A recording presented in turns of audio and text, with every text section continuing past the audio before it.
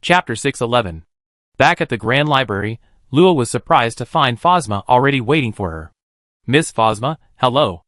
Oh, little Luo, you're finally back. Here, next time you have to do these little things yourself. Miss Phosma's hoe twitched, she huffed and scolded Luo, then handed her a letter before disappearing in a flash, probably off to sleep again. A letter? Luo curiously flipped through it, discovering it was from Seat Pearl and the others. Speaking of which, the Grand Library's mailing address seems to be in a different location now. I have to set it up when I have time. Scratching her head, Luo returned to her room. Moriarty wasn't there. She'd probably gone off somewhere. But her strength was no concern. Luo had told her not to act rashly, so it wouldn't be a problem. Taking off her white robes, Luo lay on the soft bed, opening the envelope and reading it carefully. Her slender, white legs swung lightly, occasionally brushing against her smooth thighs. The letter was mailed 2 months ago. After a period of preparation, the 3-person team officially set off, and this letter was left before their departure. The letter mentioned many things, several pages written in a casual, conversational style, clearly in Viguria's handwriting. It seemed she wanted to recount the next few years all at once, although much of it was rather pointless. Luo still read it very carefully. Bella was mentioned? Luo unconsciously curled a strand of hair as she read on, softly reading aloud. Little Luo, I tell you a secret, last time you suggested we go to Bella to get some magic puppets, and then I accidentally asked how to please boys, and then Bella gave me a bottle of strange potion, saying it was a secret weapon, that you could spray it on your clothes when you're together. Do you think it might be some kind of perfume? I'm kind of looking forward to it. Perfume? Does Bella dress up too? Luo swung his legs a few times, unable to resist imagining Bella, dressed beautifully, appearing at the banquet with dark circles under her eyes, before quickly shaking his head. That's too illogical. Don't think about it too much, it give you nightmares. Amanda didn't waste time with unnecessary words like Viguria. His letter was only 1 page long, mostly focusing on important matters. After they left, Amanda specifically instructed the elders of his family to look after the Dell territory, and gave Luo and his companions a rough outline of their future training routes. If something unexpected happened, Luo could refer to it, and wouldn't be completely blind to the danger. Besides the Storm Strait, their focus was on the origin sea south of the continent. If given the opportunity, they also wanted to visit the territory of the underwater sea creatures. I remember that Ranabu's family, the 6-armed Naga, is part of the Sea Clan, right? This is definitely Pearl's suggestion if there's a chance. Luo knew Pearl's character all too well. She'd definitely take him wherever was fun. Huh? Manita mentioned Bella too. Miss Bella's dark circles are so bad, I thought I stumbled upon a dried-up corpse. Scratch that. Luo, just pretend I didn't hear that. Anyway, after buying the puppet, Miss Bella suddenly told me privately that there was a surprise or something, and that I should spend more time alone with Lia. Luo, do you have any clues? I think I have a clue, but you probably won't know. Good luck, Manita. Imagining Viguria wearing perfume, dressed beautifully, appearing beside Manita, and the two of them blushing and wanting to hold hands but hesitant, Luo couldn't help but bury his head in the pillow and giggle. Pearl, give it your all, find a chance to take a picture, and I promise you get lots of good food when you get back. As for what Haijinju wrote, unsurprisingly, it was filled with lively language, carrying a hint of the sea, clearly written lazily using magic.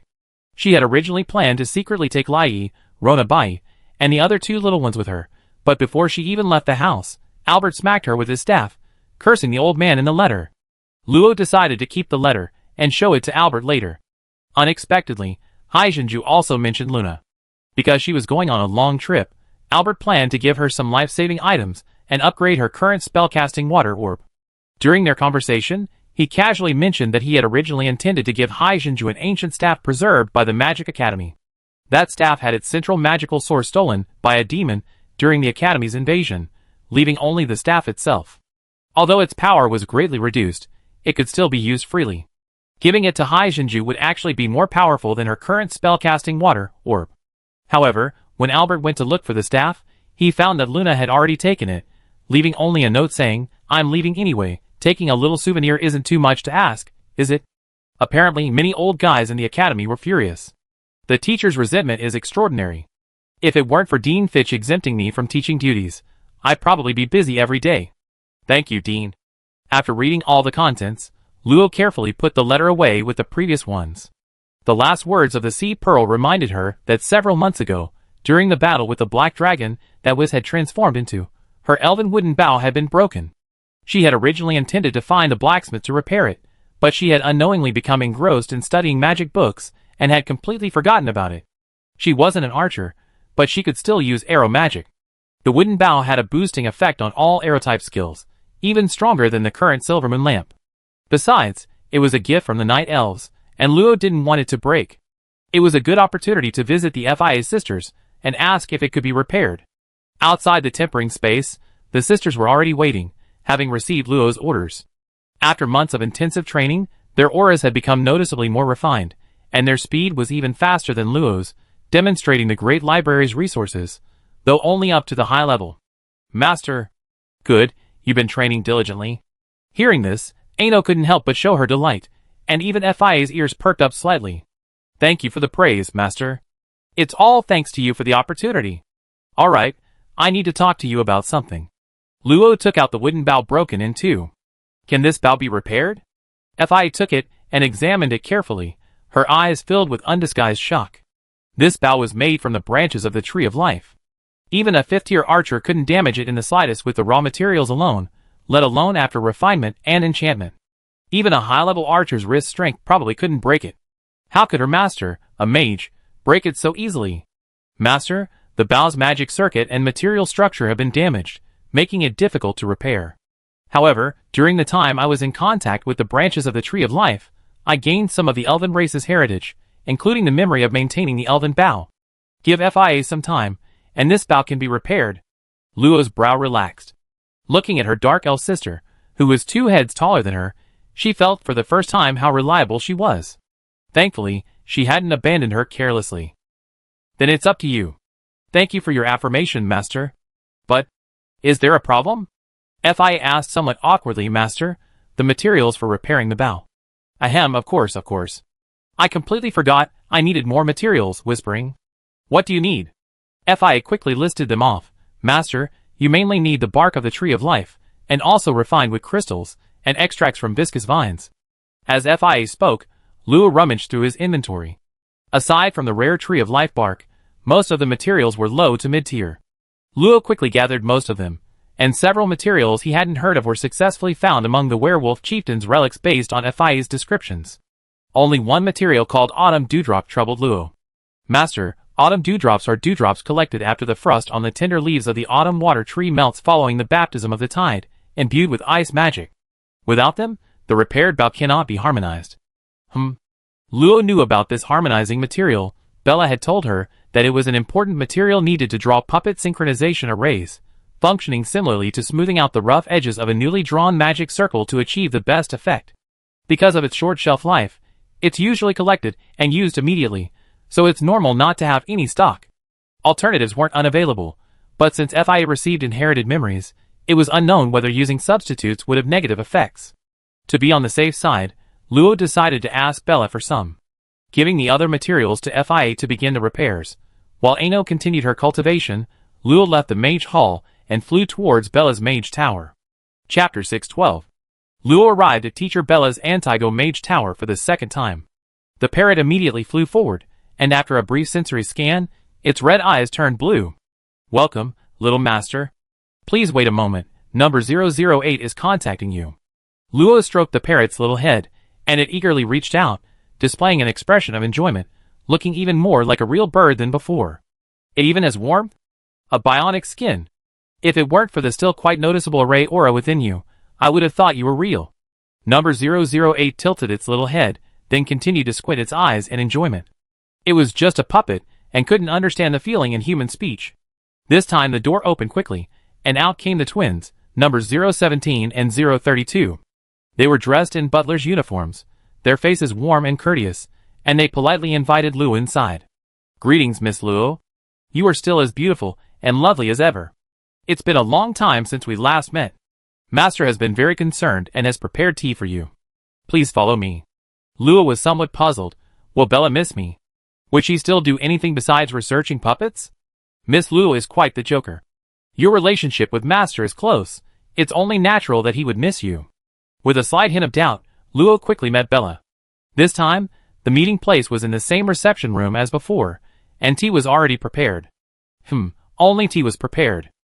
Bella was studying a crystal that emitted a pale yellow glow. It looked somewhat like the structure on a magic purification device. More than 5 years had passed, and she had already reached the 3rd rank. Perhaps due to Antigo's demands, she had progressed very far in the 3rd rank, and would probably advance to the 4th rank soon.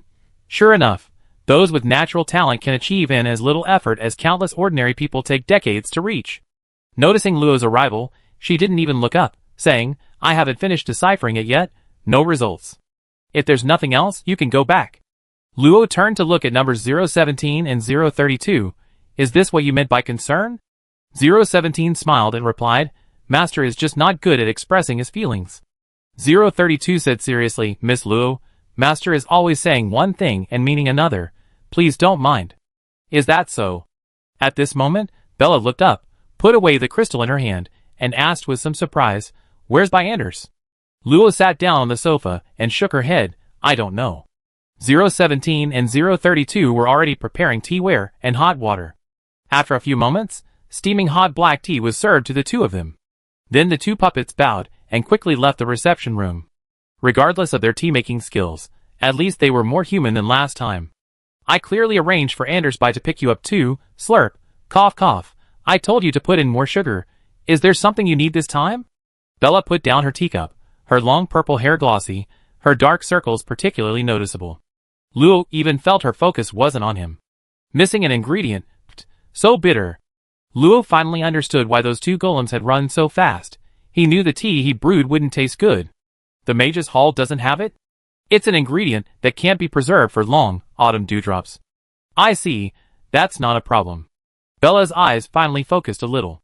She patted her cheeks, seemingly trying to clear her head, and stood up, gesturing for Luo to follow her. "There's an area for cultivating similar materials inside the mage tower. We need to go to the top." Getting to the top was easy, as it was right outside the door they came from. A massive hemispherical crystal curtain hung high in the sky. Thousands of acres of expansive plains were divided into thousands of large and small areas by arrays. Various flying birds and magical puppets occasionally flew by, sometimes stopping to interact with the flashing array nodes. Each area cultivated different things. Some were plants resembling flowers and trees, some were rare magical beasts leisurely munching on feed, and some looked like piles of rocks, yet shy moss grew there, unseen by the naked eye. The area Bella led Luo to was a dimly lit area, simulating the rising sun, not dim at all, but rather possessing a vibrant and clear quality. Hundreds of beautiful trees grew neatly, their blooming branches resembling giant orchids, displaying a rainbow of colors. This is an autumn water tree. Its newly sprouted buds contain a high concentration of colchicine. When they come into contact with magic-rich water vapor, they condense into dewdrops. After some processing, they become autumn water dewdrops. I activate the magic tide simulation array later. What attribute do you want? Ice attribute. And it can simulate magic tides? Such a massive array must consume a lot. It's alright, only 30 million third-tier magic crystals a year. Luo clicked his tongue. Such a huge consumption, no wonder those who could build mage towers might not be able to use them. Of course, mage towers with such advanced built-in functions are definitely not many. As Bella activated the array, countless densely packed ice blue lines appeared in the void, forming a huge and complex composite array. Waves of magic began to slowly form, washing over the autumn water tree wave after wave. To ensure the effect, the simulated tidal surge needs to be maintained for several days, during which time it will be overseen by the magical puppet Asuka. By the way, where's Kagome? She doesn't seem to be here? Kagome is replicating the magic crystal cannon sample you gave her. This is her first time replicating a magic device on her own, so I didn't disturb her. Oh, I see. Speaking of which, I always only see you alone. Where are your teacher and senior classmates? Loki remembered that Bella used to be with his senior, David. Where is he? Are you asking about senior David? He's traveling to the Loki Empire with our teacher and others.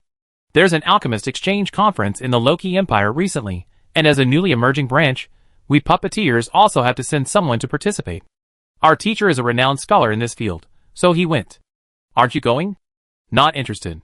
Okay, very Bella-like. It should be ready in about 3 days. Would you like to stay a few more days? I'm fine. With nothing else to do, actually, Luo had asked her to rest.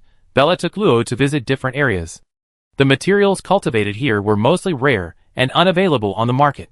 Even in books, they were often described as extremely difficult to obtain, with even a single leaf hard to find, highlighting their rarity. Those magical beasts eating the howling ghost vines are wise lambs. Their soul cores are high-grade materials for creating artificial souls. White Anders's sanity was partly created using them. Luo looked at the wise lamb's pink, heart-shaped eyes, unsure whether to say something. Perhaps it was just a coincidence. How could such things exist in reality? And over there, that deliberately piled-up giant rock, inhabited by rock spirits, oh, not elves, but a kind of incorporeal, magically intelligent creature. When they die, they drop rock essence. Adding a little to the body of a battle puppet greatly increases its hardness. White Anders's body gained the weight of his head, and there. Bella seemed quite enthusiastic about introducing materials related to White Anders, as if sharing or showing off. However, Luo felt that Bella was more like reporting to him, just as she had many years ago. Arriving at a small, circular flower bed of only 3 square meters, Luo curiously pointed to the blooming, translucent mushrooms and asked, "What are these?" They seem to have abundant water magic. Bella looked around the flower bed and explained, "Mist mushrooms. Some material residues are difficult to dispose of, and can't be thrown away carelessly, so they're usually dissolved using the mist liquid inside the mushrooms." As she spoke, Bella picked a mushroom and handed it to Luo. The mushroom was beautiful, cool to the touch, with a pale blue, transparent liquid oozing from its broken end, emitting a faint fragrance. It can dissolve material residues. It must be quite dangerous, right? Not at all. Living flesh and blood have strong resistance to it. Actually, many wealthy nobles use it to make aphrodisiac potions. Oh, right. Bella slapped her palm, a look of reminiscence on her face. Speaking of which, 2 months ago, Viguria and the others came to me to buy puppets. Before they left, Viguria asked me how to deepen her relationship with Manita, so I gave her a few bottles of love potion. The main ingredient is this misting mushroom. Luo suddenly realized, so that's what it's made of. How beautiful, love potion. The name of this perfume is also quite nice, but why isn't it called love perfume? Bella scratched her oily long hair, asking blankly, what perfume? Isn't it perfume? You mean love potion, not perfume? Its function is to dissolve clothes. Chapter 6:13. Aphrodisiac? That just dissolve clothes. Huh? Luo's eyes lost their sparkle. Had she heard something terrible? Wait, Bella, what did you just say? Luo, your power hasn't decreased, has it? I made myself perfectly clear, like this.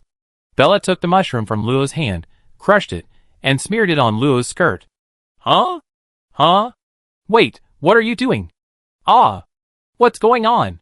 In Luo's frantic movements, the white skirt woven with magic dissolved rapidly, leaving only the cotton lining, revealing her fair, rosy thighs and delicate collarbones. Stop, stop! It turned out that the purification runes woven into the lining had resisted the dissolving effect of the atomizing liquid, causing Luo to breathe a sigh of relief. She then blushed and angrily shouted at Bella, "What are you doing?" Bella rubbed her right hand, which was covered in sticky liquid, and looked at Luo, who was covering her body with her hands, her face expressionless. I thought it would be easier for you to understand if I demonstrated it. Why don't you demonstrate it yourself? Hearing this, Bella pinched a very thin, transparent film on her arm and explained, the all-attribute isolation suit is very precious. It would be a big problem if it were damaged. Don't think I don't know that the atomizing liquid can't corrode that layer on your body. Shouldn't? I haven't tried it. Seriously, you didn't tell Leah about the effect. What if she used it? The white dress quickly wove itself around Luo's body. She was still a little angry. This Bella was too carefree. Could this thing really enhance the relationship between men and women? So I specifically reminded her to use it when she's alone. What kind of reminder is that? Never mind, I doubt Leah could even manage to dress up nicely in front of Manita. Bella brought a stream of water to wash her hands, then asked curiously, Lo, how did you connect this to perfume? I remember you never use perfume. Leah wrote it in her letter to me. I don't use perfume, so what? Bella leaned closer to Lo with a thoughtful look and sniffed. Nothing, just curious. Where does that sweet scent on you come from? It's like honey, makes me want to take a bite. Hey, if you come any closer, I promise I attack. Bella straightened up and shrugged. Sometimes I think you like girls, but it doesn't seem like it. Lo crossed his arms and glanced at her sideways. Why would a puppeteer like you care about these things? I think 017 and 032's actions and you spoke better than last time. Keep up the good work, and try to elevate them to Kegom's level. I feel like you're subtly mocking something. Bella slapped her forehead, her tone tinged with helplessness. Strictly speaking, they're also defective. Although their memory and emotional functions are perfect, their learning ability remains at the level of a 10-year-old. It's been a year since I taught them how to brew tea, and every time I make it, it's terribly bitter. Luo deeply agreed. The bitterness was like brewing a pound of black tea into a single cup, magnified tenfold. Let's not talk about them anymore. That's about enough about this place. I need to go find White Anders. I wonder where he's hiding. Luo naturally followed, still quite interested in the shy little boy. She figured this was probably related to the fact that she raised quite a few little creatures. Something like maternal love, cough. Let's not go with that. But Anders hadn't gone far. Bella quickly found him, or rather, she, playing with numbers 017 and 032 in a warehouse full of parts. Bella, I remember by Anders as a boy, right? Luo hesitated, glancing at the cutely dressed little girl before her. Her build and appearance matched, but what was with that princess dress? And that elaborate makeup with eyeliner and lipstick? It's David's masterpiece, isn't it pretty? I don't even know how to respond anymore. Anders was startled by their appearance and instinctively hid behind 017, only revealing his timid big eyes and the bow hair clip on his head. Luo took 2 steps forward, squatted down, and smiled, extending her hand to him. Do you remember who I am? 017 gentlemanly stepped aside, revealing Anders, but he immediately hid behind 032 again, weakly replying, I remember, you were the pretty lady who came to play last time, and you even gave Anders a name. Alright, Anders, that's impolite, come out now. Under Bella's stern gaze, Anders finally moved awkwardly from behind 032. Perhaps because there were outsiders present, a faint blush appeared on his chubby cheeks, his legs unconsciously turned inward, and his fair hands nervously rubbed against his chest, perfectly matching his light pink princess dress. Master, is it alright? Luo suddenly turned to look at Bella, fiercely accusing her, you perverted boy lover. Bella's expression remained unchanged. You know I don't have the extra energy for this kind of thing, it's all David's perverse hobby. That's true. Luo turned back, a hint of pity in his eyes, as he looked at Anders White. What a pitiful child. But looking at it closely, it suits me quite well. I somewhat agree, so I didn't change. The two instantly formed an agreement, only the little boy, Anders, blinked his bewildered eyes. Was he going to have to wear this outfit from now on? But no matter how much makeup you put on, the unique magical and saltpeter smell of a puppet is hard to eliminate. Perhaps only a mechanical puppet like Kagome, which has evolved several times, can perfectly remove it. Hearing Bella's somewhat regretful words, Luo thought for a moment and suggested, in that case, wouldn't it be fine to cover it up with perfume? That's right, I can make some. Hee, I just got a bottle a few days ago. I heard it lasts a long time, let's try it. Luo took out the blue Conferia perfume and smiled mischievously. For some reason, the little guy had an irresistible urge to tease him. Even the last time they met, Luo really wanted to tease him, but he had other things to do and didn't have the time. Sister Lolo, Anders is scared. Don't be afraid, it's just ordinary perfume. Anders instinctively raised his hand to shield himself, but a fine mist of blue water had already landed on him. Under Bella and Lolo's unwavering gaze, Anders looked at himself, and finding nothing amiss, he happily twirled around, his fluffy skirt billowing like a blooming pink flower, looking quite adorable. However, he quickly realized his mistake, hurriedly straightening himself and lowering his head, his face flushing even more. No effect? Strange, this doesn't make sense. Could it be a fake? Just as they were wondering, a pleasant, elegant fragrance wafted from White Anders. A closer sniff felt like being surrounded by a sea of flowers. They couldn't help but take a deep breath, only to discover that the fragrance was even richer than the flowers themselves, exuding a deep allure that made them want to get closer and sniff more, like 017 and 032. Did you overdo it? Asked Bella, who was completely absorbed in her puppet research and emotionally detached. No, I only used a tiny bit. Asked Lo, who was proficient in soul magic and immune to most temptations.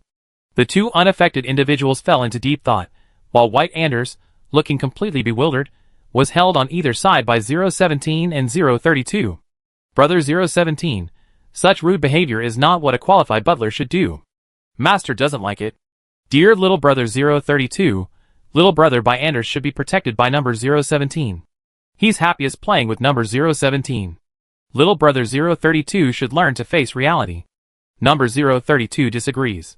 Brother 017 only needs to watch over little brother by Anders from afar. Number 032 has many more things to consider.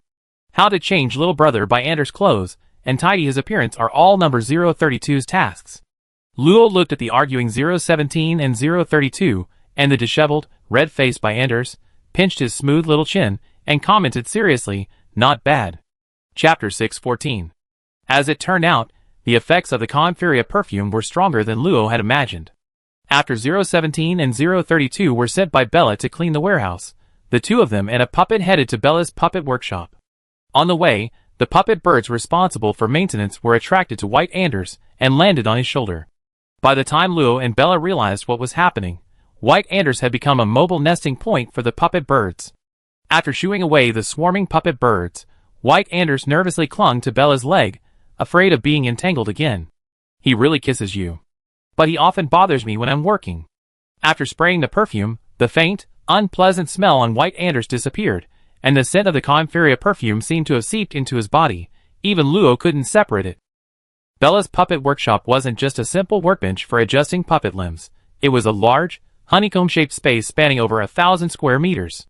After passing several rooms filled with strange devices and limbs, Luo saw a shattered magic purification device on a platform in the center of a spacious room. After tidying things up, Bella reached out. "You said you had magic crystal bombs?" Luo nodded, taking out 3 magic crystal bombs of varying quality. The lightning magic crystals inside were of tiers 5, 6, and 7 respectively. As for the tier 8, Luo didn't dare give her any, fearing Bella might accidentally blow up the entire mage tower. "I seized them from cultists. I thought it would be better to have more on hand." Bella took them, fitted them with analytical instruments, and examined them carefully. After a moment, she nodded, then shook her head. "They're traditional magic crystal bombs. Making them isn't difficult once you have a sample, but to be honest, they're not very useful." Bella explained that the immense power of the magic crystal bomb was undeniable, but precisely because of its power, the user was almost certainly doomed after activation.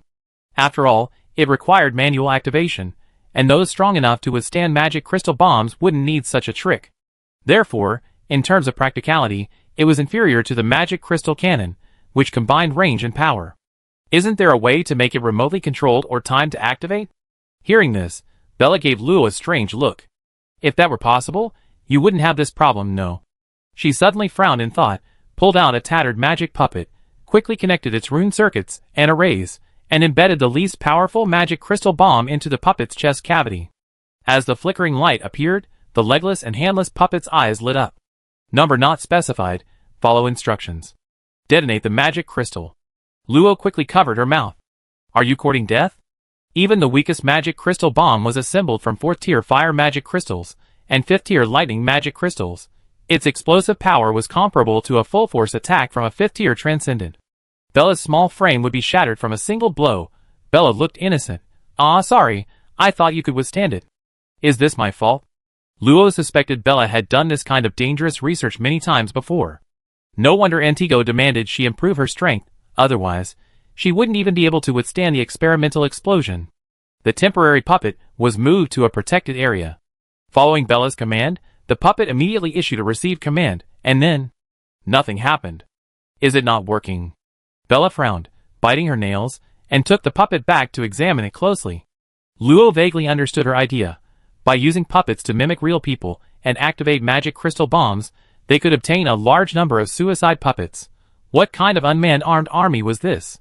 Seeing Bella engrossed in her research again, Anders fidgeted with his skirt, feeling somewhat dejected. He wanted to play with his master, but was afraid of disturbing her. Seeing this, Luo approached him with a slight smile. "Bella's busy, let's not disturb her." Anders subconsciously took a step back, softly humming in agreement, but quickly raised his pretty little head to look at Luo, cautiously saying, Beautiful Luogia, I'm so sorry. Why are you suddenly apologizing?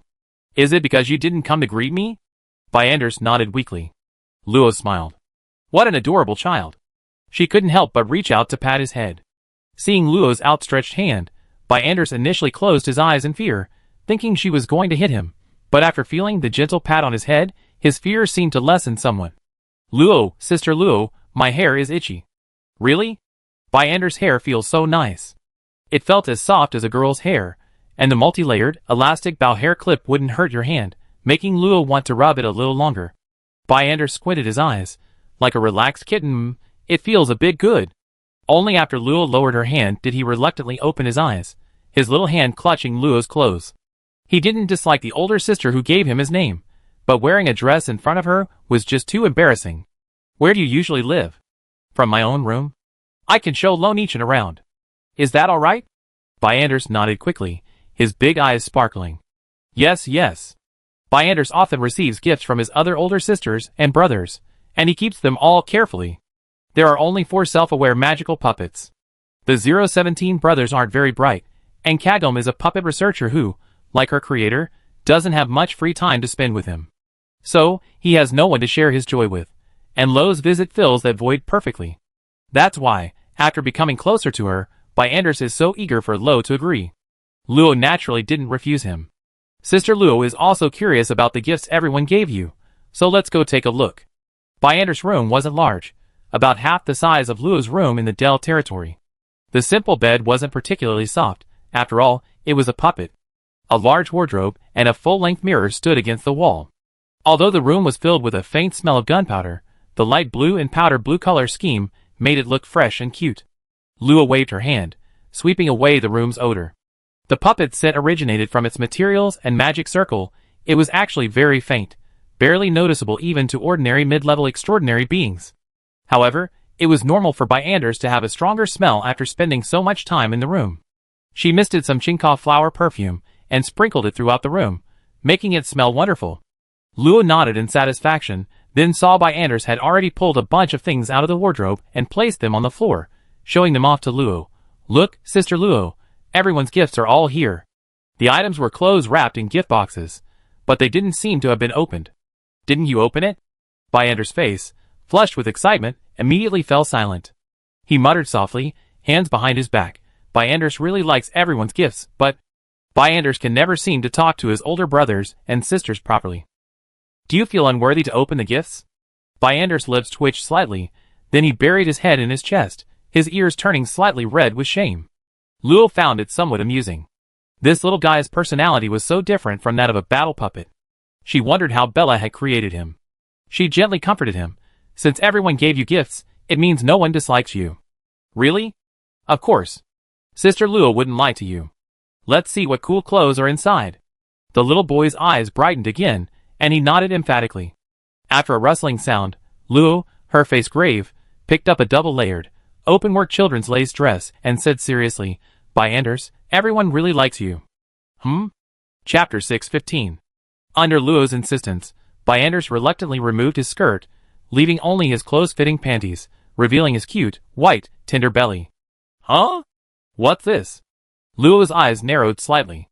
On By Anders' lower abdomen, a layer of complex pinkish lines vaguely appeared, roughly heart-shaped, seemingly emerging from under the skin, but rather blurry, its exact shape unclear. Huh?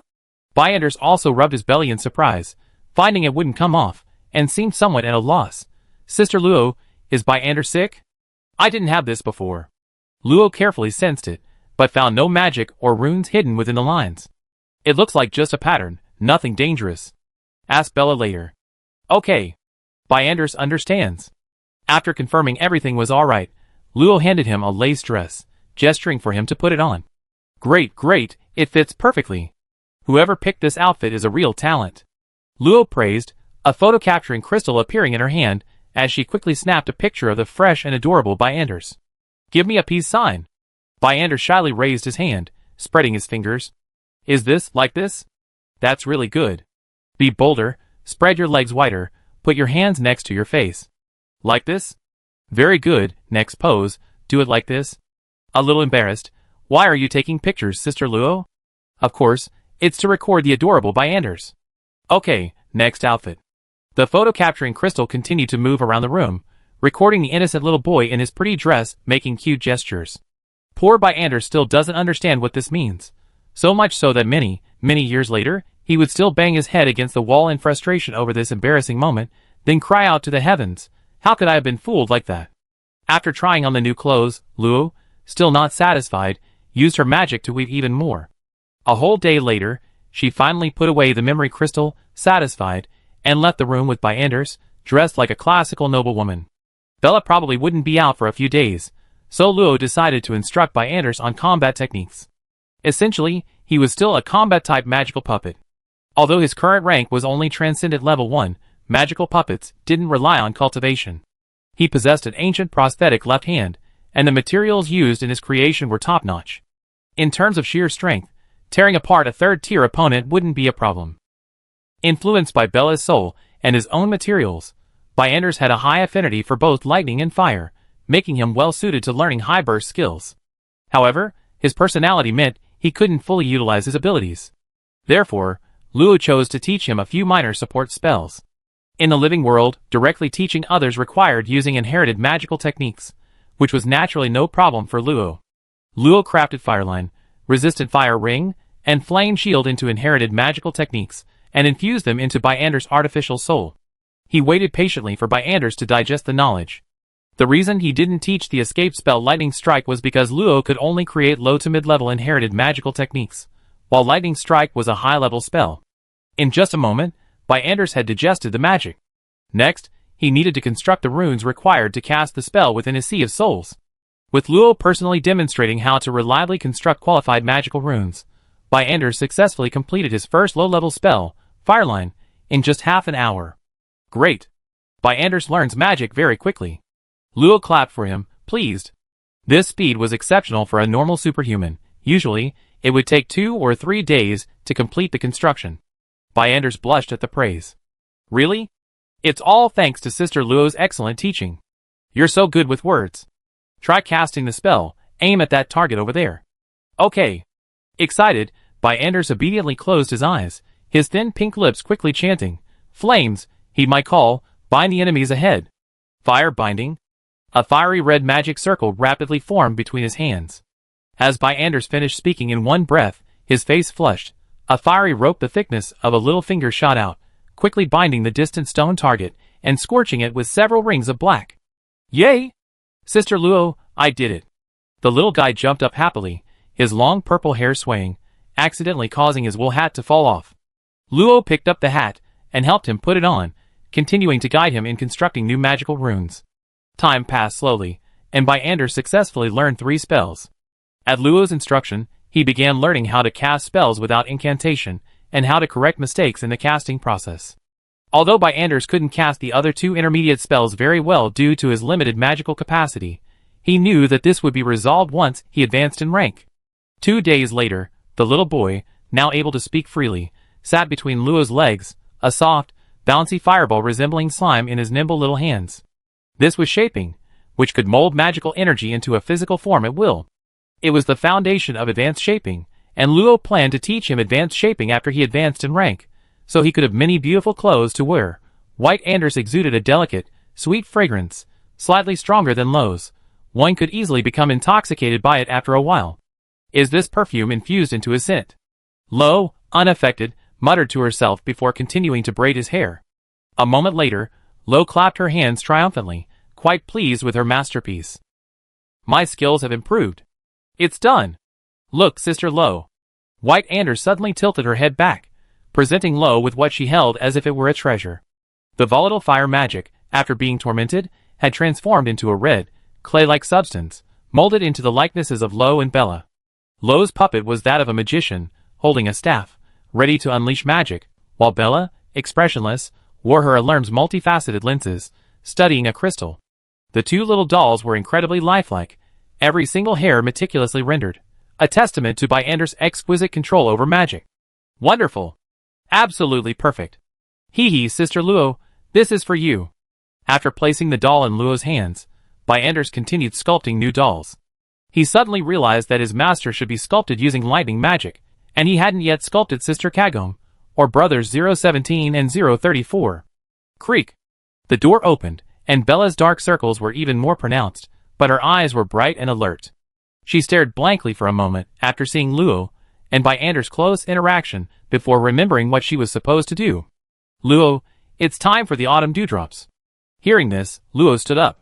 Seeing that Anders was already engrossed in sculpting the dolls, she didn't disturb him. She followed Bella back to the top of the mage tower. The tender buds of the autumn dew tree were already covered with plump dewdrops, a pale blue color, glistening in the sunlight. Bella collected the dewdrops, chatting idly. Only 3 days, how come you're so close to White Anders? And where did that outfit come from? I just touched his head, took a picture, changed his clothes, taught him some magic, that's all. Actually, he really enjoys being with people, but he has an instinctive aversion to strangers. I'm starting to think you're a natural-born babysitter. How could that be? I don't look like a young married woman. Does that have anything to do with it? Okay, that should be enough. Luo carefully collected the freshly gathered dewdrops, reminding her, by the way, when I was changing White Anders' clothes, something strange appeared on his stomach. Strange patterns, are you alright? Unexpectedly, Bella perked up. There's a change? That's right, is there a problem? Bella shook her head, explaining, it's not a problem. The mechanical puppet can adapt and evolve, changes are a prelude to evolution. But why is it on its stomach? I need to check it out. If everything's alright, you can go back. Still the same old dismissive attitude. I'm going back now. Say goodbye to them for me. By the way, this is my mailing address. Other messenger puppets are forbidden from entering the Mage's Hall. Just write to me if you have any questions. After leaving the Mage's Tower, the sky darkened, it was dusk. Suddenly, a message came through the Soul Network. Hey! Flat-chested woman, can you hear me? I'm out. Ha ha. Come greet me. A quick reply. Are you still asleep? Chapter 616. Simmel's trial was a few days faster than expected. When Luo returned to the Mage Hall, Simmel, her ears twitching, was standing at the door with a beaming smile, hands on her hips. Seeing Luo, she puffed out her chest triumphantly and waved quickly. Ping. Ugh. Luo instantly flashed in front of her and covered her mouth, a half smile on her face. You brat, do you want a beating? Simmel reflexively covered her bottom and shook her head rapidly. Luo then released her hand and casually asked, it ended so early, was there an accident? Hearing this, Simmel nodded quickly, her joy evident. Uncle Hal was amazing. You don't know how quickly that Bandon's face changed after hearing the evidence of his human experimentation. I wanted to punch him 1, 2, 3, 4, 5 times. As she spoke, her little fists lashed out quickly, drawing strange looks from the mages entering the Mage Hall.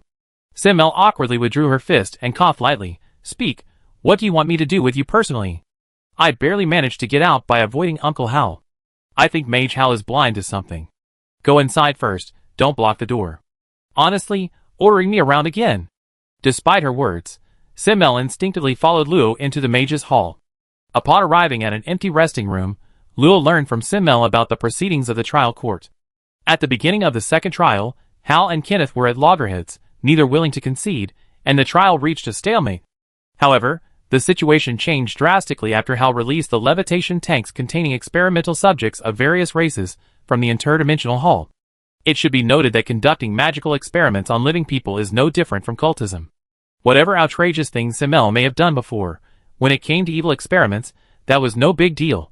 The court quickly adjourned for the second time and dispersed all mages below the yellow robe rank from the hearing panel. However, Kenneth, though caught off guard, still used the loopholes in the recording to argue that he hadn't conducted any experiments. His reasoning was that the recording didn't show complete research equipment, and it couldn't be determined whether the location belonged to Bandon. Finally, he mocked Hal, saying that someone so dedicated would trespass into an unverified private research lab to collect evidence. While Kenneth's defense was somewhat far-fetched, the recording crystal did indeed not contain any object that could prove Bandon's identity. The presiding judge couldn't determine whether Hal's side had provided fabricated evidence, which emboldened them. However, they were quickly proven wrong. Because Hal smiled and produced a new recording crystal, which clearly showed the exact same ghostly figure as Bandon that had appeared before entering the hall. Even so, while it could be confirmed that the alternate dimension belonged to Bandon, it still couldn't be definitively proven that human experiments had been conducted there. Furthermore, Kenneth had turned the tables on them, arguing that Hal's actions constituted serious provocation and required immediate trial of him and his intelligence personnel. Simmel, her chest heaving with emotion, exclaimed, I was furious. He was the one who used the recording crystal first, and then he turned around and bit us. I wanted to kick that old in the face. Those in positions of power, when their legitimate methods fall short of others, will subconsciously seek loopholes in the rules. I wouldn't do that. Let me continue. Hal naturally scoffed at Kenneth's suggestion. The two engaged in a brief verbal exchange, no longer focusing on Simmel's accusations, but rather on whether Bandon was an evil soul mage. If confirmed, manipulating low-level mages to fabricate evidence would be easy, and all of Kenneth's previous evidence would be rejected. Just then, Hal suddenly produced several more documents, and a cluster of light carrying the unmistakable aura of Bandon. This is intelligence on the soul parasitism affecting the adventure towns around the Karen Mountains, and the soul parasites extracted from them. Your Honor, I think things are quite clear now. As Hal's mocking voice fell, Bandon's composed expression finally crumbled. Bang! Simmel slammed her hand on the table, her pointed ears perking up excitedly. Flat-chested girl, you have no idea how ridiculous that **** looked when he was crying and begging not to go to the cell. Uncle Hal is amazing. So cool. But why didn't he just present the evidence from the beginning? Lo, sipping the ice water provided in the rest room, casually replied, because it's for the other mages to see. If they have any ulterior motives, they have to carefully consider whether they can hide it. Simmel feigned a foolish aha. So that's how it is. Actually, I already knew. I was just testing you. Very good, you passed. Don't flatter yourself. Humph. Speaking of which, why do I feel like you're not surprised at all, not nervous at all? Simmel's cheeks puffed up with anger, even though she had spoken so vividly. It's nothing, probably because I found the evidence. Eh? Simmel froze, the light in her eyes instantly disappearing. She stammered, what? I mean, the evidence you described with those exclamations like Uncle Hal is so awesome, Uncle Hal is so amazing, and handsome was something I personally investigated, collected, and handed over to Master Hal. Is there a problem? Simmel froze, her eyes darting around in panic and confusion. Her flushed face was slightly steaming, and her trembling lips stammered, Did I say that? Huh? It was just that flat-chested girl's hallucination. I didn't say anything. The ice water's finished, I get you some more. Where's it? I remember now. Turn left when you go out, ha ha. Simmel muttered incoherently, stiffly carrying what she was holding as she walked out of the break room. Then, a scream came from outside. Luo Wuyu rubbed the water glass in his hand, noticed the marks left on the decorative flower pot on the table, and sighed deeply. Is there any hope for this idiot? Bang! Simmel burst in, slamming the small flower pot on the table, her face flushed red as she threatened fiercely, You didn't hear a thing I said. Otherwise what? Otherwise I'll. Under the knowing smile of the Loren, Simmel, her ears burning red, finally managed to utter a few words. Otherwise I won't spank you. I spank you. Spank you. But, spank. The sound echoed in the lounge, spreading out through the open door and reaching the ears of the mage with keen hearing. Everyone exchanged bewildered glances. Did I just hear something? I think I heard something too. Wanting a spanking? What a perverted request. Does anyone in our mage hall have this kind of fetish? In the rest room, a water glass shattered on the floor, bouncing on the expensive plush carpet before finally settling still. Luo stared blankly at the colorless, petrified Simmel, experiencing for the first time the stark difference between races. Opening her mouth, Luo managed a weak attempt to comfort her. If you like, I can reluctantly help. Then she quickly covered her ears. The next moment. Who would like that? Chapter 617. Kuna Kent Simmel Level 6 Transcendent, Wind, Mage, Wine Mage. Her body was created using parts of her original body and parts of the mutated flesh of a flesh and blood lord, modeled after her own body by someone else, thus compensating for the physical defects of a female winged being and greatly enhancing her physique. After years of pursuing the traces of wind, she comprehended the Gale domain and further improved her mastery of the wind god scythe. Note 1. Influenced by divine power, possesses an extremely strong affinity for all elemental magic. Note 2. Influenced by the original soul, its affinity for all elemental magic manifests as extreme wind affinity. Note 3. Influenced by the remnant will of the flesh and blood lord, there is a chance to attract the attention of certain beings. Note 4. Influenced by light magic, resistance to dark magic is increased. Note 5. Influenced by wood magic, recovery ability is greatly increased. Note 6. Soul compatibility, 99.9%. Note 7. Soul compatibility, favored by the wind god. A moment later, crouching on the chair, curled up and hugged himself. Silmer, her legs finally trembling, calmed herself and bared her teeth at Lo, warning, Don't tell anyone about what happened today. Lo waved his hand, indicating he wasn't interested. Do you think I'm that kind of person? Okay, I didn't specifically come to see you perform. That's not a performance. Alright, not a performance. Anyway, first, gather your magic power in your heart. What's going on? Silmer pouted and stood up, her extremely concentrated wind magic power flowing and gathering in her heart. A profound aura of a 6th-tier cultivator emanated from her, filling the air with a faint, sharp, turbulent current. Alright, maintain your magic power. Luo left his seat and walked to Silmer, his fair fingers spread wide, pressing directly onto her chest.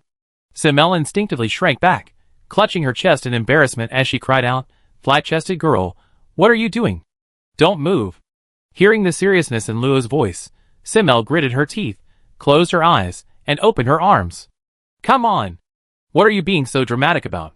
Luo pressed his hand against her full breasts, feeling a bit in the way. He shifted slightly towards the center.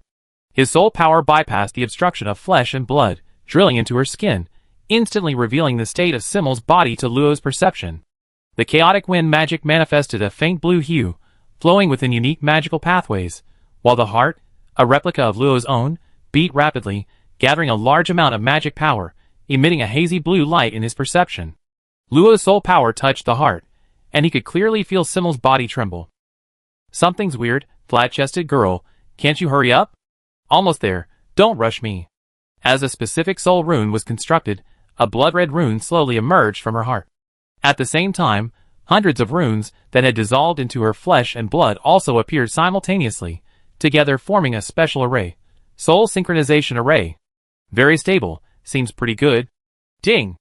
Luo's soul power was suddenly thrown out, and a deep blue wind abruptly enveloped Simmel's entire body. The terrifying tearing effect even caused space to slightly distort, and everything in the rest room was instantly cut into powder indistinguishable to the naked eye. Luo hadn't expected this power to appear at all. She only had time to subconsciously release the rock dragon shield before being blasted out of the rest room, crashing through more than 10 walls before stopping, startling the other mages in the rest room. Could that power be from the wind god's favor? It hurts quite a bit. The rock dragon shield, strong enough to withstand a typical 6th-tier transcendent attack, shattered instantly upon impact, demonstrating its power. Luo took a deep breath, dispelling the slight intrusion of wind magic, healing his injured lungs, and flew back to the shattered resting room. Simmel was sitting on the ground, seemingly dazed and confused, her soul shaken by the shock. Several mages in blue robes rushed over upon hearing the commotion. Seeing Luo's black robes, they bowed respectfully and cautiously inquired, "Wise Lord Blackrobe, there was a huge commotion here just now.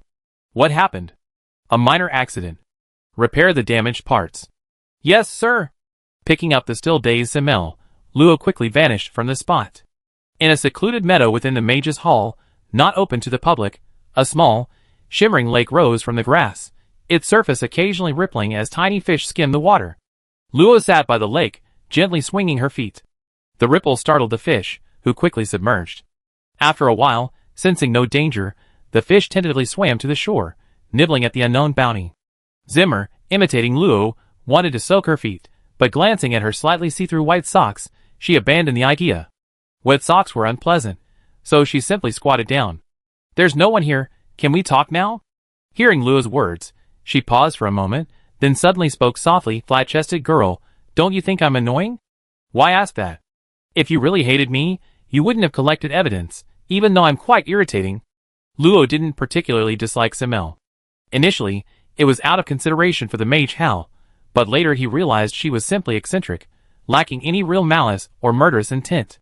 She was the type to be stubborn with her words, but in terms of sheer wickedness, Moriarty was far, far worse. Always threatening me. I know what everyone thinks, but I'm terrified, I can't control myself. Simmel hugged her knees tightly, her tone somewhat low, yet also light, as if revealing a long-hidden secret would bring some kind of atonement. "I am a winged person, from the Sky Kingdom, a celestial kingdom that has been occupied by invaders." A gentle breeze carried Simmel's light-hearted words away. Luo turned to look at her calm face, which concealed a deep sadness. After a long while, he softly spoke, "Is that so? If you like, I'd be happy to listen. Just as there are surface races on land, subterranean races underground, and aquatic races in the sea, there are naturally sky races in the sky. The vanished angels are the most representative of the sky races, and among the surviving sky races, the most famous are the winged people." Unlike flying magical beasts, the sky races are intelligent races born with the ability to freely roam the heavens, possessing their own unique society and civilization. All the sky races reside in another world, nearly infinitely high in the sky. Except for those above the 9th rank, no one can approach it. It is called the Celestial Kingdom. It is said to be closer to the sun, with an ecology and creatures completely different from those on land. The floating cloud beasts that like to disguise themselves as clouds come from the Celestial Kingdom. The winged people are naturally affinitous with the wind, worshipping Leodorus, the god of wind and freedom, and the god of light. Logically, the winged people had no reason to worship the god of light. However, historically, they coexisted with angels hundreds of thousands of years ago. The angels' pure white, sacred wings were objects of admiration for many winged people, thus giving rise to a portion of them who worship the god of light. Even today, a significant number of winged people still believe in the god of light, leading to the formation of two major kingdoms, the Sky Kingdom, which worships the wind god, and the Kingdom of 10,000 Saints, which worships the god of light. The two kingdoms maintain friendly relations and remain peaceful. However, one day, 30 or 40 years ago, everything changed. The Sky Kingdom, hailed as the eternal capital of freedom, was invaded, its king died suddenly on his throne, and the Kingdom of 10,000 Saints, which sought the footsteps of ancient angels, fell into silence overnight, plunging into eternal night. The entrance to the heavenly kingdom was thus completely closed, preventing outsiders from entering. In the gentle breeze, Simmel slowly recounted that experience, untold to most, from over 30 years ago. Chapter 6:18. 38 years ago, in the Sky Kingdom, the once tranquil floating stone mountain, floating peacefully above the clouds, let out a mournful wail, crashing against the magnificent, golden-laid palace, igniting a towering inferno. Amidst shouts, winged warriors clashed with their enemies, their eyes bloodshot, their power surging. When their swords severed enemy heads, no joy appeared on their faces, only deep sorrow. They roared to the heavens, "Ah! The people of the wind god will never compromise." Kill! Blood, fire, cries, and roars filled this ancient kingdom, reaching even the remote territory of the Kuna family. 16-year-old Simmel was fast asleep at home when she was suddenly awakened by the loud noise. Rubbing her sleepy eyes, little Simmel staggered, dragging her bedding, trying to find her mother for comfort. Suddenly, several uncles and aunts, who had always treated her well, appeared in a panic. "Wigu, take her away. The rest of you, fight alongside me." "Where are we going?" "There are traces of them everywhere." "To Chief Quinny's." Still half asleep, little Simmel only had time to cry out before being tucked under her arm, the scenery rapidly changing before her eyes. "Uncle Mata, where are we going?" "I'm sleepy." The sweating man smiled down at her. "Xiaofeng, how about we go find your parents?" Xiaofeng was Simmel's childhood name. She yawned, somewhat confused. "Uncle Mata, aren't Mom and Dad at home?" "They went out this morning."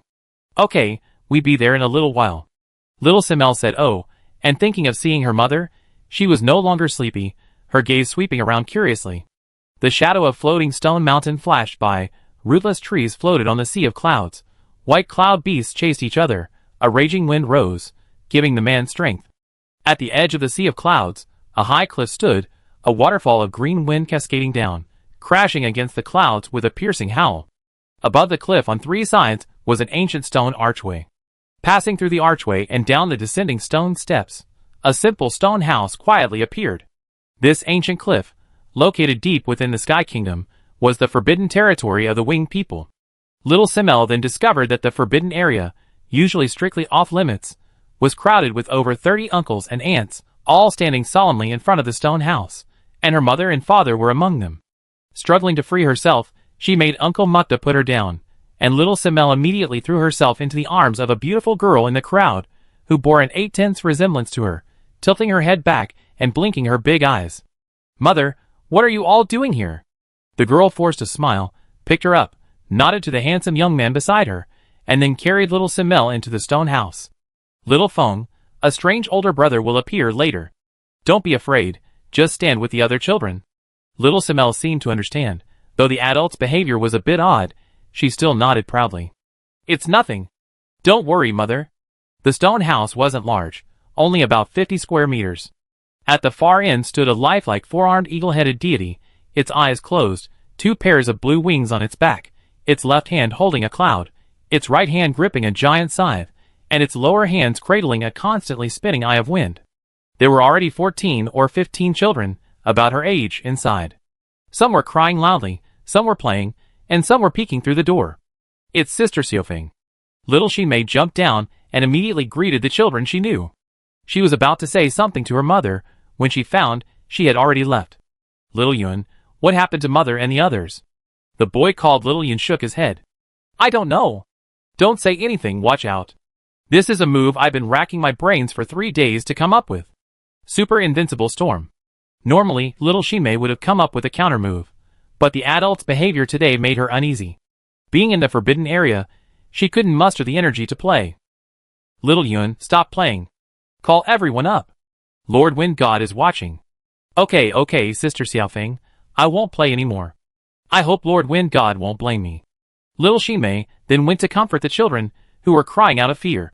Soon, relying on her usual prestige, everyone gathered around Little Ximei. After some discussion among the children, they concluded it was related to the strange older brother the adults had mentioned. Little Simel, hands on her hips, her chubby figure already exuding an air of authority, declared, I think I'd be able to find out what happened when I see that older brother. Sister Xiaofeng is so clever. So asking that strange older brother will solve everything. Just then, the stone house door opened again, and a snotty-nosed little boy walked in. Seeing his group of companions, he quickly joined them. Sister Xiaofeng, everyone's here. Little Simel was about to reply when she suddenly saw a translucent, slender figure following the snotty-nosed boy. She quickly pulled him behind her, forcing herself to remain calm, and shouted, Who are you?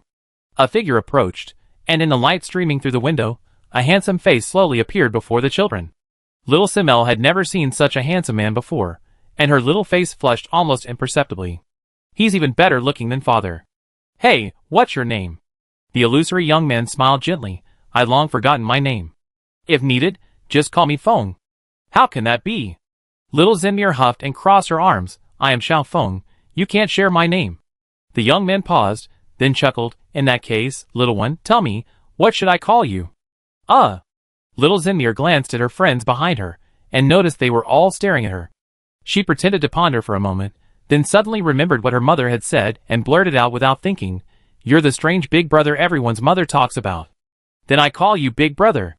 So he's the strange big brother. Sister Xiaofeng is amazing. She figured it out. I wish I were as amazing as Sister Xiaofeng.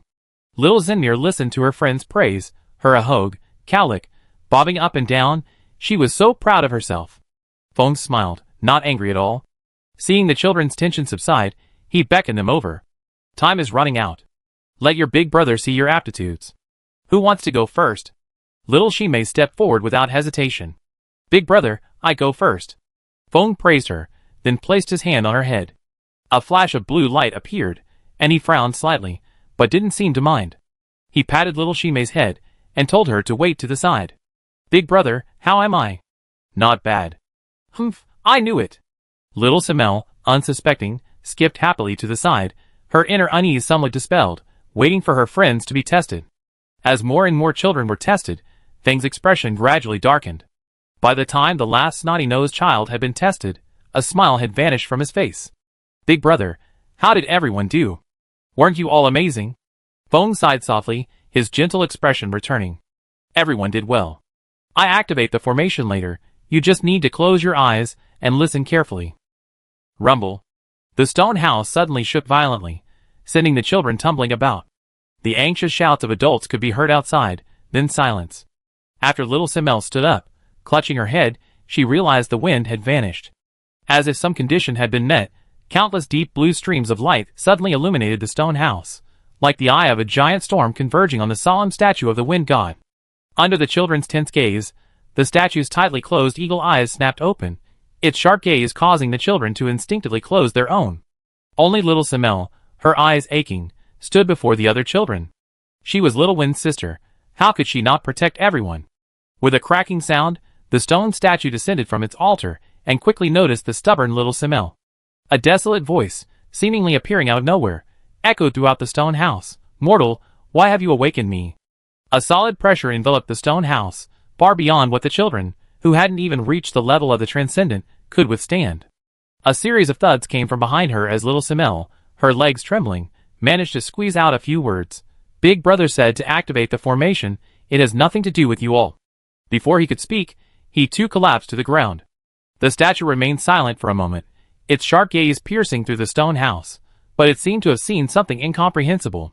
The next moment, the entire statue shattered into dust, leaving only countless streams of deep blue wind and the giant scythe in its upper right hand. The deep blue wind rapidly flowed into the giant scythe, shattering the outer stone layer and revealing the originally beautiful wind scythe. Boom! The stone house was suddenly destroyed by a tremendous force, and a burly figure was blasted inside. The shockwave activated the guardian winds within the children, narrowly escaping death. The commotion roused little Simel from her reverie. She found the stone house in ruins, the wind god's statue gone, only a strange, floating scythe remaining. Besides the unconscious children, there was also a man whose fate was unknown, his broken wings dripping with blood. Uncle Magudo! Little Simel exclaimed in surprise, rushing over to shake the man. But the man, deep in a coma, could no longer playfully poke her face with his stubble as he used to. Wake up! Uncle Magudo, don't scare Xiaofeng. After shaking him for a while, little Simel ran to shake her friends, only to find several children pale-faced, blood flowing from their orifices. Although the wind god's protection had shielded them, the immense impact had still caused severe internal injuries to several children under 10 years old, equivalent to a 3-year-old in human years. What happened to everyone? Wake up! Boom! Another figure crashed down, sending little Simel flying several meters into the air. Luckily, she spread her wings in time to avoid falling. Seeing the person in the crater, her eyes instantly reddened. Uncle Mutta, who had just been talking to her, lay in the crater covered in blood. His once proud, strong arm was gone, revealing stark white bone. Uncle Mutta. Chapter 619. Blood gushed out, forming a red puddle, bringing deadly magical pollution. The wind god's protection was slowly weakening, and a slight stinging sensation began to appear, causing little Simel to instinctively scratch her arm. Her panicked eyes were fixed on the intense fluctuations of the surging sea of clouds in the distance. She couldn't see the battlefield that far away, but the magical turbulence, like a bone-scraping wind, was enough to instill an instinctive fear in her, still immortal. Little Wind Sister. A weak voice made little Simel's heart skip a beat. She quickly looked over, and saw a girl crawling helplessly on the ground. The thin blue wind couldn't completely block the erosion of magical power. Countless fine, slight marks appeared on her delicate skin, making it rough, as if it had been blown by the wind for 3 days and 3 nights. Blood trickled from her half-closed eyes. After a moment of confusion, she burst into loud sobs. It's so dark. Mother, father, sister Xiaofeng. Where are you? What? As if seeing her closest loved ones, the panicked little Simel was overjoyed. She scrambled out of the crater Uncle Mutta had created and rushed towards Little Bird. Little Bird. You're finally awake. Is that Sister Xiaofeng? Where are you? Is it dark? It's so dark I'm scared. Little Simel wiped away her tears, revealing a dirty smile, and ran towards Little Bird while loudly comforting her. Wait there, I'm coming right now. Sister Xiaofeng, come quickly. What? Where is Mother? Sizzle. Boom. Thud. Little Simel sat down heavily on the ground, her mind blank. The place where the children had been was now replaced by a huge rock. Little Bird's slender hand hung limply, and bright red blood slowly flowed out, soaking little Simel's clothes. Little Bird Sister. Little Cloud Brother. Snotty Kid. Whoosh. A tall figure appeared beside the dazed, muttering Little Simel, dispelling the approaching storm. Little Wind, are you all right? Why is the wind god's protection so weak? The familiar voice made her turn around instinctively, her eyes instantly reddening. She tightly hugged the man's leg and cried, Father, what? Uncle Magudo, Uncle Mutta, and Little Cloud, they're all dead, what? Cough cough. What? Large tears fell, quickly soaking the man's clothes. Hearing this, his expression changed drastically. He looked around. Magudo's wings were broken, and Mutta's arm was destroyed. They were already lifeless. When he saw the small hand and blood under the boulder, his pupils contracted violently, and he couldn't help but grit his teeth and growl, This is outrageous. The people of the Wind God will never forgive you. However, there was no time for his grief. The Wind God's scythe floating not far away, and the thin Wind God's protection on little Simel already said a lot. He let out a long breath, squatted down, forcing himself not to cry, and placed his hands on little Simel's shoulders, directing her gaze to the giant scythe. Little Feng, do you see that scythe? Now, your father is giving you a task. If you can complete it, your uncles and friends will wake up. Little Simel sobbed softly, wiping away her tears. Then little Phone will do it. What? Little Phone wants them to wake up, what? Tears fell again. Good. That's my little Phone. Hold on to that scythe, don't let it get away. If you can hold on to it, the task is complete. Suddenly, the man turned around through gritted teeth. A muscular, bronze-colored winged figure flew in from afar, its brow adorned with a black and white spiderweb. It tossed aside a mangled corpse. Little Simel recognized her. It was Aunt Soya, who usually gave him candy. But now, that beautiful aunt stared blankly, her wings ripped off, her entire lower body gone. Ha ha, Quinny, are you angry? This won't do. Everyone's waiting for you to reunite. Munion. No, you cowardly coward hiding your face. The Wind God will surely punish you, turning all of you monsters to dust. The Wind God? Ha ha ha. With the Wind God's scythe appearing, the Wind God's protection is disappearing. What can he do now? That fool is your daughter, isn't she? In the end, the Quina family won't even be able to produce a bloodline favored by the Wind God's scythe. It's better for them to disappear completely. Quinny's eyes were bloodshot. After secretly protecting little Simel with his own power, he roared and charged towards the approaching enemy, enveloped in a blood-red storm. In an instant, the two disappeared into the sky. Wiping away her tears again, little Simel sniffed, her face hardening. She was determined to complete the task her father had given her.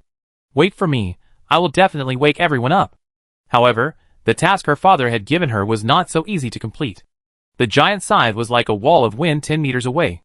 Little Simel struggled to take each step, barely managing to get closer. An uncomfortable stinging and itching sensation spread through her body, and a warm liquid, the same temperature as the blood flowing from Uncle Mukta, trickled from her nose and ears.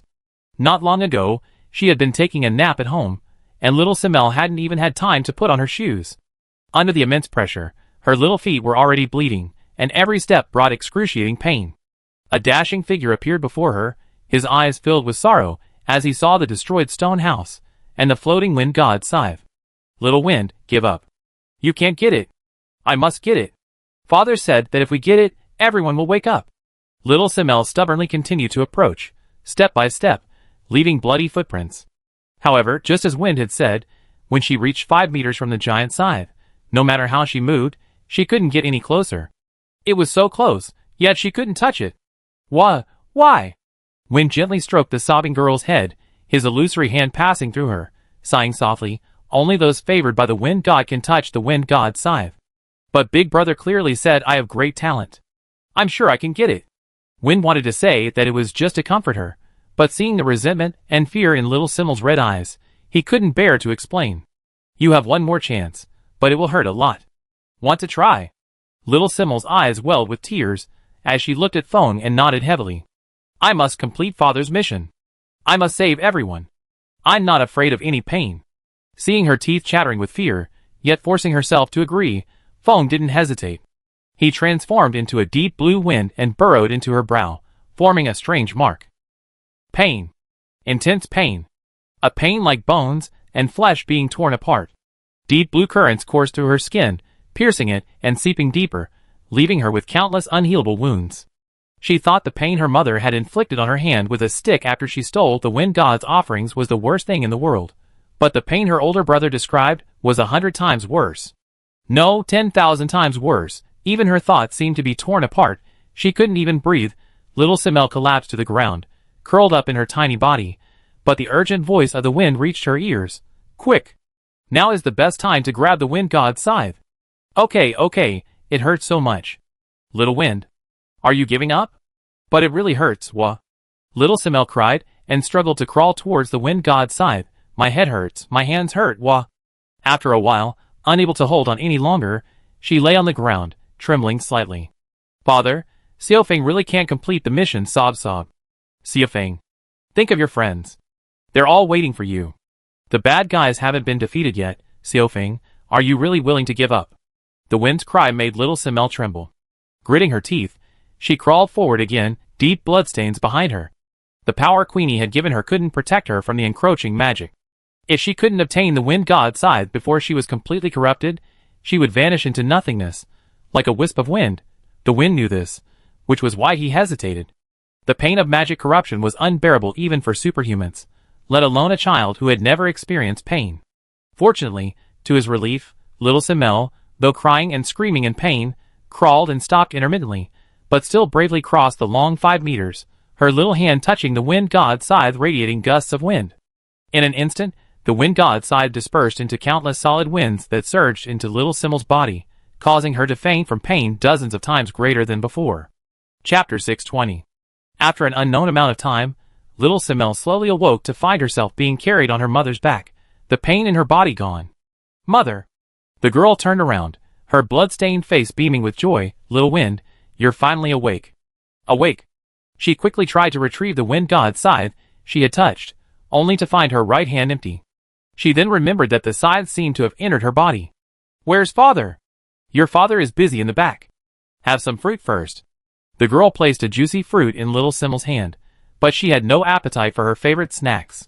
She anxiously asked, Mother, where are Uncle Mukta and little Bird's sister? The girl's eyes dimmed. They're fine.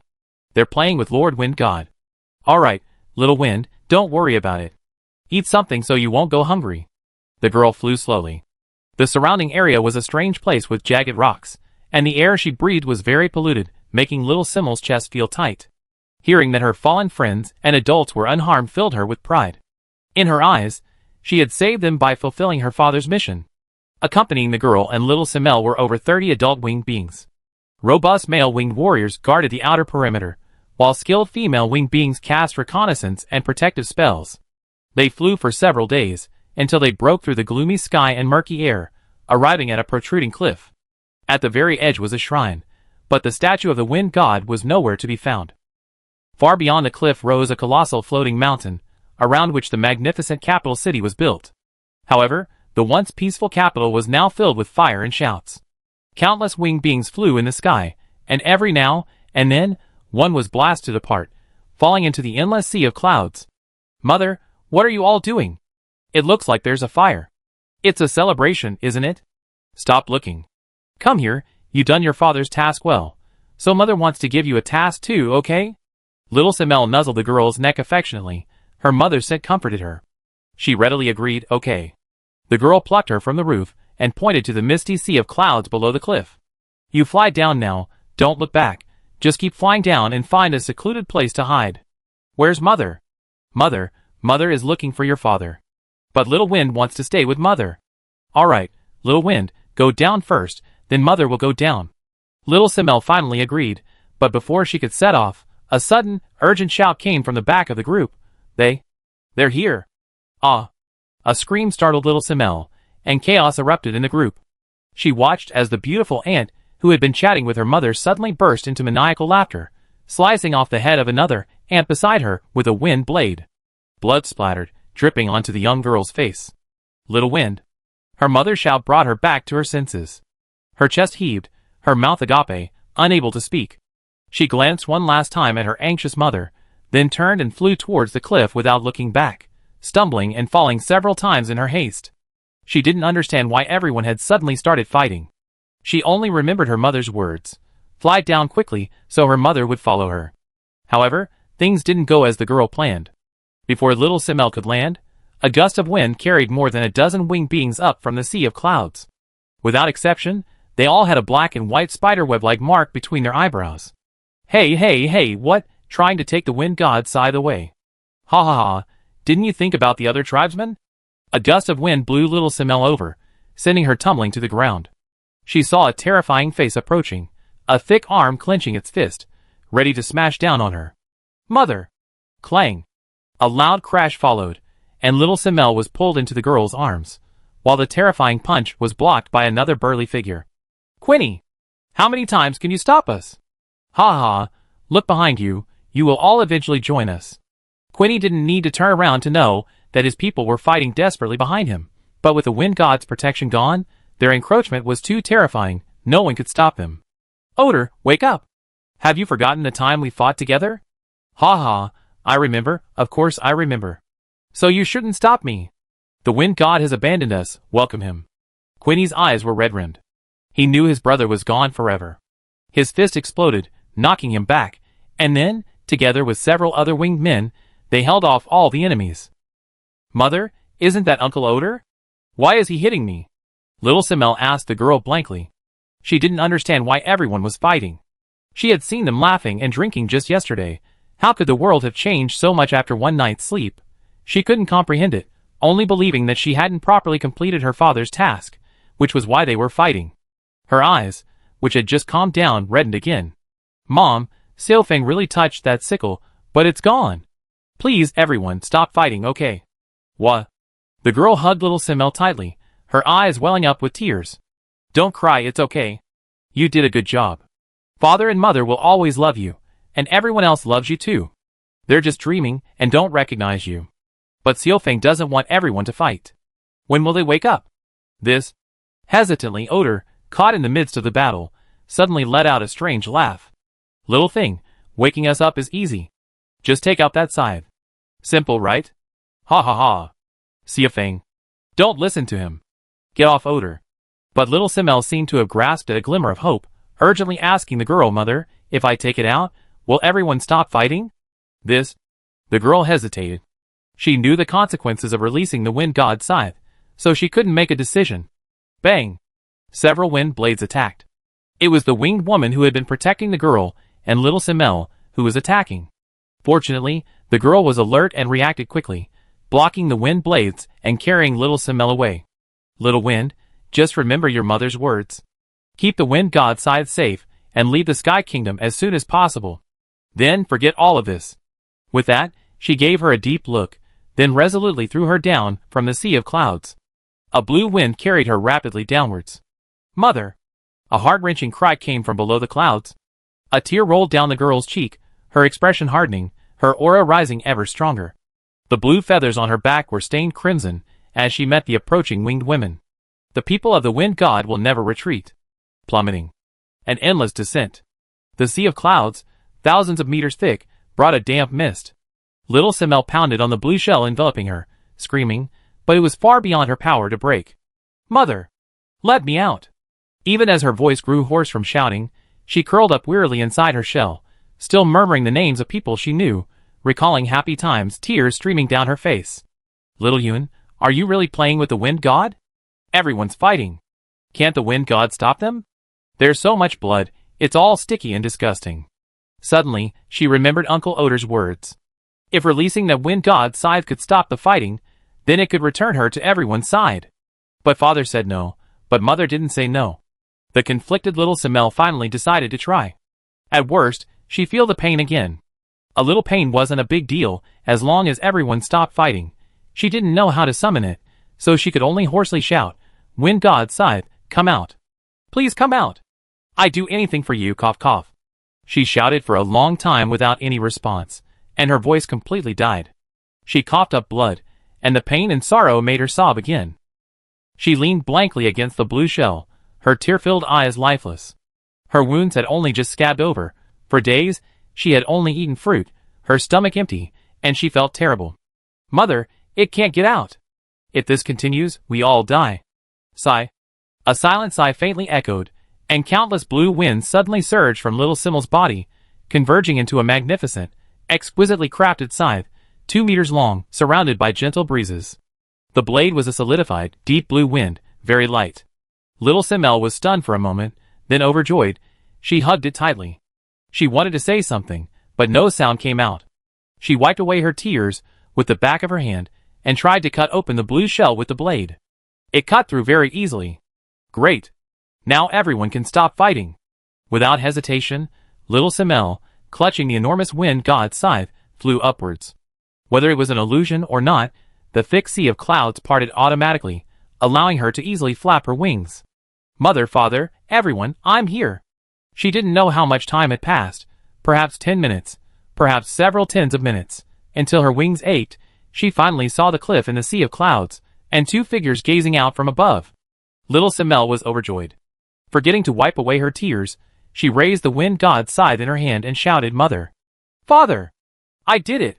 She quickly flapped her wings, which felt like they were about to break, and reached the edge of the cliff. The girl and Queenie were standing quietly, gazing into the distance, as if the battle they had just fought had been an illusion. Seeing little Simel and the wind god's scythe appear, they exchanged a glance, then suddenly grinned, revealing the spiderweb mark between their brows. It's Little Wind. That's wonderful. Chapter 621. The wind brings stories, and it takes them away. When the ending is revealed, the story comes to an end. Luo gently stroked Simmel's hair. Tears still clung to her chubby face. Even in her deep sleep, her expression wasn't peaceful, her brow furrowed slightly from time to time. Although she was a bit of an oddball, by human standards, she was still a minor. To demand more would be impolite. Honestly, you keep talking even when you can't continue. You soaked your collar with tears. Are you just going to watch? The lake shimmered, a gentle breeze caressing the surface. Suddenly, a tall, slender figure appeared on the lakeshore. There was no reflection. I can't do anything. I don't quite understand. You are a god, what can't you do? He gazed at the small fish in the lake, seemingly lost in thought, or perhaps daydreaming. After a long while, he replied softly, even gods have their enemies. That's just an excuse, isn't it? Perhaps so. The little human girl, you expect me to guide her, watch over her growth, and make her the new master of the wind god's side, but that's unrealistic. Luo frowned, looking at the illusory youth by the lake. He was handsome, unexpectedly bearing a slight resemblance to Bandon, but compared to Bandon's effeminate nature, he possessed only gentleness and elegance, like a refreshing breeze in midsummer, pleasing to the eye and body. If I'm not mistaken, you are the consciousness of the wind god's scythe. Since she wields the wind god's scythe and possesses exceptional talent, why do you say it's unrealistic? Is it because she killed her parents that you can't accept it? But you know, that's not something she can control. Feng listened patiently to Luo's questioning, let out a long sigh, and calmly replied, because she cannot wield the wind god's scythe. He stretched out his hand, and a deep cyan stream of light flew from Simmel's body, landing in his hand. The elegant giant scythe was surrounded by wind, its blade a deep cyan, covered with intricate and delicate golden runes, seemingly capable of tearing through space. Wielding the wind god's scythe requires sublime faith and a rich bloodline, which little wind lacks. Luo's brows furrowed even deeper. She had witnessed Simmel wield the wind god's scythe firsthand. How could he be unable to control it? I understand your confusion about why Little Wind can use the wind god's scythe, but you must understand that using and wielding are different concepts. As Feng's words fell softly, the wind god's scythe suddenly split into hundreds of enormous, deep cyan scythes, each radiating terrifying pressure, their mere existence violently distorting the surrounding space. However, in an instant, all the scythes vanished. There are many spatial runes here, so I won't demonstrate. Little Wind cannot use the power of the wind god. The wind god's scythe is merely a sharper weapon to her. Even though she deeply believes she can wield it, the fact remains. Your Excellency can help her wield it. Luo gazed at him, his tone certain. Wind remained noncommittal, placing the wind god's scythe at his feet. His gentle gaze deepened, as if explaining to Luo, yet also speaking to Simmel, you know, time really flies. In the blink of an eye, 8 million years have passed. I was the first wisp of wind magic in the world, free and unfettered. Though time has passed and history has been witnessed, my heart has not aged. But since meeting him, Leodorus, I became the giant scythe in his hands, no longer free, at his command, conquering and fighting. Finally, the passage closed, and I fell into this plane, becoming a guardian artifact protecting his followers, eternally guarding it. I am the wind god's scythe, yet its master is not of my choosing. How laughable, isn't it? The free wind has no freedom. I can help her once or twice, but the remaining power of the wind god will one day be exhausted. How will she survive then? Seeing Luo lost in thought, the wind god smiled slightly, his gaze falling on Simmel, and continued, the power of the demon lords is far greater than any race can imagine. Aside from their divine nature, they are no different from gods. Luo's expression changed slightly. She had never underestimated the strength of the demon lords. From the limited records, demons were listed as a race on the same level as dragons and angels. The demon lord should be at the peak of the saint rank or at the level of demigods. Only the evil gods after them were true gods. But the wind god meant it was more than that.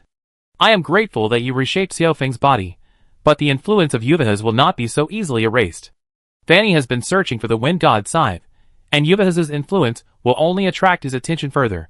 Coupled with the allure of the wind god's scythe, even more of them will turn their gaze towards it. I often slumber to shield myself from the gaze of those beyond this plane. As long as Xiaofeng cannot master the power of the wind god, I cannot assist her. Yuvah's is the true name of the flesh lord. Without the protection of the wind god's power, Xinmei's own consciousness alone would have been utterly unable to withstand the flesh lord's erosion for so long.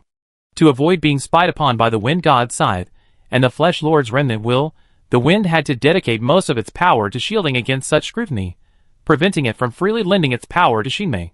The biggest problem is that Shinmei cannot master the wind god's power, and therefore cannot generate new wind god power. One day, the wind's power will be exhausted, and Shinmei will be completely exposed to the eyes of the other demon lords, with predictable consequences.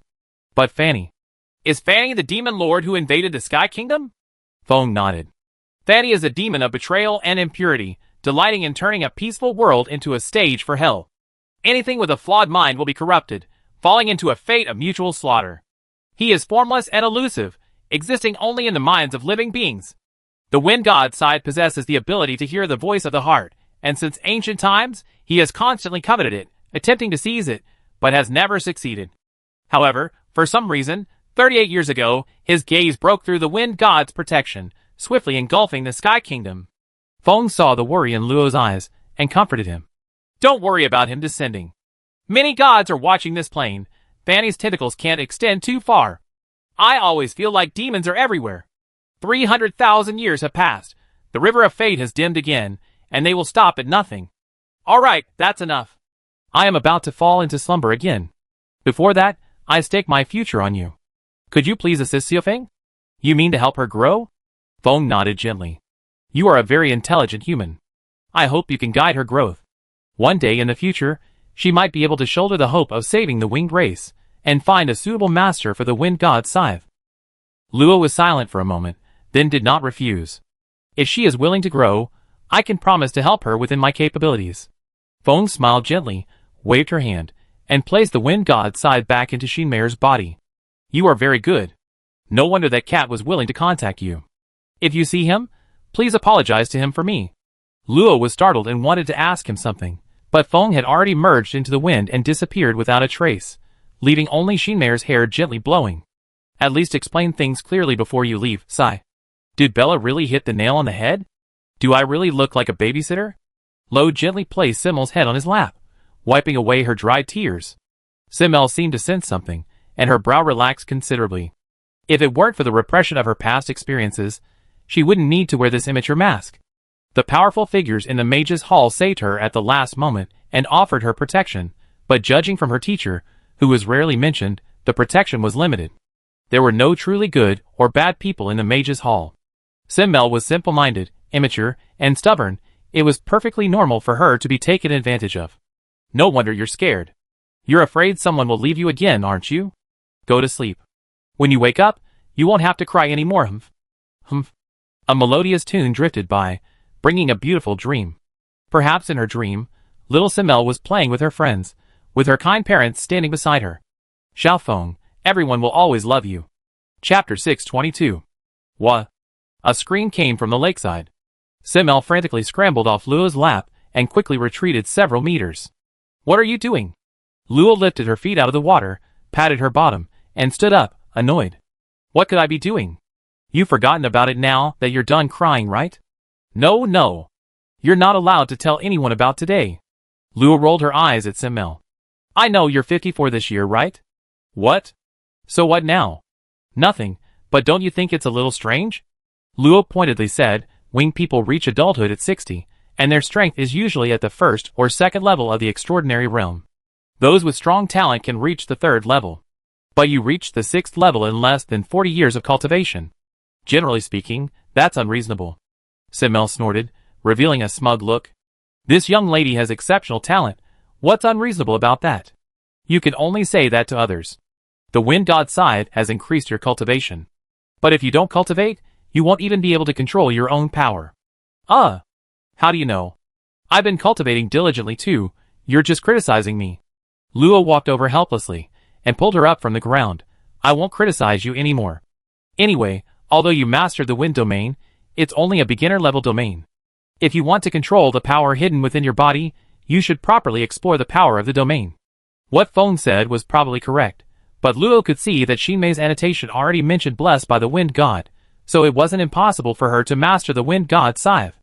And the domain was the culmination of rune comprehension, the manifestation of the results of exploring the essence of the world, an ability that even saint-level beings highly valued. If Shinmei could continue to delve deeper into this aspect, perhaps she could master the wind god's scythe without gaining the wind god's approval. I listened to you this once, but only this once. Whatever you like. What do you plan to do about Dawn? Simmel said matter-of-factly. Of course, it must continue to develop. Dawn was created by me, and it's the power to reclaim the Sky Kingdom. How can it be disbanded because of a mere act of betrayal? However, her eyes hardened. I won't stand idly by anymore. I will have Google and Mega manage Dawn, select those who sincerely want to stay, and then improve my own strength to attract more geniuses. One day, I will lead the most powerful force in the world to drive out all those who invaded the Sky Kingdom. At this moment, she was spirited and resolute, not arrogantly conceited. Luo Jingjing looked at her, as if she could see her future. Feng, you seen it too. It seems your expectations might be fulfilled. Dawn, the light that dispels darkness, is a fitting name. Ifei left a message, apparently saying that a powerful Vizdu had appeared deep within the Great Library, and several 8th-tier assistants, including herself, had been asked to go and contain it. She hoped they could talk to her when she returned. Luo replied, waiting for my sister to return, handed the autumn dewdrop to Fia, and continued her research on the parchment book. Luo felt conflicted about Ifei's actions. It wasn't that she couldn't understand her methods, but Ifei had dragged her into this without explanation, and Luo still harbored some resentment. Hal, at least, had brought the matter to the forefront, giving her a choice, which naturally reduced her resistance considerably. For the sake of me calling you sister, I hope things don't develop as I hoped. The parchment scroll contains a wealth of information, broadly divided into 3 chapters: Soul Conversion Technology, Soul, Magic Conversion Technology, and Soul, Magic Fusion Technology.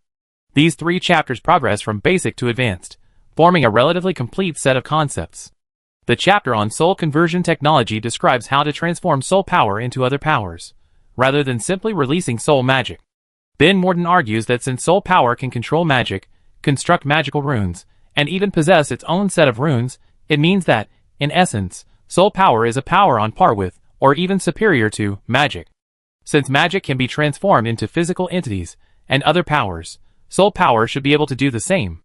In this chapter, Ben Morden studies the characteristics of hundreds of soul powers, large and small. One of these is soul parasitism, which he focuses on, maintaining one's own soul magic by converting the soul power of others, a practice that can even be considered a curse. The main content of the soul magic conversion chapter is the conversion array that Law has been using. It not only explains the principles of conversion, but also provides optimization solutions. The current soul conversion array, besides having an excessively high conversion ratio and consuming too much magic power, also has a 10-fold limit. However, Luo has ample magic power across all 10 attributes, so this limitation isn't as pronounced. If the array could be reassembled according to the proposed optimization direction, Luo could maintain high-level spellcasting for longer, and the conversion speed would be faster, without wasting too much time and energy dealing with enemies. However, optimization requires an extremely deep understanding of soul power. Careless alterations to the array could result in anything from a power conflict leading to self-destruction, to magic power eroding the soul, leaving only the physical body alive. The 3rd chapter, the one Moriarty had praised, completely combines soul power and magic to create a new, higher power. However, this part is still in the theoretical stage.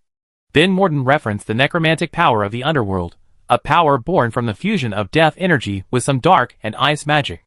But judging from the final conclusion, this path is difficult to follow, as necromantic power is 3/10 weaker than magic power, a complete contrast to expectations.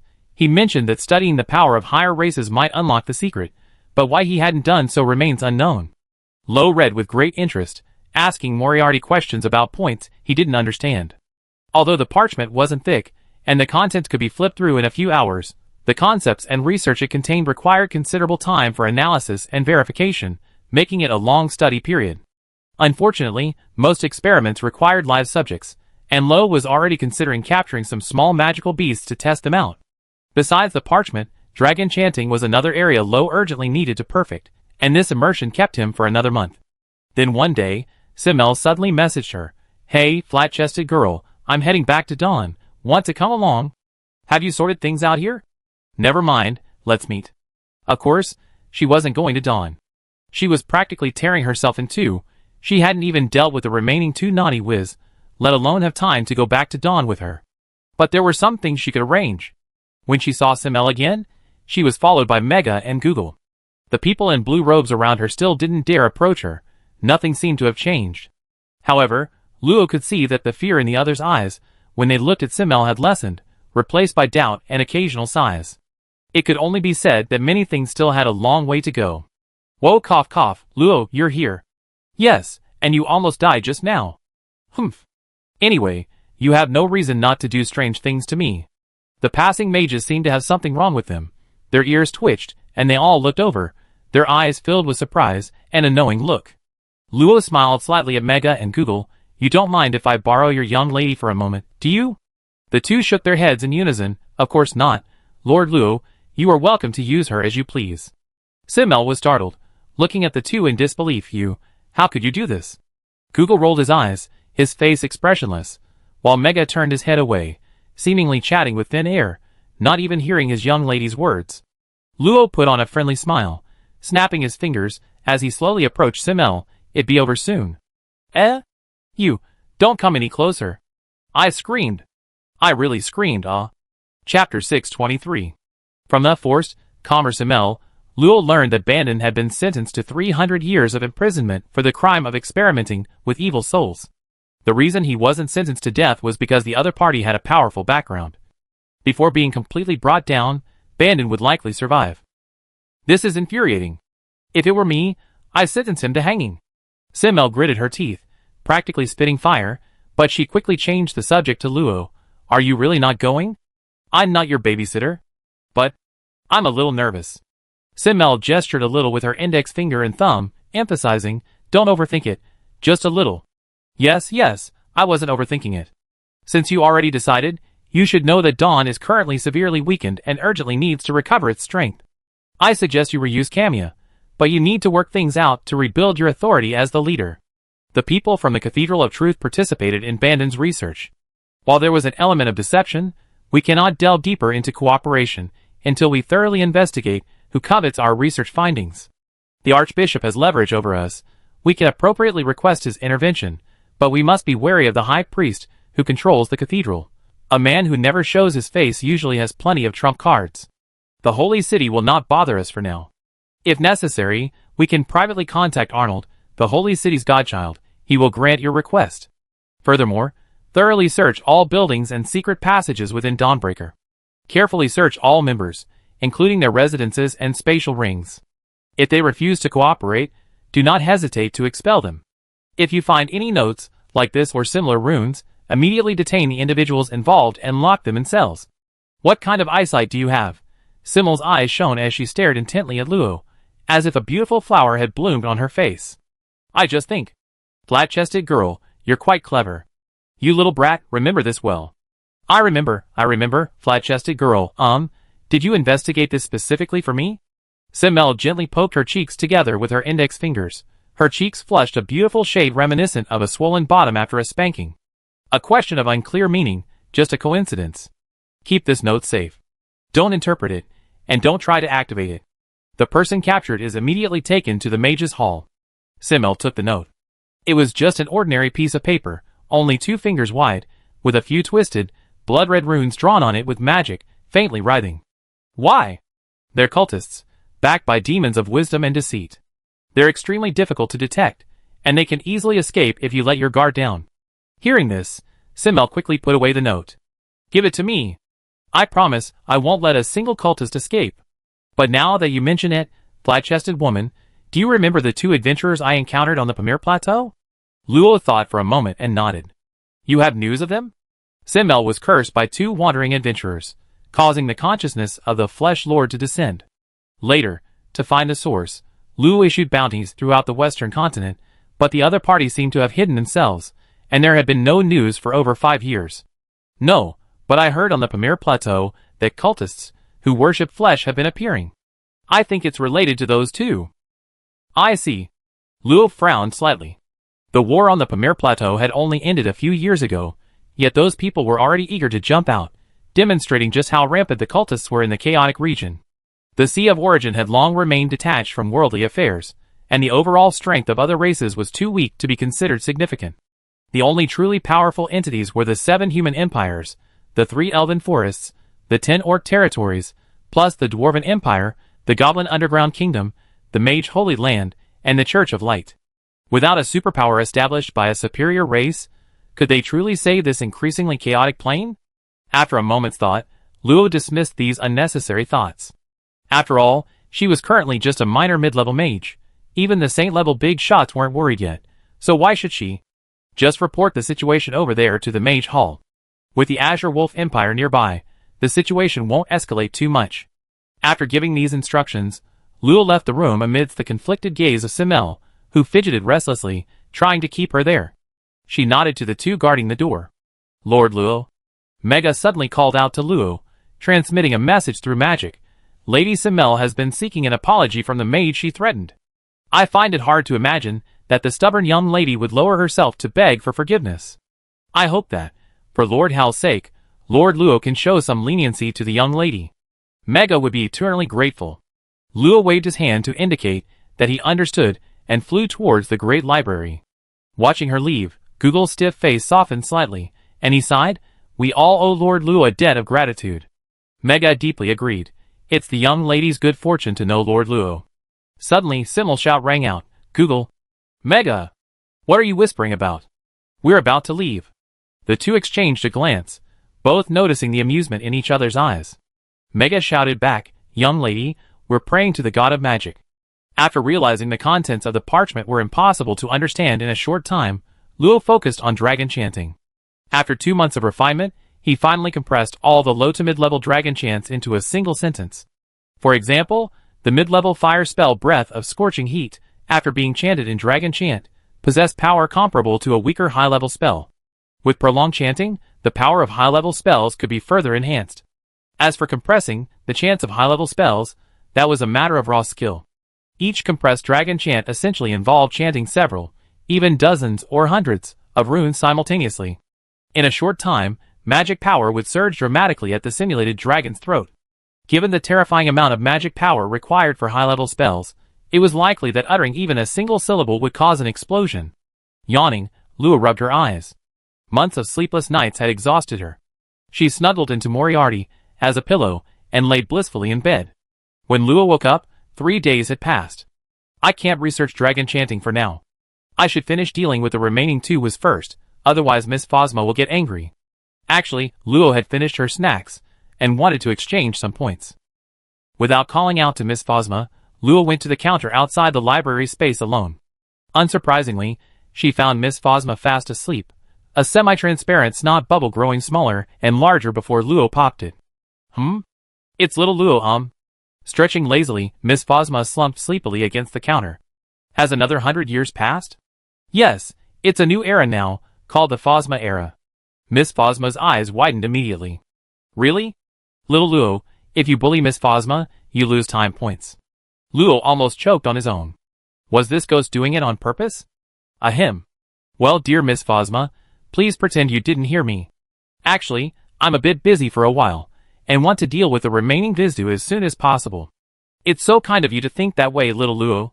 Don't worry. The reliable Miss Phosma will assist you. Patting her chest, Miss Phosma assured him that she was extremely reliable. Chapter 624.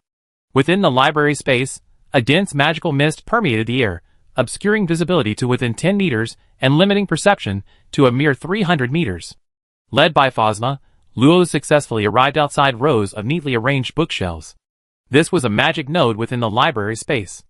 The bookshelves generated a massive vortex of magical energy, making it an extremely dangerous area. Less powerful superhumans could easily fall into an illusion, becoming eternal slaves to the magical books. However, this wasn't the deepest part yet.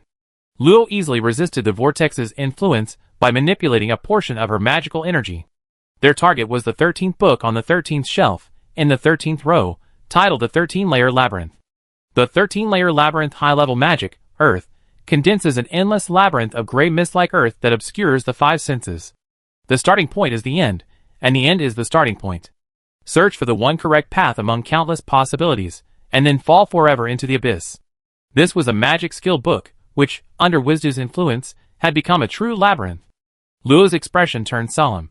He had Miss Phosma enter his soul-retaining ring, picked up the 13-layer labyrinth, and saw a massive 13th-order Rubik's Cube structure on the cover, shrouded in a strange gray mist. As soon as Luo's fingers touched the labyrinth on the cover, he vanished instantly, and the book expanded, transforming into a labyrinth itself. Upon closer inspection, one could see a tiny Luo, smaller than an ant, appearing within. Luo had entered each of the incubator worlds at least once before Miss Phosma could assess their level, and this labyrinth was no exception. The labyrinth's size was unknown.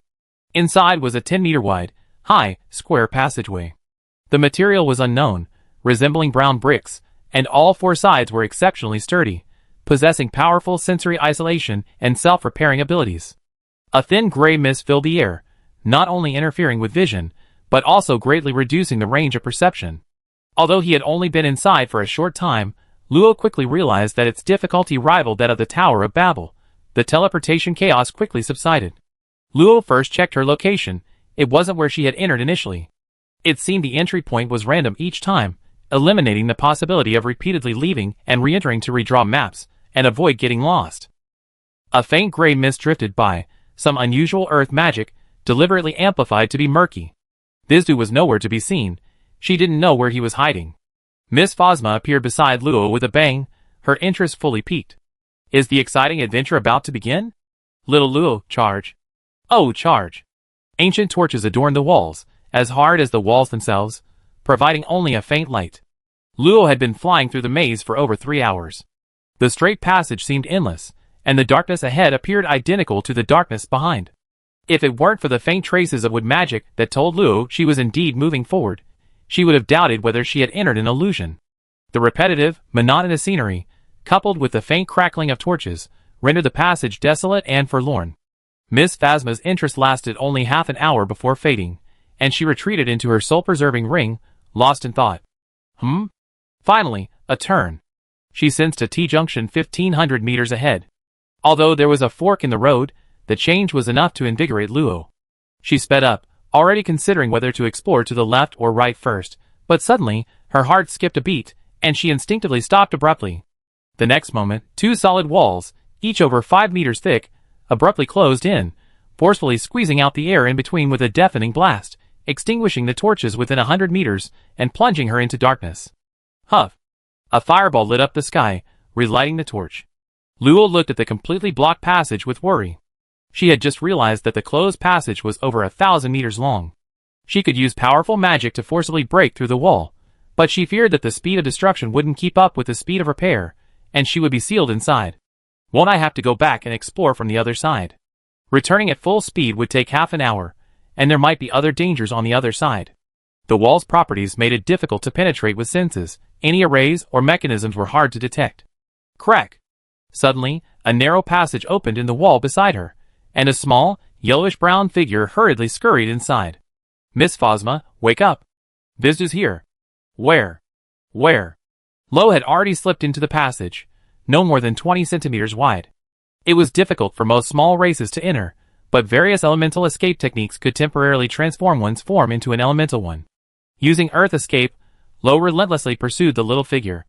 A few seconds later, she barely squeezed through a 50-meter thick earthen wall before being pushed out, falling out of her Earth Escape form. Don't even think about running. Miss Phosma pulled out her soul-retaining ring, letting out a sharp cry, and grabbed towards Vizdu. Tiny specks of silver starlight instantly converged, enveloping it. Lo flew over and picked up the starlight jar.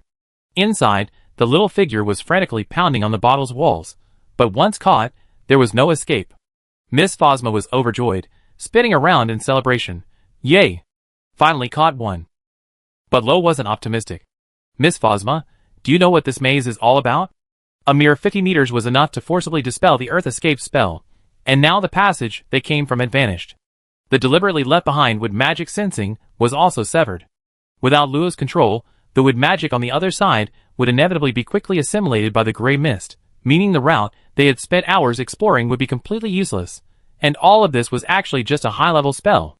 Well, the 13-layer labyrinth was created by the creator based on the name of the 13 levels of hell. Each level has different rules, and once you enter, there's no way out. But don't worry, apart from the name, it has nothing to do with hell, and its destructive power is very weak. No matter how weak its destructive power is, it can't change the fact that its range is beyond specifications. The straight-line distance she just flew was over 1,000 miles. The entire magic world must be as large as an empire. Miss Phosma shrugged. Oh dear, little Luo, This book contains the creator's deepest understanding of magic. After being controlled by Wiz, the evolved world perfectly replicates the creator's spellcasting effects. Want me to call some help? Luo shook her head. It's not that bad yet. Let's try it first. In fact, dealing with multiple people is the easiest way to handle this kind of world, but Luo prefers to act alone. She doesn't want to give up easily unless it's unsolvable. With a flicker, 3 figures left Luo's body. Their dresses fluttered, their long emerald hair swayed like willow branches in the wind, they wore wreaths woven from tender green vines, their emerald pupils more spirited than elves, and a swaying lily appeared on their snow-white, slender backs, shrouded in a green shawl. The wooden clones were like forest spirits, exuding agility and elegance. Wherever they went, fragrance filled the air, and flowers and plants flourished. Even within the labyrinth, verdant moss stubbornly grew from the crevices.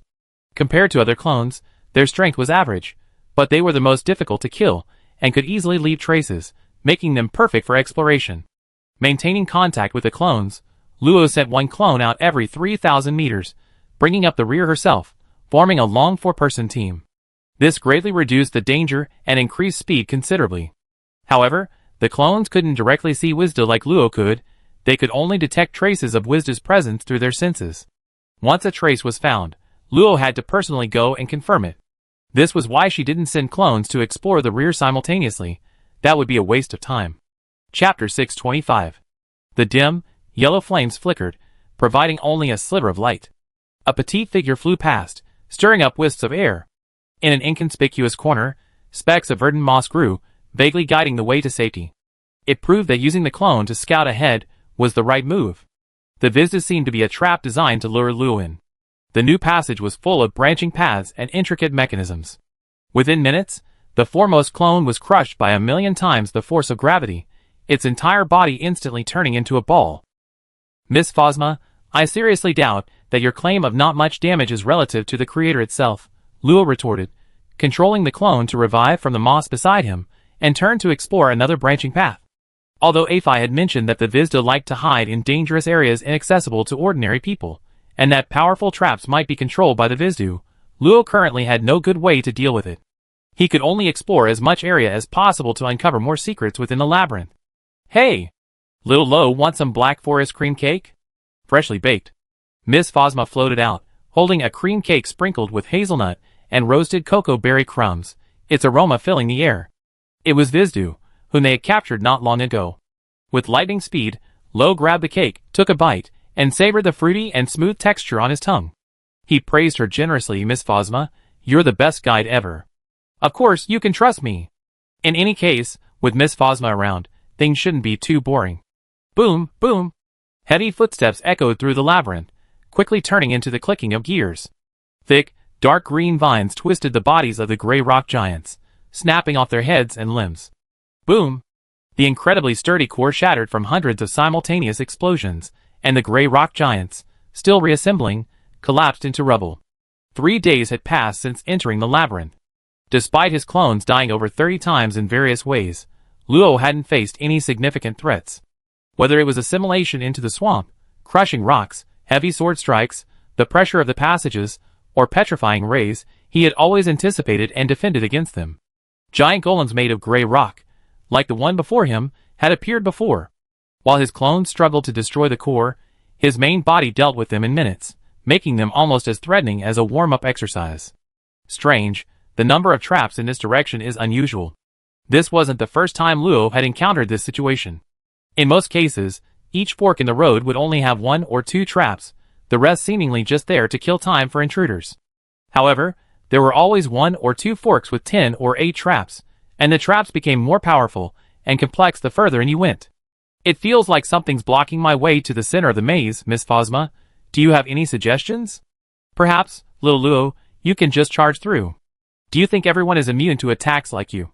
Although she could be imprisoned by certain special skills, all physical entities, and most magical effects were ineffective against Miss Phosma.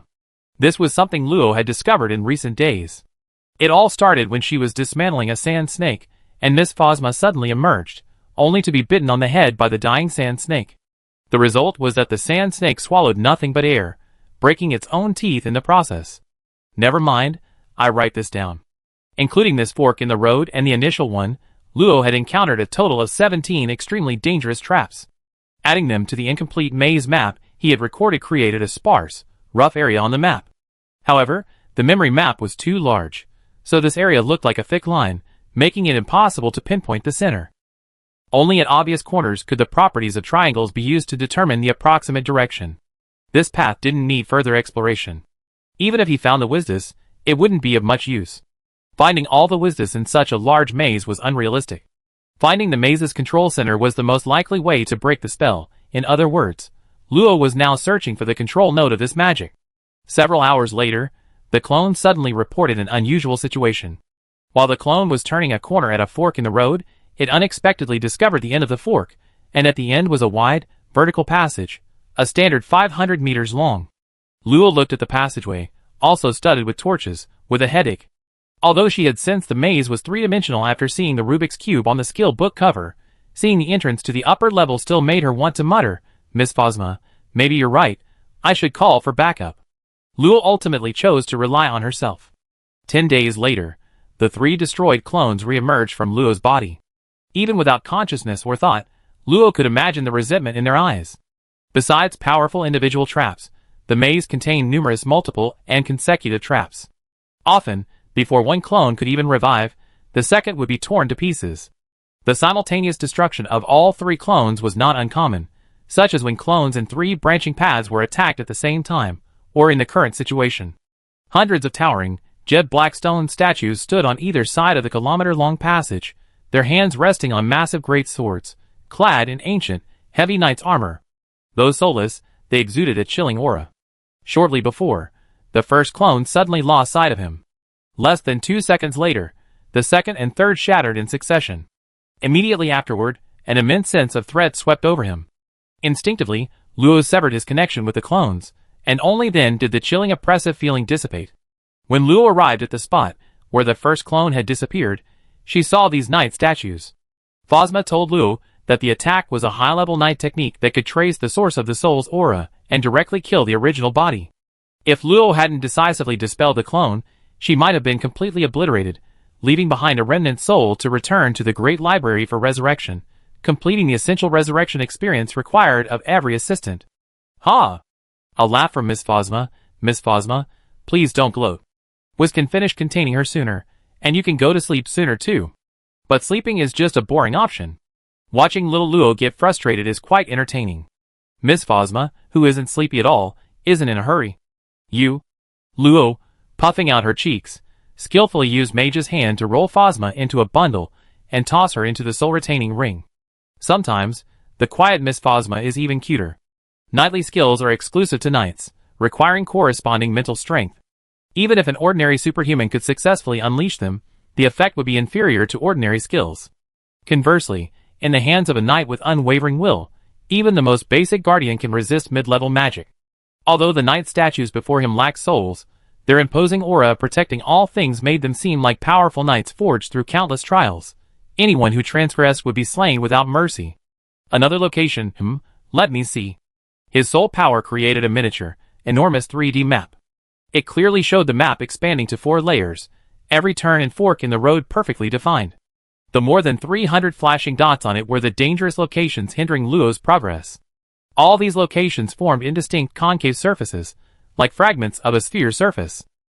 This was Luo's achievement over the past 10 days, a corner map of the maze. Marking the location beneath him onto the map, Luo looked at the concave surfaces formed by all the dangerous locations.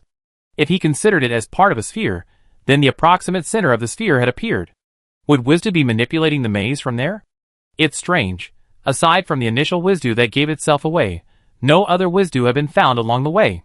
While the number of Wisdu isn't necessarily related to the size of the world, a maze this large shouldn't have too few. Therefore, Luo decided not to expand the exploration area further, and instead directly venture behind the defensive perimeter to see if anything was hidden.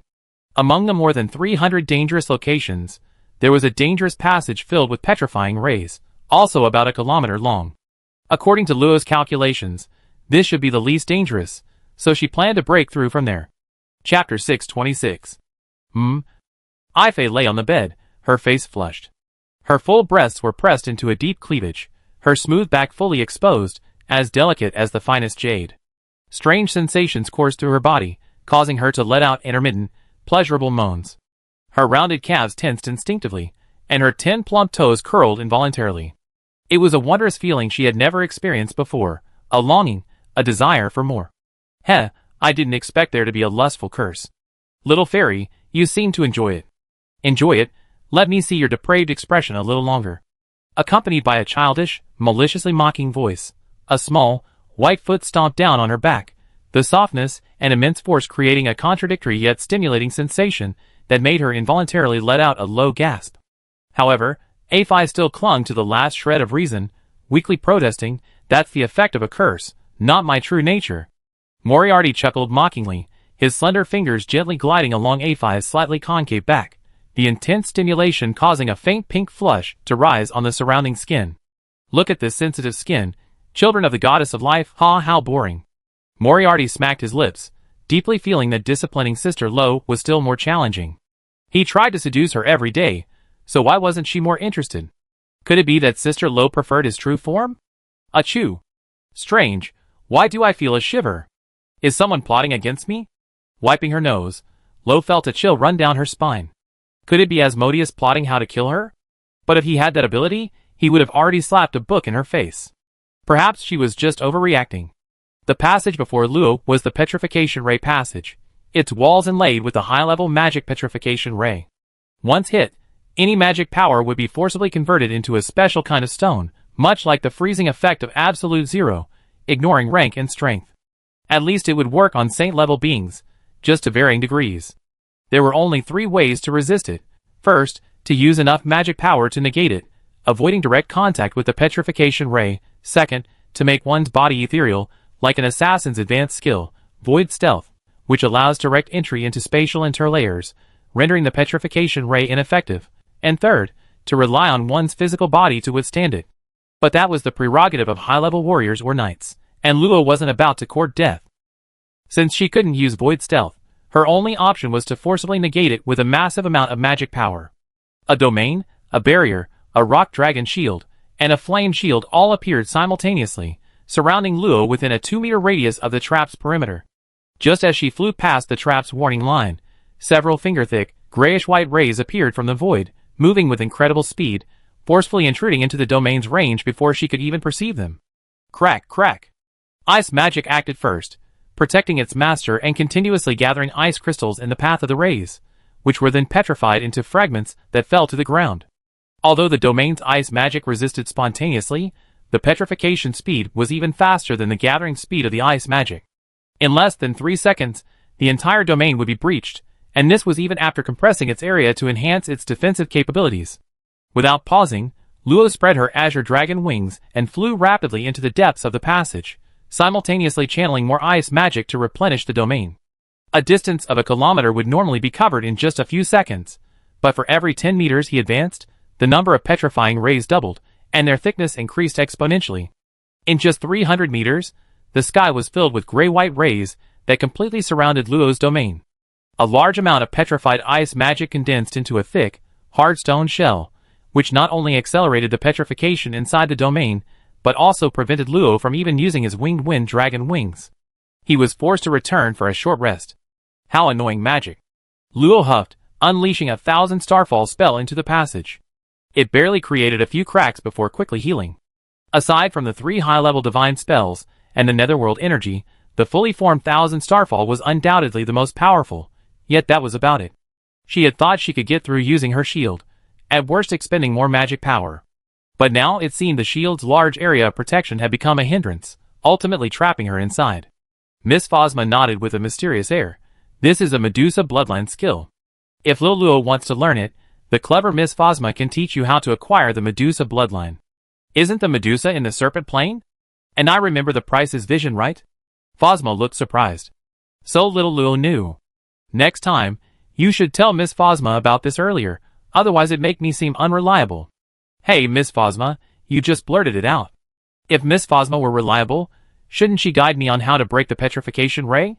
Phosma put her hands on her hips, saying matter-of-factly, Miss Phosma is only responsible for recording books, not for deciphering them. You can't expect a level 1 transcendent to be able to dispel high-level magic. This foolish ghost. Luo slapped his forehead. He still had to rely on himself. After thinking for a moment, Luo summoned 3 ice clones.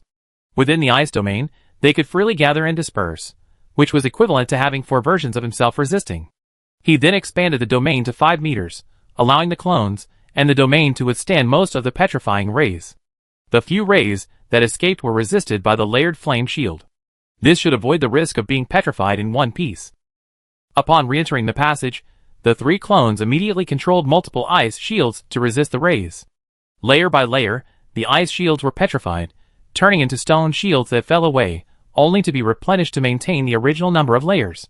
Unlike before, Luo slowed down, allowing time for the petrified layers to peel away, avoiding being trapped again. Dispersed magic was swept away, turning into snow-like stone dust that fell. The crystalline ice shields and ice crystals turned grayish-white, falling to the ground and shattering into fragments. The number of rays increased, as did the number of ice shields and ice crystals. Eventually, hundreds of ice shields were maintained simultaneously. Any stray petrifying rays were blocked by the constantly replenished flame shields. Soon, a thick layer of grayish-white dust accumulated on the ground. Before long, Luo had successfully traversed the 300-meter distance. The petrifying rays seemed to have entered a new phase, becoming thicker and their duration becoming unpredictable, even changing direction to avoid the ice shields.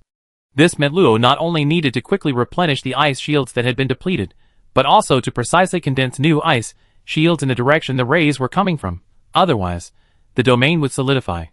Fortunately, with her 3 clones sharing the workload, Luo managed to pass through 600 meters without incident. With only 400 meters left to completely cross the passage, her vigilance grew, but so did her excitement. Buzz! Ripples appeared in the void, and a grayish-white vertical pupil suddenly opened, unleashing a thick, highly penetrating petrifying ray that instantly pierced several layers of ice shields, petrifying one clone's arm before rapidly spreading to its entire body, shattering it completely. The immense power even made Luo exclaim in admiration. This must be Medusa's petrifying eye. She even simulated this. What a genius! An annoying genius. Thus, the genius creator of labyrinth magic gave Luo a demonstration of what it meant to be utterly annoying. Ripples spread through the void, and countless gray-white eyes opened one after another, staring intently at Luo, seemingly mocking her. How many clones do you have? Miss Phosma. Roger. Before the countless petrifying rays could strike, Luo vanished from the maze. Chapter 627. The small Rubik's Cube slowly rotated. Suddenly, it twisted and transformed back into a book. 2 streams of light flew out of the book and fell to the ground. This is really urgent. Luckily, the reliable Miss Phosma is very reliable. Indeed reliable. Then, may I ask, reliable Miss Phosma, why does the bad level have such a strong attack? You said the actual level exceeded bad during the Tower of Babel incident, so how do you explain this time? Phosma clicked her tongue and shook her head, elegantly spreading her hands. Little Luo, didn't little Feifei tell you? Even bad requires a 7th-tier assistant to exert all their strength to complete alone, at least an 8th-tier assistant, or 5 or more 7th-tier assistants to complete successfully. You didn't even need to lift a finger to deal with mischievous Wiz, directly dismantling the breeding world, so you didn't feel anything. But in the Lost Tower of Babel, apart from the final Black Dragon, the other parts are all fairly standard bad levels. Luo's face darkened. Shouldn't you be responsible for explaining this? Besides, Ifei really hadn't told her, probably thinking Phosma had already explained it. No wonder she said there were 3 bad levels. There are 2 Wiz who are so difficult to deal with, so they're not even at her level to handle. So the clever Miss Phosma has asked you many times if you want to call for reinforcements, and you refused each time. So, little Luo, you can't blame Miss Phosma. Now I understand why there's a saying, don't bully Miss Phosma, you're really easy to beat up. Phosma wiped her nose. You're right, but I won't change expression at least 7/10 similar to Luo's smug look when praised. Scratching his head, Luo realized he was getting impatient. His assistants weren't ordinary mages. While their natural talent for cultivation might not be exceptional, their innate sensitivity to magic and runes far surpassed that of ordinary people. Otherwise, they wouldn't have been able to detect Vizda's presence. Therefore, once their cultivation speed was compensated for, each assistant could be considered a transcendent-level mage in their respective field, the most proficient in the entire plane. Compared to them, his own accumulation of knowledge seemed very weak. Oh well, there's no rush. After exchanging some Vizda sweets with Phosma, Luo said goodbye, biting into a crisp cookie and teleporting back to his hut. Speaking of which, what does little Artie do when I'm not around? Play with Xania or continue studying that key? I'm a little curious. Clatter. A visited Tegan cookie, existing only in the Great Library and transformed by Miss Phosma herself, fell onto the wooden floor with a crisp clinking sound, scattering a few fluffy crumbs. Inside the room, Ifei lay face down on the bed, her bare back exposed, her skin flushed an alluring pink. Her usually gentle cheeks were now tinged with an eerie, seductive blush, and her hazy eyes held only a sliver of reason. When Luo suddenly appeared, she seemed to struggle slightly before resigningly closing her eyes, her pink-tinged pointed ears drooping softly. Beside her, Moriarty, dressed in a gothic black dress, stood barefoot on Ifei's back, clutching a semi-transparent black vine. A hint of disdain flickered in her eyes as she looked at Ifei. It was unclear when they had met. No, that kind of thing doesn't really matter. Now, can anyone tell me what happened? Luo unconsciously chewed the biscuit in her mouth and swallowed it. Delicious. Maybe I'm seeing things. How could that gentle elf sister who's lived for nearly 1,000 years be in my room, lying on my bed, with that strange expression? It must be because I've been in the labyrinth too long and haven't rested enough, causing me to hallucinate. No, maybe I'm actually still in the labyrinth, and this is just an illusion skill of the labyrinth. That must be it. Luo felt the image of that gentle older sister in her mind shatter into pieces, causing her brain to freeze. Should I have given her a heads up? Moriarty's eyebrows curved into a smile, and she slapped Ifei's pert bottom with her small hand. A crisp, soft slap. Sister Luo, actually little Addie doesn't mind you joining in. Okay, I knew it would be like this. Could you be a little gentler? The view shifted, and Moriarty's ankle was lifted by a small hand, her entire body dangling upside down in the air, swaying gently. Her long black hair fell to the ground, and she wore a helpless expression, as if she couldn't do anything about it. Her skirt draped over her legs against gravity, but because of the height, the view beneath the skirt was completely visible to Luo, black lace. Luo's pretty face remained expressionless, her voice cold. I think you better give me an explanation. Oh, Sister Luo, little Addie wanted to give me a surprise. No surprise, just a shock. She neatly tossed her into the ruined space, then looked at Ifei, whose beautiful eyes were closed, and whose face was abnormally flushed. Perhaps it was because Moriarty had maliciously slapped her bottom earlier. She was unconsciously breathing slightly. Having experienced countless battles, encountered all sorts of people, and intervened in all kinds of events, Luo could say she's seen it all. But what she was about to witness was something she'd never seen before. Scratching her cheek, Luo gestured for the blanket to cover herself, coughing lightly. Ahem, I teach her a lesson. I be leaving for a bit. With that, she disappeared from the room, almost fleeing. On the bed, Ifei slightly opened her eyes, reflecting a pool of rippling blue light. Looking at the empty bedroom, she felt a pang of loneliness for some reason. After a moment, she propped herself up slightly, revealing a deep cleavage, a meaningful smile appearing on her face. What a lovely newcomer. Meanwhile, inside the ruins. You stop right there. Hee. No way. Xania sat on the swing swaying, watching the two chasing each other, confused about what was happening, but that didn't stop her from happily humming a little tune. You little rascal. You're driving me crazy. Lo used her access to the ruined space to appear before Moriarty. Countless vines sprouted from the little girl, binding her like a delicious dumpling. Oops, I've been caught by Sister Lo, this is terrible. Lo flicked Moriarty's forehead with her middle finger, a wisp of white smoke rising as Moriarty winced in pain. Lo pinched her cheek and pulled her away sharply. Little Moriarty, what's going on this time? If you don't want to, it's not what you think. Sister Lo, it's not what you think. Didn't I tell you to be good? Tell me, when did you start seeing her? 4 months ago. Veins bulged on Lo's forehead. That was the time she went out at dawn. No wonder Ifei messaged her when she came back. What were you doing while I was gone? With practiced ease, Lo pressed Moriarty onto her knees, lifted her skirt, and slapped her across the bottom with outstretched fingers. I bet you did it on purpose. Would Moriarty ever help someone out of kindness? The answer was obvious. Believing she'd have a sudden burst of goodwill was less likely than believing Lo liked a boy. It was fundamentally impossible.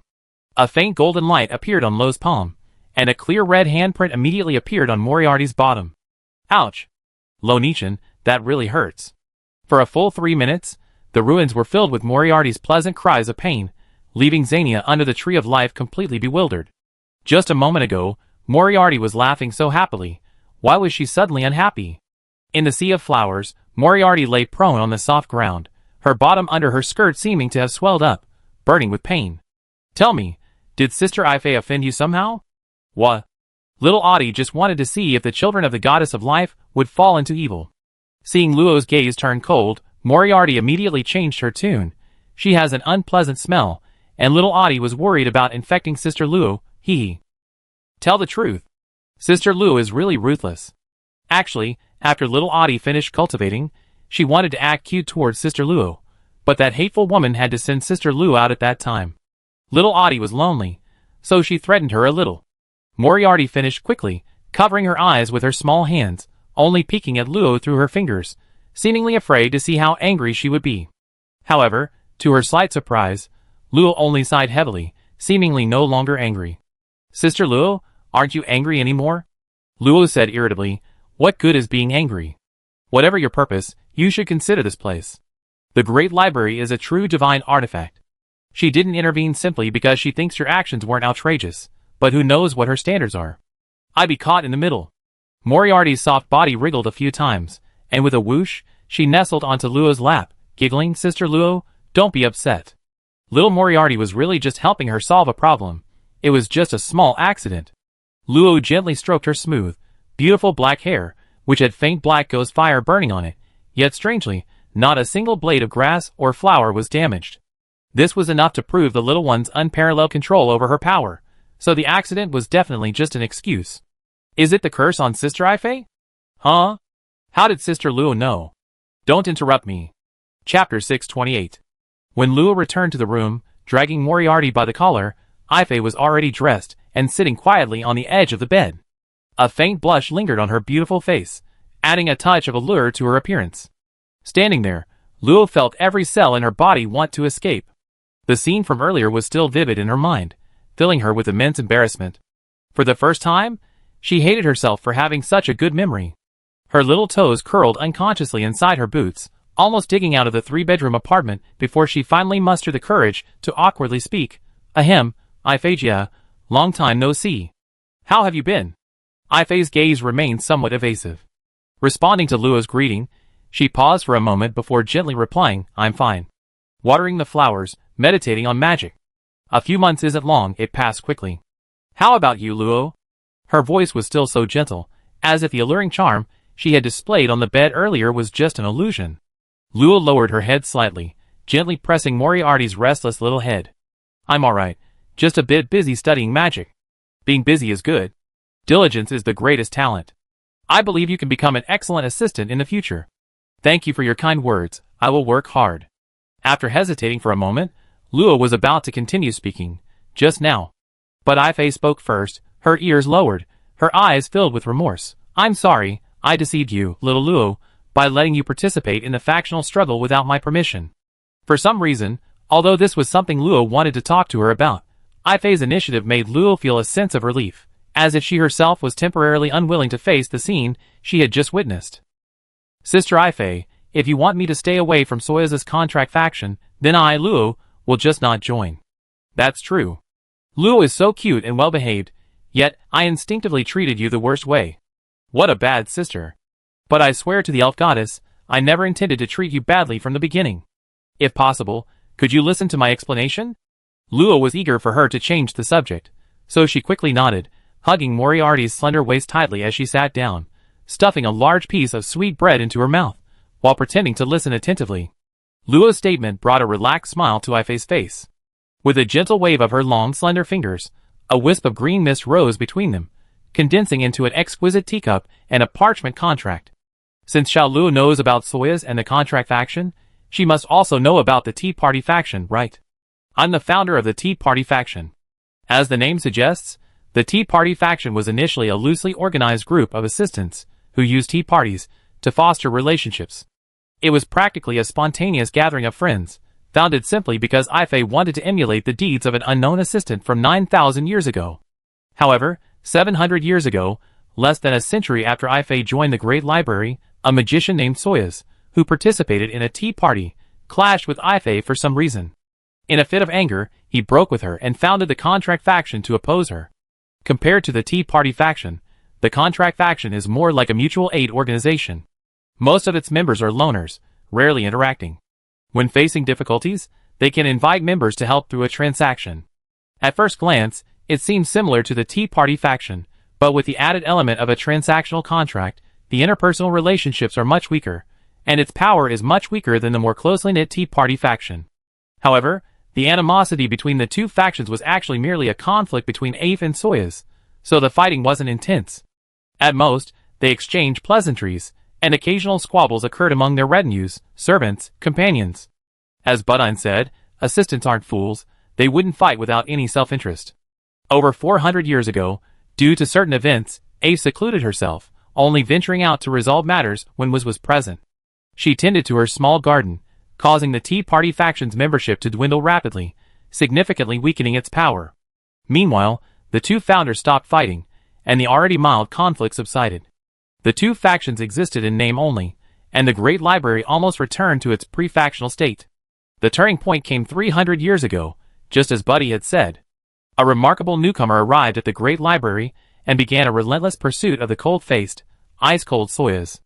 This sparked resentment among some members of the Tea Party faction, who harbored feelings for Soyuz, escalating the conflict between the two factions. After 300 years of brewing, the recent showdown, orchestrated during the purge at the Mage Hall, finally occurred. Luo found this increasingly unsettling and couldn't help but ask Sister Ife, so the conflict between the Tea Party faction and the Contract faction is basically just a fight over a girl. Shouldn't it be that a faction member wanted to control all the assistants in the Great Library, thus instigating the conflict? Then, because of the presence of the unaffiliated assistants, the two factions wouldn't dare to fight all out, and once the winner of the duel was determined, that would be the moment when the entire power structure of the Great Library was reshuffled. Shouldn't the script go like this? Was she overthinking it? Ife smiled helplessly, unable to refute Luo's statement. What Xiao Luo said isn't wrong. Initially, Soyuz was a cold-faced but warm-hearted new assistant. People like that rarely survive long in the outside world. It's only because there's less competition within the Great Library that her personality hasn't changed.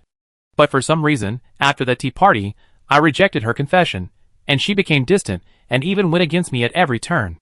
Luo nodded in realization. I see, she was rejected. That's not surprising. Wait, did she just hear something? Sister Ife, you just called Soyuz she right? Ife nodded, asking Luo, puzzled, is there a problem? This is a big problem. In the common language of the living world, personal pronouns are pronounced differently. He, she, it, and he all have strict usage. For example, you can only use he to refer to a great being. Otherwise, it will be considered blasphemy. Of course, if you intend to blaspheme maliciously, using it is fine, as long as you can bear the consequences of hearing it. Therefore, Soyuz is definitely a girl. No way. Sister Ife, could it be? You're a cross-dressing boy. Ife was both amused and exasperated. Looking at Luo's incredulous and bewildered expression, she suddenly found her even more adorable and couldn't resist teasing her. Little Luo, do you want to see? Actually, what's under my nose is just a him. No need. I believe you. Ife's beautiful eyes crinkled with laughter. The flustered little Luo was indeed the cutest. Then she met Moriarty's playful yet icy gaze, shuddered, and quickly suppressed her emotions. How could she have forgotten about her? For no apparent reason, being looked at with disdain by her sent a tingling, electric shock-like sensation through Ife's skin. She didn't have time to think, attributing it simply to the interruption during the process of withdrawing from the corrupt lord's consciousness, which meant the lustful curse hadn't completely subsided.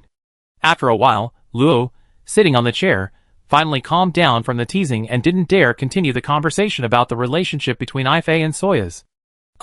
Speaking of which, Sister Ife, didn't you say a month and a half ago that you were going to contain the powerful Vizdu? Did you succeed? More or less. It's a water magic book that records reflection magic, essentially equivalent to a powerful 9th-tier mage. Fortunately, Vizdu couldn't completely possess its consciousness. With the help of some tea friends, it was resolved at a cost. Luo sincerely praised Sister, you're truly amazing. You can fight against a 9th-tier mage. She struggled so much to kill a single drop of black dragon blood that was suppressed to 99%, and was forced to flee from a fully powered high-level spell. She wondered when she would reach the strength of her other assistants. Lil Luo is so good with words, I'm so happy. Silently changing the word she was about to say, Luo finally looked away from the undisguised malicious gaze. This made A-Fi increasingly curious about Luo's relationship with Moriarty. It seemed Luo was in control, even knowing Moriarty's strength, but why? Seeing that the extremely awkward atmosphere from when they returned had almost dissipated, Luo seemed much more at ease. Seeing that A-Fi seemed less busy, she seized the opportunity to make her request. Sister A-Fi, actually I'm dealing with a Wizdu, but to my shame, it's difficult for me to contain it alone. I wonder if you, sister, do you have some free time to help? Well, assistants usually split their work 30-70, with higher-ranking assistants getting 70% and lower-ranking assistants 30%. Is that so? Seeing Luo's hesitation, I-Fei smiled gently. However, if little Luo is willing to forgive her, then she can help you take in Wizdu for free. Deal. Luo extended her right hand without hesitation. I-Fei then realized she seemed to have been tricked, but she didn't care.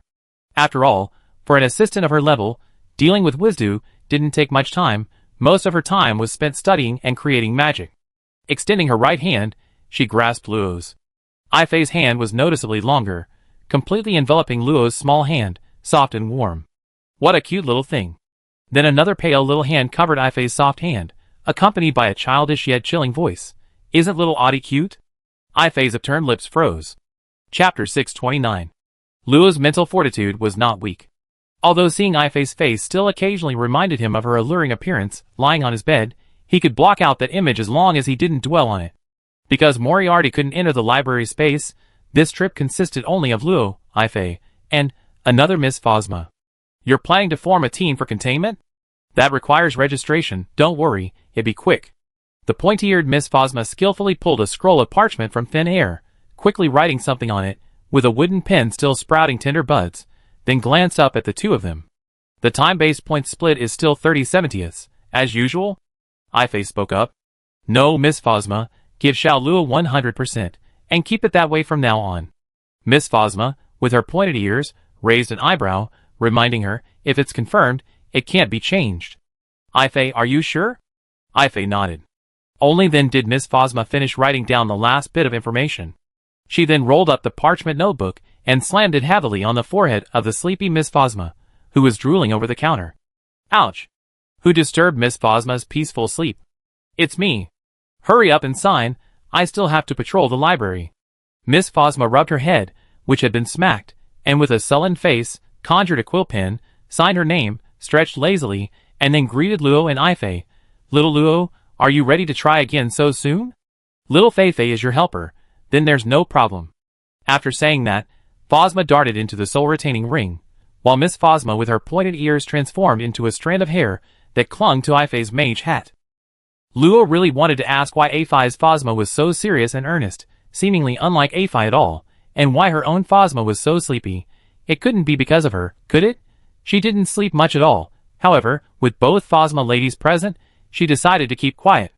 Entering the 13-layer labyrinth again, Luo, along with an elf and two ghosts, appeared in an unfamiliar passage. Luo took the opportunity to share what she had learned with A-Fei. Multiple binding spells, huh? That's certainly troublesome. With that, A-Fei waved her hand, and the wall beside her rapidly sprouted branches and saplings. In the blink of an eye, hundreds of saplings as thick as an arm merged into a towering tree over 30 meters thick. Its fragile roots inexplicably plunged deep into the incredibly hard wall, instantly crushing and shattering large sections of the passage. In the blink of an eye, the giant tree pierced through several layers of the labyrinth, sending a deluge of rubble and dust crashing down. The violent tremors caused cracks to spread to other parts of the labyrinth. In less than 10 seconds, a colossal tree, over 3,000 meters tall and requiring 100 people to encircle, stood before them. The labyrinth itself had been pierced and disintegrated by the outstretched branches, forming a massive cavity. The magic is more active over there. Let's go take a look. I-Fei's gentle voice snapped Luo out of her daze. Looking at the ancient tree that had pierced through dozens of layers of the labyrinth and pressed down hundreds of meters, she felt a pang of envy. It wasn't that she hadn't seen more awe-inspiring things, nor that she couldn't do them, but she longed for something this easy and effortless. Giant, gnarled, dark green vines sprouted from beneath their feet, carrying the two women rapidly deeper into the void, rampaging and probing for differences in magic that even Luo couldn't detect. I-Fei crossed her left arm over her chest, her right hand gently supporting her chin. A faint smile and confidence graced her rosy lips. Every movement exuded intelligence and gentleness. The maze that had troubled Luo for days was, in her eyes, merely an ordinary earthen wall that slightly obstructed her senses, easily broken with a flick of her wrist. Boom boom boom. The vines slanted and plunged forward, triggering over a dozen powerful traps along the way, each comparable in power to a petrifying ray channel. However, the powerful attack only managed to pierce a thin layer of the vines before they were instantly destroyed, offering not even the slightest resistance. Luo looked back. Behind him lay a rapidly repairing, irregularly shaped passage. The collapsed passage exposed the runes within. Even with frantic repair, it couldn't sever the vines. Sister strength is so great. Ifei smiled faintly, saying nothing more. A dark, twisted rune flashed in her emerald eyes, and the vines beneath her feet instantly split into tens of thousands of offshoots, like countless hands tightly embracing a large area ahead. We're almost there. There's a large presence of Vizdu ahead. Luo curiously peered out, only to see dense vines slowly tightening, revealing the interior of a vast labyrinth as it crumbled. It was a darkness unlike the dim firelight of other areas, making it impossible to discern anything. Bang! A deafening roar echoed, as a 200-meter-thick layer of pure rock in the center of the labyrinth was pulverized. Instantly, the entire labyrinth seemed to be frozen in time, turning to ashes that quickly dissipated, revealing the interior. The two Phosma ladies had already joined forces, using starlight to envelop the entire area. But, wow, so many tiny Luos. No, these are tiny Luos. Amidst the sleepy Phosma ladies' starry eyes, and Ifei's soft giggles, over 100 miniature Luo-like Vizda huddled together, trying to escape. They wore adorable robes, were no more than a meter tall, and had delicate, jade-like features. Most were the original Luo, with some being wood and ice clones, all forms that had appeared in the maze. Their long, flowing hair trailed on the ground, and many of the little idiots tripped and fell with a plop. The starlight-forged barriers squeezed together round, delicate little faces, almost flattening them into pancakes. Hee little Luo, even I can't bring myself to do it. It seems this is the central array for collecting intruder data. If little Luo stays here too long, they completely transform into your likeness, and then you have to deal with your own clones. While analyzing, the pointy-eared Miss Phosma was already taking pictures. Were these three here specifically to laugh at me? Enough. That's just Wizdu. I'm not that small.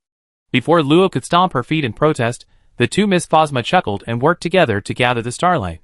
With a series of soft popping sounds, the tiny Luo figures quickly shrank back to the size of a palm. Seriously? How come all these Wiz can mimic everything? Ifei chuckled, secretly condensing the image recording magic into a crystal and storing it away. She comforted them, saying, actually, this is better for our assistants. The mimicked Wiz can be seen directly, making them easier to contain. That's true. Sister Ifei, why do I feel like the maze hasn't disappeared? With all the Wiz wiped out, the maze, reduced to ashes, became a vast, dark space, yet they remained inside, not bouncing back to their original world. Probably because this is a 13-layer maze. Inside the library space, the outermost gray-yellow layer of the slowly rotating 13th-order Rubik's Cube quietly crumbled, revealing a yellowish-brown sea of sand. At the same time, a silver light appeared on Luo and Ifei, and they vanished into the dark space in the blink of an eye. Miss Phosma, where is she?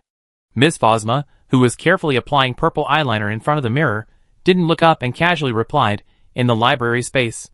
Which level? I need to talk to her. Little Enon, if you can't contact her, doesn't that mean she's not in reality? Don't be silly. How can she go to contain Wizdu at such an important time? Quickly help me contact her. Miss Phosma can't contact the incubation world, have you forgotten? I mean, could you help me find out her address? Phosma stopped applying her eyeliner, gave the anxious buddy a strange look, and handed her a piece of paper. She didn't conceal her location, I can tell you, but you can't open the door from the outside. Thanks. I buy you a few boxes of premium eyeshadow later. Buddy snatched the paper with the coordinates engraved on it and disappeared, leaving Phosma, who had just finished applying eyeliner to one eye, shrugged helplessly, and continued applying eyeliner to the other eye, though her expression was noticeably more pleased. Humph. I wonder what kind of eyeshadow little Enon will bring me as a gift. Inside Lo's room, Moriarty was lying on Lo's bed, and Xania fluttered her little wings, shaking off a large amount of pollen. The golden pollen landed on her bottom, bringing a cool and comfortable feeling.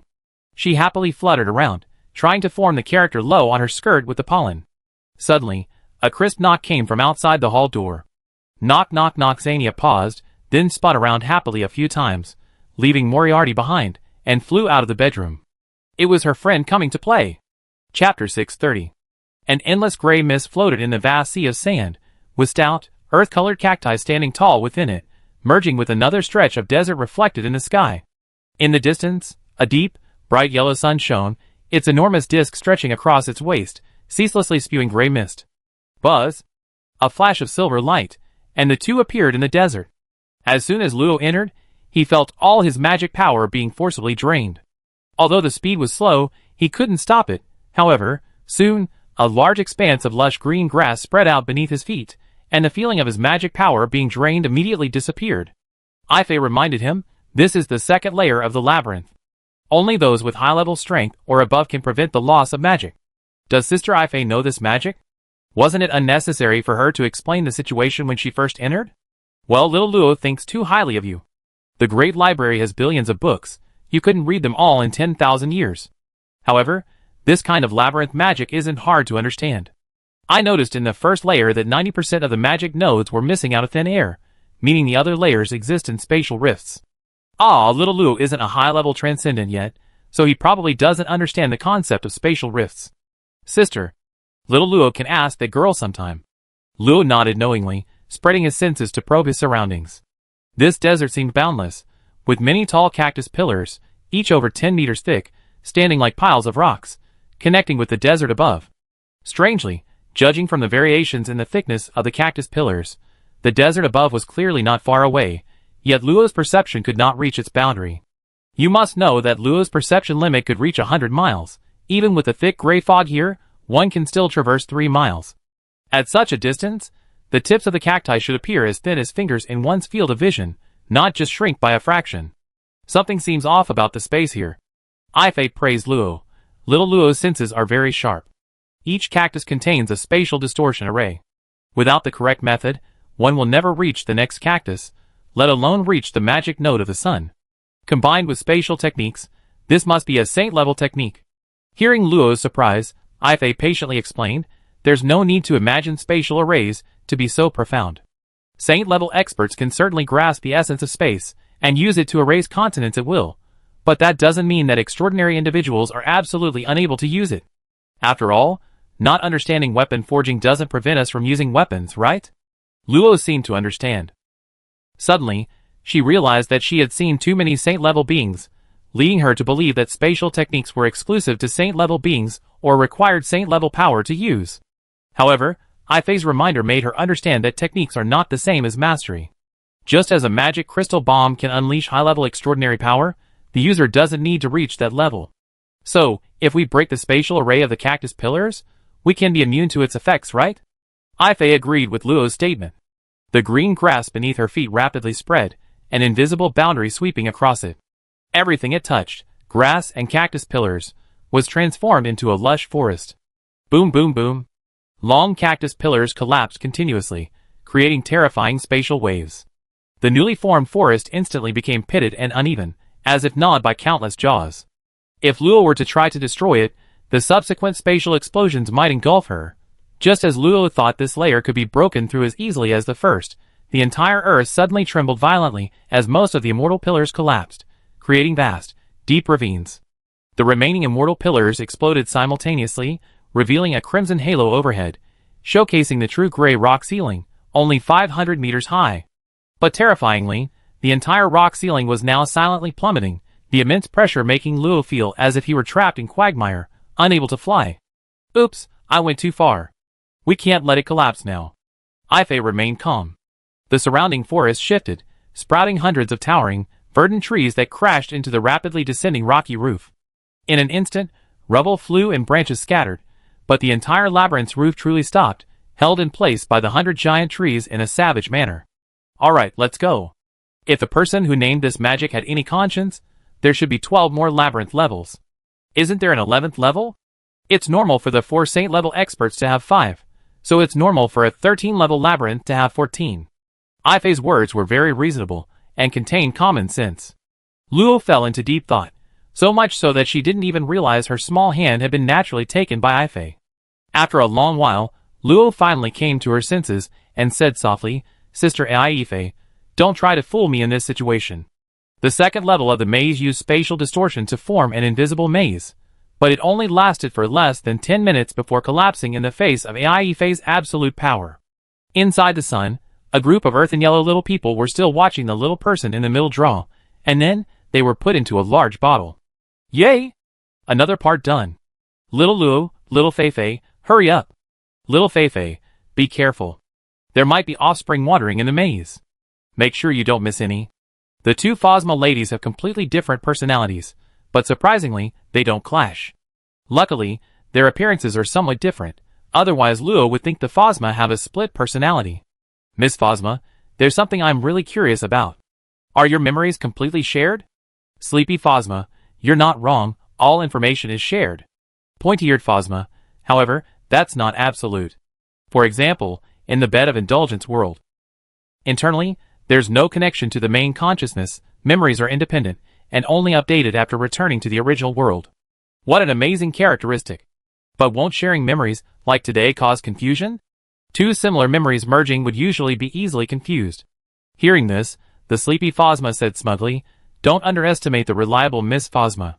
Memories are just fragments of the soul, and ghosts happen to be the closest to pure soul entities. No matter how complex the memories, we can handle them easily. The pointy-eared Phosma added seriously, the main consciousness is the unifying entity of all memories. We don't need any power to access them. After hearing their explanation, Lo understood a little about Phosma's special form of existence, but still couldn't help but complain, I feel like I'm watching a newcomer perform in a Caleb play. It's a kind of folk comedy, basically two people performing humorous and witty lines on stage. The Guria had taken Lo to see it a few times, but later, realizing Lo didn't like theater, she stopped going. After collecting the Vizdu from the second layer, the desert was completely shattered, massive amounts of sand falling into the void, plunging the surroundings back into pure darkness. Soon, silver light enveloped the two. Inside the library space, the yellowish-brown sand on the Rubik's Cube turned to ash, revealing the brown halo of the third layer, obscuring everything. Jin Xiang and Zania held hands, playing a two-person act in the air, singing a cheerful fairy song. Similar flower wreaths on their heads bloomed with vibrant little flowers, adding to their cuteness. Betty sat at the table, swinging her legs, her beautiful butterfly wings fluttering slightly, dropping specks of pink pollen. She held half a biscuit in her hand, nibbling on it, a Vizdu biscuit that Luo had left on the ground. Thal hovered uneasy above the bed. The faint darkness around her disliked her, but the lingering scent of Aphai's sweat deeply attracted her, leaving the small-minded girl unsure of what to choose. Moriarty lay on the bed, her large, azure eyes following Far's movements, her long, bushy hair swaying with each step, like a kitten watching a tiny insect, ready to pounce at any moment. However, having been recently beaten up by Lo, she figured it was best to remain obedient. Suddenly, there was another knock at the door, this time louder and more urgent. Knock! Knock! Knock! Chapter 631. The third level of the labyrinth was a deep, dark place. If it weren't for the unusual fluctuations in magical energy, Luo would have doubted whether he had truly left the second level. Sizzle! Several fireballs lit up, their heavy aura limiting the light to less than 5 meters around him, further suppressing his senses. In the distance, amidst the darkness, came a cacophony of long, noisy chirping sounds, accompanied by an annoying buzzing like mosquitoes. Instinctively, Luo conjured several fireballs and launched them into the distance. With his senses severed, the fireballs lasted only about 10 seconds before exhausting their magic and extinguishing. But before they died down, Luo saw countless stone bees swarming from the depths of darkness. The buzzing sound rapidly approached, and the countless stone bees, composed of black stone, unleashed a flood of sonic waves, shattering the fireballs in Luo's hands even from hundreds of meters away. Looks like the third layer is purely offensive, huh? Turbid soil, little Luo, watch closely, this is how life grows. As soon as he finished speaking, a massive emerald green magic circle unfolded beneath their feet. Luo seemed to hear the crisp sound of water droplets breaking the surface of a lake. Then the magic circle shrank, encircling their waists, like a beautiful jade belt. At the same time, the first stone bee broke through the layers of darkness and entered the range illuminated by the fireballs. However, before Luo could kill it, a verdant vine burst forth from the stone bee's body, instantly transforming into a lively emerald bird. Leaves became long feathers, flowers formed the trunk, buds were eyes, and branches were sharp beaks. With a soft, melodious cry, it plunged into the darkness. Luo quickly released more large fireballs, illuminating the surrounding area for dozens of meters.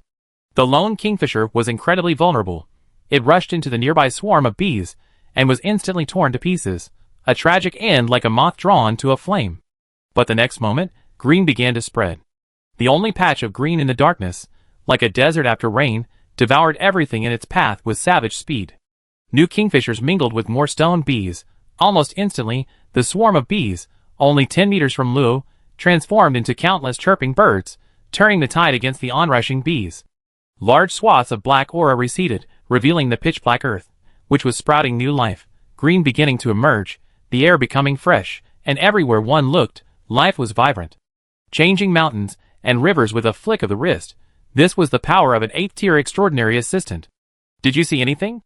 Luo took a deep breath, recalling the various moments when Ifei released her magic. From an angle invisible to mortals, the wood magic was imbued with a special kind of life. Anything it touched was given a life force it shouldn't have, thus becoming under Ifei's control. This also involved the manipulation of soul power to prevent allies within the magic's influence from being infected.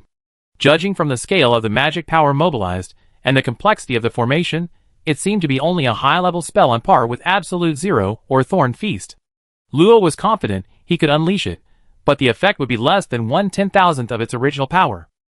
After Luo finished describing what he had seen and expressing his doubts, Ifei showed a hint of surprise.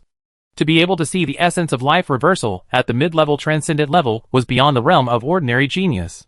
Lil Luo's talent in wood attribute magic is even more impressive than I expected. You're right, it's just a passable high-level spell, but life gives it an extraordinary effect.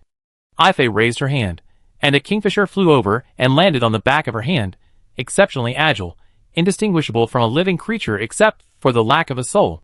Sister, when I was at the 5th rank, I could already kill 7th rank enemies, but at the 6th rank, I could only kill 7th rank enemies as well.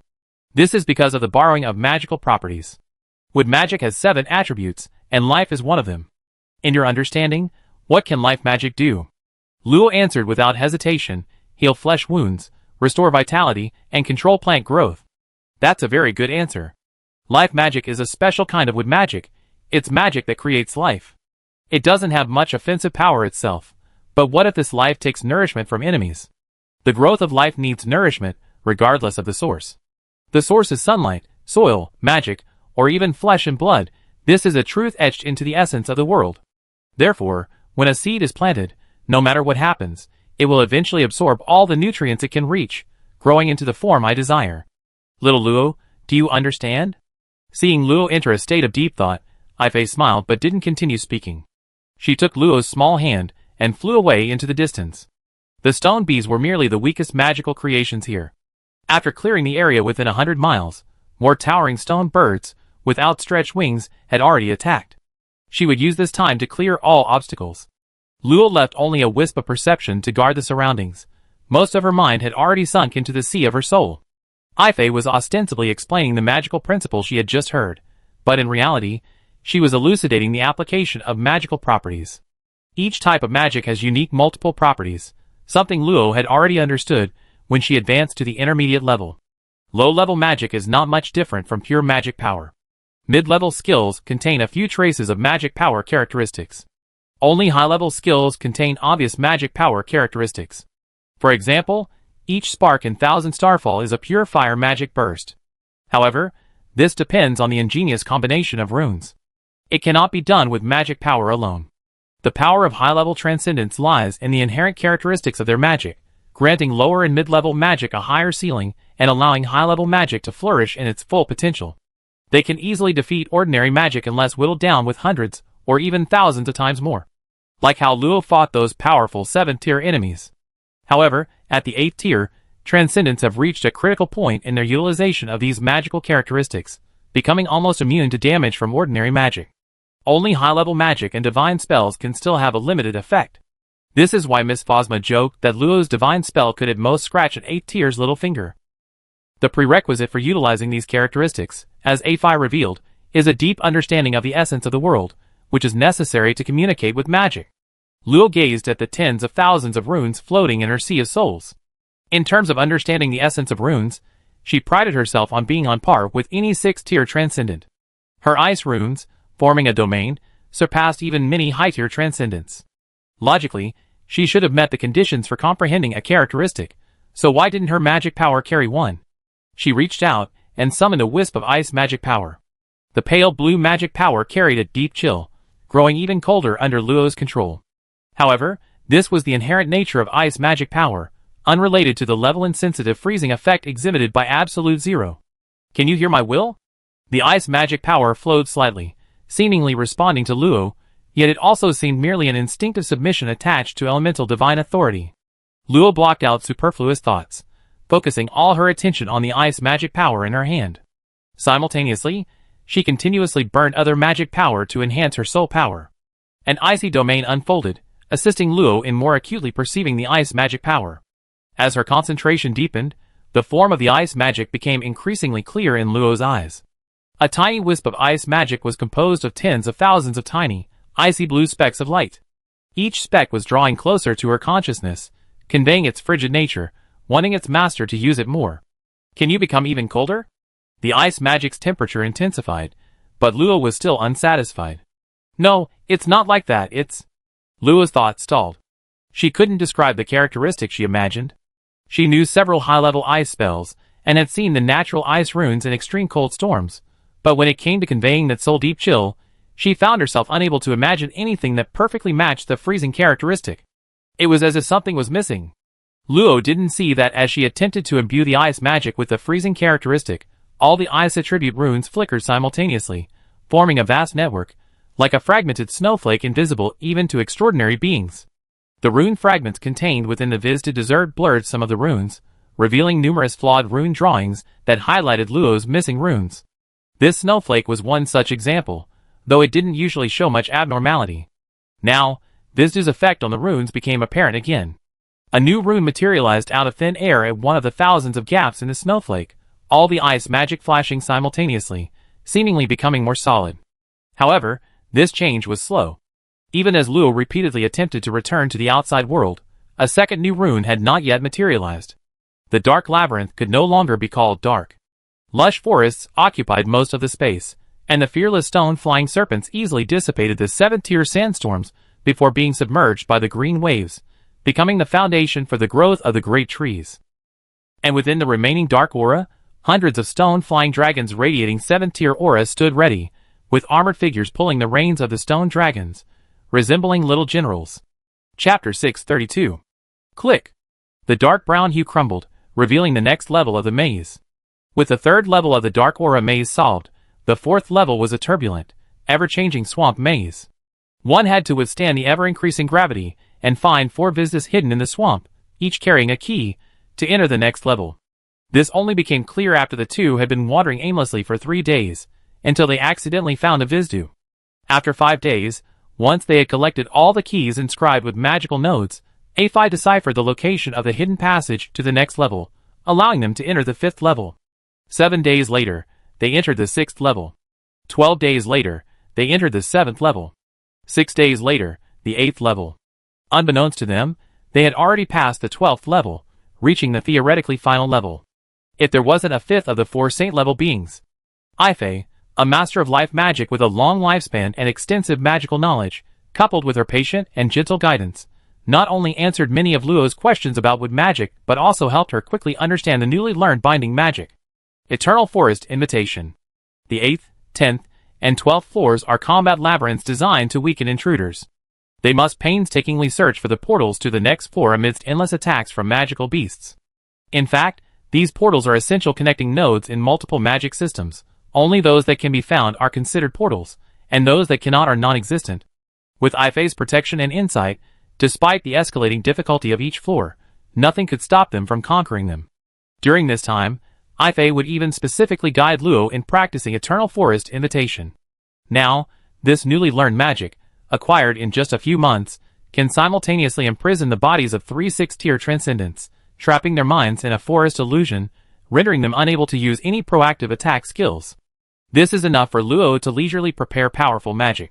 Even if a 7th-tier transcendent possesses a strong will, and is unlikely to fall into an illusion, it can still significantly reduce their rationality, creating a situation advantageous to Luo.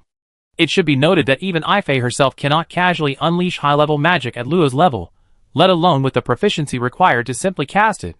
Inside the 13th floor, Luo was surveying her surroundings. Ifei, looking at her adorable little head, felt a pang of envy.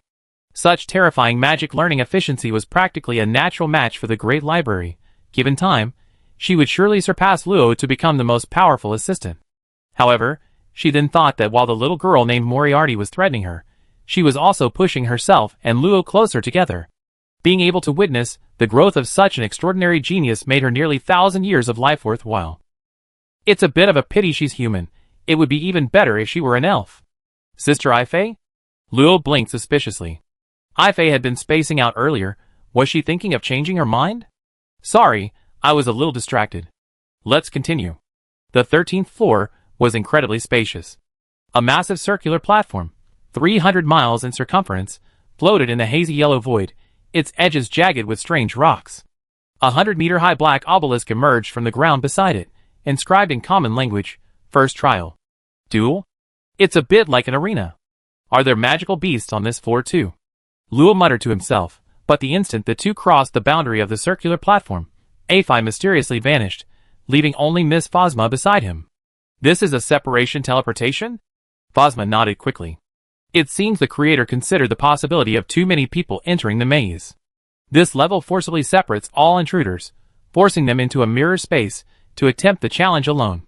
Little Luo, this is bad. The 12th level is already filled with 8th-tier magical creations. The 13th level might even contain 9th-tier ones. A few beads of cold sweat broke out on Luo's temples. This was a very bad situation. He quickly took out the silver moon lamp and the Code of Hecate, summoning 3 fire clones to prepare for battle. Buzz! A flash of silver light appeared, and a petite figure emerged in the center of the circular platform. Once fully revealed, Luo recognized it. It was himself. The same 4th-tier aura, the same staff and spellbook, the same robes and defensive runes. Except for the fact that his entire body was molded from dark yellow clay, even the coldness in his eyes was identical. Before Luo could react, my man Luo instantly created 3 fire clones. With a wave of his staff, over 3,000 scorching breaths were launched simultaneously. Quickly regaining his composure, Luo tried to control the magic to counterattack his opponent, only to find that the opponent's magic power remained completely still. It wasn't fire magic power at all, but rather a simulation created using elemental imitation, essentially still earth magic power. It can even imitate this. Unable to resist a muttered complaint, Luo's body crackled with lightning as he leaped out of the fireball barrage, unleashing 300 sparks at Mudman Luo. The silver moon lamp ignited, and menacing thorns rapidly lashed out at his opponent. Without hesitation, Mudman Luo changed the direction of burning breath, destroying the incoming sparks at the cost of self-destruction. The cold sand mist transformed into a tornado, relentlessly tearing apart the ever-growing poisonous thorns. A complex magic circle appeared in Mudman's palm, forming the phantom of a forest. At the same time, Luo's vision transformed into a hopeless forest, with dense vines and evil tree spirits attacking her. Outrageous. Using my magic against me. His eyes flashed, the vines and tree spirits attacking Luo flickered indistinctly, and a soul storm erupted, destroying the still-developing array nodes hidden in the great forest. Luo found himself completely wrapped up in tiny vines, a massive ice sword slashing down on his head. With a thought, his 3 clones instantly condensed 1,000 sparks, reforming into a giant spear to shatter the ice sword. Resist fire ring. Profound dragon language rang out, and a white-hot fire ring erupted from Luo, burning away the binding vines. The Code of Hecate stepped forward, releasing a fire tornado that intercepted most of the incoming sparks. Boom boom. The remaining sparks exploded at the edge, and within the firelight, a faint sound of air being torn apart rapidly approached. Without hesitation, Luo aimed the silver moon lamp to the side, and a massive fireball quickly condensed, blasting away the incoming poisonous thorns. Lightning flashed several times as Luo dodged the ensuing attacks, maintaining a 100-mile distance between himself and the Mudman Luo, his expression grave. If his opponent was using elemental mimicry to imitate his magic, then he would certainly be unable to use dark and light magic. Furthermore, the power of his other magic, except for earth magic, would be reduced. This was Luo's advantage. Judging from the fact that he could use Eternal Forest Invitation, his opponent should have little problem using soul magic. However, Luo's resistance to soul magic was extremely high, almost immune. While his opponent had no soul, and was unaffected by soul magic, the two were essentially evenly matched. But behind his opponent was the entire labyrinth of magic, with a much deeper reserve of magical power than his own. Moreover, his opponent possessed life revival, whose recovery ability was no less than his own. A prolonged battle would be disadvantageous for Luo. Although she still possessed her ultimate trump card, divine power, it had been severely depleted in the Tower of Babel, and she had only recovered to 30% of her peak strength. She decided to avoid using it if possible. Based on this calculation, she should have the advantage in the early game, but later she would have to rely on Ifei to save her. Wait, doesn't that mean Sister Ifei will also have to face her clay doppelganger? Alright, now she really had to rely on herself. Creak! The door opened, revealing a pair of large, watery, azure eyes, and 4 pairs of curious, beady eyes. There's no one here, big-breasted sister. Who are you looking for? The childish voice startled Buddy. She hadn't expected that the small, flat-chested newcomer would hide such a cute girl. Fortunately, Buddy was a normal person. She simply thought the other person was innocent and cute. Quickly remembering her purpose, she asked softly, "Excuse me, is the owner of this room here?" Moriarty obediently shook his head. "Sister Luo isn't here." The 4 little ones, perched on her head, also shook their heads in unison. "No. No." Their childish voices were full of innocence, making Buddy unable to suppress a smile. What adorable children, not at all like that cunning newcomer. "Ahem, little girl, I'm your sister Luo's friend. I left something very important with her. I wonder if I could go in and look for it." "Well?" Moriarty's lips curved into a smile, and she opened her innocent eyes wide, asking sweetly, "So, Sister Luo's friend, are you a good person?" Buddy smiled warmly. "Of course, I'm a good person." "In that case, little Artie, please let me in.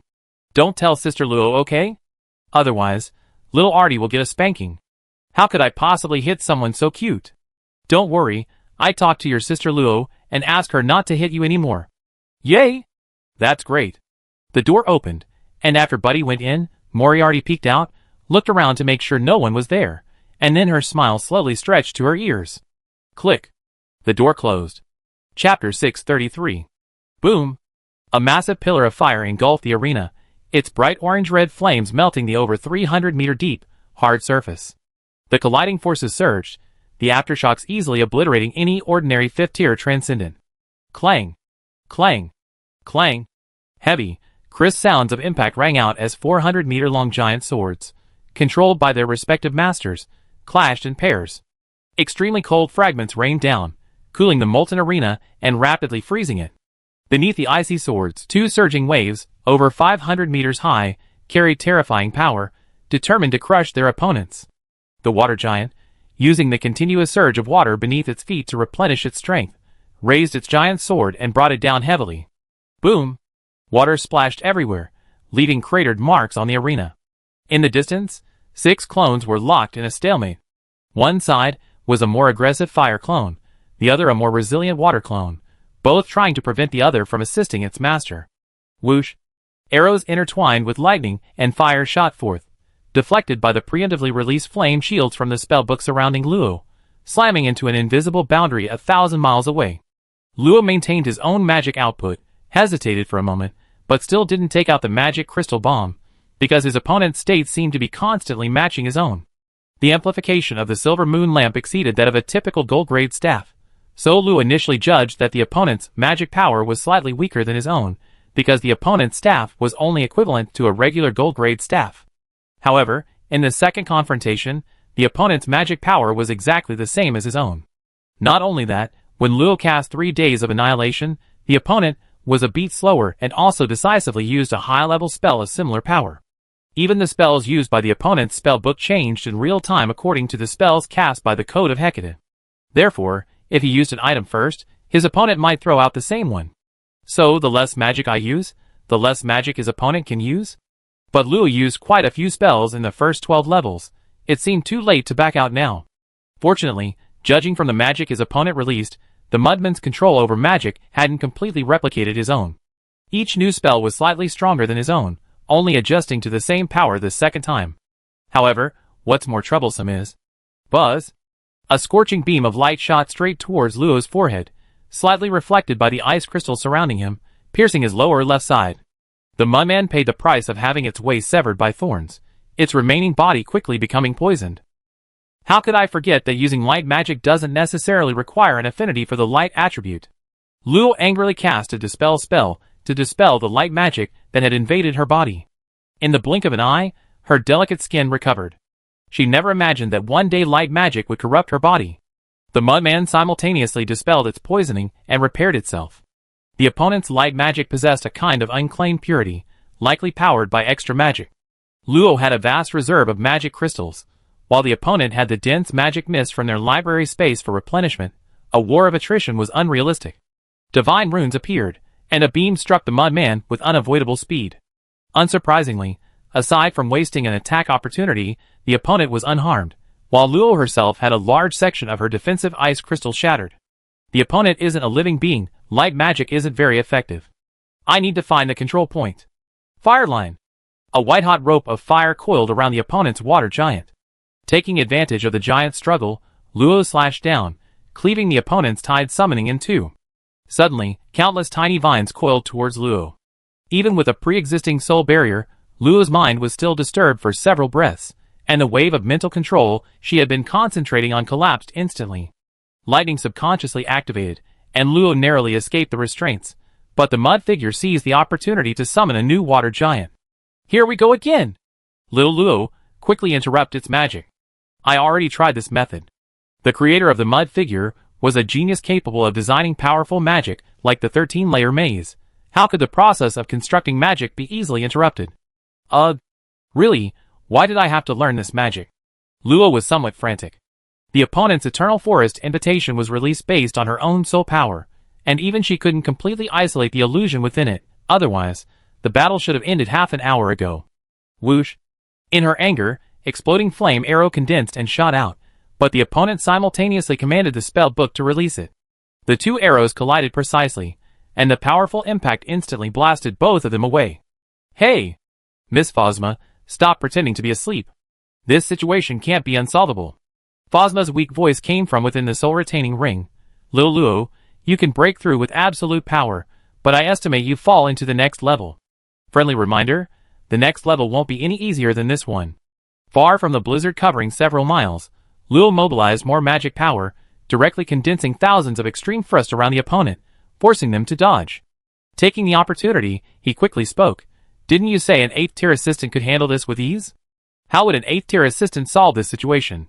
High-ranking assistants possess unique magical properties that mirror magic cannot simulate. Little Luo, you can't learn them. Then I'm going to have to swear. The good news is that Little Luo's domain is also something it can't simulate. Luo was overjoyed, and was about to unleash her domain when she heard Phosma's follow-up reminder. However, the bad news is that it will simultaneously amplify the domain's amplification magic. Luo almost blurted out Luna's curse. After a prolonged and unsuccessful attack, even she, who rarely lost her temper, was now spurred on. This was too much. Never mind, you shameless thing. Imitating my appearance is one thing, but imitating my magic is another. Let's see how you handle this. With a flash, Luo quickly approached the mud figure, simultaneously manipulating the two ice swords that were still locked in a stalemate in the distance to stab it. The opponent sensed Luo's intention and quickly moved away, simultaneously recalling two ice swords in an attempt to continue blocking. Their reaction wasn't just similar to Luo's, it was practically identical. Not so easy. Luo turned to the second page of the Book of Rock Dragons hidden in his hand, unleashing Swallow of the Rock Dragon. A powerful pulling force rapidly swept through the magic power within a 10-mile radius, engulfing the 4 ice swords and 2 water giants. In moments, as the Book of Rock Dragon shattered, all the surrounding magic power was swept away. Enduring the discomfort of the depleted magic power, Luo's right hand rapidly spread a large patch of tattooed nether flower. A massive, jet-black claw extended from his 5 fingers, easily piercing through the opponent's re-release barrier and rock dragon shield. He gripped the opponent's slender waist tightly, unleashing power to crush the clay figure in two, nether energy rapidly seeping into it. Not enough. A bluish-purple light pierced through the Hecate's code and entered Luo's body. Swiftness enhancement granted her even greater speed and power, and her claws erupted with an even stronger, malevolent aura, viciously tearing towards the mudman's upper body. Bang! The dazzling light shattered. Luo felt a searing pain in her right hand, as if being burned by strong acid, and she dodged several bursts of holy flame bullets. It hurt so much. Now I understand why dark creatures hate light so much. In the instant before her head was torn apart, The Mudman urgently released a dispelling spell, melting Luo's dark claws, and escaping its fate of complete corruption. Phosma chuckled twice, his lazy voice emanating from him. Little Luo, your offensive instincts are faster than your defensive ones, so when facing a mirror image with the same reaction speed, your defense will fall behind. Knowing is useless, I never fought a defensive battle before. A strong warning came from her senses. Luo spread her dragon wings, and quickly moved away from the Mudman. The next moment, countless thorns spread around her. If she had used lightning to dodge, she would have surely walked right into the trap. With a thought, magic took shape, and an extremely cold blizzard froze all the thorns, but the next moment. Whoosh! A huge ice sword forcefully cleaved through the blizzard, and another equally huge ice sword quickly condensed, pointing towards Luo's location. TSK! No matter how unwilling Luo was, the battle once again entered a stalemate. Every moment, at least 2 high-level spells clashed, clones constantly perished and were summoned again, the spellbooks refusing to yield to each other, trying to save their respective masters from danger. Even the massive 300-mile-long arena was gradually worn away, and to outsiders, it would appear as a battle between 2 7th-tier powerhouses. Several hours passed quickly in the fierce fight. Neither side gave a chance for powerful magic to get close, because both Luo and Mudman knew that if either was hit by any high-level destructive magic, the battle would likely become one-sided. However, the intense concentration required for the battle drained Luo's energy. In a moment of carelessness, Mudman breached his defenses, and a chilling black claw pierced Luo's chest from behind. Whoa! Damn it! Enraged, Luo grabbed Mudman's hard wrist, a dazzling light erupting from his palm instantly melting it. Even at the cost of his left hand being twisted and shattered by magic, he gritted his teeth and flung Mudman off the arena. Sizzle! With great effort, Luo pulled the severed hand from Mudman's chest. Just as he was about to throw it away, he unexpectedly discovered that his opponent was using ordinary dark magic, only more condensed to balance its power. Unable to replicate higher powers, Luo chuckled silently, a hint of coldness creeping into his gaze as he looked at the mud figure. The dark magic that had been trying to erode his body betrayed him in the blink of an eye, but Luo didn't absorb it. Instead, he allowed it to linger on the massive wound on his chest, releasing magic once more to block the mud figure's renewed attack. Chapter 634. The clay figure, its yellow dragon wings unfurled, relentlessly pursued Luo, who was enveloped in layers of defense. Its earthen eyes were devoid of emotion, and the fake spellbook above its head continuously unleashed powerful, exploding fire arrows. A single hit would end the battle. Even if it missed, it would be enough to restrain the spellbook. The fake staff never ceased its bright light. A vast amount of earth magic continuously transformed into various types of magic through elemental simulation, striving to prevent the opponent's clone from returning. More than 10 minutes had passed since its successful ambush on Luo. Clinging tightly to her, Luo couldn't concentrate on healing. The area corrupted by dark magic had spread to her entire upper body, black blood constantly flowing from the wounds, and her counterattack had weakened. However, it didn't let its guard down. It knew her well. The fact that she could still accurately deflect its magic indicated she still possessed sufficient resistance. It needed to proceed cautiously, gradually weakening her life force before unleashing a devastating attack. Suddenly, large swathes of ice crystals condensed out of thin air, unleashing an icy domain that radiated outwards for 500 meters around Luo, greatly weakening the incoming magical attacks. Seeing this, the Mudman's aura surged, and it unleashed a 3-petaled sandflower domain, powerful enough to withstand Luo's mid-level magic. The fact that it took so long to unleash meant the domain was a crucial trump card for the opponent, and it was time to close the net. The Mudman Luo ceased using disruptive magic and began preparing a god imitation spell with all his might. With the attack suddenly weakened, Luo immediately cast a dispelling spell and a life-restoring healing spell on himself. A massive amount of fire magic rapidly condensed, and a dazzling sun quickly appeared in his hand, which he forcefully hurled at his opponent. Instead of the sun, an even larger one appeared.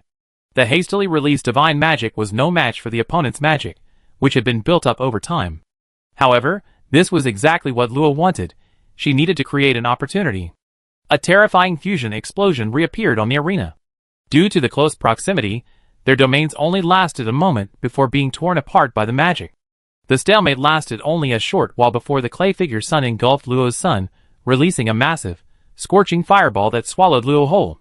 The clay figure quickly stabilized itself. The chaotic magic interfered with its senses, preventing it from immediately determining if its opponent was dead.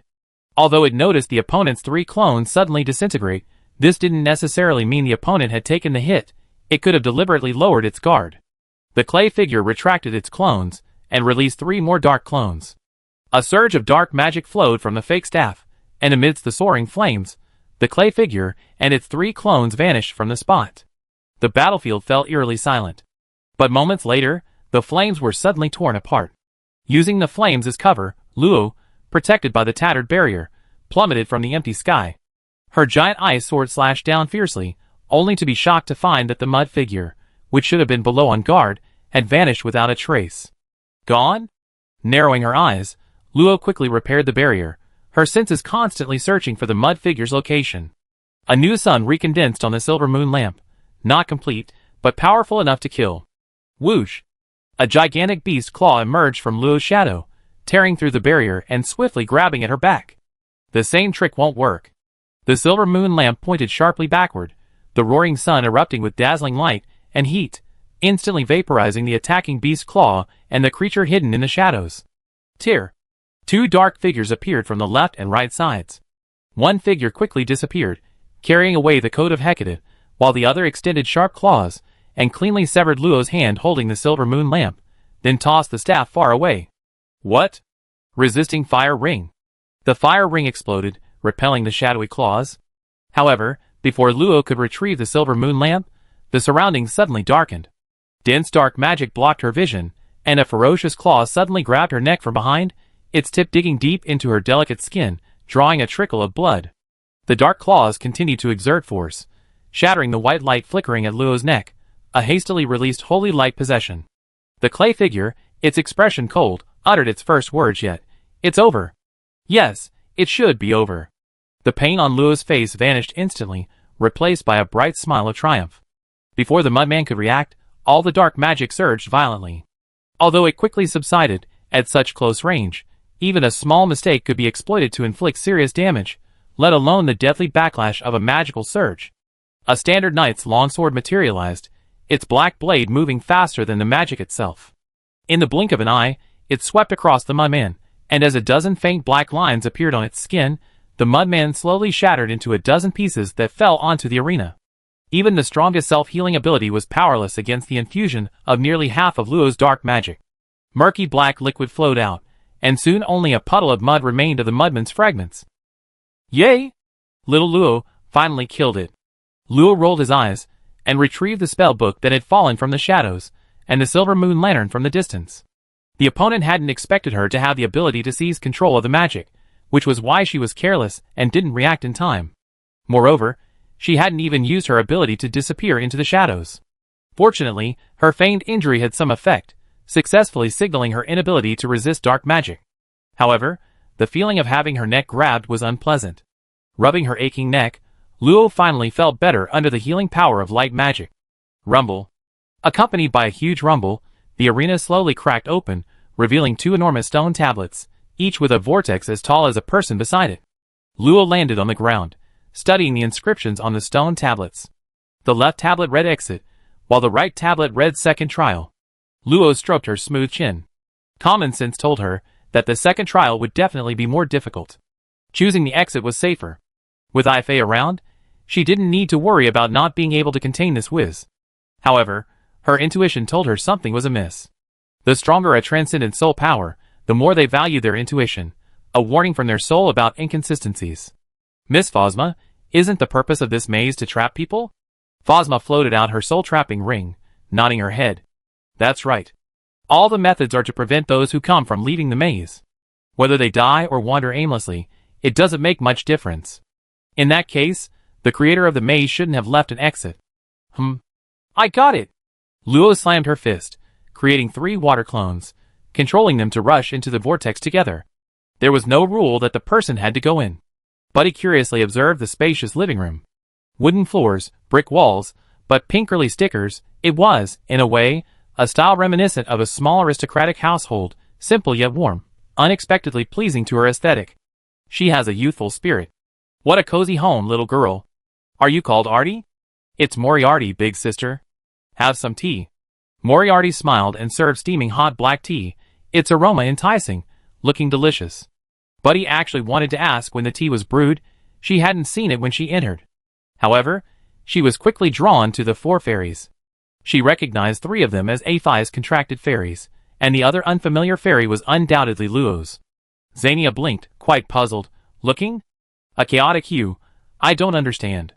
Jin Xiang shook her head, waving her little hand to correct Xania. It's blue, not gray. Far stomped her foot and rushed over to deny Jin Xiang's statement. A fresh taste, not yet grown up. Blue doesn't make sense. Booty didn't say anything, continuing to nibble on her biscuits. Buddy was completely bewildered. She seemed to understand each word individually, but the combination was incomprehensible. Was this the language of fairies? Moriarty obediently handed over a teacup. Big sister, try little Artie's cooking. It was taught to you by Sister Lo. Lo thought to herself, how come I don't know this? Thank you, little Artie. Did you understand what they were saying? Buddy, unsuspecting, picked up the teacup and took a small sip. A slightly astringent yet sweet and mellow flavor. Not bad, actually. Not as good as wine. Moriarty smiled, cupping her cheeks in her hands, a glimpse of her white teeth visible between her pink lips. They're little Artie's friends. They were just discussing what your look meant, big sister. They meant no harm. I see. Buddy put down her teacup, somewhat surprised. She had thought the girl was speaking in some profound language, but it turned out to be just ordinary childish talk. However, the little girl in front of her seemed very approachable. A few kind words should make it easy to get in touch.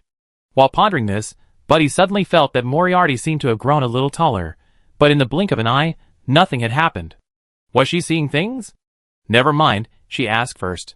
Buddy pulled out a candy and handed it to Moriarty, a friendly smile on her face. Little Moriarty, your older sister is looking for your sister Lori today. She left a book on her. We agreed to borrow from each other. Would you be so kind as to help me find it, little Moriarty? Of course. Lori's books are here. Moriarty stood up, not taking the candy, and swung his arm lightly to a door at the back of the living room, his eyes full of sincerity. This is the study. Buddy quickly stood up, her body swaying slightly for some reason, the scenery before her eyes seeming to flicker. However, she was secretly delighted. After checking and finding nothing amiss, she didn't think much of it, assuming it was just the energy drained from studying soul magic. It seemed her goal would be achieved soon. She could borrow the parchment book for now, read it, and return it later. As for how long, she hadn't planned yet. While the 3 little fairies were still arguing, Betty's gaze had already fallen on the candy on the table. It seemed no one wanted it. Could she eat it? Chapter 635. 13-layer labyrinth high-level magic, Earth, forming an endless labyrinth of cubes from gray, misty earth that obscures the 5 senses. The starting point is the end, and the end is the starting point. Search for the one correct path amidst countless possibilities, and then fall forever into the abyss. The above is a brief introduction provided by Miss Phosma. Luo initially didn't quite understand the connection between the starting and ending points, but now she does. Her vision followed the clone into the vortex, revealing the situation on both sides. The exit led to a dark square passage. It was all too familiar. The clone, having just peeked out into the second level, saw 2 Luo figures holding staffs waiting in the sky. Without a word, the clone silently retreated. Miss Phosma leaned closer to Luo, her eyes brimming with curiosity. Little Luo, how's it going? How's it going? One side is the starting point, the other is the abyss. Luo sighed softly, landing on the ground. She knew that the existence of the maze replicas must have a limit, but as things stood, she hadn't reached that limit yet. Never mind, I just be a newbie. Miss Phosma, do you have anything refreshing? It's a bit hot. Being hot was out of the question, but after 7 or 8 hours of intense fighting, Luo felt completely tense. Now was time to slack off. Taking the special beast milk-shaved ice from Miss Phosma, Luo plopped down on the ground, pulled out a handful of magic crystals, and placed them around to absorb. Holding a parchment book, she ate the shaved ice while flipping through the pages. Reading was more to her liking. Speaking of which, Miss Phosma, what if the Grand Library ignores the assistant who wields dark magic and faces public condemnation? The Grand Library's main consciousness undoubtedly permits its assistants to use dark magic. This was hinted at from the fact that Luo didn't receive any extra attention after initially inquiring about dark magic from Phosma. Later, Luo used dark magic multiple times without Phosma's surprise, indicating that other assistants had used it before. Phosma, resting her chin on her hands, casually replied, as long as the Grand Library's assistants have reason, that's enough. Okay. But the definition of reason wasn't stated. Luo shrugged, no longer questioning, and continued reading the second chapter of the parchment. Several soul runes appeared before her, constantly twisting and combining according to her thoughts. Time passed slowly. A thick layer of magic crystal powder covered Luo, and empty dessert cups and boxes piled up into a small mountain. Because he deliberately chose the balanced Vizda runes, over 80% of the runes in Luo's Sea of Souls now show signs of merging with his soul space. The most obvious effect is that the connection between Luo and the runes is becoming increasingly strong. The Azure Wind domain, which he had only partially mastered on the Pamir Plateau, is slowly being perfected under this influence. If he continues to perfect it on his own, Luo will be able to completely master the Azure Wind domain in at most 3 years. Crack.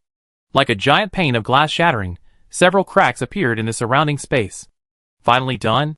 Luo finished the last bite of his nut cookie, stood up, dusted himself off, and put away the parchment book. Miss Phosma also quickly slipped into her soul-retaining ring to hide. In less than a moment, countless cracks filled the entire space. With a crisp shattering sound, Luo fell into a cozy little room. Afi was smiling at her, her tone teasing. The feeling of fighting against yourself wasn't bad, was it? Well, the enemy I least want to face is this. Yes, the hardest enemy to defeat in the world is oneself. The battle is already difficult enough. How can one break free from the trap of one's own mindset? Luo tilted her head, not understanding what she meant. If we keep moving towards our initial goal, what confusion will remain? Ifei didn't answer, but ruffled Luo's hair, changing the subject. This is the control center of the entire labyrinth, influenced by Wisdu, reflecting the mindset of the creator when creating magic. Luo focused her attention back on the small house. It was an ordinary little wooden cabin, with a simple hardwood bed, a blackened stone fireplace, tattered linen curtains, cheap hard bread and unknown beast milk for commoners, and a worn-out Rubik's Cube on a blackened wooden table. Everything about it suggested a commoner's home with limited access to cultivation resources. Except that all the furniture was smaller than usual. Flashing yellow figures frantically hid in the corners and closets. This was the lowest level of the world. Wisdu and his ilk could no longer venture deeper. Seeing Afi searching for Vizdu with Phasma, Luo, having nothing better to do, curiously picked up the Rubik's Cube on the table to examine it. The cube was heavy, made entirely of a common or called heavy iron ore, and only of the third order. Its shape resembled that of the wizard's temple, and its 6 sides were crudely painted. Only the last layer remained misaligned before it could be fully solved. Isn't this a toy invented by goblins? Could the creator of magic be a goblin mage? Curious, Luo twisted the last layer of the cube. With a soft click, Luo's consciousness instantly transported him to a dimly lit tunnel. Huh? Have we entered another level of the maze? Miss Phosma. Miss Phosma? Phosma wasn't there. After the initial surprise, Luo quickly calmed down, realizing she was only a wisp of consciousness. Sure enough, she heard footsteps behind her, one light and one heavy. Turning around, she saw 2 green goblins cautiously approaching, carrying mineral lamps. By human standards, goblins were generally considered unattractive. Their green skin, sparse hair, overly long, pointed noses and ears, and lack of hygiene made them difficult for humans to like. The goblins before her were no exception. Covered in mud, with only a dirty cloth wrapped around their waists, their eyes retained the curiosity and innocence of children, lacking the cunning and greed of adult goblins. Gibberish. Gibberish. Unable to understand. However, judging from the excited expression of the taller goblin waving his arms, they seemed to have discovered something good. Seeing them approach, Luo retreated to the side, but the goblins ignored her, because this was just a memory scene, and the 2 sides were not in the same dimension. After thinking for a moment, Luo decided to follow. Perhaps it was related to the creation of this maze magic. To make it easier to distinguish them, Luo called the taller goblin Big Brother Goblin, and the shorter one Little Brother Goblin, although in her eyes all goblins looked the same. At the end of the tunnel was a semi-abandoned mine, where a few goblin children could still be seen digging in the rock walls with pickaxes, finding them worthless. Carefully avoiding the other goblin children, the 2 goblin brothers ventured deeper into a narrow passage hidden by wooden planks in the mine. The older goblin cleared away the rubble in the corner, and pulled out several beautiful crystals. After a flurry of chatter, the elder goblin gave his younger brother 2 colorless, low-quality crystals, and ordered him to start digging. The scene shifts, and the goblin brothers, sweating profusely, put down their work after finding nothing. A clear look of frustration crossed their faces, and the elder goblin left behind a handcrafted third-order Rubik's Cube, seemingly a parting gift. The scene shifts again to a dimly lit cabin. Beside an open third-order Rubik's Cube, a cheap grease lamp flickers, illuminating the younger goblin's face with delight. He holds aloft a colorless crystal, devoutly worshipping a deity. This is a heritage crystal, containing inherited skills, the most common method of skill transfer among goblins and dwarves. Through faith in Helen Madden, the goddess of alchemy and forging, one can acquire the skills within. The crafting of heritage crystals is known only to dwarves and goblins. Outsiders cannot replicate them. Even among them, heritage crystals are rare, which explains the younger goblin's excitement. However, this inheritance crystal doesn't contain common skills, but rather a forbidden technique. It allows the use of various gems to compensate for deficiencies in one's cultivation talent, thus giving even mortals with low attribute affinity the opportunity to cultivate. The price, however, is that cultivation can only rely on increasingly precious gems. Fortunately, goblins are a race adept at probing gems, making this forbidden technique a perfect fit. The scene accelerates. The grown-up goblin, relying on the inheritance crystal he obtained from the cube, quickly becomes an ordinary leyline mage. He's not particularly powerful, but being surrounded by gems is his happiest time. He's deeply grateful to the goblin brother who gifted him the cube. It was his generosity that gave him the opportunity to embark on the path of cultivation. To repay his elder brother for gifting him the Rubik's Cube, the younger goblin, now wealthy, brought his brother, a miner, to live with him and entrusted him with managing his small merchant guild. However, the younger goblin couldn't see that his elder brother's eyes were filled only with shrewdness and greed. After inadvertently revealing his ability to find rare gems, the younger goblin quickly found himself on the run. Every time he was exposed, his elder brother's shadow loomed behind him, forcing him to spend most of his time hidden deep underground, using the opportunity to search for even more precious gems to improve his cultivation. The scene shifts again, and the younger goblin, now a mid-level mage, attacks the mining town filled with vengeful rage. However, seeing his elder brother, now the head of a large merchant guild, begging for mercy, he couldn't bring himself to kill him. In the end, remembering the kindness he had shown in helping him embark on the path of cultivation, he spared his brother's life. A peaceful life lasted for over 400 years. Through unwavering willpower and relentless training, the younger goblin finally broke through to the high-level transcendent realm as his lifespan drew to a close. Several days later, the goblin underling was ambushed, led by the grandson of the goblin elder brother, who claimed the treasure had been stolen and were determined to seize the inheritance crystal. That day, he was hunted by 4 extraordinary beings of the same level, his life hanging by a thread. He was finally cornered at a precipice, but instead of killing him, the enemy allowed the elder brother's grandson to speak with him. Luo couldn't understand what they were saying, but it must have been a fierce argument. Soon after, the goblin underling charged at the enemy, and after several days of fierce fighting, annihilated all of them, but he too was nearing the end of his life. In his final moments, he picked up the Rubik's Cube he always carried, seemingly reminiscing about something, before helplessly letting go. The Rubik's Cube rolled down, shimmering with a yellowish light, and was picked up by a green hand, the aged hand of the goblin underling. What had died was merely a gem-like avatar. My cultivation began with a chance encounter in the mines, my growth was intertwined with the mine tunnels, my trials stemmed from minerals, and my entire life has been spent wandering within the labyrinthine mines. What is the reason for this? Is it our clan's obsession with shimmering gems? Or is it the uncontrollable greed of my people? Or am I still clinging to my childhood memories? Confusion grows in my heart. I feel like I'm wandering in an endless maze. I want to find the answer, but time is running out. I crafted the confusion of my life into magic, leaving behind my final obsession, hoping that one day, someone can help me find the answer. Chapter 636. Consciousness returned. Hundreds of years of memories flowed by, but in reality, it was only a blink of an eye. Luo looked at the carefully maintained Rubik's Cube in his hand, unsure of what to think. Perhaps not making a judgment is what I should do. The 13 levels of the maze represented the goblin's endless confusion. Once he traversed the correct path, he would return to the starting point, the gift the goblin had so cherished. Unfortunately, the goblin elder brother ultimately chose to abandon their childhood affection, leaving the heartbroken goblin to abandon the maze's vitality, becoming an inescapable prison of reincarnation. After a moment of reflection, Luo organized the memories of the maze and the gemstone body. Gemstone body is a forbidden technique inherited from the crystal, but unfortunately, it doesn't suit Luo at all. It does contain knowledge about identifying special gemstones. But that's useless, her profession has absolutely nothing to do with alchemy or blacksmithing. As for the maze she created, it's a preliminary version of the 13-layer maze, lacking overly complex mechanisms and traps, only effective against one person, and less powerful than the complete version.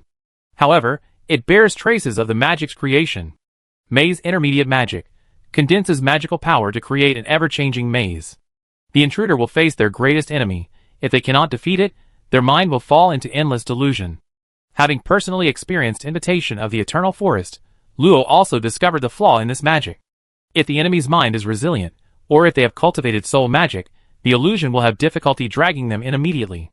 However, when combined with maze, the effect is multiplied several times. Even if the enemy discovers the illusion immediately, they will be hindered by the powerful enemies that appear, thus missing the best opportunity to break the illusion. If maze is released first, the illusion can be created without anyone noticing. The actual effects remain to be seen, but it's definitely worth it. Don't forget that, like the magic obtained from the Tower of Babel, the maze is a crucial reference for Luo's exploration of creating her own magic. After the last whiz was contained, the hut vanished, and everyone returned to the library. The Rubik's Cube on the skill book had disappeared, leaving it looking ordinary. Luo opened the first page, which contained a brief description of the 13-layer maze. Just as she had expected, it was a combined spell. To fully deploy it, it required 13 8th-tier mages, or 169 7th-tier mages casting the spell together. But how could the Goblin Brother, who was clearly alone, have later perfected a combined spell? Luo was completely baffled, only able to conclude that something else had happened to the Goblin Brother, changing his mindset. Xiao Luo, I don't recall hearing that you went to the tempering space to cultivate? Aifei's voice brought Luo back to reality. She was somewhat puzzled. Given the nature of those people in the tempering space, they shouldn't be so settled, unless Luo rarely appeared or had never even been there. Luo chuckled dryly. What could she explain? That she'd been kicked out? Well, sister, I prefer traditional cultivation methods, so... Aifei smiled knowingly, then suddenly remembered something and reminded her. The tempering space can increase cultivation speed below the high level, but this can lead to... It takes several times longer to advance to higher levels. If Xiao Luo didn't plan to go in from the start, then she better not go in at all. There's such a side effect? Luo's adorable surprised expression made Aifei chuckle. Higher level cultivation isn't just about condensing magic power anymore. It requires a deeper understanding of the essence of magic. If you understand it, you understand it. If you don't, you be stuck in the same place forever. That's why many high-level extraordinary beings painstakingly create new skills, hoping to understand their essence. We sacrifice time for advancement, but we also have more time to study magic. It's not a side effect. Is that so? Ah! What about my Fia and Ano? Fia and Ano can't freely study archery. Won't they fall behind again once they reach the higher levels? Aifei smiled slyly and asked with concern, are they Luo's two night elves? Luo nodded quickly, troubled. She was hoping the sisters could reach the higher levels soon, so she could have good bodyguards. That is a problem. How about this, since it was my mistake, you can guide them, okay? Luo was taken aback and subconsciously asked, are you still upset about what happened to 80? As soon as she finished speaking, she suddenly realized, covering her mouth with her hand. Looking at Aifei's slightly flushed cheeks, the scene from that day uncontrollably resurfaced in her mind. Oh no, she spoke too quickly. Forget it. I didn't mean to bring it up. Luo quickly explained, covering her mouth even more tightly. Aifei coughed lightly, her wandering gaze slightly embarrassed. Xiao Luo, I'm not blaming you, so it's settled then. I help you guide them. Really? Won't this waste your time, sister? It's alright. Xiao Luo has been quite busy these past few years. I don't have much time for company, so guiding them is a good thing.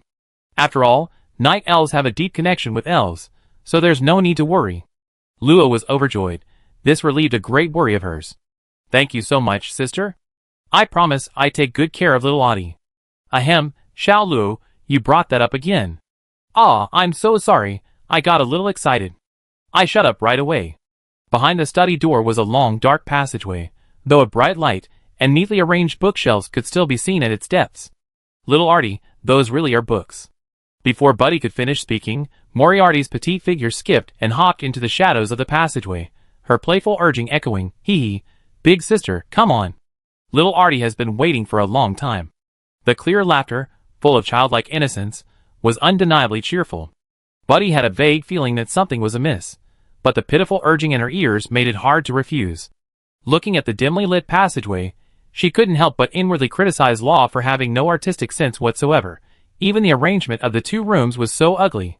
Hee hee. Big sister, It's so dark here. Little Audie is a little scared. Big sister, come quick. Her vision blurred for a moment, and the voice in Button's ears grew even more pitiful.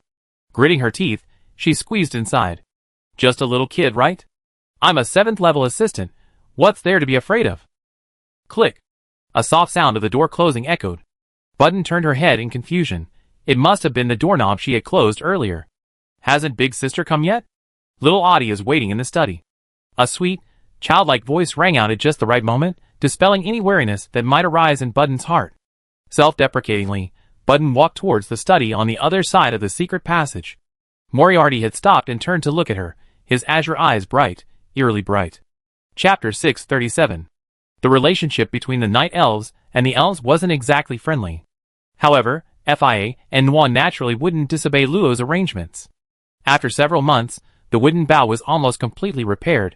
It only needed a few more days of magical nurturing. Ife was quite surprised by the wooden bow given to her by the Night Elves.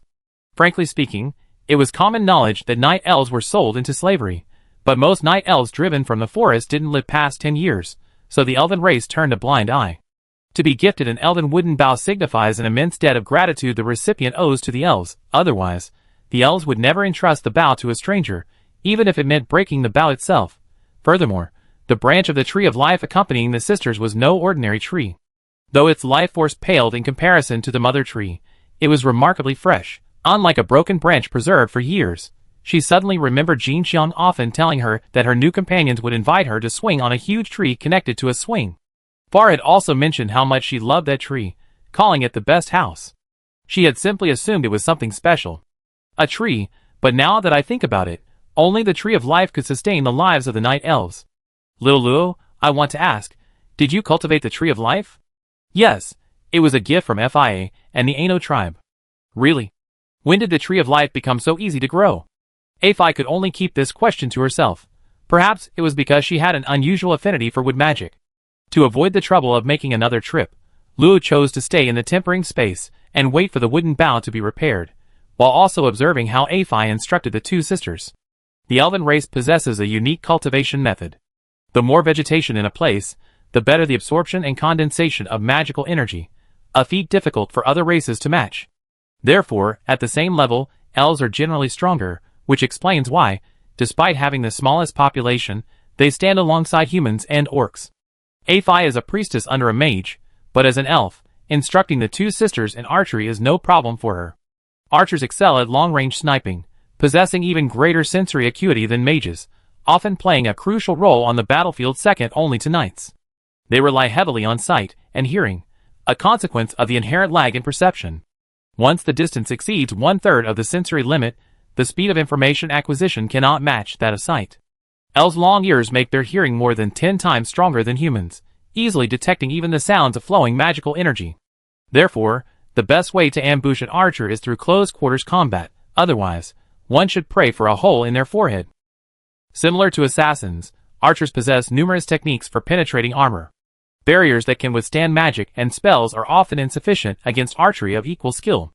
Archery techniques are generally divided into physical arrows and magical arrows. Physical arrows are enhanced by the arrow itself, making them more difficult to damage and more effective at destroying magical runes. However, because they are physical, it's best not to waste them if you don't have the resources. Magical arrows are the most commonly used skill category.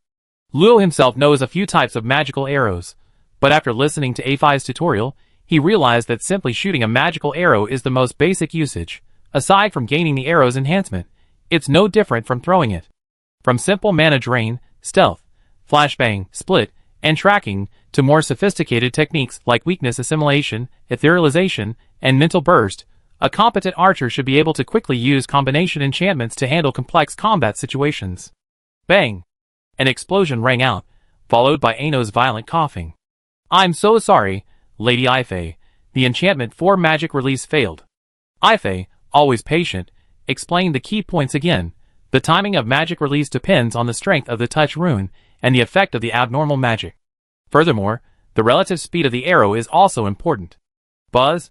A slight buzzing sound drew Ife and Ano's attention. They saw Luo holding a watercolored arrow, surrounded by a faint red halo, the very symbol of magic release. Oh dear, I'm getting a little rusty with general runes. Attribute runes are much easier to use. Beside her was a small pile of magic arrows emitting various colors of light. Without their master's control, they were slowly dissipating, and would soon disappear completely. Ifei turned back, intending to comfort Ano and tell her not to be discouraged, when she saw Ano's deep purple eyes sparkling. As expected of my master? Well, it seemed she had worried unnecessarily. However, Luo Ning's rapid mastery of various arrow enchantments was somewhat unexpected. Mages differ from other extraordinary beings. They utilize more attribute runes and fewer general runes. In a sense, all mages are specialists in one area, so even high-level mages must begin by constructing runes to learn non-magical skills. Unless, this mage has constructed a vast enough number of general runes to freely combine into any skill. After listening in for several days, Luo eventually couldn't understand anything anymore. What was this about cutting magic arrows, their structure, trying the optimal input range of magic power in Elden prayers, and following the weaknesses and insights of the mind's eye? Fia and Ano nodded repeatedly, occasionally even having a sudden realization, while Luo was still pondering what rune node the previous sentence should refer to in magical terms. Magic runes are universal for all classes, but the connection methods and terminology aren't. To avoid appearing foolish, after getting the repaired wooden bow, Luo excused himself to look up magic and made a hasty retreat. He could vaguely sense Ano's slyly smiling gaze behind him. It's not my fault. I was supposed to explain magic and formations, but they wouldn't understand anyway. Miss Phosma went back to sleep. Luo's original plan was to deal with the last Vizdu as well. After all, the Vizdu they dealt with so far were only those on the floor managed by the sleepy Phosma. Each assistant had to handle nearly 1,000 Vizdu across the entire space. However, considering that Afei and the two sisters were currently getting to know each other better, Luo decided to postpone it a bit, giving him time to fix the flaws he discovered in the labyrinth. The dimly lit passage was longer than Buddy had imagined. Even though it looked less than 10 meters long, the darkness deepened the further she went, the bright light at the end gradually fading, as if she were moving further away from the other side. Moriarty's laughter grew increasingly indistinct, seemingly just a step away, yet also hundreds of meters away. Even in her dazed state, Buddy sensed something was very wrong and shouted sharply, "Who are you? This is the Great Library. You can't be so presumptuous here." A dark shadow flashed before her eyes, and Moriarty suddenly appeared in front of her, her small hands nervously clasped to her chest. She pleaded pitifully, "Big sister, what are you saying? Is there a bad person? Little Artie is so scared. How did she appear?"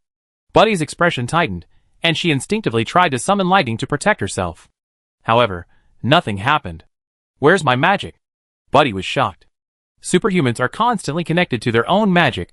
How could it disappear completely in an instant? "Big sister, you seem very scared." The girl's eyebrows seemed to curve, and she took a step closer with her bare, white feet. "Big sister, do you want little Artie to help you?" Faint laughter echoed around them, as if countless eyes were watching, and a cold, eerie atmosphere quietly permeated the air. "Don't come any closer." Buddy knew perfectly well that the little girl in front of her was behind it all. She was a powerful mage, who had lived for over 600 years. How could she be afraid of a mere trick? Don't you underestimate high-level mages? Even without magic power, were all those tools just gathering dust? Her fingers brushed against her spatial ring, and a scroll appeared. Buddy coldly warned, "This is a 7th-tier light magic, holy light sword slash. If you don't want this place destroyed, quickly dispel the magic shield." Damn it! If using the scroll at such close range wouldn't injure her, she would have torn it open already. The shout echoed through the dark passage, but there was no reply for a long time. Moriarty tilted her head cutely, revealing her pearly white teeth, her smile as radiant as a flower. "Big sister, you mean the head in your hand?" A head? Buddy looked in confusion, then felt a chill run down her spine. It wasn't a scroll at all, but a bloodied head, its appearance strikingly similar to the little girl before her. Noticing her gaze, the head grinned at her. "Big sister, want to play together?" "You?" Buddy instinctively looked at Moriarty, only to see crimson blood flowing from the headless, slender neck. "Aya!"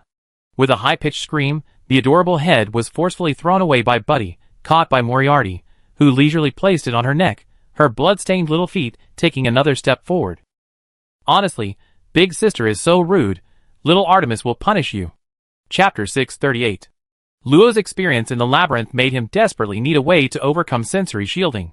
Whether it was elemental magic, soul magic, or even search, which could see through concealment, all were based on Luo's perception. Once his perception range was restricted, Melee classes weren't greatly affected.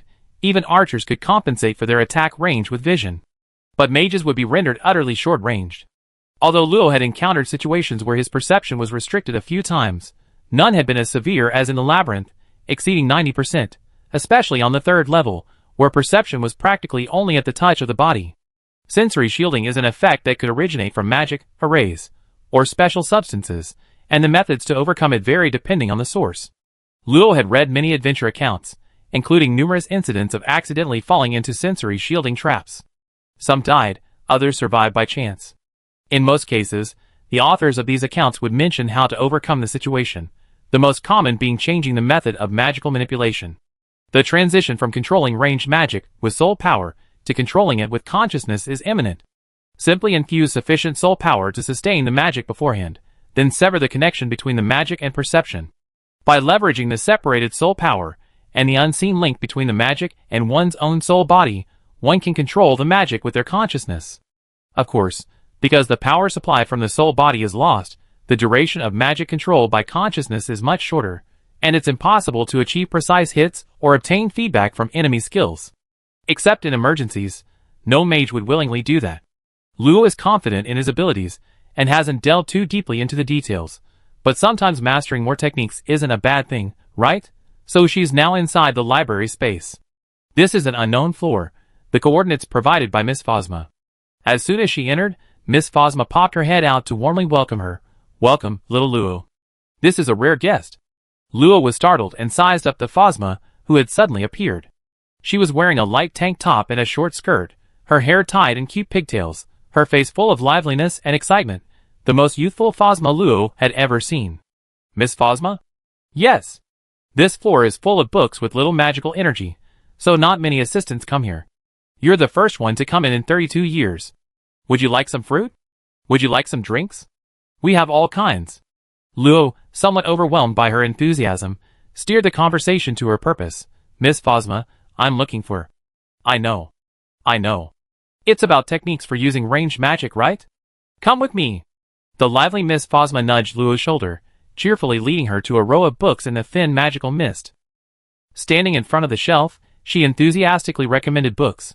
"My dear little Luo, would you like to read this book, One-on-One Guidance from a Master Magician, which is corrupted by magic? Or this one, Magic Specialization, Video Edition, written by the famous theoretical magician of the previous era, Colin Gani? And this one, Multiple Water Magic Array Weaving, from the Merfolk? I highly recommend it too." In no time, Luo's hands were piled high with books. Seeing Phasma holding 2 books in each hand, and 4 or 5 more tucked under her arms, Luo quickly said she would take her time, and there was no need to trouble the diligent Miss Phasma. Alright then, but I won't bother you here, will I?" "Really? I just look around here, I won't disturb you." Seeing Phasma perched on the bookshelf, staring intently at him, Luo felt immense respect for the previous assistant who had entered this floor. Fortunately, Phasma really didn't bother him. Forcing himself to ignore that intense gaze, Luo gradually became engrossed in the book. The principles of mind control weren't difficult. Luo quickly understood how to practice after flipping through a few books. In one of the magic guides, Luo unexpectedly came across a travelogue about the Goblin Kingdom. Time passed slowly, and just as Luo was about to move on to the next book, he suddenly saw a still somewhat childish, yet cold and stern face opposite him on the bookshelf. Luo turned to Phasma. "Miss Phasma, why didn't you warn me someone was coming?" "Should I warn you? I saw you were engrossed in what you were looking at, so I didn't. The little dragon is so cute, it won't attack you." "Wait, didn't you see the coldness in his eyes?" Luo turned back, giving a helpless nod to Zeline across the bookshelf. "Greetings, Senior Zeline. If there's nothing else, I take my leave." Zeline was like a block of ice, replying coldly, "I have something to do." "Sorry, I have something to do too. You didn't heed my advice and joined A5's faction." "So?" Luo frowned slightly. She didn't want to associate with a mage whose heart and soul were like ice. There was absolutely no benefit to be gained. Zeline pushed aside the bookshelf, flew to Luo's side, his golden vertical pupils filled with nobility. "I'm curious, why didn't you choose the independent faction?" Luo's brow furrowed even deeper. "Senior Zlin, this is none of your business. My choice of which side to join is my own decision. Why should I listen to others? Ifei is not a good person." "Does Senior Zlin consider himself a good person?" Faced with Luo's sarcasm, Zlin shook his head indifferently. I am a sinner. Ifei is the root of the chaos in the Great Library. Now that she has definitively left, Soyuz will return. Only the scattered faction can escape unscathed. Zlin's words seemed to be pointing Luo in the right direction. If you disregard his cold demeanor, he seemed to have no hostility towards him from the beginning. On the contrary, he was advising him. But the more he acted this way, the more uncomfortable Luo felt. Why? Luo didn't believe that the other party was only trying to please him because of his face. With dragon blood, he should prefer things that are golden and shiny. Therefore, goblins were loyal followers of dragons many ages ago. So there's only one truth. Luo revealed an expression that said, "You already seen through me," his words carrying a don't hide it anymore tone. Senior Zilin, could it be? You like Miss Soyuz? Zilin's eyes widened in surprise. Then he pinched his chin thoughtfully for a moment before looking at Luo with a strange expression and coldly replying, "Newbie, your thinking seems a bit off. I just don't like the Tea Party faction." Okay, the truth is clear. Now the new problem is, what to do if someone you don't like sees you making a fool of yourself. Budein's chest heaved violently. That bizarre scene had truly frightened her. Magic couldn't connect, and her spatial ring hadn't worked either. Looking at Moriarty slowly approaching, she couldn't help but feel a little panicked. How should we punish Big Sister? Those pretty hands, how about breaking them off piece by piece? Hee hee. Dream on. Buddy suppressed her inner panic, her eyes turning cold. She unleashed her soul power, striking at Moriarty. Although it was a rudimentary and crude technique, the soul power of a 7th-tier mage was enough to easily extinguish the life force of a low-level transcendent being. She refused to believe the other party would be unmoved. However, to Buddy's utter shock, her soul power swept over Moriarty, only to be sucked into her small mouth. Afterwards, Moriarty rubbed her little belly, revealing a satisfied smile. So Big Sister likes to be fed, huh? Well, here comes little Moriarty. In her shock, Buddy realized with horror that with each step Moriarty took, her body grew larger, leaving behind more than a dozen glaring scarlet footprints in the dark passage. Her small body had already reached over 10 meters in height, looking down at her with bright eyes filled with evil. No! Buddy suddenly realized that it wasn't the other person who had grown larger, but rather she herself had shrunk. The exit in the distance had become much taller, and the passageway was less than 2 meters wide, which she couldn't even touch. A pale, gleaming, delicate hand reached out to grab her. Buddy didn't have time to be shocked or angry. Relying on her physical abilities, she barely dodged the hand and quickly ran towards the exit. The door she had come from was closed. She had no choice but to gamble at the exit. But even now, her mind was still a mess. The eerie little girl, the inexplicably vanished power, the utterly illogical room layout, and her shrunken body, none of this was magic. Hee. Big Sister has become Little Sister. Like a cat playing with a mouse, Moriarty crawled on all fours on the ground. Each time the giant hand was about to grab her, it would deliberately slow down, its smiling face hidden in the darkness, only its large, azure eyes visible, terrifyingly so. The vast, dark space, the toying giant, and the omnipresent laughter deeply disturbed Buddy, reminding her of the fear she felt when she first saw illustrations of rotting zombies as a teenager. Incomprehensible, inescapable, irresistible, unbearable to look at. It was the unknown rooted in the deepest fears of humanity. Little Sister is so cute. Little Moriarty, have a taste. The shout was like thunder. Little Buddy stumbled and fell to the ground. The aftereffects of studying soul magic for days overwhelmed her. Her body went weak, and she couldn't get up immediately. Hee, look, she fell down. Fun, it must taste delicious. Look at her terrified face, so beautiful. A terrifying, black, misty face approached Buddy, causing her to retreat in fear, her body trembling uncontrollably. Don't come any closer. Don't eat me. Get away from me. The face suddenly changed, transforming into Moriarty's delicate features, giving her a resentful look before slowly retreating. Looks like my sister hates little Artie, then I just have to eliminate her. Ha ha ha. Amidst the maniacal laughter, a huge, white, translucent foot appeared from the dense darkness, slowly stomping down on Buddy's weakened body. No.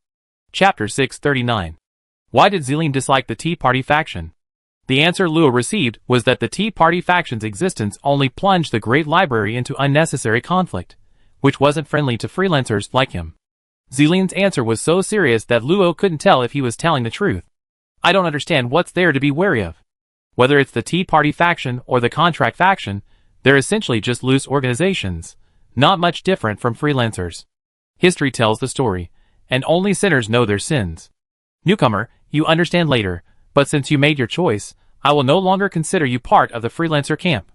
Lua raised an eyebrow, feigning ease. In that case, Senior Zeline doesn't need to bother reminding me anymore. Zeline nodded seriously. Indeed, this pointless conversation should end. What an annoying and inexplicable guy. Without replying, Luo picked up his newly acquired magic books and prepared to leave, but Zeline followed behind. Senior Zeline, didn't you say you wouldn't pay attention to me anymore? Zeline, slightly surprised, retorted, when did I say I wouldn't pay attention anymore? His response was a fleeting glint of silver light. Hey! Little dragon, why did you scare little Luo away? Now I'm alone again. Zeline, unfazed, replied, Miss Phasma, I'm just stating the facts. Newcomer's mental fortitude needs improvement.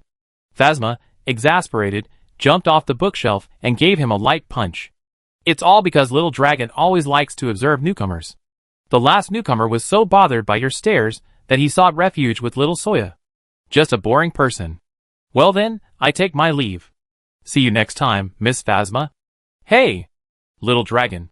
A flash of silver light, and Zeline vanished, leaving only a dejected Miss Phasma sprawled helplessly on the ground. So lonely. There are 10,000 Miss Phasmas in the 10,000 spaces. Each Miss Phasma's personality is a reflection of an assistant's mind. When an assistant dies, the resulting Phasma image doesn't disappear, so it's not surprising that any kind of Phasma exists. With a sigh, Luo shook her head, trying to forget her earlier unpleasantness. After all, Zeline hadn't shown any hostility, she just disliked the guy's constant scrutinizing attitude. Back in the house, Luo immediately sensed the presence of others. Turning her head, she saw Betty sitting on the edge of the table, licking half a candy, Jinxiang and Zania flying in midair, sharing petals from their flower crowns, and FAers sprouting in a teacup. What a heartwarming scene. Yeah, right. What's wrong with that female mage? Beside the teacup, a beautiful female mage with long, reddish-purple hair slumped on the table, her brows furrowing occasionally, only to suddenly chuckle foolishly. Wisps of gray energy emanated from her head and drifted into the bedroom. Luo couldn't help but rub his eyes. Looking again, he saw it was Buddy. Veins bulged on his forehead, and without thinking, a ferocious dragon roar echoed throughout the room. M.O. Re. Ya. T. Thud. Betty was jolted to the ground, then hit on the head by a large candy that fell with it. Ouch. That hurts. Jinxiang lost her balance and crashed onto Buddy's head, clinging tightly to a few strands of hair to keep from falling.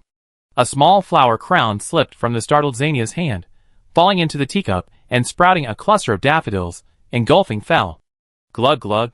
After a struggle, Far nearly suffocated before finally poking his little head out. Lo stormed into the bedroom, grabbed the drooling little guy from the pillow, and stormed back to the living room, pointing at the unfortunate Buddy's tiny ear and yelling, "Last time I could forgive you for having an excuse, but what's going on this time?" The little guy, awakened by the noise, rubbed his sleepy eyes and let out a soft, bubbly voice. "Oh, isn't this Sister Lo?" Sister Lo's back yawned. A fist was about to form. Lo shoved the little guy into a chair and sneered, "Looks like you're pretty brave. I think hanging you from the rafters would look quite nice." Moriarty immediately snapped awake, shaking his head frantically. "Sister Lo, don't be angry. Little Artie is helping you. This bad woman tried to steal your things, and little Artie stopped her." Lo pinched the little guy's mouth hard, feeling like she was about to get sick from anger. "And then you brought her into the illusion to induce fear so you could eat her, right? Do you think I don't know your little scheme? Hey! How did Sister Lo know? Do you take me for some kind of stupid fool? Hurry up and break the illusion. I don't want to get reported. If this happens a few more times, Moriarty might get severely punished by the main consciousness." Under Lo's tyranny, Moriarty could only regretfully break Buddy's illusion, his eyes still fixed on Buddy, who had just woken from the nightmare. What delicious food! If only Sister Lo had come back later. The beautiful woman on the table stirred, slowly propping herself up. She seemed still deeply trapped in the illusion, her eyes vacant, large dark circles covering almost half her face, looking incredibly haggard. I'm finally out." Then she saw Moriarty smiling sweetly at her. Ah! Crack! Crash! Crash! Crash! This was the sound of Buddy falling over in a panic, smashing a chair on the floor. Thump! This was the sound of Moriarty's head hitting her. Go back and reflect on your actions. After throwing Moriarty back into the ruined space, Luo coughed lightly, stepped forward to block the image crystal, and revealed a friendly smile. Isn't this my dear comrade in arms, Miss Buddy? What are you doing? A devil. You're a devil. Luo's smile remained unchanged. I don't quite understand what Miss Buddy is saying. Perhaps you slept too long and are a little groggy? I can provide a wake-up service here. It only costs 999 6-tier magic crystals, and I guarantee you wake up immediately. The noise stopped, and Buddy cautiously poked her head out. Finding no face from her nightmare, she nervously sat up. She's not here, is she? Miss Buddy, what are you talking about? It's just me, and the fairy's here. Luo blinked her big eyes, indicating, what nonsense are you spouting? Impossible. She's definitely here. That innocent yet terrifyingly beautiful face was deeply imprinted in her mind. In that memory, whether dream or reality, she was like a little mouse, chased, bitten, trampled, and torn apart.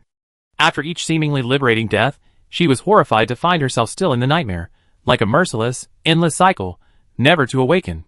She's more terrifying than a demon. Tell me, did you deliberately release her, the adopted one, just to wait for me to come and deal with her? Seeing Buddy's barely suppressed fear, Law felt a little embarrassed. After mentally slapping Moriarty's bottom 100 times, he silently gave her a thumbs up before releasing his calming spiritual power. Don't worry, what you saw was all a dream.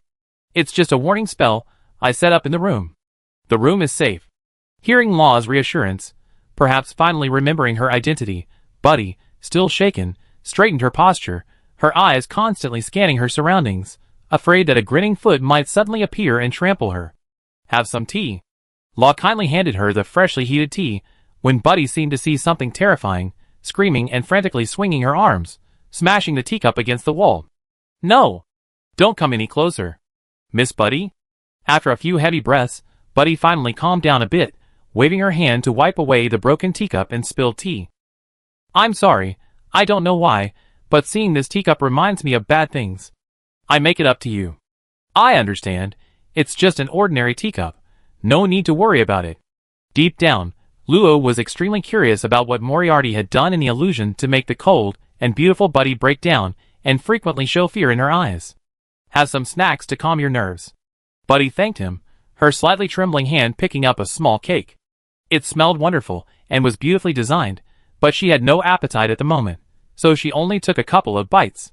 Seeing her calm down, Luo narrowed her eyes and slowly said, Speaking of which, Miss Buddy, why are you in my living room?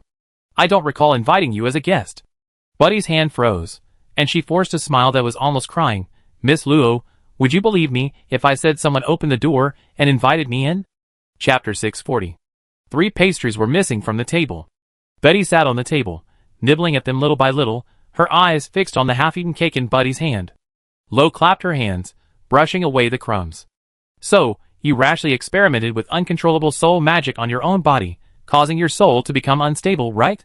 Even though she was very unwilling, Buddy could only grit her teeth and nod. After all, her skill in soul magic was no match for this newcomer, who had been her assistant for less than a year. You know, my time is very precious. This made Buddy's teeth itch. All she did was steal a few grapes. Did she have to hold a grudge like this? Newcomer, don't be so greedy. We fought side by side before.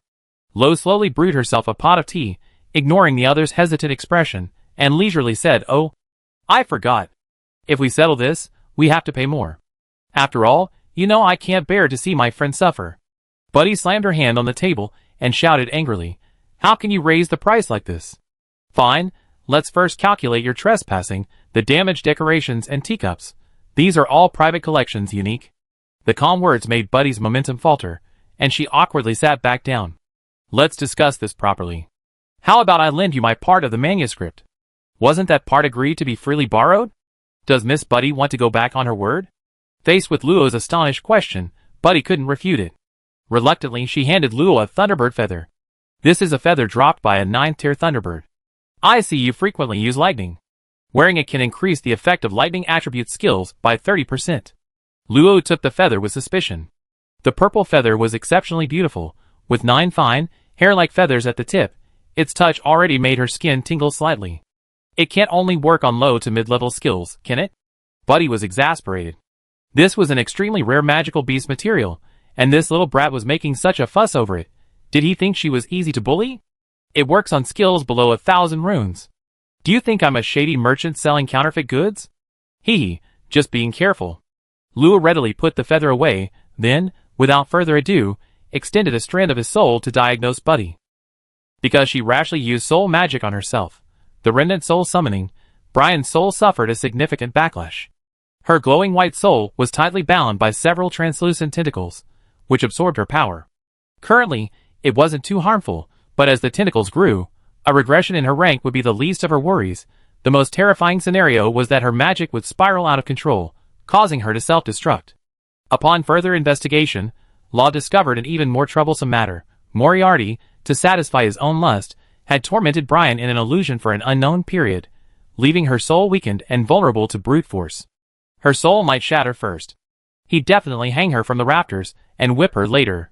Fortunately, having studied the parchment scrolls for a considerable time, Law had become more proficient in soul magic and could perform more precise manipulations.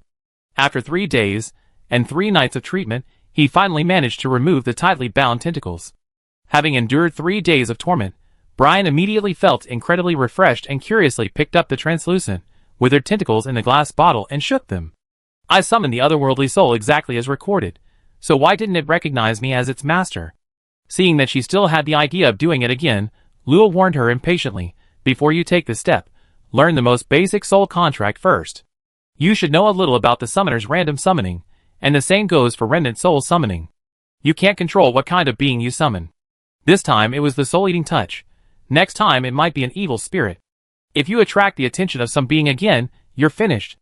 After Luo said this, Buddy realized the danger of this magic, but she still couldn't help but stubbornly say, the Great Library will protect us. Even a demon lord can't break in. TSK, inexplicable confidence. Now that you're done, get lost.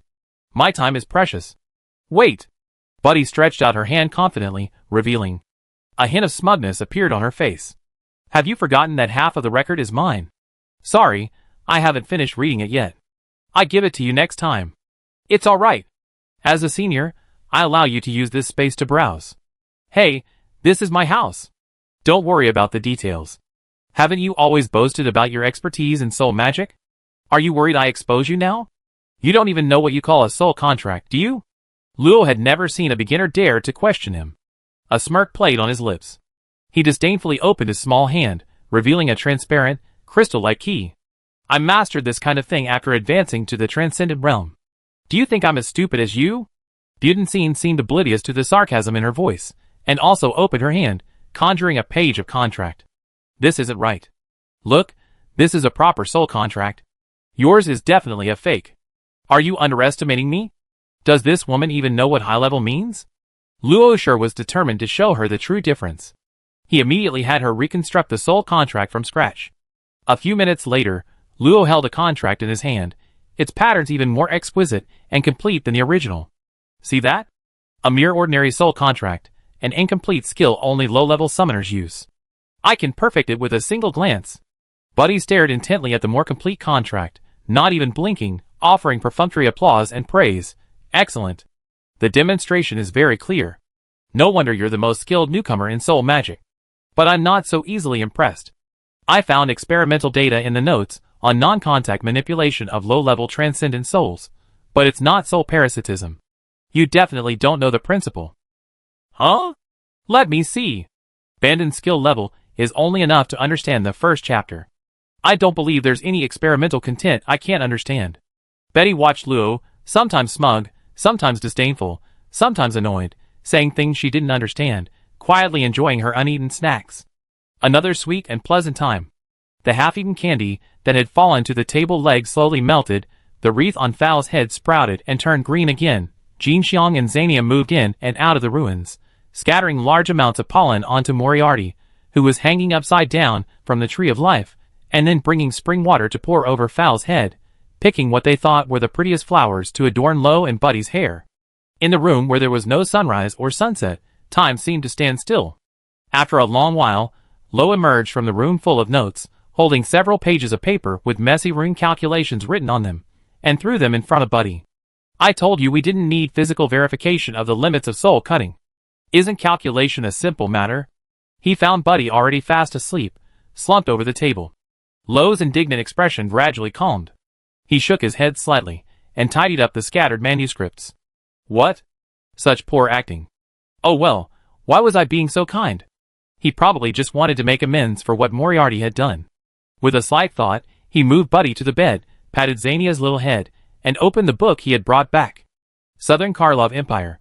Storm Town was the most famous town among the Empire's sprawling coastal towns, simply because it was the southernmost town in the Empire, facing the Duchy of Watervey across the Storm Strait. The Storm Strait was constantly ravaged by hurricanes, and destructive waves hundreds of meters high could erupt at any moment. Every 10 years, when the magical tides from the Sea of Origin swept through, the seawater was brimming with water magic, easily dissolving low-level superhumans into foam. High-level magical beasts mixed in would take the opportunity to come ashore and wantonly slaughter all living things. Therefore, a barrier erected by high-level array masters spans the strait, activated every 10 years to block the tidal waves powerful enough to destroy 300 miles of the Empire's southern border. However, the town is also frequently attacked by numerous sea monsters, thus fostering a thriving adventurer industry.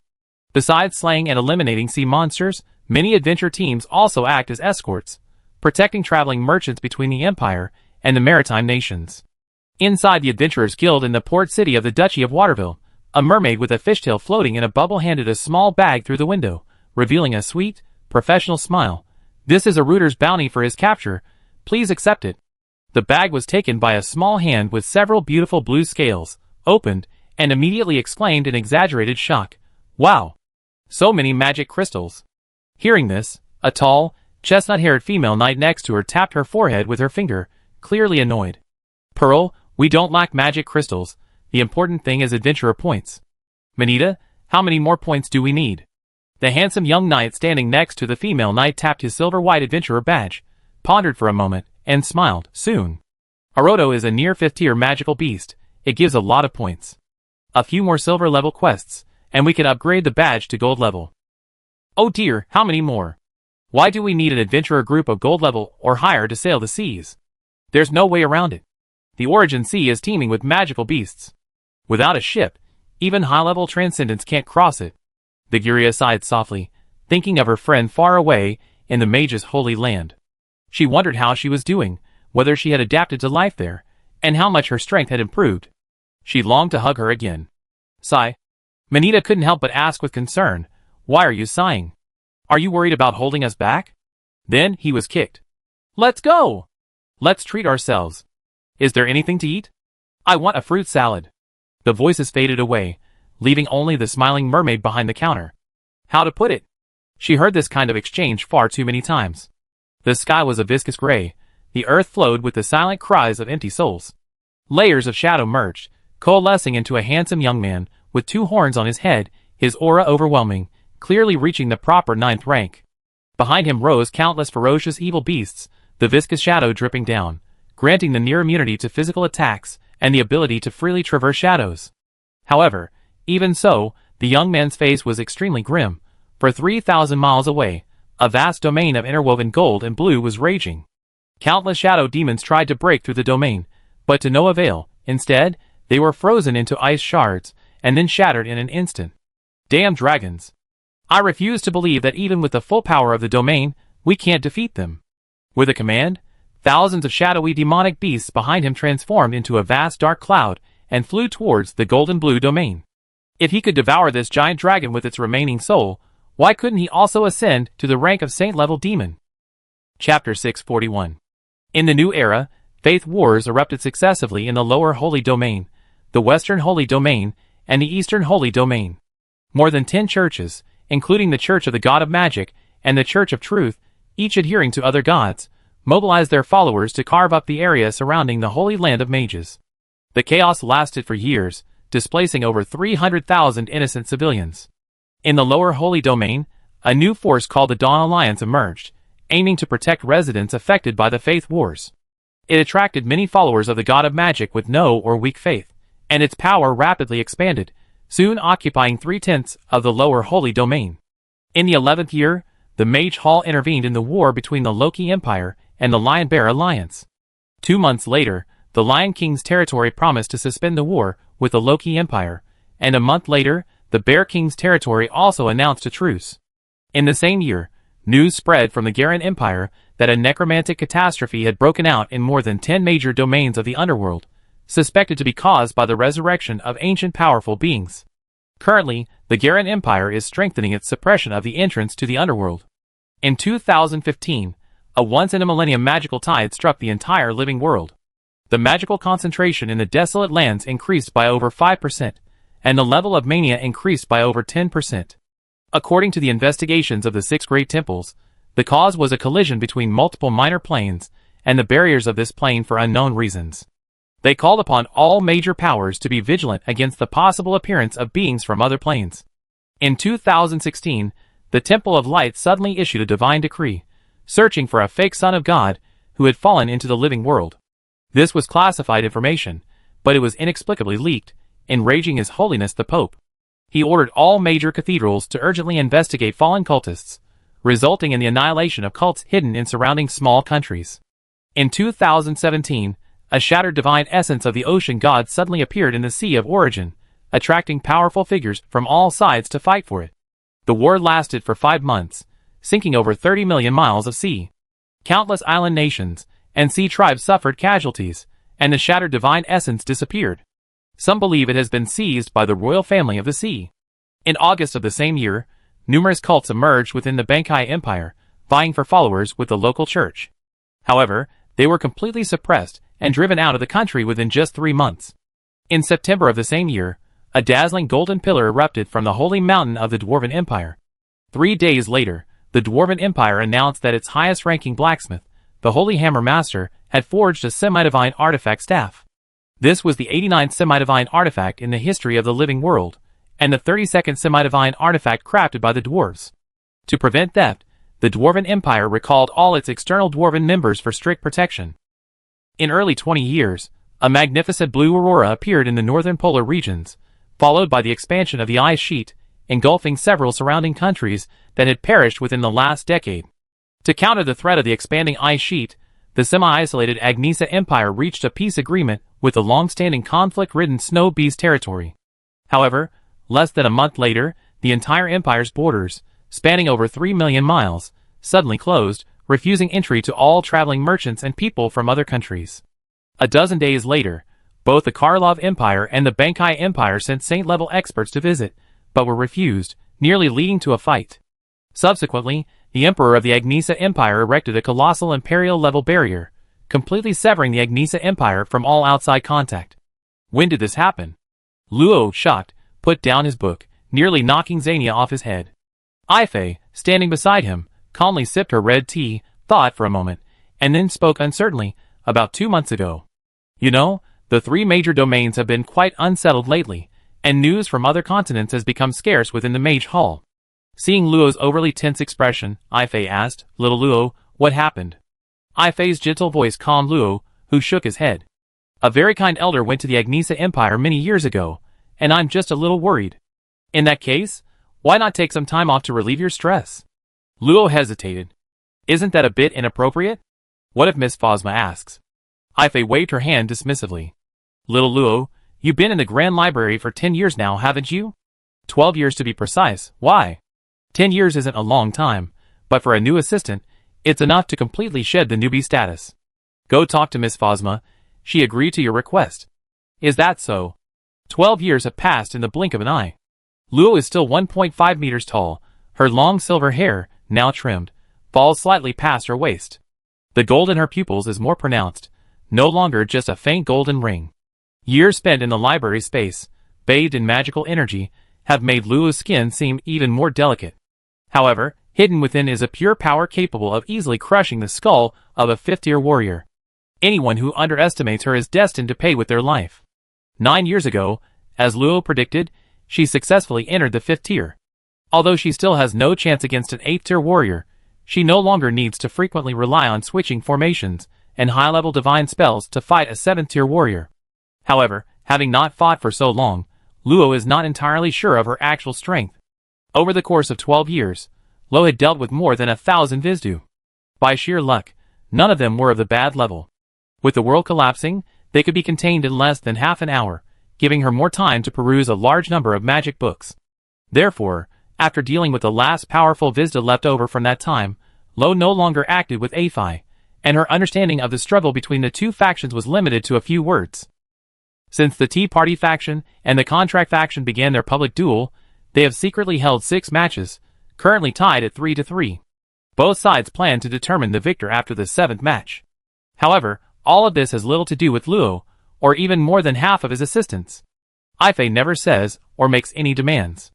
To date, Luo has only met one other member of the Tea Party faction, a human-wood mage who loves appreciating different types of tea and is known as the Tea Witch. Ifei joined the faction because of her expertise in herbal teas. Luo has met her a few times. She is a peaceful person who dislikes conflict, and they get along well. As for the other assistants, encountering them in the 100,000 layer space is not easy. Furthermore, after the incident with Budden, Luo has concealed his residence's coordinates, making him untraceable. Aside from Ifei, Budden, and the Tea Witch he's met a few times, Luo hasn't seen any other assistants. Oh, and there's that persistent Zealine. He always pops up every few months to peek at her. If she weren't so weak, she'd definitely smash his head in with her staff. Wait, that half-human, half-dragon guy hasn't shown up for 3 months, right? You're right, sister. I think I'd better go out for a while. Ifei couldn't help but smile. Little Luo seems to really dislike Zealine. Sensing the teasing tone, Luo's eyes widened, muttering resentfully, how could I not hate him? I swear I'd definitely beat him up someday. By the way, if you don't help me beat him up, sister, I cheer you on. Haha, so even a silver-haired witch needs help sometimes. But since you're little Luo, I can agree. Luo blushed slightly and chuckled awkwardly, just kidding. No need to trouble you, sister. I'd go find Fia and Ano first. She was just saying it. Over the years, Ifei had often guided the two sisters and readily assisted with her requests. How could she possibly provoke a fight between them? As for the title silver-haired witch, it was bestowed upon her by Budine. That woman frequently lingered in the trading hall of the mage's temple and easily overheard Luo's nickname. Every time she sought instruction in soul magic, she would deliberately make sarcastic remarks about herself. Ifei overheard this by chance, and thus, another person was teased. Luo first went to find Miss Phosma. Unsurprisingly, she was still sleeping. Unless a Vizdu appeared, nothing could stop her from snoring away. For this reason, Luo had to take on the responsibility of waking her up over the years to periodically eliminate any weak Vizdu that appeared. Compared to the dedicated Phosma of other dimensions, Luo strongly suspected that she might be an imposter, a sleeping koala. Phosma readily agreed to Luo's request, stating that as long as he returned within a year, the Great Library would not pursue the matter. However, in return, Luo could not use his status as a member of the Great Library to act recklessly in the outside world, though the Mage Hall's rules would be different. Outside the tempering space, Fia and Ano were already waiting. With the blessing of the God of Magic's artifact, the two sisters had already broken through to the 5th rank, and in another 10 years or so, they were expected to reach the 6th rank. With Ifei's guidance, their strength was already comparable to that of the elven geniuses. Greetings, Master. Fia stepped forward respectfully. May I ask what Master has summoned my sister and me for? The last time she saw her master was 3 years ago, when she accompanied Lady Ifei to check on her cultivation progress. Now, even with Fia's calm demeanor, she couldn't help but feel a little excited. Her pointed ears, painted with blue fluorescent patterns, twitched happily, and her beautiful deep purple gemstone eyes couldn't suppress their joy. If it weren't for her purple skin, Luo doubted she could see Fia's slightly flushed face. If Fia was like that, not to mention the more lively Ano, who could wag her tail like crazy. Smiling, Luo didn't hide anything. I'm going on a long trip soon.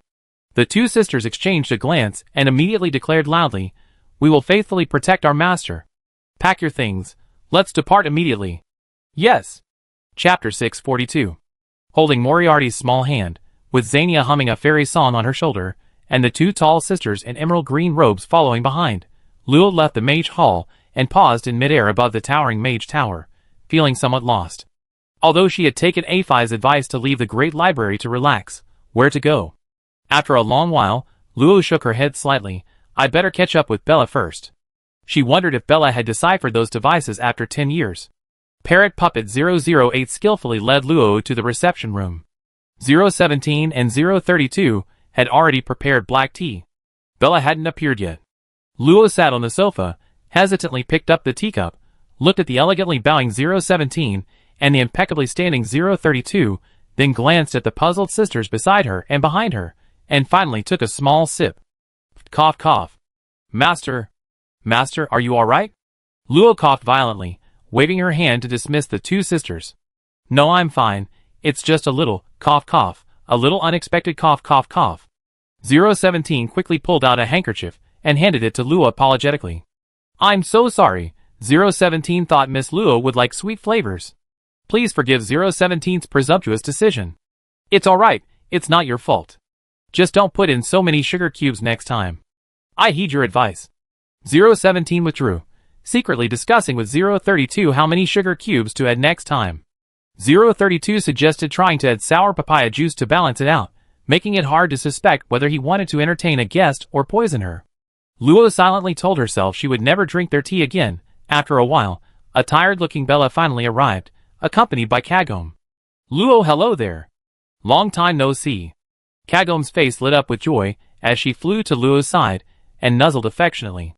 Just as she was about to sit on Luo's left shoulder, she saw a pair of delicate, large eyes looking at her.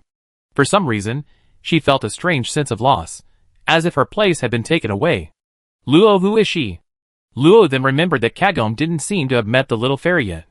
When Xania awoke, Kagome had already followed Bella to the mage's holy land. The first time Luo came, Xania was focused on the memories left by the fairy's afterimage and stayed in the ruins. The second time Luo came, Kagome was replicating the magic crystal cannon. All told, this was the only time they had officially met. She's Xania, a fairy. Xania flapped her wings and flew up, taking Kagome's hands in hers, her eyes full of curiosity and joy. It's Xania. Your light-colored companion. Kagome was caught off guard, forced to spin around while holding her little hands. Unintelligible words, initiating language analysis. Analysis failed. Sample size too small. Lo, should Kagome introduce herself? Don't be nervous, Xania is a kind child. It's okay if she doesn't understand. Kagome should understand. Seeing that they got along well, Lo turned her gaze back to Bella, her brow furrowing slightly. How come you picked up such a strong magical aura again? A beam of emerald light shot out, replenishing her lost life force, and Bella's spirits noticeably improved. Thank you, it's always such a bother. Not to criticize you, but since you're both mid-level transcendents, you have plenty of time, resting won't waste your time. Sorry, I promise I won't do it again. A completely unconvincing promise. After a moment's thought, Luo plucked a vibrant rose from the ruined spatial storage. This was an emerald rose cultivated by Xania, capable of absorbing the violent energy within a wood magic core and converting it into life force. He planted the emerald rose in a flower pot he had conjured and placed it on the table. Put in a few low-level magic cores each day. Don't use magic crystals. Bella didn't refuse, nodding to indicate she would comply. Luo, are you planning to leave the mage's holy land? If she were simply asking him, she wouldn't have needed to bring her maid and little Adi. Luo nodded. Have you heard about the complete blockade by the Agnisa Empire? Bella pondered for a moment, somewhat uncertain. Speaking of which, the price of materials with extremely cold properties has recently increased by more than 30%. If the Agnisa Empire really is completely closed off, then it makes sense. Then she asked doubtfully, Luo, do you want to go to the Agnisa Empire? I don't know. Teacher Luna went there 10 years ago, and hasn't written back since. I'm a little worried. What's troubling you? Luo, look around you and behind you. If you haven't made up your mind, I don't think you're prepared. Hearing Bella's blunt words, Luo paused for a moment, then smiled knowingly. She was right. If he hadn't made a decision immediately, he wouldn't have left the mage's hall so decisively. As for why he hesitated, it was probably because in his mind, Luna had always been so assertive. I understand. Do you want to come along? Bella, unsurprisingly, gave me a "are you kidding me?" Look, Lo, if you like jokes, I can learn a few. Ahem, well, I've been talking to myself too much. It's causing some side effects. How's the research on the magic purification device going? Changing the subject, Bella regained her usual confident tone. Completely deciphering the principle isn't possible yet, but I discovered a key rune network at point 133 that can stabilize magic. Inspired by that, I created a prototype of the self-destructing puppet. Do you need it? Whoa! Let me see. A red eagle the size of a head suddenly appeared on the table. Its bright, sharp ruby eyes and pale purple-red feathers giving it a majestic appearance. I designed the puppet to resemble a flying magical beast. As long as you don't get too close, it's difficult to detect. Furthermore, its eyes contain an eagle-eye magic array, allowing it to lock onto targets remotely. It's also simple to use, you just need to connect your soul to it, and you can use it at any time. Detonate the built-in magic crystal bombs, but since they're disposable, their defensive capabilities are relatively weak, it's best not to be discovered. Thinking it might come in handy, Luo decisively took 10. The magic crystal bombs inside could be replaced. If you weren't worried about accidents, even 8th tier bombs would be fine. After chatting for a while, Luo noticed that Anders hadn't appeared. He assumed it was because too much time had passed, and he was shy again, but Bella shook her head and said, Anders' situation is a bit complicated. Remember when I said he initiated his first self-adaptive evolution? I remember. Did something go wrong? Luo wanted to change him into some nice clothes before leaving. His condition is very good, and his rank has increased to 3rd tier. He just needs a lot of fire and lightning attribute materials to improve his body's texture, making it inconvenient for him to leave the lab. Led by Bella, Luo arrived at a bright and verdant courtyard. Inside a massive, transparent crystal array, Anders was playing with several female mages, who bore a striking resemblance to Bella. Outside the array, Bella's teacher, Antigo, calmly observed. Surprisingly, several men and women clad in alchemical robes were also busy at work, with David among them. Upon seeing Luo's arrival, Antigo nodded slightly as a greeting, while David quickly stepped forward, his expression one of utter surprise. Junior Luo, oh no, I should call you Miss Luo now, it's been a long time. I really didn't expect you to visit. Many years had passed, and David had long since reached the 5th rank and graduated from the Imperial Academy. He still possessed that polite and gentle demeanor, but his aura was now more composed, and the mingled scent of magic and minerality lingered. It really has been a long time. It's been 20 years since we last met in the Imperial League. David scratched the back of his head and chuckled awkwardly. He didn't remember her that clearly. In his memory, Luo was still that aloof little girl. If her appearance hadn't remained almost unchanged, he probably wouldn't have remembered her at all. Senior, let's stop with the small talk. How's Anders doing? Not bad. After absorbing the lightning stone last time, his resistance to heterogeneous lightning magic increased by 13.8 percentage points, and the power of his basic lightning magic, Lightning Strike, increased by 8 percentage points. Luo wondered if it was just her imagination, but Bella seemed more like David Sr. After the conversation, it was David, not the younger Bella, who was reporting the data. She's so beautiful. Is she someone Bella knows? White hair. Is she a citizen of the Agnesa Empire? Doesn't seem like it. Did you notice? She's not cold like those people over there at all. Her hair is so lustrous, and look, her eyes are ruby red. Wow. She looks like a puppet. Do you think she might be a new puppet Bella created? Luo's ears twitched slightly, taking in the subtle whispers, but she didn't pay them any mind. Those people were probably Bella's upperclassmen. Just then, a hesitant male voice suddenly rang out. Excuse me, are you the silver-haired witch? Chapter 643.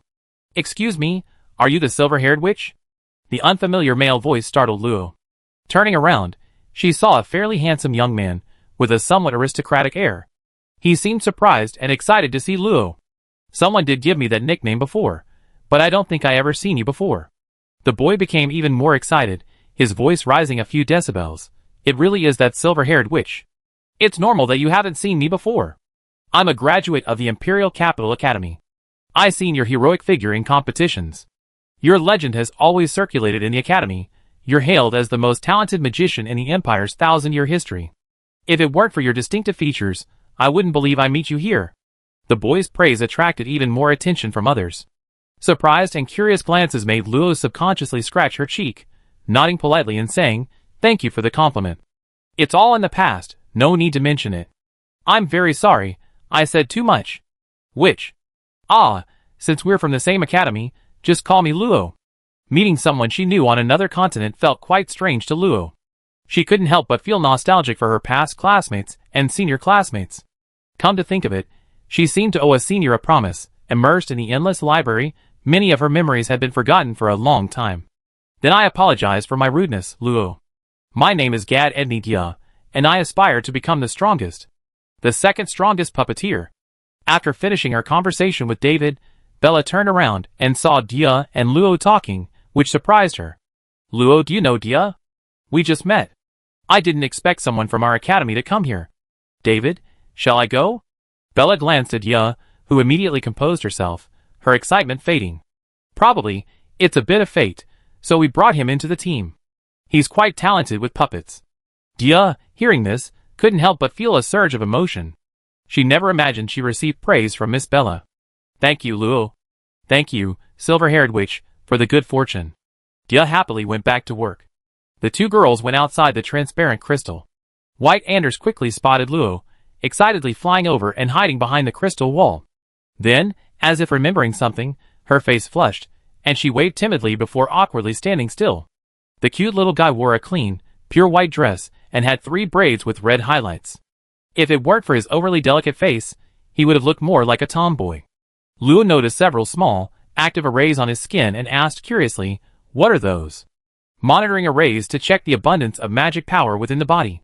Unlike Kagome, he still has arrays and magic devices within his body, so it's impossible to directly judge his condition through perception.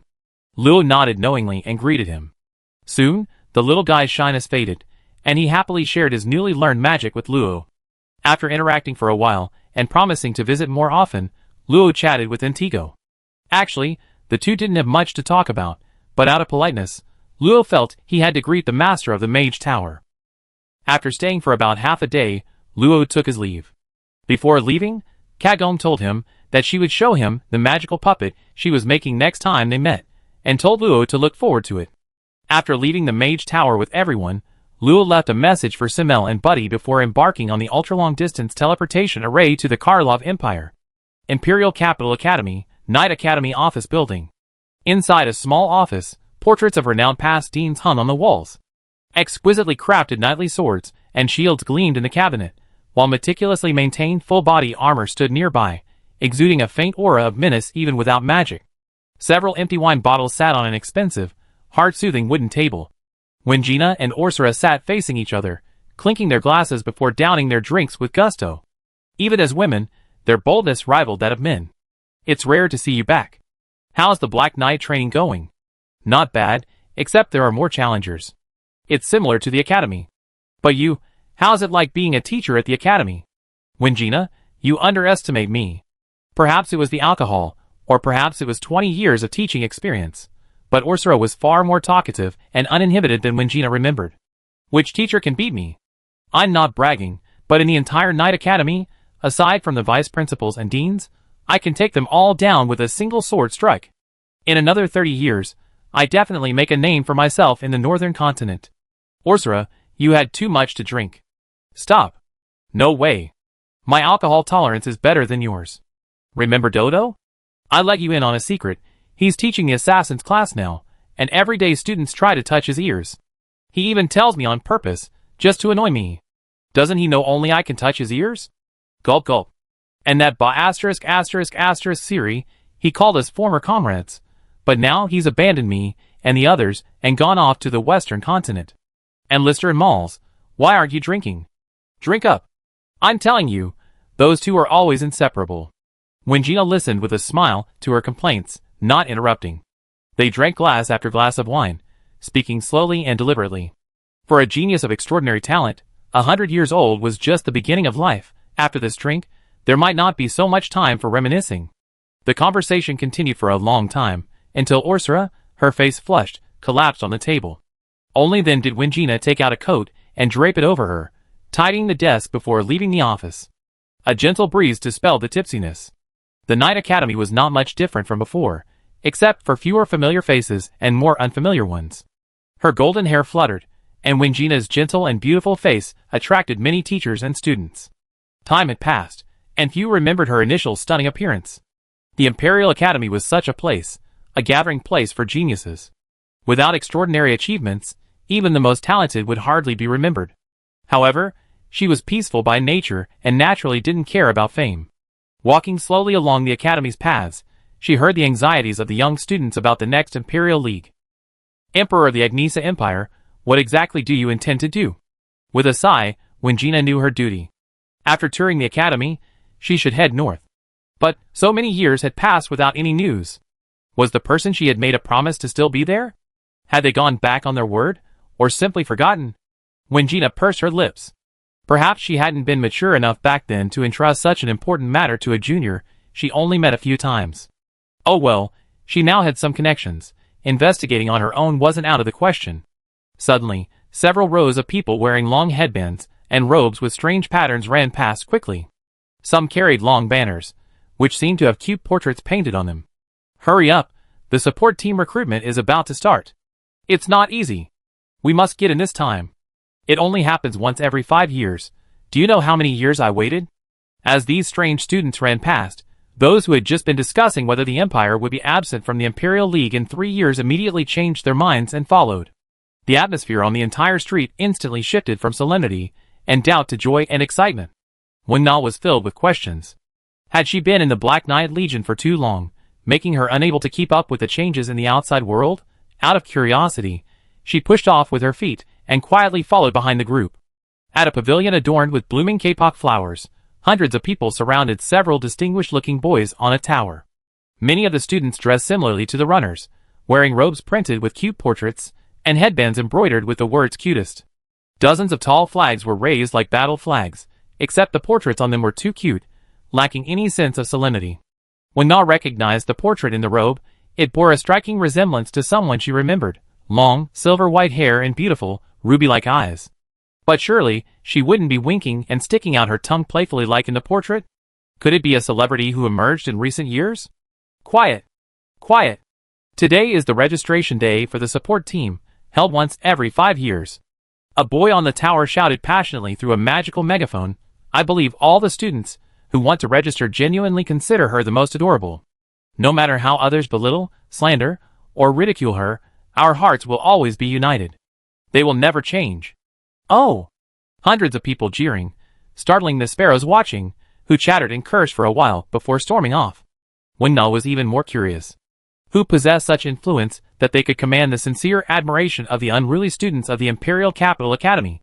Meanwhile, outside the Imperial Capital Academy gates, four strangely dressed individuals attempted to enter, but were stopped by the guarding knights on either side, attracting the attention of passers-by. It wasn't enrollment time. Who would want to enter the school? Chapter 644. Halt! Outsiders are forbidden from entering the academy. 2 guardian knights, swords crossed, blocked the intruder. Though their voices were stern and firm, they couldn't help but show surprise upon seeing the girl's appearance. How could there be such a lovely girl? No, I am the most loyal guardian of the Imperial Capital Academy. I cannot be bewitched. Thinking this, the 2 knights' eyes sharpened. They resolved that if she insisted on breaking in, they would stop her by any means necessary. Graduates don't have any requirements, right? The knight on the left hesitated, his tone softening slightly. If you can prove you are a graduate, we will naturally let you in, but your entourage cannot enter. Seeing the girl seemingly rummaging through her spatial ring, the 2 knights grew increasingly nervous, fearing her motives were impure. Would they really be able to attack her? Fortunately, after a while, she did indeed pull out a card. The knight on the left took it and carefully compared it. The appearance was completely identical. Well, the eye color was slightly different, but it shouldn't be a big problem. The year of enrollment was the new era calendar, the age of enrollment was 26, the name was Lagrandel Lo. A very nice name, but it felt somewhat familiar. No, confirming the information was crucial. After docking with the special identification card and verifying it through the detection array, he confirmed the person's existence and that the pre-existing aura matched. He breathed a sigh of relief and returned the student card to the girl. Welcome back, graduate. The 2 then performed a standard knightly salute and stepped aside. After watching her somehow gather her 2 attendants and the little girl beside her into the school gate, they couldn't help but whisper among themselves. Did you see that name? Lagrange is the name of a great noble family. The Lagrange family is powerful, but compared to the top noble families, they're nothing. The key is the name of the Del territory. Have you forgotten? Young Master Elong in the academy is from the Del territory. His. Could she be impersonating young Master Elong's relative? But she doesn't look like him at all. The knight checking the student card shook his head. Her identity is real. Identity within the academy system isn't so easy to forge. Another knight immediately became frustrated. Then who could it be? Lagrange Del Lo. He murmured the girl's name several times. Then suddenly his eyes widened. Yes. The voice suddenly rose several octaves. You know that support group, right? A student organization with outposts in every academy. Yeah, I know. My nephew's lousy academy is one, and he keeps saying he wants to join. The guard on the right slapped his thigh excitedly. That's right. It's her. The symbol of the support group. The genius magician known as the silver-haired witch. Damn it! How come you're talking to her? I'm so envious. At that moment, Luo, whom the guard called the silver-haired witch, was strolling alone on the road leading to the apartment area. Although the graduates' apartments would be reclaimed, the Guria had told her that due to the dean's special permission, their shared apartment was still preserved. Her long, silvery white hair shimmered in the sunlight, her fair skin had an unreal, hazy beauty, and her calm, bright golden red eyes exuded a faint nobility. She should have been extremely eye-catching walking down the street, but it was as if a veil was shrouded around her, making her difficult to see clearly. Passers-by would simply treat her as an ordinary person. Unexpectedly, when Luo arrived at the apartment street, he saw the door of his old apartment, number 6, wide open, with several female students inside manipulating the wind and golden blades to clean the courtyard. Out of curiosity, Luo entered the apartment courtyard. Just as he was about to ask a question, one of the female students, a second-tier transcendent, said without turning her head, "The registration point for joining the group is at the Night Academy's Panzahua Pavilion." Joining the group? I wanted to ask. Want to pay respects to the witch? Can't you see we're cleaning? It's not time yet, go back and wait. Paying respects to the witch? What does that mean? No, I wanted to say. The female student, who was clearing weeds, finally couldn't hold back any longer. She turned around and impatiently shouted, "You didn't see I'm busy." Fine, you dare to impersonate her. I teach you a lesson. The girl suddenly erupted in anger, a magnificent staff appearing in her hand, almost identical to the silver moon lamp except for its color. Luo was stunned, watching as she finished chanting a spell, a vine binding her feet, a disdainful expression on her face. You couldn't even dodge my magic? You dare impersonate that great one? You're courting death. Sisters, look who I caught. The other female students stopped what they were doing and gathered around, scrutinizing Luo with a mixture of strangeness and anger. Another fool impersonating that great one? Sister Vivi, you're amazing. The girl called Sister Vivi proudly crossed her arms. Of course. I aspire to be the second greatest magician. Dealing with an imposter is a piece of cake. Another girl walked around Luo a few times, stroking her chin and clicking her tongue in amazement. You actually found someone exactly the same height to impersonate you. Look at that smooth, long hair, without a single trace of color. It must have been nourished with the oil of a tough-skinned beast. Too bad, that great one's eyes aren't as bright as yours, you gave yourself away. Luo found it somewhat amusing, but these newbies were hardly infuriating. Her eyes darted around, and she deliberately asked, "From what you said, many people are imitating me?" Insolence. How dare you shamelessly admit to being that person? Another hot-tempered girl quickly constructed a water arrow spell, but before she could even complete the second rune, the magic suddenly dissipated, leaving her completely baffled. She could only glare angrily at Luo. All right, let me put it another way. Is that person very famous? Hearing Luo's disrespectful words, Sister Weiwei frowned, extremely displeased, and shouted, "You haven't even found out who that person is, yet you dare to impersonate them. Why don't you shoddy imposters just commit suicide to atone for your sins? Listen carefully. That person is a genius that the entire Magic Academy is proud of. She is the object of admiration for all magic students. Without her, the Magic Academy would have no faith. You may not know Dean Fitch at the entire Imperial Capital Academy, but you must know that person's name and appearance." Luo felt somewhat ashamed. Was she really that famous? Who exactly spread her fame? She had to find out. No way. A fish, a chew. But just in case he was wrong, Luo still asked, "Then may I ask what that person's name is?" Sister Vivi gave a cold laugh, slamming her staff, which resembled a silver moon lamp, onto the ground. "You're not qualified to know that person's name, but I can mercifully tell you that that person is the most legendary student in the Empire's history, the silver-haired witch. In the future, do your research before impersonating her. Little Merlin, throw her out the door. Leave her to me, Sister Vivi." The hot-tempered girl snapped her fingers and grinned maliciously as she walked towards Luo, as if to say, "If I don't teach you a lesson, I'm not worthy of being that person's admirer." Sigh. I still feel a little uncomfortable hearing others praise me like that, but thank you for the compliments anyway. The girls were about to erupt in anger when they were shocked to see Luo casually break free of the binding vines. An irresistible, overwhelming pressure descended instantly, even stronger than the instructors. This pressure. You're not an ordinary student. Luo revealed a warm smile, her voice clear and cold, not distant, yet unapproachable. As you can see, I'm not a current student. Let me introduce myself. My name is Lagrange del Luo. Indeed, many people call me the silver-haired witch. If there isn't another female magician who calls herself that, I think I'm probably the master you're talking about. The girl's dress swayed slightly, her skin as white as snow in the sunlight, her smile radiant, like an angel descending. They gasped, their shock and anger slowly dissipating. Chapter 645. Thump! The oppressive aura dissipated, and Vivi plopped down on the ground, her thoughts instantly in disarray. What had she just said? Lagrange del Lo? The silver-haired witch? The witch herself? That witch had actually reappeared after 20 years. You are another resident of apartment 6? Lo smiled slightly. A gentle breeze swept by, and Vivi was surprised to find her heart quickly calming down. If Dean Fitch hasn't changed her, then it should be her. The underground defensive array activated instantly, completely surrounding the courtyard. The hearts of the group, which had just calmed down, were immediately filled with excitement again. Only authorized students had the right to use the apartment's defensive array. Without a doubt, the cute girl before them was the former champion of the Imperial Capital League. I really saw her in person. I can't believe it.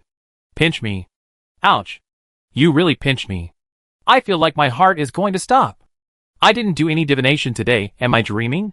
After a brief commotion, Wei Wei straightened her robes and, surrounded by the other students, performed a lower-ranking mage salute to Luo. A variation of the regular mage salute, emphasizing that she was a junior. We have offended your dignity, senior. We sincerely apologize for our rudeness.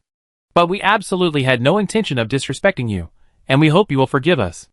Their words revealed a mixture of trepidation and excitement, like unexpectedly encountering a childhood idol, a mixture of disbelief and bewilderment, tinged with incoherent speech, ultimately coalescing into overwhelming emotion. Not only Wei Wei, but the other students displayed similar expressions, almost leading Luo to believe they were his devotees. No, this is already a novice believer. Luo sensed a few more grains of soft, white faith power within her sea of souls, somewhat puzzled. Was this stuff so easy to collect? She shook her head, no longer paying attention. Scattered faith power wouldn't be of much use to her anyway. I'm only a little older than you all. If you don't mind, you can call me senior. The others were overjoyed and quickly bowed in unison, greeting her. Greetings, senior. Luo blinked, feeling a little bit pleased to be called senior for the first time. I just got back. Can you tell me what you've been doing? And what's this support group registration all about? The group exchanged glances, seemingly puzzled by Luo's question. Finally, Wei Wei spoke up to explain. Senior, don't you know? We're all members of the most adorable Miss Luo's support group. Every 5 years, the support group holds a recruitment ceremony at the Imperial Capital Academy. To this day, the support group has spread to over 60% of the academies across the Empire. And we heard that the support group has also been found in other renowned academies in the Empire. You could say that your fame has deeply penetrated the hearts of the younger generation across the 3 continents. The speaker's eyes sparkled, filled with adoration. The listeners, however, were stunned, their foreheads beaded with cold sweat, a true reflection of their inner turmoil. Wait, isn't the name of this support group a bit strange? No, it's the cutest Miss Luo support group. That's the name from the beginning. I heard that you personally named it, and there are even matching uniforms and flags. Seemingly worried that Luo wouldn't believe her, Wei Wei pulled out a long robe with flame patterns. The back was embroidered with a large fairy-tale-style head with silver hair and red eyes, making a peace sign with one hand, winking and sticking out its tongue, exuding cuteness. Accompanying this was a long pink ribbon tied around her forehead, with the 3 large gold characters cutest clearly visible on it. Another girl cooperatively pulled out a long flag, embroidered with a cute portrait, and the word silver-haired witch in large letters. Senior, this is the support group's 3-piece set, only 99 gold coins. And this staff, I specially made a replica of your staff, senior. I spent months queuing to get it. Wei Wei put on the robe, twirled around a few times, and Luo's large portrait on her back was very conspicuous. Accompanied by several girls, she looked every bit the devoted fan, completely oblivious to the black lines that had already formed on Luo's face. Crack! Luo accidentally stepped into a perfectly sealed dent. She took a deep breath, silently reassuring herself that the other girl was innocent, before slowly loosening her clenched fist. I haven't been out of the Mage's Hall for a long time, and was unaware of this matter. Now that I'm back, how can I not meet the leader of the support team? Your name is Wei Wei, right? Could you introduce me? For some reason, even though the girl in front of her smiled so gently, Wei Wei felt a chill down her spine, as if she could see wisps of black energy emanating from her. No, no, no, she's a devoted admirer of her senior. She must be imagining things. Senior, this is nothing, leave it to me. Amidst the envious glances of the others, Wei Wei followed Luo with a smug look on her face, practically floating on air. Senior smells so good. Her skin is amazing, as smooth as milk and silk. I want to touch it. She's so petite, you can see the top of her head. If I could hug her, she'd be softer than the finest velvet. Oh no, did I drool? Wipe my mouth. Luo lowered his head in thought. Before leaving, Vivi had explained that since Viguria had also been gone for many years, the support team had spontaneously applied to clean the courtyard. The academy dormitory manager hadn't refused, since they couldn't enter the house without the owner's permission anyway. Seeing their enthusiastic manner, Luo couldn't bear to drive them away, only telling them they didn't need to clean it frequently. As for the house itself, she should leave it as it was. Coming to see it was just for a memento. Who's in charge of the support team? The sudden question startled Vivi, who quickly averted her gaze from Luo's small, pink earlobe. Currently, Senior Karen and Senior Vargana are in charge at the Imperial Capital Academy, but they're preparing for a breakthrough, so many matters have been handed over to young Master Elong. As she spoke, Vivi suddenly felt something bump against her chest. Her pretty face flushed, and she instinctively covered her chest and took 2 steps back, only to realize that Luo had stopped and turned around at some point, and she hadn't noticed, bumping right into him face to face. I'm so sorry. Senior, I didn't mean it. Luo stared intently at the well-developed pair of face wash bottles for a long while before looking away, her voice heavy as she asked, Young Master Aran? Wei Wei nodded quickly. Yes, young Master Aran's full name is Lagrang del Aran. Although he's only the eldest son of the newly emerging Baron, he's been quite famous for the past decade. Many of his contemporaries don't want to mess with him. Wait, now that you mention it, young Master Aran's name has the same prefix as yours, Senior? Suddenly, Wei Wei froze, belatedly realizing that she might have discovered some incredible truth. Having the same noble surname isn't unusual, but having the same territory name means there's no other possibility than a blood relationship. Senior, could it be? Take me to see this so-called young master first. He doesn't seem like a well-behaved person. The voice was calm, leaving Vivi somewhat puzzled. If he were a member of her clan, shouldn't she be happy to see him? Why did her senior seem unhappy? A noisy but cheerful sound rang out in the Panzahua Pavilion corridor. Everywhere were students wearing robes with strange, cute large-headed portraits. The number of students in the magic class and the night class was surprisingly similar. Keep in mind, 8 out of 10 students at the Imperial Capital Academy were prospective knights. When Gina didn't follow forward to register, she didn't yet understand the true nature of the so-called support group, but she vaguely sensed that it wasn't simply controlled by the students. Whoosh! Suddenly, the crowd parted, and a dozen or so boys in fine armor rushed in. The young man at the head had dazzling golden hair, sword-like eyebrows, and bright eyes. He was incredibly handsome. His rank had already reached the 3rd level, and he would soon attempt to break through to the 4th level. Among the many students, he was considered exceptionally talented.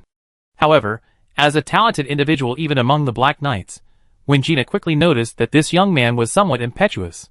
This wasn't a big problem at the lower levels, but if he couldn't calm down, he wouldn't even have the resilience to withstand trials.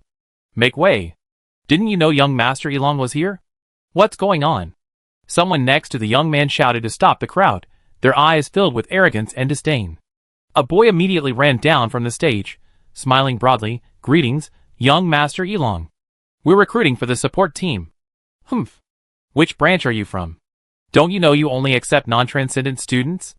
You haven't even entered the transcendent realm, how? Can one sincerely worship that witch? Upon hearing this, most of the students' faces darkened. Did this mean even liking their idol had a threshold? The support group members' expressions also changed slightly, and they quickly pleaded, we just want to take her as our role model, we have no ulterior motives. Who do you think you are, speaking like that? Disperse. If you displease young Master Iroh, you all be kicked out of the support group. Iroh calmly observed the group, not stopping his underlings from speaking. He was determined to ensure the purity of the support group's members. No one of the scoundrels could get in. Chapter 646. The journey was eerily quiet, a stark contrast to the bustling crowds that had greeted them upon arrival. Vivi explained that it was the support group's once every 5 years recruitment drive, with multiple recruitment points set up in each branch academy. New students, who had received the news, had already rushed there. So, getting into the support group isn't difficult. No, senior. To join, you must prove your deep admiration for the demons, and your utmost loyalty. However, since young Master Ilong took over, the rules have been adjusted in the last 2 years, allowing only extraordinary students to join, greatly increasing the difficulty. Luo frowned. What did that mean? This also indirectly reduced the number of students joining that inexplicable support group. After thinking for a moment, Luo remained silent. Her main focus now was finding an excuse to beat up someone. Who taught him to call himself young master? Only a spoiled brat would say that. It seems the expansion of his territory has given him bad ideas. He was supposed to be properly disciplined by the older men, so how did he go astray?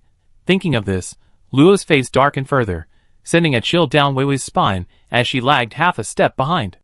Several students walked by briskly, completely ignoring the two. This wasn't the first time Weiwei had witnessed this. Her senior was so conspicuous. Why did no one notice? Wasn't her senior adorable? No, that was impossible. Even if the world ended, her senior would still be the cutest.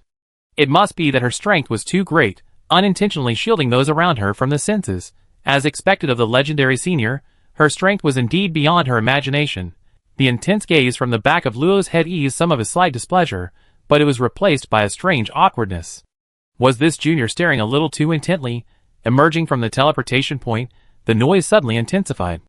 Luo glanced around, puzzled, and saw many students running towards a certain road, the road leading to the Panzahua Pavilion. Strangely, many of them seemed to be there to watch the spectacle. Senior, aren't we going to the support team headquarters? No rush. Let's go check that out first. She couldn't just run away. It wouldn't hurt to see what was happening. Even though she was somewhat prepared, when Luo saw more and more young students running past wearing robes with her large image printed on them, especially several girls with silver wigs and deliberately dyed red eyes, she almost tore herself apart, finding it difficult to look around. Which by **** is spreading her name. I hope it's not you, my dear brother, otherwise I make up for the lack of parental love you receive from your mother. Is a fight breaking out? The support group finally clashed with the teachers? This is big news. Hurry up, or we miss it. Several students, their feet imbued with magic, darted past the two, their conversation immediately catching their attention. Vivi immediately became anxious. Senior, the support group can't clash with the teachers. What should we do? A clash is inevitable. Let's go over there. Halfway through her sentence, Luo realized that if they really clashed with the teachers, the academy would definitely intervene, causing significant repercussions. After all, judging from Vivi's tone, that cutest support group already had a certain reputation in several important academies of the empire. For the sake of her own reputation, Luo had to avoid a conflict, grabbing Weiwei's wrist, and amidst her exclamation, the two increased their speed dramatically. In just a few breaths, they appeared above the crowd, with a clear view of the situation below. Senior sister? So many people. Dozens of second-tier students were already watching from midair, and even more on the ground. Hundreds of people formed a circle more than 10 meters wide around the pavilion, containing two groups, more precisely, a beautiful blonde girl and 4 young men clad in fine armor, facing off.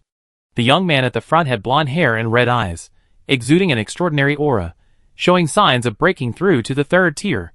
The 3 beside him were also at the 2nd tier, making them a formidable group among the students. On the other hand, the girl opposite him possessed a gentle temperament, devoid of any murderous intent. Coupled with her soft, pale yellow dress, she posed no threat whatsoever. What? Not a teacher? Who is she? I don't know, maybe a student from the Magic Academy.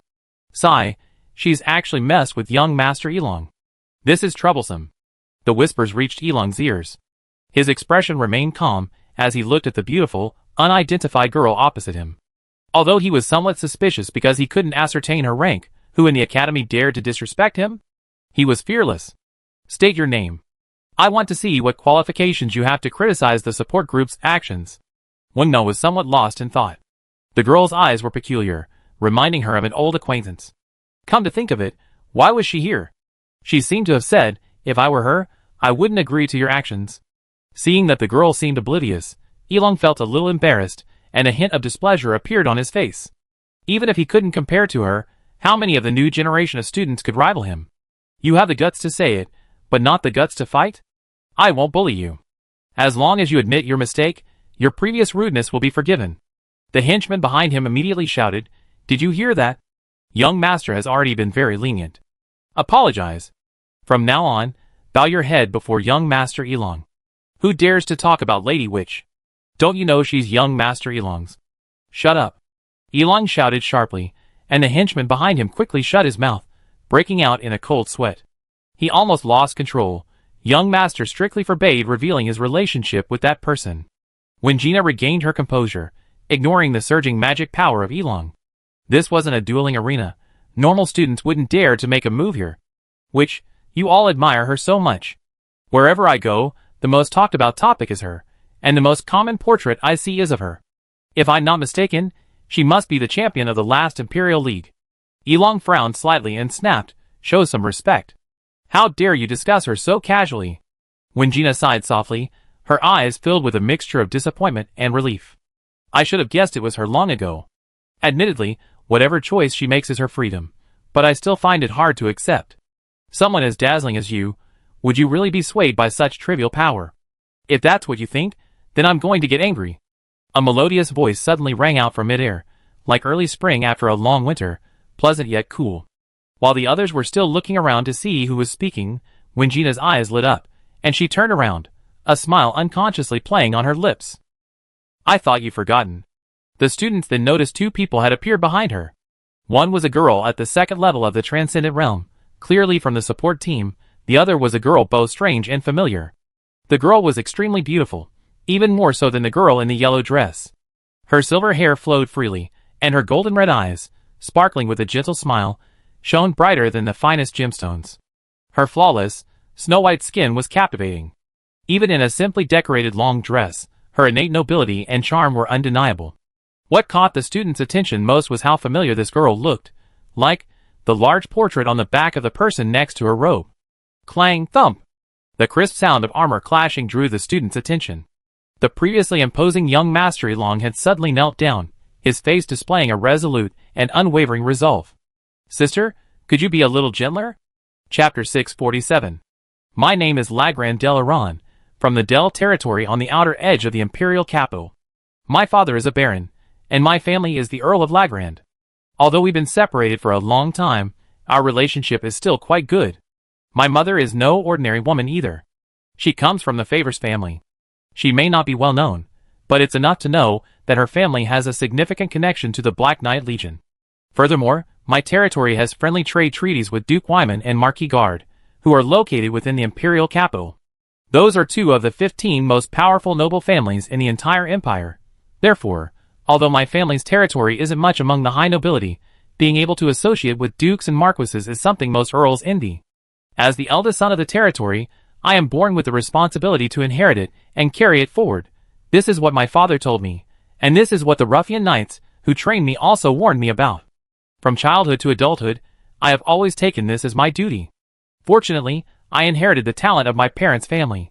At 19, I entered the Transcendent Realm, successfully passed the Imperial Academy's entrance exam, and at 21, I achieved the Transcendent Realm, becoming one of the most outstanding geniuses of the Knight Academy in its time. Therefore, I naturally became the center of attention. People envied my handsome appearance and dazzling blonde hair, and admired my extraordinary talent. Even noble scions of higher status could only fall to my sword. In the next 30 or 50 years, depending on when my father retires, I will gradually improve myself, becoming a renowned member of the younger generation of the Empire, inheriting the family territory in glory. If possible, I will elevate my title to Viscount, or even Earl, accomplishing what other families have been unable to achieve for hundreds or even thousands of years. One day, my name will be recorded in the thick annals of the Empire, praised by future generations. Ever since I discovered the hidden storybook when I was 7, I firmly believed I'm the protagonist, destined to become a legend. Things unfolded exactly as I predicted. At only 33, I was already a prominent figure in the academy, capable of contending with 4-tier experts, and even some teachers might not be able to defeat me. However, even a genius like me has an invincible enemy, my own sister. Lagran Del Lo, a terrifyingly unreasonable figure. She is an undisputed genius, and the driving force behind the territory's current state. In terms of influence, only 7 years older than me, she enjoys considerable prestige throughout the Empire. From our parents and servants to the territory's knights, everyone adores her. However, none of that is the point. The point is, she doesn't need a reason to hit people. Thump! When Elong saw that familiar, pink face, childhood trauma suddenly resurfaced in his mind. His legs, which could withstand the blows of a heavy sword, went weak. Before he could even feel the joy of reunion, he instinctively blurted out, "Sister, could you be a little gentler?" His clear voice was clearly audible in the quiet surroundings. The young student's eyes widened in disbelief. Was this still the Elong who had overpowered the new generation of students? Wait, who is he calling sister? Everyone's gaze fell again on the silver-haired girl. She was Elong's sister? Never heard of her. Wen-Na covered her mouth slightly, revealing a look of surprise. He's your brother? I'm sorry, it's my fault for not disciplining him properly. The smile in her eyes slowly faded. The girl walked unhurriedly towards the kneeling Elong. Her light brown boots clicked on the ground, making a crisp sound, like the tolling of a countdown clock striking Elong's heart. Tap. The footsteps stopped, and everyone's heart skipped a beat. What was she going to do? Luo stood before Elong. Even kneeling, the tall young man was half a head taller than her. His handsome face was composed, but the beads of sweat on his forehead suggested that he wasn't as relaxed as he appeared. Elong raised his small hand and resignedly closed his eyes. But to his surprise, the dizzying sensation he expected didn't come. Instead, he felt a gentle pat on the head. Elong slightly opened one eye and saw the girl smiling gently at him, her beautiful eyes filled with tenderness. When I left, you were just a 16 or 17-year-old young man. Now you're capable of standing on your own. Soon, father and mother will be able to enjoy their retirement. After decades of hard work, it would be wonderful if they could have a more relaxed life from now on. Listening to his sister's soft murmurs and feeling a gentle pat on his head, Elong's heart gradually calmed down. Yes, they weren't children anymore. His sister had indeed given him a beating every time she came home as a child, but it was all for his own good. After more than 20 years apart, he should be happy and call their parents over for a family reunion.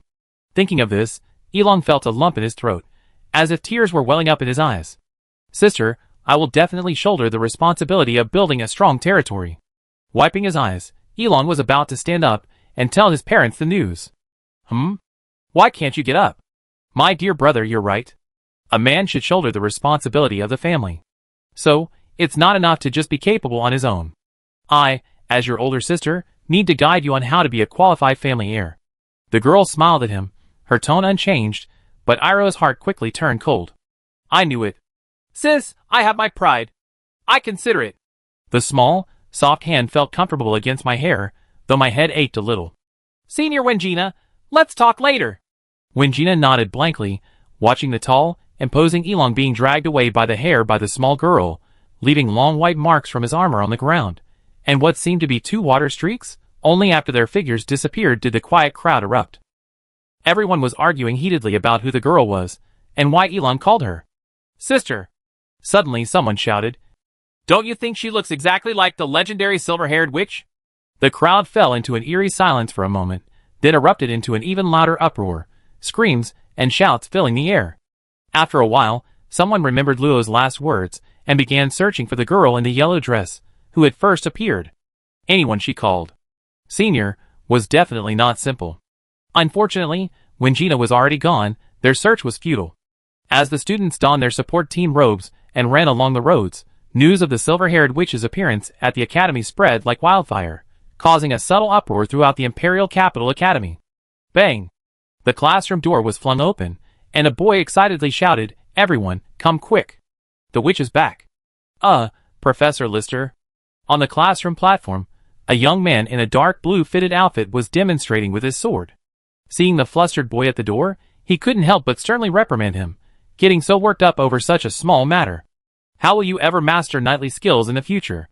The boy shrank back in fear. I'm sorry, Professor Lister, I was just too excited. I be going, I won't bother you anymore. Stop! Lister stopped the boy, sheathing his knight's long sword. Who did you just say was back? It's the silver-haired witch, the champion of the last league. She's back? Lister was somewhat puzzled. She usually stayed at the Mage Hall. Even when visiting relatives, she shouldn't appear at the Imperial Capital Academy, let alone reveal her identity. Lister didn't consider himself to know her well, but he knew she wasn't the type to enjoy crowds. Remembering similar rumors from years ago, his brow furrowed. Another fake trick. Considering his brother's good relationship with her, Lister felt he couldn't ignore it. The news isn't confirmed. Don't spread it anymore. I'm going there. Everyone else, circulate your magic as I just told you. With that, he grabbed the boy and left the classroom. After he left, the large classroom erupted in discussion, all about the reappearance of the silver-haired witch. Chapter 648. Who? Blowing away the white steam rising from her little pink fist, Luo casually sat on the living room sofa, legs crossed, a few grapes glistening with a mercury-like sheen appearing in her hand. She tossed them lightly into her mouth. How are Mother and the others doing? Opposite her, Elong, sporting a completely new look with a bruised and swollen face, sat on the edge of the sofa. His full armor had been removed and placed beside him. It wasn't that he didn't want to sit more comfortably, but his butt was just too sore. They're all fine. They just often say that sister's replies are slow. Luo paused in her grape-eating pace, noticing the slight worry on Elong's face, and pursed her pink lips, explaining, the mage's hall is quite busy, I've been reading their letters.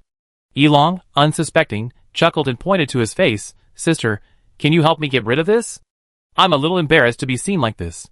So you know it's shameful, huh? Luo glanced at him sideways, tossed another grape into her mouth, and mumbled, what's this support group all about? Sis, don't you know?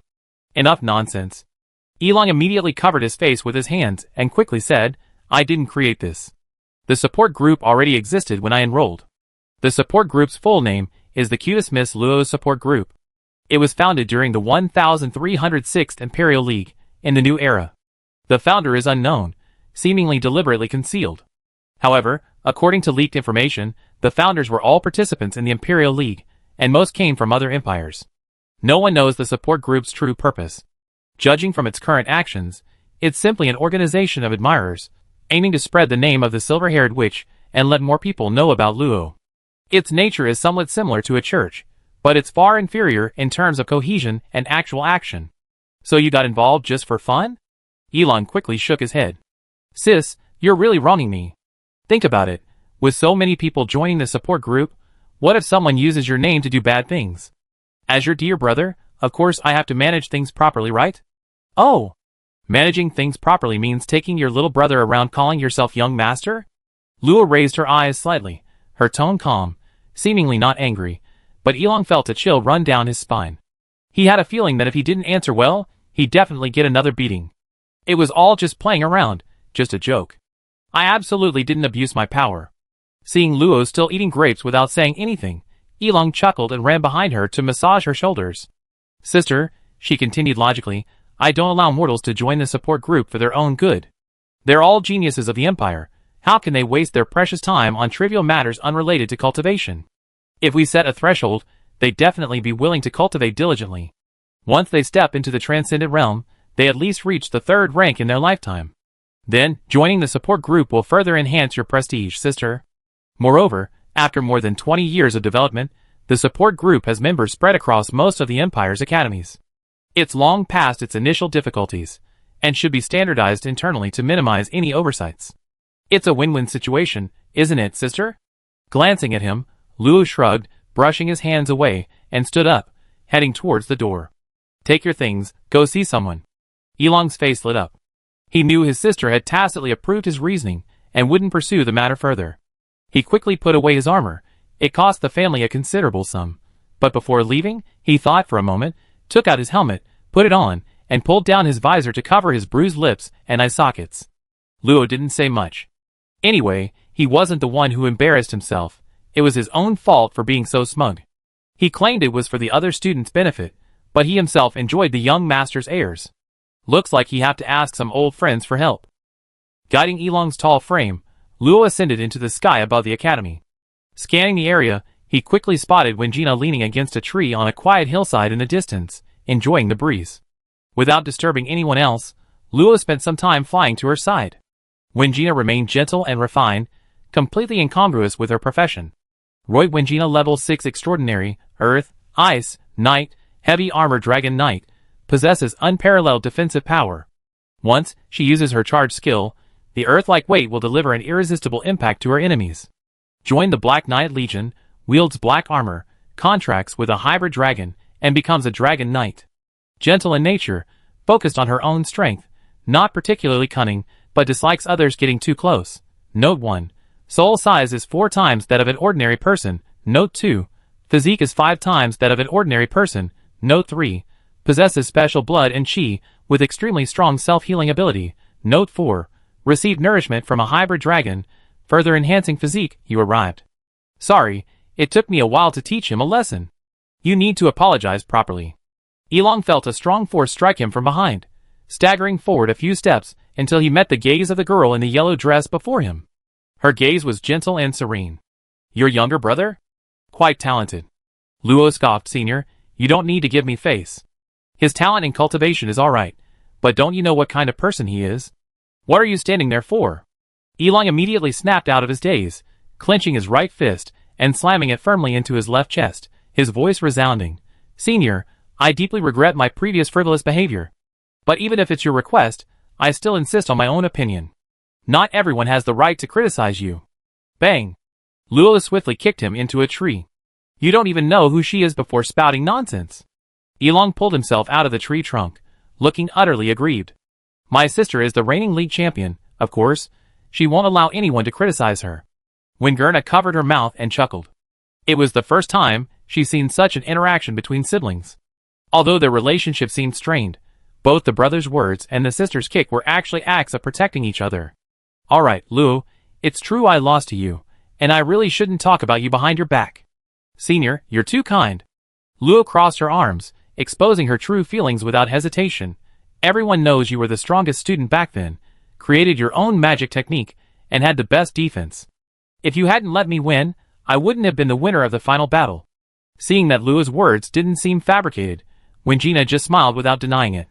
Elong couldn't help but widen his eyes and exclaimed, Sis, your championship was fake? Thump. Ignoring Elong, who was half fallen into the ground, Luo asked her curiously, Senior, didn't you join the Black Knight Legion? Why are you back? If she remembered correctly, there were still 3 years until the next competition, and the old students hadn't returned yet, so there wasn't much to see at the academy. Wingerna didn't hide anything, explaining in detail. 2 months ago, the Agnesa Empire closed its borders. As a member of the Black Knights, I was assigned to investigate. Before leaving, I planned to visit the others. Oh, and Orsara said you're a total homebody, always holed up in the Mage's Hall. I do go out, okay. Defending herself, Luo focused on the Agnesa Empire's border closure. So, are you planning to go to the Agnesa Empire immediately, Senior? Wingerna shook her head. The long-distance teleportation array can't reach the north right now. Crossing millions of miles by air alone isn't feasible. So, I plan to join a transnational merchant caravan and use a large airship to get there. Luo hadn't encountered large transcontinental merchants before, only knowing that they usually possessed large airships or flying magical beasts, their strength comparable to small countries. They knew the distribution of dangerous areas across the continent and could safely roam the wastelands. Travelers lacking confidence in crossing the wastelands could pay to join a merchant caravan for safety. Compared to hiring adventurers, the advantage of this approach is that you don't have to worry about betrayal halfway through, and it's much safer. The downside, of course, is the higher price. And if they encounter a powerful enemy, traveling merchants will prioritize protecting their goods. Losing 1 or 2 clients is perfectly normal. After thinking it over carefully, Luo suddenly said, Senior, I go with you. Elong, who was just pulling his lower body out of the ground, instinctively blurted out, Sis, are you going out partying again? Thump. Chapter 649. After sending Iran to summon the most capable members of the support team, Luo and Wingerna first found the drunken Orsara. Upon seeing Luo, she immediately sobered up. In Luo's presence, she still tried to maintain her senior's composure, which Wingerna secretly found amusing. Unexpectedly, a short while later, Lister arrived. He said he had intended to discuss the rampant rumors circulating outside with Orsara, but Luo's actual appearance had surprised him. During the casual conversation with the others, Luo learned about the experiences of his former acquaintances over the years. There wasn't much to elaborate on. Apart from the rather mysterious Siri and Wingerna, who had made her decision early on, the other senior students had all become academy teachers, spending their days cultivating and teaching, occasionally going out to resolve trouble caused by students. In contrast, the whereabouts of the younger students from Luo's generation were much more obscure. 12 years ago, Biguria and Manita went to the Storm Straits for training, planning to return within 10 years to prepare for their advancement. However, for some unknown reason, they disappeared without a trace 3 years ago. If it weren't for the fact that their soul-sensing tokens weren't broken, both families would have launched a search. Despite possessing extreme ice affinity, Hilly, who had little presence within the academy, went north after reaching the 3rd rank. Everyone speculated that she went to the Assassin's Hall for advancement, or perhaps simply wanted to return to the Agnesa Empire. Dapp and Galvaton, who weren't on good terms with the group, didn't choose to use the Academy to enter the Knights' Hall for advancement. Instead, they left the Academy to advance on their own, disappearing without a trace. Furthermore, most of the third-rank students, including those Luo had met or didn't know, chose to return to their families. They couldn't spend a lot of time in the Academy to more easily advance to the fourth rank. Instead, they wanted to serve their families, and their families would fund their future cultivation resources. Only a select few from wealthy or powerful families, lacking the resources to support their children's cultivation and allowing them the luxury of pursuing their own paths, would choose to remain in the Academy like Lister and his group. The conversation gradually veered off course.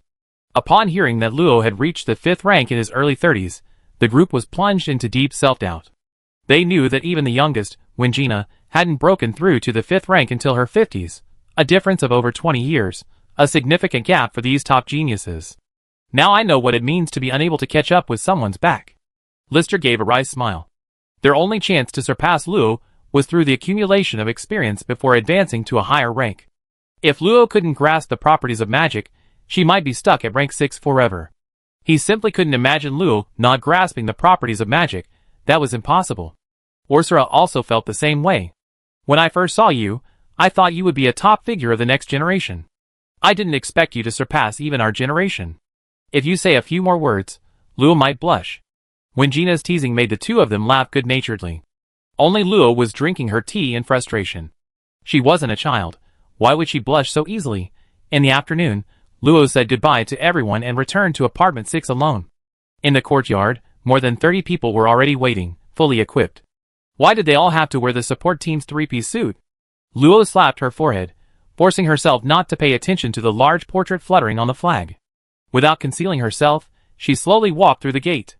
Iran was the first to notice Luo's arrival and immediately cleared his throat. Though he was wearing a helmet, making his voice sound very muffled. Hearing the commotion, the others quickly unfurled a banner that shone in gold. The most adorable Miss Luo's support team. Caught off guard, they shouted, "Welcome back, most adorable saint. All those with wisdom should sing your praises to the world. Praise your beauty. Praise your wisdom. Praise your deeds. With the birth of a legend, the name of the silver-haired which will spread to every corner of the world." Bang! Bang!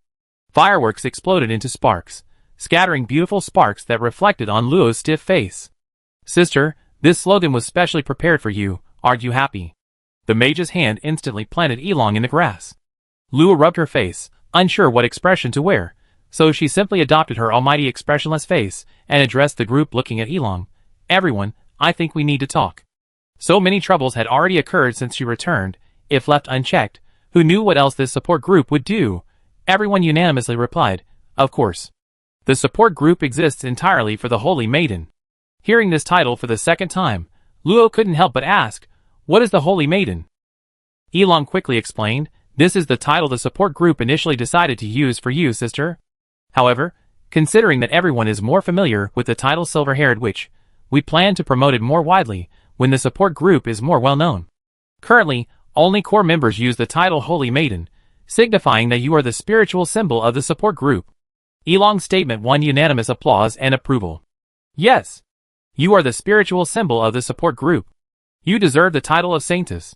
Luo glared at Iran, who was trying to climb out, but the latter smiled sheepishly and shrank back into the pit. Scratching her hair, she realized she might really not be able to disband the support group. Even a spiritual symbol had been created. It was conceivable that if she announced its disbandment, some branches with ulterior motives would try to maintain its existence, deceiving members, changing names, or even fabricating her image. After all, without someone pushing things along, how could her image have spread so widely? Luo was almost certain that, apart from the original group, most of the support groups were just in name only. Others dared not voice their complaints only because of her considerable fame. This wasn't a pleasant situation, and few experienced students could maintain an optimistic attitude. Fortunately, according to Elong, the title of Saintess hadn't spread far, so she still had a chance to control it. To be honest, this is the first time I heard of the support group. In my opinion, this organization is completely unnecessary, and I don't need any extra fame. It would only bother me. Her cold voice was like a bucket of cold water poured over the crowd who were excited to see Luo. The Holy Maiden didn't need the support group anymore? Wouldn't all their efforts have been in vain? Holy Maiden, you can't. You are undoubtedly the most dazzling diamond in the world. How can you be without followers? Holy Maiden, is the support group really going to disband? Elong, planted in the ground, wanted to try and persuade Luo, but he knew all too well that his sister wouldn't change her mind without a good reason, so he remained silent. Luo's calm gaze swept over the crowd, taking in their expressions. Suddenly, a young man holding a banner shouted angrily, "I went through so much trouble to join the support group and become a core member. Is all my hard work for so many years just because of one sentence from you?" His eyes were bloodshot, and he was breathing heavily from tension and excitement. The other students all turned to him with surprise. Several female students shouted angrily, "Angdo, how can you be so disrespectful to the Saintess? Have you forgotten the oath you swore when you joined the support group?" The boy named Angdo clenched his fists, his magical power surging, and roared, "But she won't even admit her identity as the Saintess. What's the point of this support group then? Ridiculous. Utterly ridiculous. I think she's just worried about her reputation and doesn't want to take responsibility." Boom! Elong suddenly lunged forward, veins bulging on his face, like an enraged lion. His furious punch was powerful and fierce, carrying a sharp force that aimed directly at Angdo's face. "Who gave you the courage to be disrespectful to her?" The students' expressions changed drastically. This punch was already beyond the third level. If it hit, it would leave him bruised and battered. "Stop!" The enormous fist stopped just in front of Angdo, the force of the blow sending him flying and crashing into the flower bed that had just been cleaned that morning. Elong turned back, puzzled. "Sister, why?" He was confused. Why wouldn't he let her beat him up? Luo crossed her arms, her eyes calm. These young people, though more intelligent than ordinary people, and all outstanding members of their families, had barely left the capital. What experience did they have? With just a slight provocation, their harmonious group crumbled instantly. If these people were to manage the support group, the academy would be the first to intervene within a few years. Do you all think I know nothing? A slight chill permeated the air. The midday sun hadn't been blazing for long when snowflakes began to fall in the courtyard. Everyone shivered, finally realizing that while the girl before them was cute, she was far more famous for her unfathomable strength. Chapter 650. What is a witch? There's no unified definition within the supernatural world, but it often refers to a female mage whose actions defy common sense. Similarly, male mages are called demon men. The reason it's limited to mages is simply because their mental state is the most unpredictable of all supernatural beings. The last person to be dubbed a witch by the students was Luna. She won the league championship 2 years prior at the 4th rank and beat up every teacher in the academy. In the eyes of the graduated students, she was a fiery ball ready to explode at any moment. In the academy, you could provoke noble children and argue with teachers, but you absolutely couldn't clash with her, or you'd be bettered in the next day. Now, the one dubbed a witch is Luna's disciple, and the title sounds quite nice. The silver-haired witch. It seems to be just because of her appearance, but why the suffix witch instead of girl or some other more appealing title? Is it simply because she's a mage? Only those who have witnessed Luo Xing's tearing apart of the arena will understand.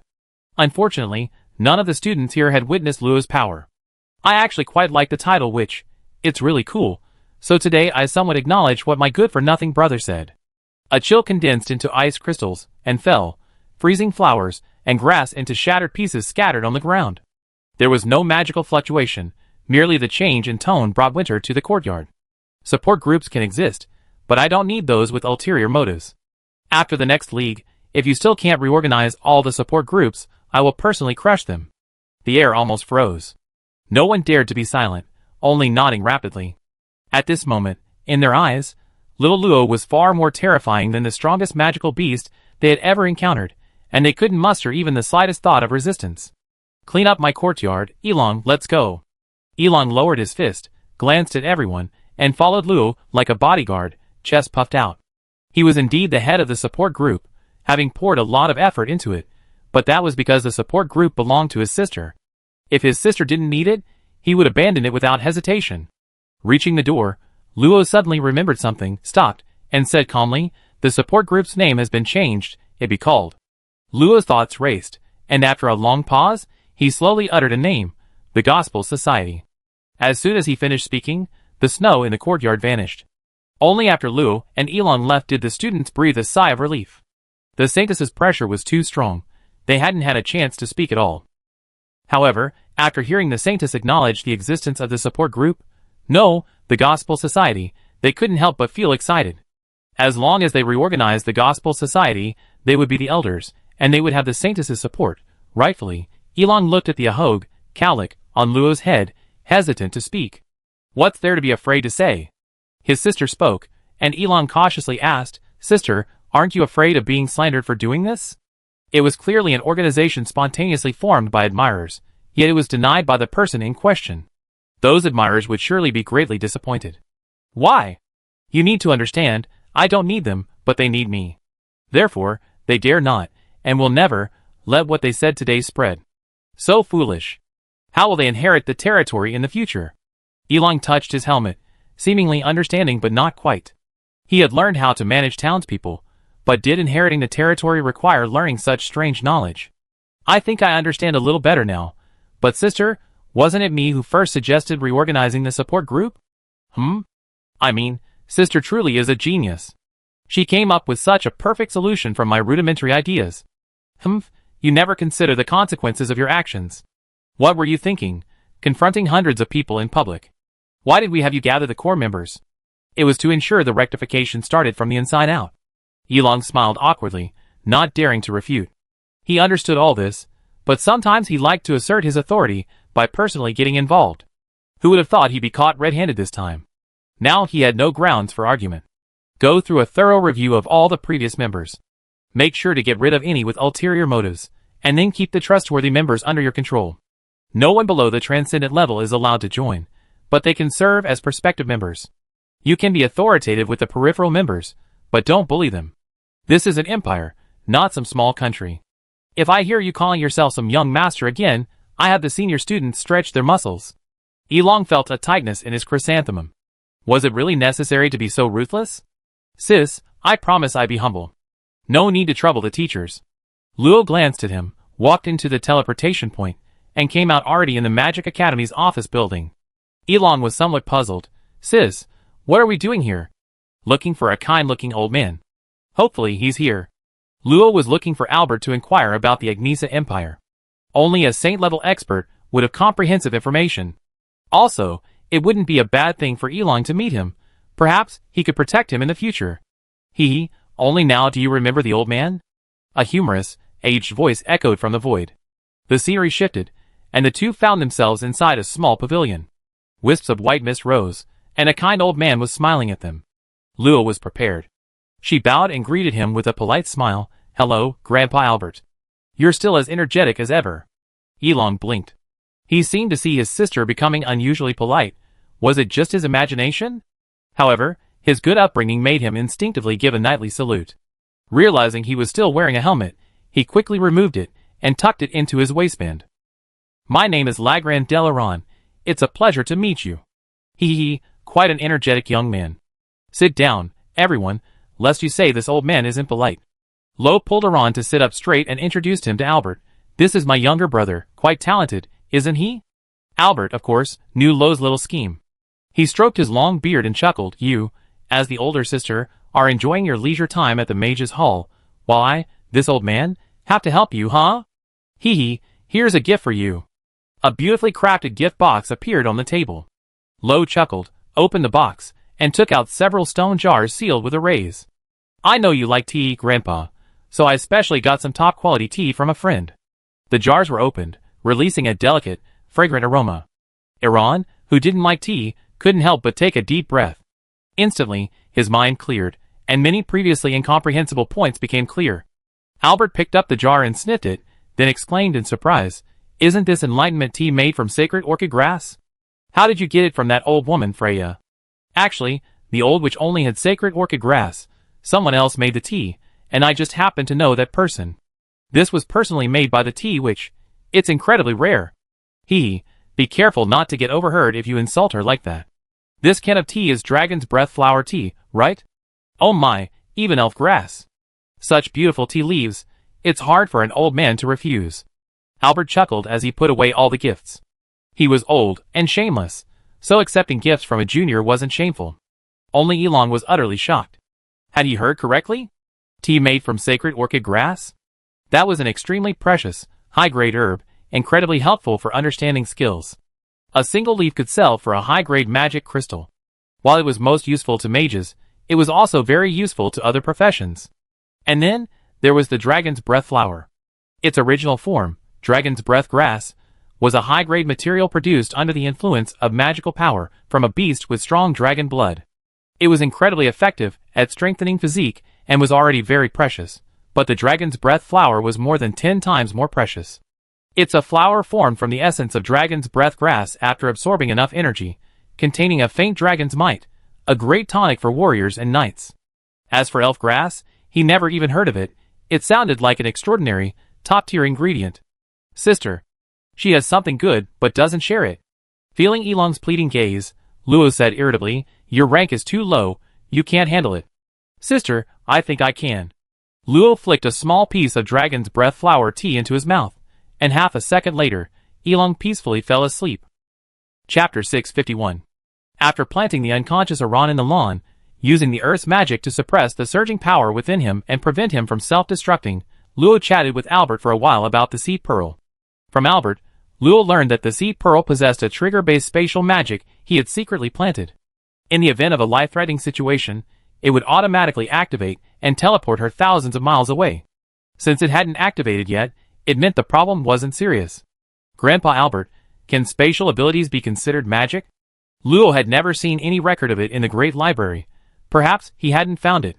Albert smiled slightly, his eyes deep and wise. Space can be cut, stitched, expanded, shrunk, distorted, transported, vibrated, imprisoned, repelled, and overlapped. Why can't it be used as magic? But I don't seem to have heard of spatial magic. Spatial tearing is the most well-known saint-level exclusive skill. Spatial rings are the most common spatial items, and teleportation arrays are the most convenient spatial formations. But apart from that, there seems to be little else to know about the use of space. It was only because Luo had spent so much time in the Great Library that he had the opportunity to witness many ingenious uses involving space, but he had never discovered any systematic spatial magic. Yes, because spatial magic cannot be spread. Albert's face held a serious expression that Luo couldn't comprehend. Do you remember what the old man told you? Luo nodded subconsciously. I remember. You scared me back then, saying there were enemies even you couldn't defeat, and that I should go and deal with them. Head little girl, you have a good memory. You haven't reached the saint rank yet, so you shouldn't know this, but since you asked, I just say a few words. Luo immediately perked up his ears, wondering if the old man was about to spill the beans again. Albert took a sip of tea, then suddenly changed the subject. Little Luo, this old man guesses you didn't just come here to chat, did you? Luo didn't understand why he changed the subject, but nodded nonetheless. Actually, I wanted to inquire about the situation regarding the Agnesa Empire's closed borders. Albert gave a knowing look. You're worried about that little girl Luna, aren't you? She ran off to the north all by herself, not even thinking about us old folks. That's just how the teacher is, haha. Seeing Luo's slight embarrassment, Albert waved his hand, indicating there was no need to say more. Luna getting her fire soul back shouldn't be a problem as long as she doesn't encounter any high-level transcendence. Besides, before she left, she gave him the demigod staff of light and darkness. You took the shell, but do you know the origin of that staff? Luo shook her head. She genuinely didn't know. Albert had initially told her that the staff had been placed in the center of the first floor of the Magic Academy's office building a long, long time ago, and no one could remove it. Later, the academy was invaded, the staff's core was taken by a demon, and the remaining part was preserved until Luna took it away. It's normal not to know, because no more than 4 people in the entire empire know its origin. I lived a bit longer, so I'm one of them. It was an extraordinary history. The staff light and darkness originated more than 35,000 years ago. In that era, the Karlov Empire had not yet been established, and it was the darkest age in the new calendar. The 6 great halls were severely damaged, the Knights' Hall was almost destroyed, the Church of Light lost more than 50% of its knights and priests, the population of the 3 major races was devoured by tens of billions, and even the Sea of Origin was polluted, forcing the sea races to land and fight together. The creatures capable of bringing such immense catastrophe to the entire plane are the 4 ancient calamity beasts, the Calamity Skeleton Dragon, Haida, the Undying 9-headed Bird, Unica, the Twin Chimeras, Scala, the Void Nightmare, Azrael. They all originate from the depths of the netherworld, terrifying beings surpassing the saint rank, demigods second only to gods. Approximately 30,000 to 40,000 years ago, the Garen Empire, guarding the entrance to the Netherworld, was torn in two by sky-covering bone claws. One saint-ranked guardian of the entrance was killed instantly, and another was severely wounded. Subsequently, the Calamity skeleton dragon Haida broke through the seal between the two realms, unleashing the calamity of the undead. The Garen royal family, reacting quickly, immediately activated its highest alert, mobilizing the entire nation to contain the calamity near the entrance. They also joined forces with the Temple of Light, located less than 10,000 miles away, to confront Haida. After suffering heavy losses, Haida was repelled by the combined might of the powerful warriors. Before the Garen Empire and the Temple of Light could even catch their breath, the blockade of the undead calamity shattered with a deafening roar. A colossal, decaying body soared into the sky, its 9 piercing screams unleashing a deafening, soul-destroying sound that shattered millions of low-level transcendent souls, heralding the arrival of a turbulent era. Being completely unprepared, the Garen Empire quickly crumbled, forced to relocate its entire nation. Fortunately, due to lingering issues from the previous era, the Temple of Light, the greatest threat to the undead, was nearby. At the cost of 3 million miles of territory, the two calamity behemoths were finally contained. But things weren't so simple. Just as reinforcements from the other two continents arrived, two demigod-like auras, capable of shattering space, suddenly erupted from the desolate, uninhabited land in the center of the northern continent. The twin chimeras, spewing death and plague, forcibly connected the two realms in some way, simultaneously launching a surprise attack on the northern Orc Assassins' Hall and the southern Human Knights' Hall with their undead armies. The northern continent, its interior weakened, was stunned. Its reinforcements were trapped outside the continent and unable to return, leaving the entire continent in grave danger. In that critical moment, the humans and orcs of the entire continent joined forces, dragging the twin chimeras into a stalemate, allowing the western continent to be liberated first. The war raged across the two continents for nearly a century. Although the 4 undead demigods were incredibly powerful, the main battlefield was in the realm of the living, where the undead energy was insufficient. Furthermore, the 6 great halls and the Hall of Light possessed the ancient foundations left behind. After sacrificing billions of lives, they gradually managed to control the situation. The war began to escalate after the Knights' Hall was severely damaged. As the strongest frontal combat unit, the Knights' army had always been at the forefront of the war, providing cover for other classes and eliminating the ever-growing undead. But one day, most of the Knights suddenly fell into a deep coma, countless Knights were killed in their dreams, and the battle lines collapsed instantly. Fortunately, after a century of fierce fighting, the living world had made preparations, and quickly identified the culprit, the Void Nightmare Azrael, who had been quietly hiding since the beginning of the war. As the top-tier undead of the ghostly type, the Nightmare race was undoubtedly terrifying. Manipulating dreams and souls was their instinct, and their king, Azrael, could force all transcendent beings below the saint rank into a dream, never to awaken. Under its manipulation, the Knights' Hall lost 8 or 9 out of 10 men, and the battlefield became one-sided once again. To restrain Azrael, the elven race used the ancient Tree of Life as a foundation, providing spiritual protection for all living beings. The price was the disappearance of the elven protective barrier, and the flames of war began to spread to the eastern continent. More than a decade passed. Amidst the stalemate of the war, the powerful finally discovered the mastermind behind it all, and secretly began planning a counterattack. 200 years later, humanity presented the dwarves with a peculiar star-shaped gem and a tattered cloth radiating divine power.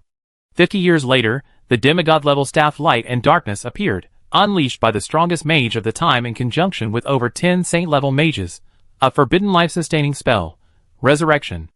Unparalleled vitality permeated every corner of the living world. The dead slumbered, the dead revived, and the living were healed. The lands of the 3 continents ravaged by deathly energy began to recover.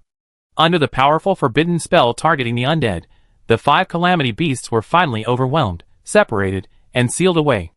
Nearly a century later, all the undead were cleansed. After 500 years in total, peace was restored to the living world. Luo's palm sweated as she listened.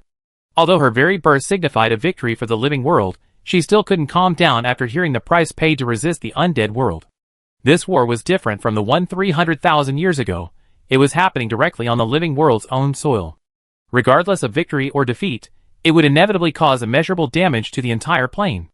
Without the final forbidden life technique, the overall strength of the living world would likely have plummeted. If it attracted the covetous eyes of other planes, the consequences would be unimaginable. Luo couldn't help but grit her teeth and ask in a deep voice, Grandpa Albert, was it the demons who sabotaged it from behind? In that war, who benefited the most? Undoubtedly, it was the side that orchestrated the war, and the race that loved war the most was the demons. Albert took a sip of his cool tea, not answering directly, but instead asking Luo a question. Little Luo, don't you find it strange that so little history of that war has been preserved? It's been too long? At least for most living beings, 30,000 years is ancient history. Albert shook his head slightly, a deep sense of apprehension in his eyes. The 4 calamity beasts are not dead, the name of a demigod should not be mentioned too often. Chapter 652. Luoshan agreed. The stronger a person is, the more acute their intuition becomes. When one surpasses the saint rank, it's not impossible for that intuition to evolve into an ability similar to hearing the calls of all living beings. So, Grandpa Albert, were you referring to the calamity beast when you mentioned it? Yes, but not entirely. The calamity beast is indeed terrifying. Even its name shouldn't be mentioned lightly. But with the demigod staff, even if it revives, it can be sealed again. However, we underestimated the demon's infiltration. The staff's core was stolen. To restrain the beast's revival, we must first deal with the demon child of the present world. Luo recalled the battle Luna had told her about. The demon boy's initial target was the staff, and even after suffering a massive backlash for some unknown reason, he still managed to steal the strange crystal at the staff's center. But Grandpa Albert, since that staff is a weapon to subdue the calamity beast, why is it just casually placed in the middle of the mage tower? Albert smiled helplessly and revealed the truth. The core of light and darkness actually comes from the demon plane. It was a demigod-level artifact used by the demons to collect souls, and also a crucial hub connecting the demon plane to the living world. The powerful humans of that time stole it and entrusted it to the dwarven master blacksmith, who fused it with fragments of the oracle from the Temple of Light. It took 50 years to complete. Because it is so precious, it cannot be discovered by the demons. The powerful figures of that time unanimously decided to hide it among the people, erasing all its history and records, and having at least one saint-level guardian. 30,000 years have passed, and it has always been regarded as a somewhat peculiar staff. No cult has ever coveted it, and we gradually lowered our guard, which allowed them to take advantage of the situation. Thinking of this, Albert felt a surge of hatred. If it weren't for that old butler who associated with the demon holding him and Canik back, how could the core of the staff have been stolen? I think I understand now. It's not Grandpa's fault. Who knew the demon would investigate so early and remain hidden? So cunning. But Grandpa Albert, why are you telling me all this? She doesn't have the power to know these secrets yet. Well, firstly, you're involved in several disasters caused by the demon cult. Secondly, you were the first to know about the resurgence of the Calamity Bone Dragon. And thirdly, it's also related to Luna. Luo was taken aback. How did it involve her teacher again? I know the Emperor of Agnesa. He's a paranoid and dictatorial man, but not so arrogant as to oppose humanity. So, this old man suspects he must have some support. At first, I thought it was the Snow Beast clan, so I didn't stop Luna from going north. But recently, a nationwide lockdown was suddenly implemented, and I realized something was wrong. I went to confront them. Although I didn't fight, I vaguely sensed an unsettling aura, which I suspect is related to demons. If my guess is correct, Luna, with her demigod staff, is likely to attract the demon's attention. I hope you take that staff seriously, and prevent it from being taken by demons. Wouldn't that put teacher in great danger? Grandpa Albert, why don't you go save her? Albert shook his head. The border lockdown targets high-level transcendence. If I go, I'd be discovered. Emperor Canik has decided to send Black Knights to infiltrate. I was originally planning to select a few 6th-level teachers to check, but since you're here, it's unnecessary. 20 years ago, Luo possessed strength comparable to a 5th-tier cultivator. 20 years later, Albert believed her strength far surpassed that of a 6th-tier cultivator, making her much safer to infiltrate the Agnesa Empire than other teachers. And there's no need to worry about Luna. With only the staff remaining, light and darkness can easily use light magic, making dealing with ordinary demons no problem. But what if a high-tier demon appears? That's the question you raised in the first place. Why deliberately avoid using spatial magic?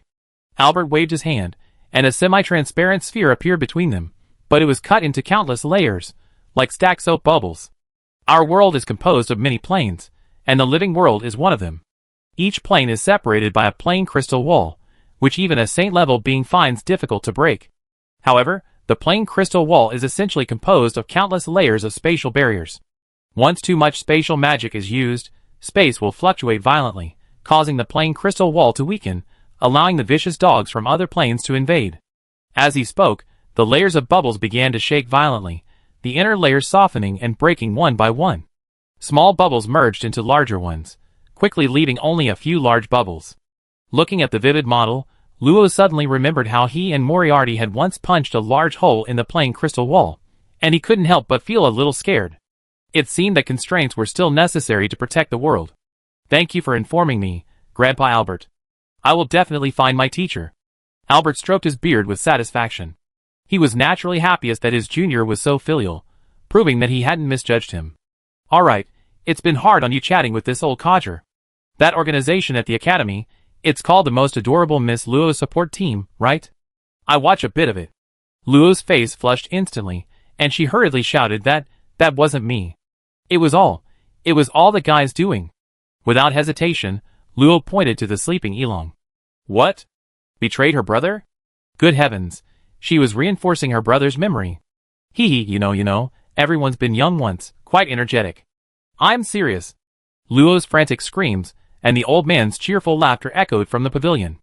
Inside the pavilion, Albert sat quietly, his teacup empty, long since cold. Why did he tell Luo that history? Was it simply to tell her about the drawbacks of spatial magic? Or was it to incidentally tell her about the importance of the staff Luna took? If it was that, there was no need for such roundabout methods. 35,000 years ago, the demons failed to unseal the Calamity Beasts, bringing disaster. 35,000 years later, the Calamity Bone Dragons are about to revive, and they will undoubtedly spare no effort to revive the other three great beasts, using them as a spearhead to tear apart the defenses of the living world.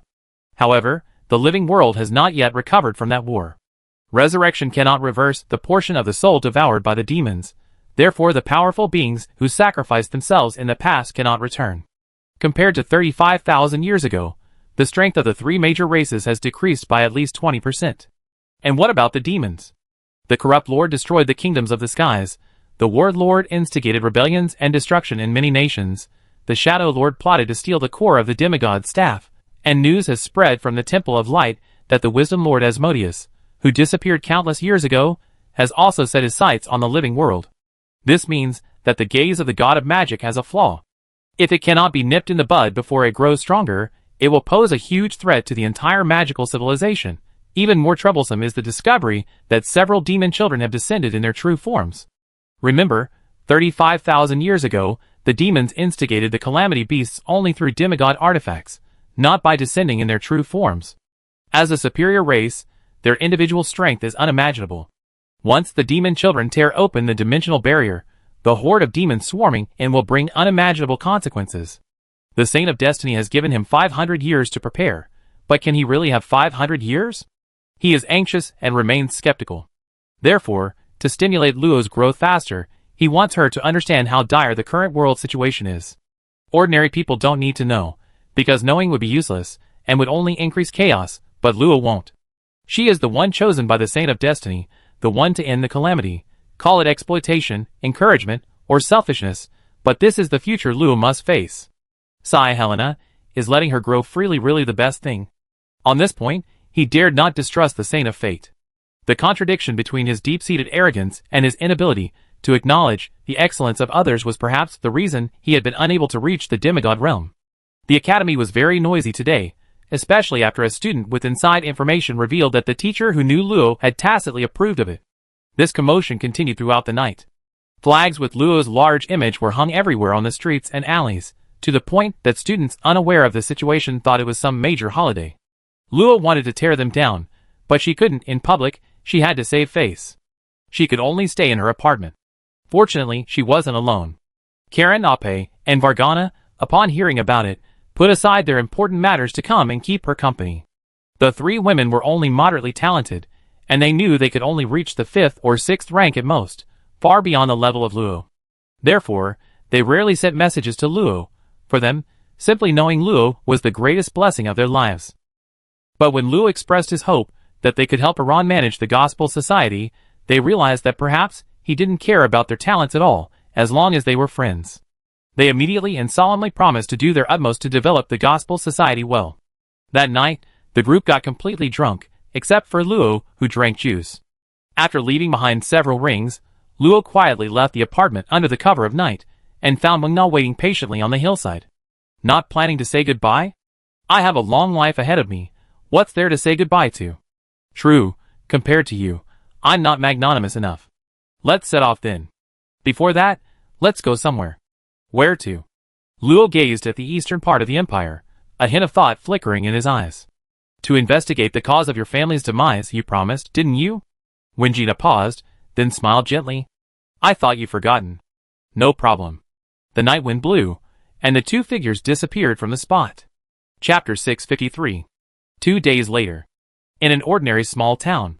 Several girls were strolling along the street, their unusual attire attracting frequent glances from the townspeople. The girl on the left had long silver hair, wore a cute red and white pleated skirt adorned with lace, and was about 1.5 meters tall. She wore a faceless mask with white flame patterns, exuding an air of mystery and nobility. The girl on the right had blonde hair and blue eyes. Beneath a white, square neck top decorated with yellow flowers, she wore a layered skirt with a yellow-white gradient. Every word and action revealed the temperament of a noblewoman. Her gentle and easygoing gaze showed no dislike even when sweeping over the commoners, making it difficult for anyone to feel distant from her. The little girl in the very center looked no more than 11 or 12 years old. Beneath her long, jet-black hair was a chubby, adorable face, and her deep, azure eyes were innocent and pure. However, her knee-length black gothic dress gave off a vaguely sinister impression. Behind the three followed two tall girls with deep purple skin, dressed in light, dark green combat gear. Their sharp eyes warily scanned the surroundings for any suspicious individuals. They were clearly guards from another race. Naturally, it was Luo and his group who attracted the townspeople's attention. Senior, why does the dispelling spells never work when I'm next to you? Wenjina smiled and replied, well, it might be related to my black armor. Relax, everyone's just curious. Even if Senior says that. Hey! You're running off again. Luo reacted quickly, grabbing little Ayati, who was about to run to the nearby barbecue restaurant. Sister Luo, is little Ayati hungry?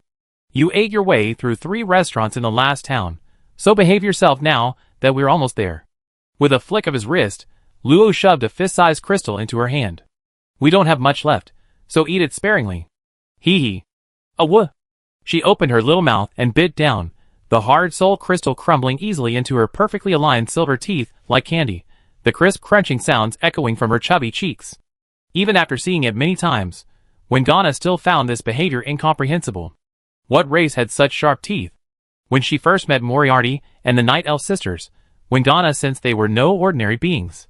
The sisters possessed a sharp, piercing aura, and although they were only 5th tier, she had already given them a very high evaluation.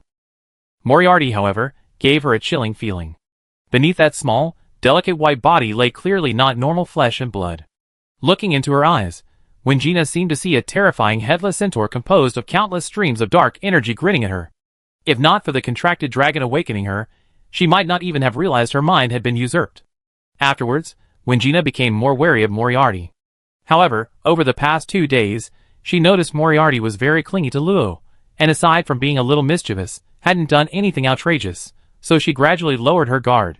Except for the little guy treating precious soul crystals as snacks, she still couldn't accept it. Shaking her head, Wenjina decisively forgot the scene before her, looked at the distant, towering mountains, and softly said, Little Luo, let's go to the mayor's mansion to find out more.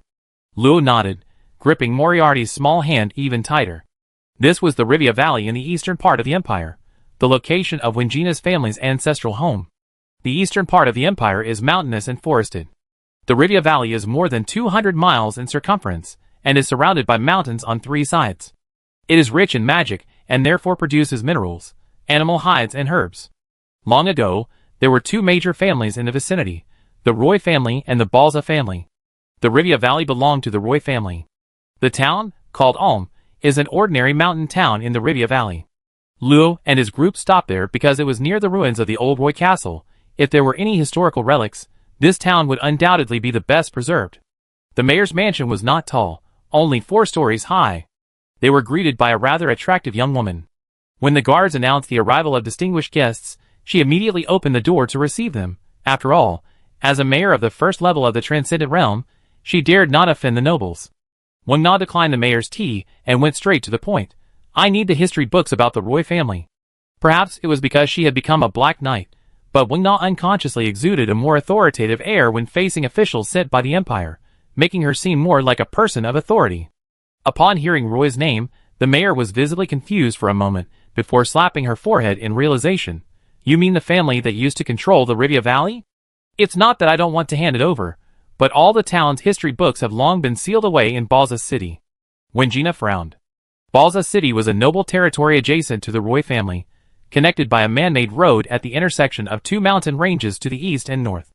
Logically, they shouldn't have the right to keep the town's history books. When did it begin? The mayor dared not conceal the truth. After a moment of contemplation, she said uncertainly, it began about 400 years ago. The town mayor has changed more than a dozen times, making it very difficult to trace. I'm truly sorry. Roy leaned close to Wingina's ear and whispered. She wasn't lying. It seems the Lord of Balza City has a problem. Wingina nodded and gave the mayor a knightly salute. Thank you for your information. Sorry to bother you. With the town mayor respectfully seeing them off, the group quickly left the mayor's mansion. Should we go straight to Lord Balza? No, I want to return to the family ancestral home first to pay my respects to my mother. Luo naturally had no objection, holding Moriarty's small hand and following behind. The During Mountains to the west are rich in magic-patterned iron ore, a fairly valuable mineral often used to craft low to mid-level equipment and weapons. The Luo family's ancestral home was located at the foot of the During Mountains. After asking many elders, the group finally confirmed the location. 400 years have passed, and all traces have long since vanished, replaced by several mines. Nearly 100 miners are busy at work. They are all commoners from nearby towns. Although mining is dangerous, the income is high, making it the best choice for many middle-aged people without other skills. Seeing the bustling mine, Wingina was stunned for a moment, until a burly, dark-skinned man approached her and shouted, "Whose daughter are you? What are you doing here?" Wingina snapped out of her daze, smiled apologetically at Luo, who was looking at her with concern, and said it was all right. Then she took a few steps forward and instinctively gave a knightly salute. "Excuse me, I wanted to ask where the old site of the Luo family was." Unexpectedly, the burly man ignored her question and instead became very wary. "What are you doing here at the mine, trying to gather information? Get out of here right now, or don't blame me for being impolite. Don't worry, I'm not a bad person. Get out. I'm warning you, the mine is under the control of Lord Balza. Protect him. No outsiders allowed." Seeing the burly man about to draw his sword, Wingina had no choice but to retreat. Lo, who was braiding Moriarty's hair, couldn't help but ask her curiously, "Senior, why didn't you interrogate him? With your strength, it would be easy." Hearing this, Wingina shook her head slightly. "He's just an ordinary townsman. Even if he knows something, he won't know much. As a knight of the Empire, I can't arbitrarily oppress commoners. Let's go ask at other mines." Lo didn't object, and as she expected, all the mine foremen strongly resisted their probing, while the miners knew nothing, most of them not even having heard of the name Roy. After several setbacks, the two discussed it, and decided to first investigate the suspicious city of Balza. Chapter 654. Balza City, also known as Balza Territory, is located on the other side of the mountain range to the east of the valley. Fortunately, this mountain range ends at the northernmost point, making the narrowest point between the two only 30 kilometers wide. 500 years ago, the then Lord of Balza Territory dug a tunnel 100 meters wide, gradually strengthening the connection between the two places. The information was obtained from the Adventurers Guild in Balza Territory. Incidentally, Luo also learned about the deeds of the Balza Lord. The Balza family has been established for 18 generations since being in theft by the Empire. They possess their own city and corresponding lord's mansion. This puts them at a relatively powerful level among the territorial nobles. The current lord is Balza Billion, whose strength reaches the 5th level of the extraordinary realm. In the eyes of the common people, he is a strict lord. However, his son, Balza Decreto, is close to the common people and often helps the poor. Due to their personalities, the relationship between father and son is not particularly friendly. If you want to visit Lord Billion, you have to apply in advance. If the lord is in a good mood, he might agree to meet you. In comparison, seeing Decreto is much simpler. Just wait at the town entrance, and you definitely run into him in less than 2 days.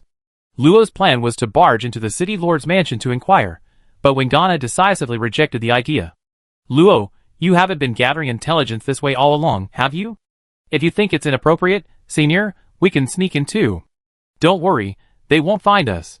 Looking at Luo's thumbs up, Wingana felt she needed to reevaluate this junior. Compared to the wicked Moriarty, her style seemed even more eccentric. Little Luo, that's a provocation against the imperial dignity. If we're discovered, the royal family will issue an arrest warrant. Is that so? Luo blinked. But Lord Balza has some unspeakable secrets, doesn't he? If we visit him legitimately, he'd definitely deceive us, and then we won't find any evidence. But, Wingna understood the logic, but wasn't she only slightly suspicious at this stage? How did Luo make it sound like an undeniable fact? Senior, just listen to me. Even if we're discovered, you're a Black Knight. Show your identification, and you be protected. It'd scare him to death. Hearing this matter-of-fact statement, Wingina fell into deep thought. Could this be the correct use of privilege? Seeing her wavering, Luo pressed on. Senior, think about it. We're investigating a mystery. We're on the side of justice. The method doesn't matter, right? If we delay too long and cause the real mission to miss its opportunity, that would be disloyalty to the Empire. That seems to be true. Although something felt off, Wingina accepted Luo's advice. There was a reason for it.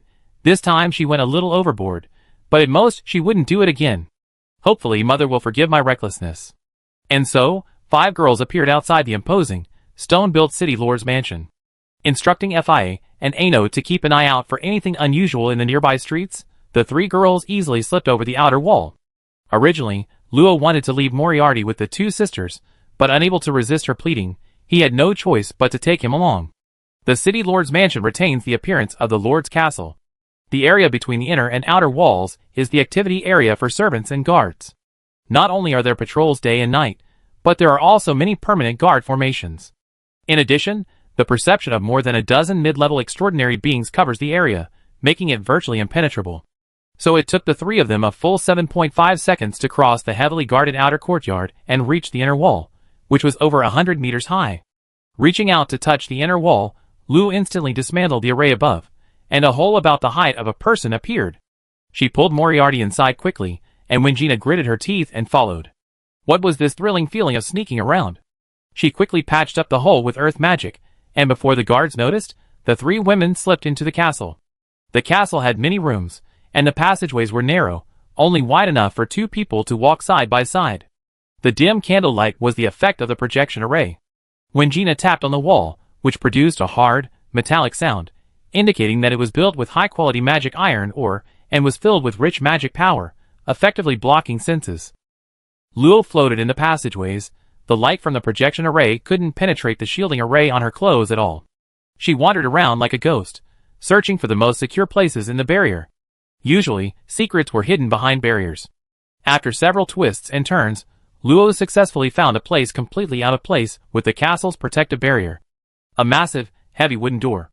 Wingna also noticed the abnormality of the wooden door. Unlike the other rooms, the door, along with the surrounding walls, was locked in a dense network of runes, completely isolating it from all senses and magic. This was truly extraordinary for a lord's mansion in a small town. She absolutely refused to believe there was nothing inside. The barrier around the wooden door was ancient and self-contained. Rather than being integrated with barriers elsewhere, it was more like the entire barrier was a single stone from a mud wall, moved over, and then a simpler barrier was built upon it. Luo observed for a while, and realized that the complexity of the ancient barrier surpassed that of a high-level barrier, making it not something that could be easily broken. Worried that breaking the barrier would cause a disturbance, Luo lowered his head and asked Moriarty, "Lil Moriarty, can you tell what's inside?" Very blurry. There's an aura from another world interfering. Let little Moriarty open it. Despite saying this, Moriarty's face showed no sign of seriousness. With a casual push, countless glass-like cracks appeared on the wooden door, holding for a moment before shattering with a deafening crash. Boom! A heavy sound rang out as the wooden door slowly opened, releasing a surge of surging, pitch-black mist that rapidly corroded all the surrounding ore. Danger! Wingina instinctively stomped her foot, and a thick rock wall instantly replaced the surrounding walls, forming a massive, airtight rock house. A semi-transparent, earth-yellow runic armor appeared on the 3 of them, hissing under the corrosive black mist, yet it stubbornly withstood the attack. Little Luo, we need to leave first. We can't let this power spread. Don't worry, Senior, are you alright? Wingina was still trying to understand Luo's words when she was surprised to see the dense black mist rapidly thinning, condensing entirely in Moriarty's palm, which he then gently squeezed and dissipated into nothingness. Luo smiled slightly. That's it, isn't it? Let's go in and take a look. This is quite a discovery. The moment the ghostly energy dissipated, Luo sensed something familiar. Although surprised that such a thing could be found here, considering her previous deductions, it wasn't surprising. The only question was, were those things collected actively by the city lord's mansion, or were they stored there unknowingly? Seeing Luo walk in without any surprise, Wingina also came to her senses, gaining a deeper understanding of Moriarty's strength. It seems her junior has many secrets. Without much thought, Wingina also slowly walked in. She didn't disarm the outer rock barrier. With such a commotion, the people from the city lord's mansion must already know. It was best to keep them waiting until she finished checking the room. In special circumstances, mother should forgive my rudeness. Chapter 655. The room behind the heavy wooden door wasn't large, less than 50 square meters. The four walls were an eerie black, made from a single piece of unknown material. Even with Wingina's strength, she couldn't scratch a single mark. Aside from the room's strangeness, the items stored within shocked Wingina even more. Cloudy crystals were scattered all over the floor, forming large areas of magical vacuum. Judging from the accumulated dust, they hadn't been moved for a long time. In the very center of the room lay a decaying obsidian pedestal, and a rusty metal box lay open and empty on the floor. How could there be anti-magic stones? Having been a member of the Black Knight Legion for over 20 years, she was no stranger to anti-magic stones. One of the raw materials for crafting black armor was anti-magic stones. But anti-magic stones were strictly controlled by the Empire. How could the mere Balza family possess such a large quantity? Luo picked up a piece of anti-magic stone, examining it closely. After a moment's thought, she voiced her guess. Senior, do you remember the crystal your mother left behind? Wingina asked, puzzled. I still have it. You said last time not to expose it to others, so I kept it in my ring. What does that have to do with anti-magic stones? Senior, don't you think that crystal has a similar effect to an anti-magic stone? Luo's question made Wingina ponder. She took out the crystal her mother had left her, and compared it to the cloudy crystal on the ground. She was surprised to find that although their physical properties were completely different, their repulsion of magic was almost identical, and the transparent crystal was even more powerful. Actually, I've seen this kind of crystal before. Because its effect is similar to that of the anti-magic stone, I call it the anti-magic crystal. From the information I have, both come from the underworld and are likely favored by demons. There's something I must tell you, Senior. The Roy family has a very close relationship with the anti-magic stone, perhaps. Luo didn't continue, knowing Wingina would understand. With information about the anti-magic stone strictly controlled, any family or force that privately possessed it would be targeted by the Empire. Wingina clearly understood what Luo was about to say. She found it hard to accept her mother's dying words. Her wish had always been to find out the culprit behind her family's annihilation. She had even considered using the Empire's help in the investigation. But did Luo mean that her family was being persecuted by the Empire for hoarding anti-magic stones? Then what did she mean by that? Working for the murderer of her clan? It can't be like that, Luo. There must be other reasons. If that's the case, then what has all my years of perseverance meant? Wingina murmured to herself, heavy earth magic unconsciously emanating from her, layers of messy, thick scales appearing on her cheeks and arms. A restless pressure spread from beneath her feet, crushing the surrounding anti-magic stones. Senior? Luo hadn't expected her faith in the Empire to be so deep. Perhaps it was related to her being taken back to the Imperial Academy after being left alone, forging an extremely strong sense of protection. However, this faith couldn't withstand the weight of her inner obsession with her family. If left unchecked, it could shatter her sense of justice and lead her into a mental trap. If she had known this was Wingina's weakness, she shouldn't have said those things. For now, the only option is to calm her down. Senior? That's just the worst-case scenario. Have you forgotten you joined the Black Knights? It would have been better if she hadn't said that. Wingina's frenzied aura spread rapidly, instantly enveloping the entire room. The unimaginable weight pressed down on Luo's body. If it weren't for the room's constraints, the entire city lord's mansion would have been crushed. Frowning slightly, Luo was considering whether to knock Wingina unconscious when he noticed all the oppressive force vanish in an instant. Wingina closed her eyes, then slowly exhaled. When she opened them again, her eyes had returned to calm and gentle. Senior, are you all right? Wingina shook her head, turned, and put away the broken anti-magic stone. We should ask the master about this. Luo scratched his head. Although he didn't know what she had just reconciled with, The mind and will were closely related, and it was normal for her to come to a realization. He pulled Moriarty along and followed her out. The sealed space was illuminated by a hazy, yellowish earth magic. As when Gina dismantled the rock barrier, a dozen or so extraordinary guards surrounded her. Upon seeing someone appear, they immediately activated their magic, unleashing over a dozen sword energies that hurtled towards Wingina. The surging magic collided in the small space, unleashing even greater power.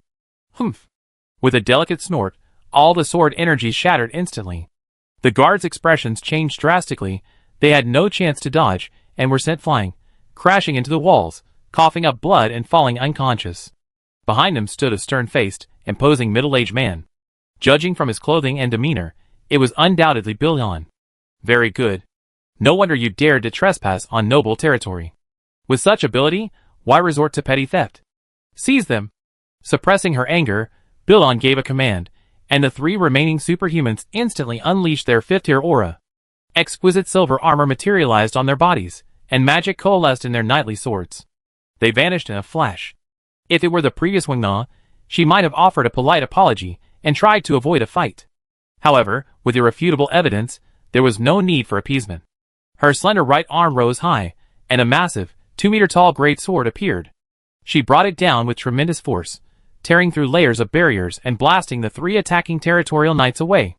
Then, she flicked the greatsword upwards, making it seem like a feather in her hand, instantly blasting the three men out of the city lord's mansion and onto the outer courtyard. With a whoosh, Wingina pointed her sword at Billion, a dark metal token appearing in her hand. She said in a deep voice, "Possessing imperial forbidden items? How dare you? I, as the Black Knight, formally arrest you. The charge, treason." Billion's expression changed, but he didn't panic as Wingina expected. Instead, his brows furrowed. "Even if you are a Black Knight, how can you convict me without evidence? Open your eyes. How could you, as a lord, not know what's stored in the room behind me?" Unexpectedly, Billion shook his head. "Black Knight, I don't know the door. What will be stored there?" Wingna snorted coldly, not believing his words. However, considering that this matter should not have too great an impact, lest it affect the townspeople, she immediately sheathed her heavy sword, tossed him a fragment of a magic-suppressing stone, and coldly said, "I advise you to tell the truth about what you know, otherwise the Balza territory should be replaced." Although Billion was dissatisfied, the fragment in his hand, enough to plunge the entire Balza family into an abyss, left him no room for other thoughts. His expression changed several times, and he helplessly lowered his head and said, "Gentlemen, please follow me. It's inconvenient here with so many people." Upon hearing this, Luo quietly untied the fiery ropes binding the three men imprisoned in the outer courtyard, and followed Lord Billion to the quiet reception hall. As for the unconscious guards, that was the city lord's own business. Attacking the Black Knight and killing them on the spot was perfectly normal. Under Wingina's pressure, Billion quickly revealed the details of the wooden door. That wooden door has existed in the castle for over 400 years. It was left behind by my father before he left. Because it's sealed by a barrier, I don't know what's inside. Where is your father? If you want to ask him, that's impossible. My father has been missing for over 400 years, and is presumably deceased. Hearing this, Wingina pursed her lips in thought. So Lord Billion didn't know about the anti-magic stone. At this moment, Lo interjected, "Why do you seal and manage the history of the Roy family?" Billion ignored Lo. In his eyes, Lo was merely the Black Knight girl's follower, insignificant. This attitude displeased Wingina, who lightly tapped the table and snapped, "Speak quickly. Why do you seal and manage the history of the Roy family?" Billion then reluctantly replied, "Lo.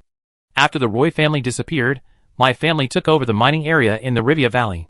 However, the locals have a strong sense of belonging to the Roy family. In order to take over the territory on the other side of the mountain as soon as possible, I had no choice but to resort to this tactic." Luo asked curiously, "Does this comply with imperial law?" Wingna nodded. "Although there's no explicit rule, it doesn't violate the law. It's just that few people would do it, because it easily causes dissatisfaction among the local residents. Lord Billion, where is the Roy family's historical record? If Lord Black Knight wishes to see it, I can bring it up intact.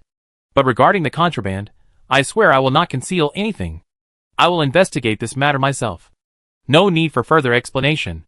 Seeing that Wingna wouldn't budge, Billion had no choice but to invite the three women to a room on the highest floor of the castle, where all the secrets and information about the surrounding area were kept.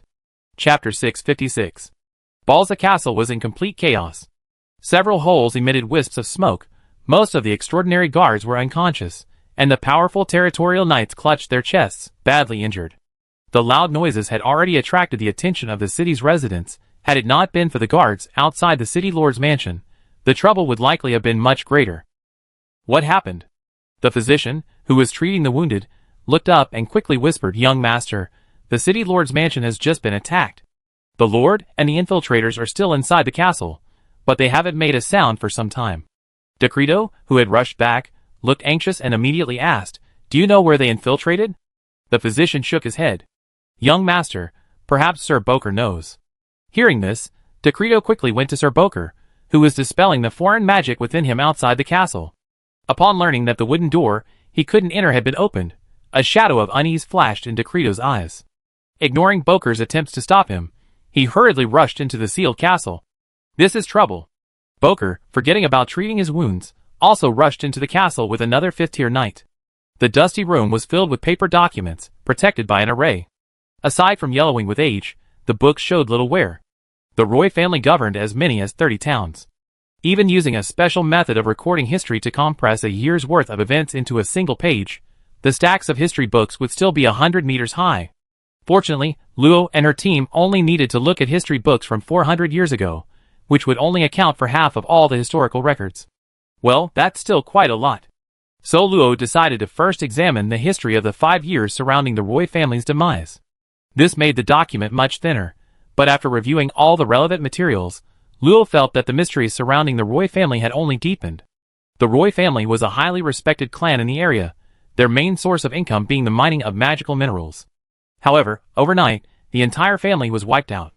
The newly appointed Lord of Balzac handled the matter, concluding that the Roy family was possessing imperial contraband, and therefore, they were executed according to the law. Strangely, Billy, who was already in his 20s at the time, had no recollection of this. According to him, after the Roy family disappeared, his father became strange, often muttering incomprehensible words. A few months later, the wooden door appeared, and soon after, his father entrusted him with a vast territory before vanishing without a trace. Because so much time had passed, Billy had also forgotten what his father had said. "My Lord Black Knight, this is the first time I read about the history of the Roy family. You should know more about it than I do." Wana didn't press him further, turning to ask the pensive Luo, "What do you think?" Luo shook his head slightly. From the available information, only by finding Billion's father could they learn the truth, but that was impossible. He might have already returned to the underworld. Suddenly, Luo thought of something and asked Billion, "Does the Roy family's old mining area still exist?" This time, Billion answered quickly. He had realized that this masked girl held considerable influence, and answering himself was better than being forced to. "It still exists, but there's no trace of it anymore. After all, it's been mined for 400 years. "No, I'm asking about the long-abandoned mining area." Billion thought for a moment before saying, "Now that you mention it, there was indeed a mine that was sealed off long ago. Because it was too deep, and the magic inside was very thin, it was already abandoned when I took over the mining area." Lo and Wingina exchanged a glance, both understanding each other's thoughts. They prepared to go, but just then, 3 soft rustling sounds came from outside the door. Soon, a young man bearing a striking resemblance to Billion appeared in the doorway, along with 2 fifth-tier knights they had met briefly before. "Father, are you all right? What are you doing here?" "Boker, Marion, take him out. Your son was just worried about you, father." "Who are they?" Billion's anger intensified. "Dark Rito, I order you, get out of here right now." Wingina felt a pang of pity. Why did the relationship between father and son have to be so strained? Just as she was about to speak, Lo suddenly stepped forward, looking up at Dark Rito with a strange expression, or rather, at the center of his brow. "Interesting. Where did you get access to it?" Everyone except Moriarty and Dacreter looked bewildered, assuming Lo was testing them. Dacreter, however, was stunned. "You can see what's inside my head?" "Dacreter, what nonsense are you spouting?" Lo raised a hand to stop Lydorn's question. Her eyes, hidden behind her mask, brightened. In her vision, a dark, murky mass lurked within Dacreter's brain, constantly eroding his sanity, yet failing to succeed. A rare sight indeed. "Honestly, I'm more curious about how you resist it." Dacreter seemed not to hear, his body trembling slightly, seemingly unable to control himself. Just as Lo thought he was having a fit, He suddenly shouted excitedly, "You can see it, so you can definitely help me get rid of it, right? Please help me." In his excitement, Dacreter instinctively reached out to put his hands on Lo's shoulders, only to be sent flying backward. The two knights were startled, thinking he was about to kill them. They rushed over to check on their young master, and breathed a sigh of relief upon finding him unharmed. Lydorn's expression subtly relaxed, but he said to Lo with a serious face, "I'm terribly sorry. I immediately put this good-for-nothing son in jail to sober him up. Alright, keep those nice words to yourself. If you really want to fight, he won't survive." Lo pulled Moriarty to Dacreter, who was sitting on the ground. The counterattack array on his clothes had really hurt him. Even though it was just brute force, his muscles felt like they'd been smashed by a 100-ton hammer, almost knocking out this second-tier transcendent being. "You probably don't want to fly away like a sandbag again, so you can talk properly now, right?" Dacre nodded hurriedly. He'd gotten a little too excited, and almost lost half his life in the fall. If it happened again, he'd definitely be dead. "Little sister." Luo's eyes narrowed slightly. Had this guy called everyone little sister so often that he called everyone shorter than him little sister? Ahem, I meant adults.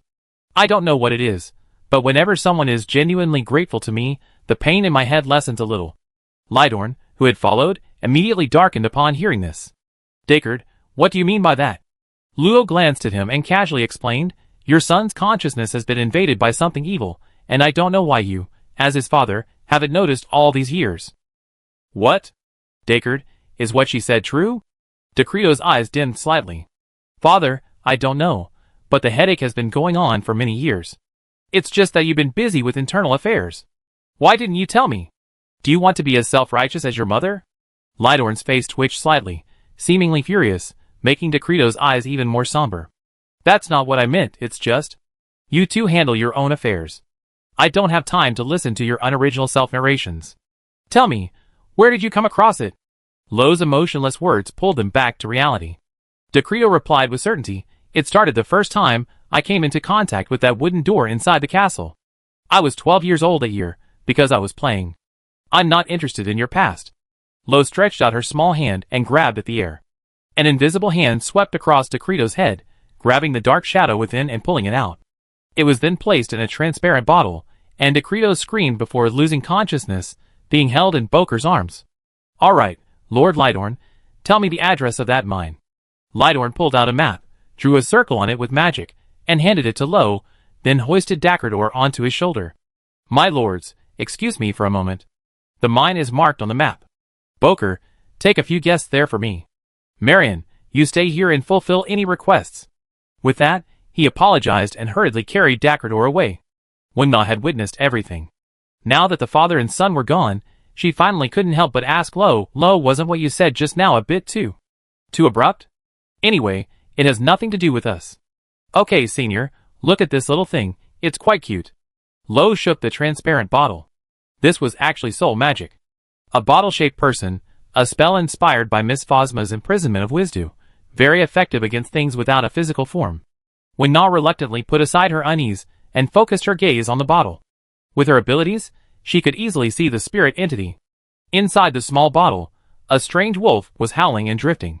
It was called a wolf because its head did resemble the wolf-like magical beasts commonly known. It was strange because it only had a head and forepaws, with ghostly ribbons flowing from its waist down. Its body was dark gray, speckled with black, carbon powder-like dots. To be fair, it was quite cute for its size. "What kind of magical beast is this? I never seen one before." Luo smiled slightly, holding the bottle up to her eyes, watching it howl incessantly but unable to break free, and softly said, "It's not a magical beast, it's a creature from the underworld, called a netherhound." Chapter 657. Little Luo, does the underworld really exist? This was the second time Wingina had heard the word underworld from Luo. In most people's minds, the underworld is the destination of the dead. The most common way to curse someone to die is to send them back to the underworld. However, unlike the real and explorable realm of the dead, the story of the underworld exists only in mythical legends. There is no factual evidence to prove its existence, and there is no record of any living being ever entering it. Everything about the underworld seems like a hypothesis that suddenly appeared to explain the disappearance of the soul after death.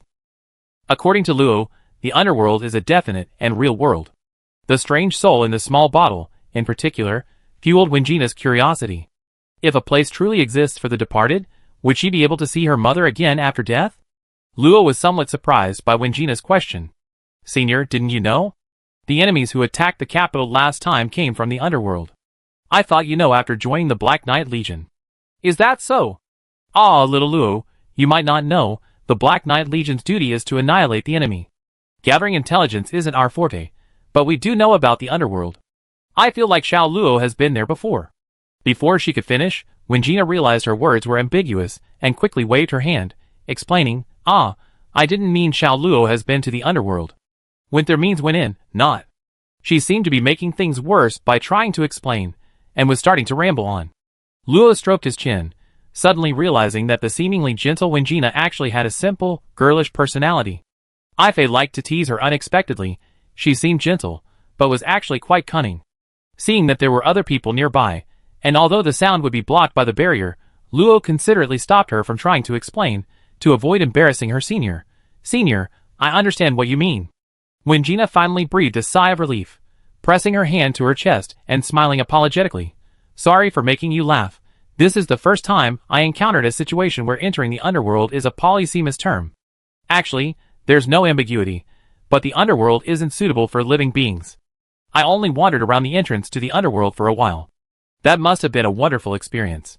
Luo, having accidentally said too much, quickly changed the subject. Well, senior, let's go check out the mine first. The magic shouldn't be so thin deep in the earth. Seeing that Luo had already turned and left, Wangina had no choice but to suppress her inner doubts. What does it mean to wander at the entrance to the underworld? Poker glanced furtively at the group behind him. Since leaving the city lord's mansion, 2 strange archers had followed them. Judging from their sharp aura, they were definitely 5th tier. This all-girls group was terrifyingly strong.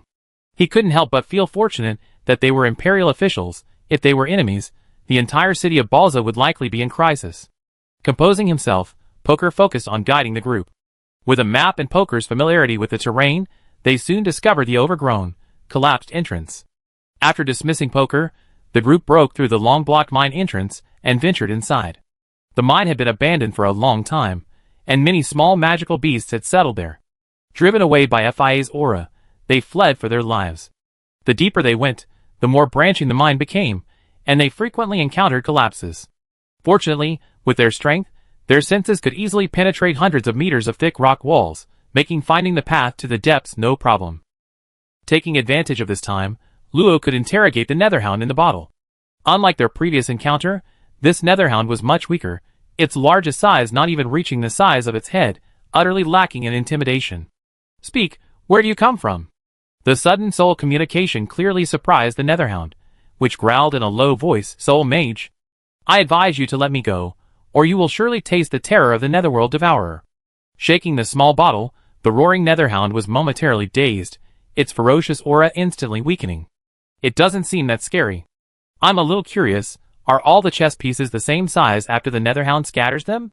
The little Netherhound was shaking its head to clear its head, when it suddenly heard this light threat. Its gray aura bristled. If it had fur, despicable soul mage, how do you know my true form? Guess? Damn it! How dare you disrespect the angry devourer of the underworld? I devour you. Watching the little Netherhound's furious and cute, grotesque appearance as it rammed into walls, Luo couldn't help but chuckle. He stopped teasing it, released a wisp of nether energy, and his expression turned cold. I don't want to repeat myself. Pure nether energy. A faint aura drifted into the bottle, yet to the Netherhound, it appeared as a colossal and terrifying presence, radiating an invisible pressure even more suffocating than the most powerful clan leader it remembered. In an instant, the Netherhound shrank into a thumb-sized, pitch-black, murky cloud of mist, its trembling energy emanating from it. Master, I was born in a rift in the Netherworld, cultivating by absorbing Netherworld energy. But one day, I was suddenly captured and sealed away by a soul mage. Naturally, I didn't want to be restrained, so I kept using Netherworld energy to break through the seal. Not long ago, I found an opportunity to parasitize a living being, but before I could successfully instigate, I was captured by you, Master. That's all I know, Master. Please spare me. Little Artemis, what do you think? Little Artemis thinks it lied and should be eaten. Lo put away the bottle, ignoring Moriarty's greedy gaze at the hound. She understood the guy's intentions perfectly well. Since it hadn't tried anything funny, she'd keep it for now. Wingner, seeing the exchange was over, approached and softly asked, "Did you get any useful information?" Soul communication was still unfamiliar territory for her. She only sensed some information exchange between Luo and the Hound. Luo didn't hide anything. It was captured. If I'm not mistaken, it should have been the energy source for the wooden door's barrier. However, hundreds of years have passed, and the barrier has been corroded. Lydorn's unfortunate son was thus invaded. The power that surged out when the barrier first shattered was its remaining ghostly energy. Is that so? Although it's a bit unbelievable, it makes sense logically. Speaking of which, Luo's knowledge is truly vast, comparable to the stars in the sky. I, as her senior, am ashamed of my own lack of knowledge. Seeking answers from you was definitely the right choice. Hee, then I shamelessly accept your praise, senior. Sister Luo is so arrogant. Hey, are you looking for a beating? Nay, you can't hit me. Wenjina covered her mouth and chuckled as she watched the two girls playfully bickering. Sure enough, even though she wasn't a child, Luo's nature still leaned towards that of a child. She just liked to pretend to be mature. Little Luo, what do you plan to do with it?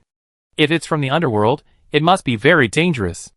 Luo pinched Moriarty's delicate cheeks and casually replied, "Of course I catch it and take it back. It's excellent material for soul experiments. Little Moriarty, don't you dare eat it secretly." Sister Luo let go. It hurts. Little Artemis promises she won't eat it in secret. Won't eat it in secret, but you eat it in front of us, right? Seeing Luo and Moriarty arguing again, Wenjina had no choice but to swallow her words. She decided not to bring it up. Luo didn't seem worried. The Hound shouldn't harm the Empire's citizens.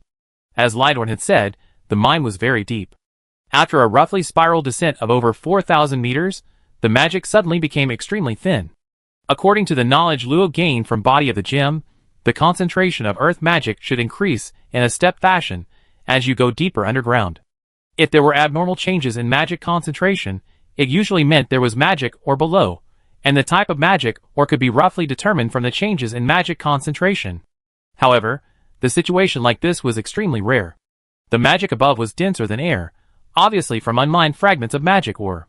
The magic gradually increased in the middle, which was logical, but after reaching 4,000 meters, the magic suddenly thinned out, as if something below was absorbing it.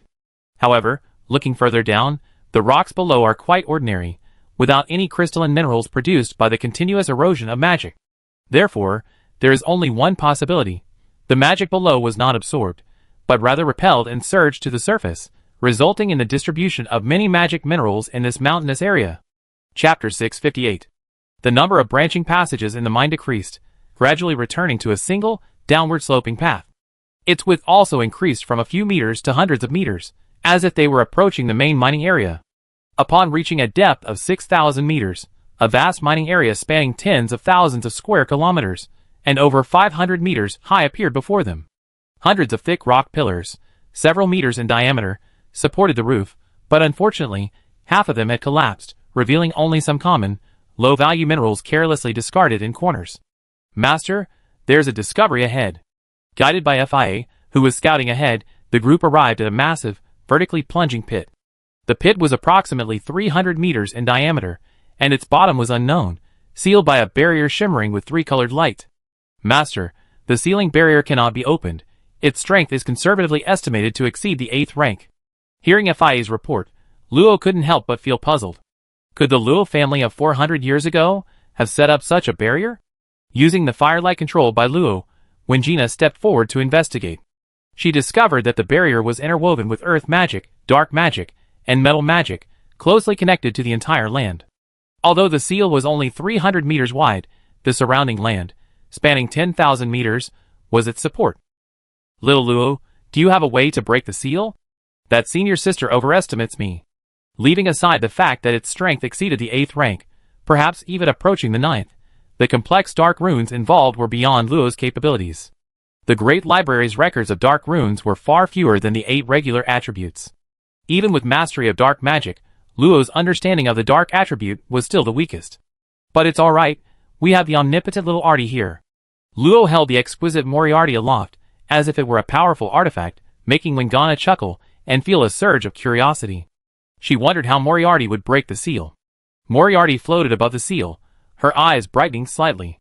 Her small, delicate hand pierced the void, tearing at it. Without any magical fluctuation, The seal instantly shattered in two, releasing a torrent of dark energy, which she absorbed and crushed in her palm. This low-quality dark energy was less appealing to her than a grilled meal. Wingana gasped, covering her mouth, tearing open an 8th-tier seal with bare hands. Just how powerful was this little girl? I feel the truth I'm looking for is down there, senior. Let's go down. Wingana nodded, feeling a growing tension. The pit below, eroded by the dark energy, was strangely pitted and uneven. Many translucent shadow creatures lurked within.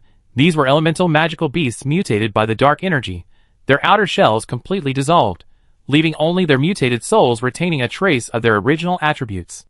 With Fia and Ano present, all the more aggressive shadow creatures were slain by magical arrows.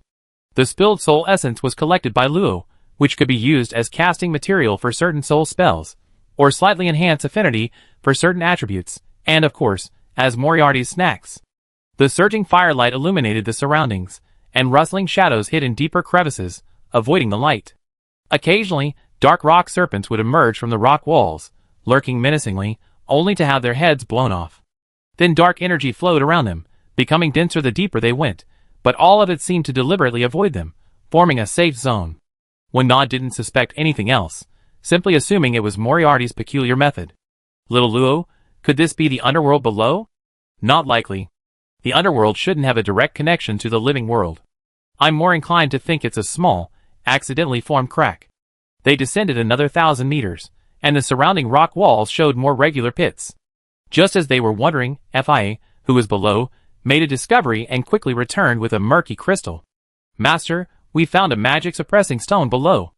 Luo immediately quickened his pace. The pit gradually widened, revealing a second mining area. In the darkness, billowing underworld energy surged upwards. The rock walls were riddled with mine pits, with scattered, inconspicuous small crystals embedded in them. As the underworld energy flowed through them, it seemed some energy was being extracted. Moriarty concentrated all the underworld energy, and Luo was finally able to perceive the entire mining area. This anti-magic stone mine was more than 3 times larger than the upper level. Many regularly spaced cavities contained remnants of dust devoid of magic, likely the foundations of some kind of array.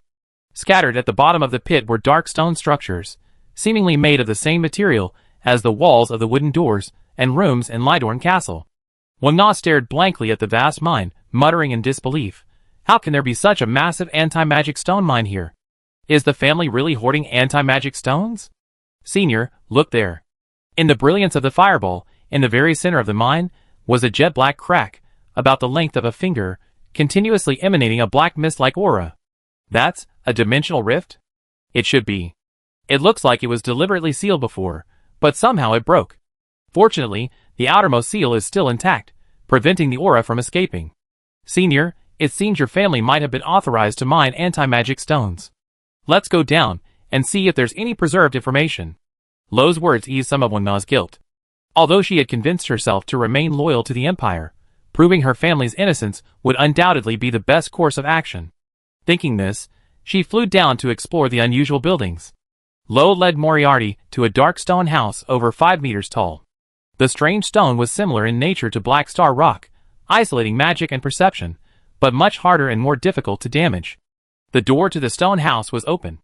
Inside, it was a simple 2-story building, completely empty except for some stone tables and chairs. At this moment, Moriarty suddenly spoke up. This is Black Soul Rock. It only exists in the underworld. It shouldn't exist in the living world. Ah? Little Moriarty, you know this material? Moriarty's sweet smile faded slightly, replaced by a more serious expression. Each piece of Black Soul Rock requires tens of thousands of soul fragments and high-quality underworld energy to form. The living world doesn't have such demanding conditions. Judging from the scale of underworld energy emanating from that small crack, it could at most form low-quality underworld stone ore, which is what Sister Luo called the anti-magic stone. This vein has been completely mined out, and the central core has been taken away. It will take at least 10,000 years for a new vein to be formed again. But Sister Luo may not have noticed, the placement of these Black Soul Rocks is very special. It can accelerate the regeneration of underworld stone ore. In less than 1,000 years, a new vein will be able to gather its core again. Luo quickly asked her, what is the core? Sister Luo, haven't you seen it before? Anti-magic crystal. I must say, Sister Luo's naming method has a lot of logic, hee. Little Moriarty, Are anti-magic stones common in the underworld? Sister Luo, how could you think like that? The underworld has a strict hierarchy. How could lowly underworld races possibly enjoy underworld stones? Moriarty shook his head, explaining for Luo.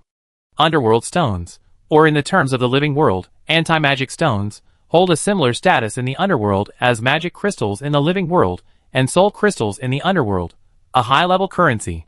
Those underworld races, who haven't even reached the high-level transcendent realm, desperately need them, but find them difficult to obtain.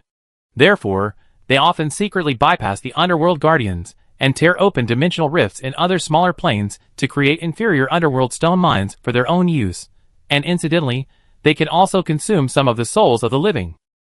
However, the dimensional walls of the living world are extremely strong, making it difficult for the underworld races to directly breach them. Therefore, records of anti-magic stones are extremely rare. Across the 3 continents, only the Karlov Empire has any in stock. Other races and forces don't possess them at all. For the aforementioned situation to occur, there must be certain weak points in the dimensional crystal walls within the Empire, conveniently located near the underworld, allowing netherworld energy to seep into the living world.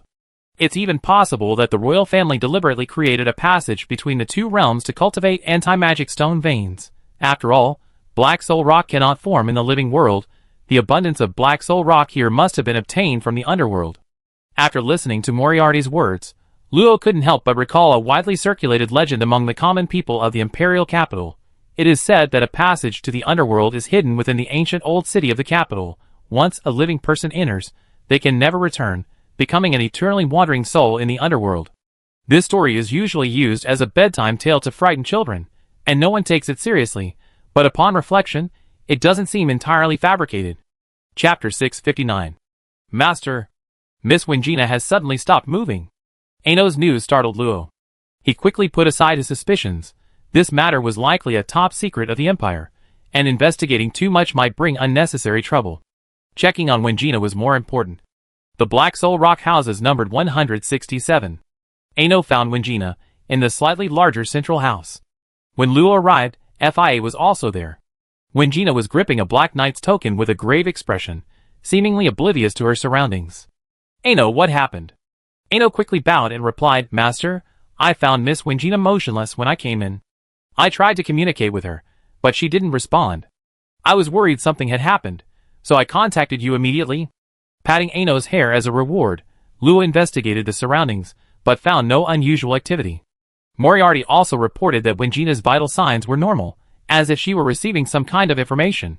Luo then instructed the sisters to continue searching the other houses, while he stayed behind.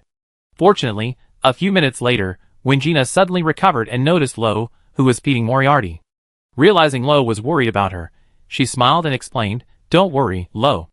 I was just receiving a message left by the Black Knight's token. You can receive messages here? Aw, Lo, I think you misunderstood. I was receiving a message left by the Black Knight's token in my hand. Wingina waved her hand, showing the token. This token isn't mine. It's a relic left by the previous Black Knight. Huh? Won't the Black Knight Legion come to retrieve it? Luo was utterly astonished. Every Imperial Black Knight was a top-tier warrior capable of fighting higher-ranking opponents even if they were mid-ranking, incredibly precious.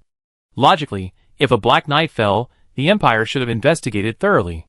Wingina's tone was heavy. The Empire's corners aren't always transparent. This Black Knight has been missing for over 300 years. Still a mystery within the Black Knight Legion. I just never expected to find him here, and... Wingina paused, gritting her teeth. He voluntarily relinquished his Black Knight status, choosing self-destruction. The token contained the Black Knight's last words. I returned for the last time, leaving this message not for publicity, nor for repentance. I only want to say that I don't regret what I've done. The remnants should be completely eradicated, even if it means giving up my Black Knight status and forever associating with demons. It was a very brief message, but the impact on the two was immense. An Imperial. The Black Knight chose to betray his most hated enemy? Senior, could this be a cult trick? I never heard of a Black Knight betraying his country. If demons could successfully bewitch, the Empire wouldn't need to resist anymore. As a vital asset of the Empire, the Black Knight's resolve is unquestionable. Even though Wingina recently fell into a mind trap and almost lost control, she was able to recover on her own within seconds without relying on anyone, let alone the experienced veterans. I hope it's fake, but many of the Black Knight's functions can only be used by Black Knights. In other people's hands, it's just a better cultivation tool. Without the user's operation, this information can't be preserved. A cool sensation on her finger revealed Moriarty's displeasure at Lo stopping feeding her. He took a bite of her finger, then fed her another essence of soul. Lo suddenly asked Wingina, "Senior, do you know his name?" Lafayette Bahat. Lo was certain he never heard the name before, so he made a note of it. The group searched again, but found nothing more. However, they discovered a foundation that had been clearly pulled out, and upon comparison, it matched perfectly with the wooden doors and rooms inside Balza Castle. The situation seemed to be getting increasingly confusing, but they lacked certain crucial information to piece things together. Reluctantly, Lo and Wingana decided to put the matter aside for now. Their prearranged merchant caravan was about to depart, and they didn't have much time left. With Moriarty's help, they completely sealed the dimensional rift, mined all the newly formed anti-magic stones, and collected all the Black Soul rock. After a day of work, they finally emptied the entire mining area. It was better to divide these things among themselves than let them go to waste. Of course, with the Black Knight Wingana present, Lo couldn't take the anti-magic stones. In exchange, she only took 30 of the 167 houses built of Black Soul rock, giving the rest to Lo. Wingana left a secret letter for Lord Lydorn. 3 days later, Luo and his party arrived at Saramir, a large city in the northeastern part of the Empire near the Dark Mountains. Saramir was a border city with a strong armed force. Soldiers clad in silver armor patrolled day and night, serving as both sheriffs and the backbone of the defense against beast tides and spies from neighboring countries. The city had a large number of adventurers, and even many of the local nobles had been adventurers, giving the local people a rougher and more ruthless character, but also a greater sense of tolerance. The north gate of Saramir had been converted into an airport for airships and flying magical beasts. On the left were hundreds of airships of varying sizes, while on the right were enormous magical beasts roaring and howling. Many tourists from other countries were being inspected, and occasionally airships and magical beasts would take off, creating gusts of wind and quickly disappearing into the horizon. Wingana's booked merchant caravan is named Ulanda, meaning a powerful force traversing north and south. It boasts 3 massive 100,000-ton ships, 20 medium-sized ships each weighing 10,000 tons, and over 300 smaller escort ships. Furthermore, it is commanded by 3 9-tier powerhouses, making it one of the most powerful merchant caravans connecting the north and south, holding a pivotal position in the northern continent. However, such a large caravan naturally wouldn't travel together. This time, only one of its ships, the medium-sized Tammy, was on its way. Its destination was the Duchy of Ethel, 12 million miles from the Karlov Empire, passing through approximately 30 countries and territories, a journey that would take about 2 years. The Agnesa Empire is less than 10,000 miles from the Duchy of Ethel. The caravan's speed is similar to Luo's full-speed flight, but remember, the caravan will stop at various points, while Luo needs to fly continuously for 2 years without sleep. Given the choice, choosing to travel with the caravan is the obvious option. As for why they couldn't break through space to travel there, firstly, the Agnesa Empire had closed its borders, blocking any means of traversing space. Secondly, Moriarty didn't have the northern spatial coordinates, and recklessly tearing open space might lead to the Sea of Origin. The ship's commander was a chubby young man, not a citizen of the Karlov Empire. In fact, most traveling merchants didn't have their own countries or races, only referring to themselves by their reputation and caravans. "You must be Miss Wingina. My goodness, your beauty is unbelievable, like a goddess descended to earth. It's a pleasure to meet you. I am Tsang, and the Tammy ship will provide you with the utmost perfect service." Wingina instinctively wanted to return the knightly salute, but remembering she was traveling incognito, she gently lifted her skirt and smiled. "Captain Tsang, you flatter me. Appearance is merely a shell. It's far more remarkable that you can support the entire crew. I should learn from you. These are my friends. May they accompany us?" Tsang's smile remained unchanged, as he secretly observed the group beside him.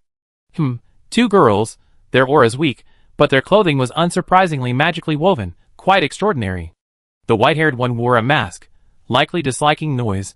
The black-haired one resembled a dwarf, lively in nature, probably not a problem. The 2 alien female guards behind, strange, are there purple-skinned humanoids? No, something seemed off about their ears. Most likely night elves in disguise. Judging by their demeanor, they were archers, their allegiance to the white-haired girl. With just a few glances, the sharp-eyed Tsang had already analyzed Luo and his companions quite well. Generally speaking, they were relatively well-behaved. As for their identities, Sorry, they didn't care. Ahem. Beautiful and charming Miss Wingina. As you know, the Tammy spaceship has limited space. If it's just one or two friends, I can certainly welcome them, but this friend's entourage might be a bit too many? Tasang showed a troubled expression, his fingers seemingly casually rubbing together. Hearing this, Wingina felt apologetic. I'm so sorry, Captain Tassin, I didn't think this through.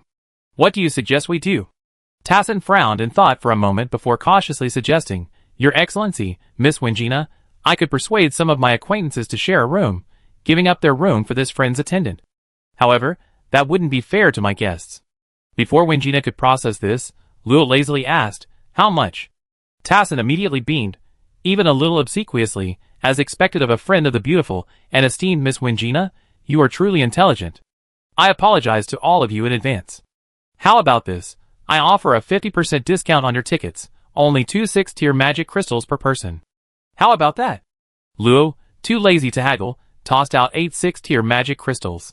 Seeing this, Sang smiled and carefully put the items away without checking them. He then beckoned to a pretty maid, make sure these distinguished guests are settled in properly, and meet all their needs. The maid readily agreed and respectfully led Luo and his group into the spaceship. Behind them, Tasang continued to smile and bow as he saw the women off, only resuming his authoritative demeanor after they were out of sight. However, he was secretly pondering who the masked girl might be. She seemed familiar. Just then, someone rushed over and whispered in his ear on the ship, There are a few people causing trouble in the cabins, protesting the poor conditions, and demanding hot water and food. Tasang glanced at him sideways. New here, aren't you? Don't you know the rules? Throw those troublemakers out. These poor wretches who can't even afford VIP tickets dare to complain? Next time, deal with them directly, no need to tell me. Captain, I understand. Chapter 660. The Tammy spaceship was 100 meters long, about 20 meters wide, and 50 meters high. Its deck was a bright light brown, while the hull and bottom were made of silver-white metal engraved with complex arrays. It resembled a sailing ship at sea, complete with a lookout tower and enormous magical sails, except it sailed in the sky. The spaceship could hold tens of thousands of tons of cargo. Inexperienced passengers might wonder why the cargo wasn't stored in spatial rings, but since a spaceship was needed, the transported goods were certainly not simple. Besides special minerals or devices containing spatial power that couldn't be stored in rings, there were also things like living magical beasts, indivisible large items, and special items requiring constant stabilization with arrays. Some traveling merchants even offered slave transportation services. Small items sold along the way were simply the easiest to store. The maid's name was 234. She had no other name, as she was just a slave. After leading the group to their respective rooms, she stood at the door, indicating that they could be summoned at any time if needed. The rooms included both single and double rooms, all expanded using spatial arrays. Since Wingana hadn't anticipated 3 more people when initially booking, after discussion, Lo and Moriarty shared a room, the FIA sister shared a room, and Wingana herself had a room. With 3 hours until takeoff, Lo planned to show Moriarty around, but Wingana declined, saying she needed to organize information about the anti-magic stone. The deck was spacious, free of clutter. A dozen or so elegantly dressed men and women, like Lo, strolled around leisurely. Looking down from the deck, the surrounding ships appeared several sizes smaller and far less impressive than the Tammy. Moriarty, hovering in midair, leaned against the deck railing and gazed into the distance. Suddenly, he blurted out, I must say, humans do have their strengths. They're too weak, so they developed alternative magical creations. It's laughable, but a good idea. Weren't there any creations in little Artemis's time? Yes. Moriarty nuzzled his head against Lo's chest. Those blinding angels love building floating cities. Each one could be transformed into a war fortress. They often teamed up to block the spread of ghostly energy, making the battles incredibly difficult. Lo couldn't help but recall the buildings he'd seen in Moriarty's memories. Many scenes featured pure white buildings, seemingly constructed of marble, imbued with a strong sense of holiness, inhabited by a race of angels with pristine white wings. Sounds impressive. So how did you guys solve it? We just blew them all up, of course. Okay, that makes sense. Moriarty chuckled, seemingly pleased with Luo's speechless expression. But if we're talking about the most skilled at creation, it has to be the dwarves. Those little guys don't have as many muscles as dragons, but they're pretty smart. They like to control giant machines on the battlefield. I wonder if that skill has been lost. The modern dwarves are very good at forging. The giant machines you mentioned, Are they giant golems? Moriarty immediately shook his head like a rattledrum. I don't know. Little Artie only knows how to eat. A strand of hair brushed against Luo's nose, tickling him and making him want to sneeze. Then a small hand grabbed the little guy's head. You're just thinking about that hound, aren't you? Oh dear, I've been found out. Is Sister Luo going to punish little Artie? TSK, I suspect you've been corrupted by Sister Ifei. Alright, you can have that hound after you're done. Hee hee. Sister Luo is the best. Ruffling the little guy's head, Luo smiled gently. Having been together for nearly 30 years, their relationship was far more than just contractors or friends, it was closer than family. Fia and Ano looked enviously at Moriarty's blissful expression. If only Master could pet me like that. There was an open-air restaurant on the deck, where some acquaintances of nobles would sit and chat. After strolling around for a while, Luo also discovered the restaurant and, out of curiosity, decided to try it. The restaurant had a professional chef in a tall hat cooking exotic cuisine. For a small tip, you could also request custom-made dishes.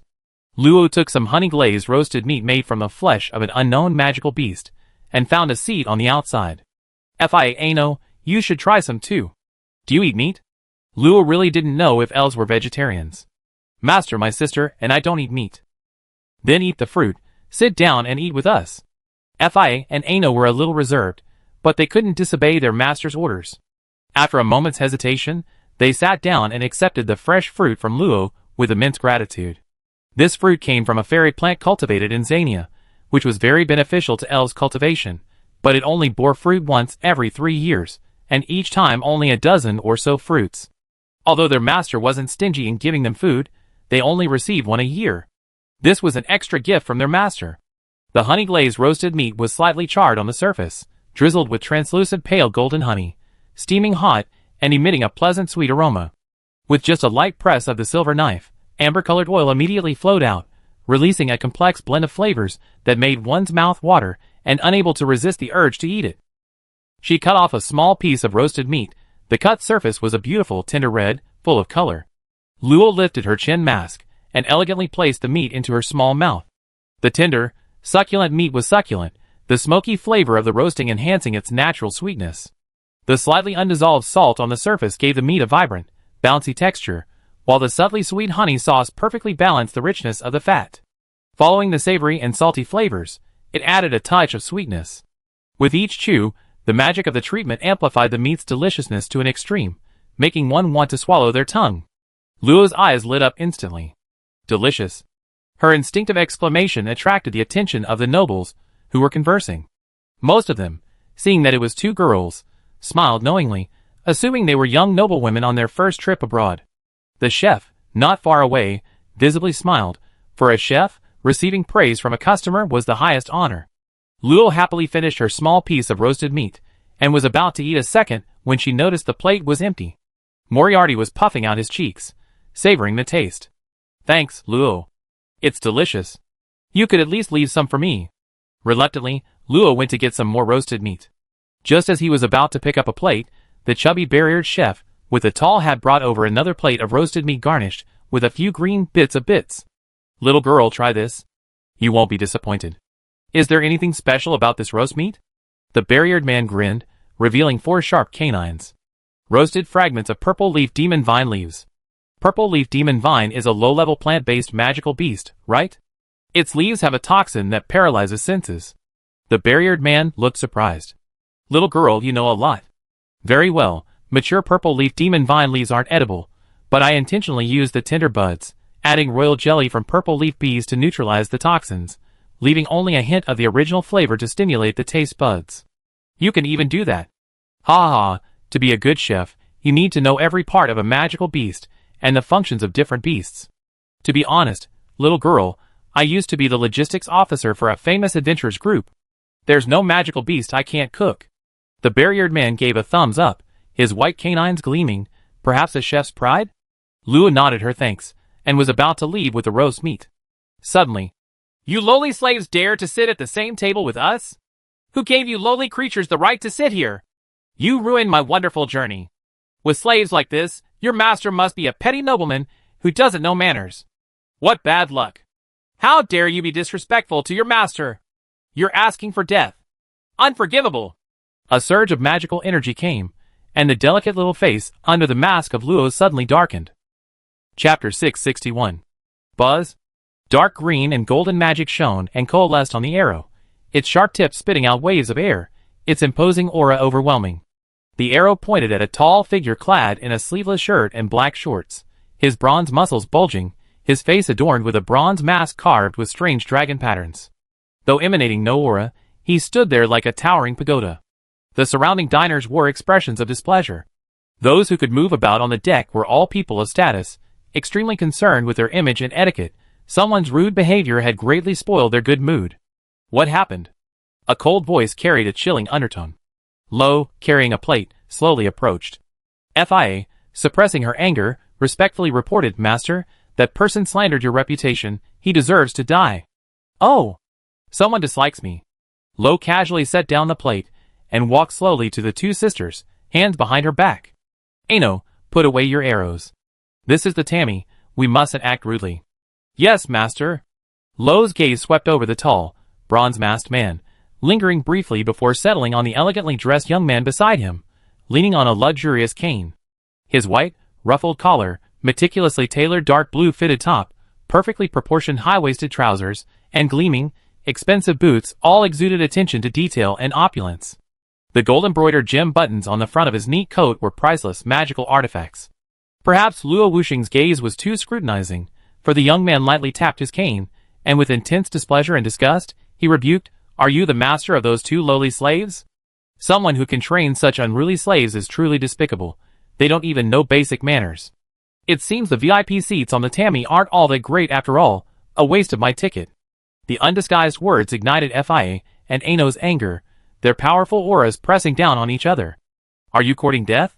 Master, please let us teach him a lesson. Luo raised a hand to stop the two women, his tone subtly mocking. I thought it was someone important, but it's just an orc. No wonder you look down on me, a human. The young man was stunned. Are you blind, you brat? How could I be one of those filthy orcs? Luo crossed his arms, feigning surprise. Aren't there mad dogs among the orcs? Sorry, I misread you. You must be a hybrid, with human skin, but the soul of a snarling mad dog. Calling you an orc is an insult to orcs. You're practically a sewer creature created by the gods. Upon hearing this, the surrounding passengers burst into laughter. They hadn't expected the orc to have this hidden meaning. The mocking laughter enraged the young man, his neck turning red with anger.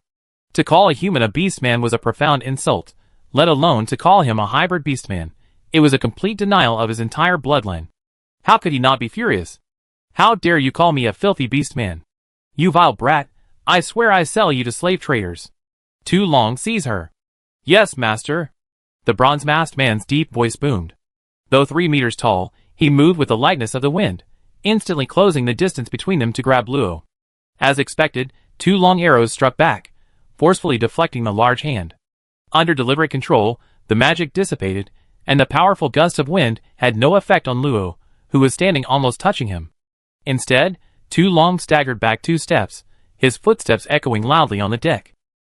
Are you two planning to dismantle the Tammy? A figure flashed, and Tassin's smiling, chubby face appeared between the two, though a deep-seated malice lurked in his brows. If you two insist on fighting again, then I'd be in a difficult position. Captain Tassin, I don't like what you're saying. Providing this kind of service after taking money, I don't think anyone would be happy about that. Luo's displeased words elicited slight nods from the other passengers. Most of them were from Saramir City, and were quite tolerant of people of all backgrounds. Although the 2 aliens were slaves, as long as they didn't act rudely, they wouldn't mind. On the other hand, the young man had ruined the pleasant atmosphere with his very first words. It would be strange if they weren't pleased. Sensing the expressions of the surrounding passengers, Tassin bowed slightly to Luo and said with a smile, Honorable guest, please forgive me. It was my oversight that affected your mood. The matter will be resolved soon. Please trust the service quality of the Tammy. The young man immediately objected. Captain Tassin, what do you mean? Am I not a VIP? Tassin's smile faded slightly, and he put his hands behind his back, saying slowly and deliberately, Young Master Esperson, of course you are a VIP. However, the Tammy prefers to serve polite VIPs. You're questioning whether I'm causing trouble? Look at that brat, letting that lowly slave. I must remind you, young Master Esperson, if you utter another word of lowly, I personally rip your head off, understand? Interrupted, Esperson was already extremely displeased, and now, with this blatant threat, he glared at Luo, intending to curse. However, as soon as he turned his head, he met a pair of golden eyes. An invisible, terrifying pressure pierced through his layers of defense, transforming into an irresistible giant hand that directly crushed his soul. Ah! Esperson suddenly cried out in pain, nearly collapsing to the ground. The others were bewildered. Tassin frowned slightly and said softly, "Help Master Esperson back to his room, he needs to rest."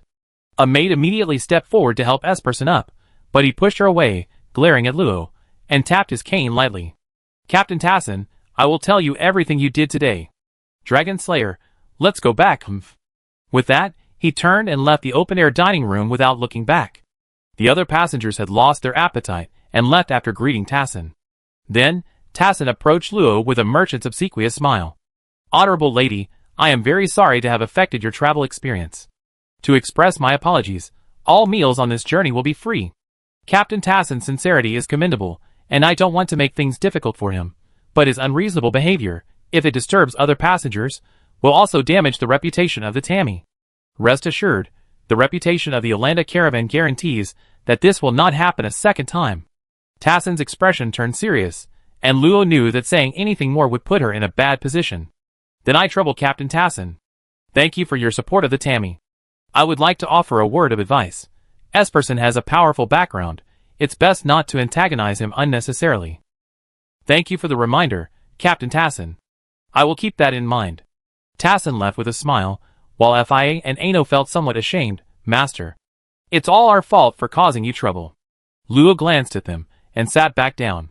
"Are you planning to say next that you're not worthy to sit with me, and will have to stand like slaves from now on?" The two sisters trembled and whispered, "Master, it's what we should do.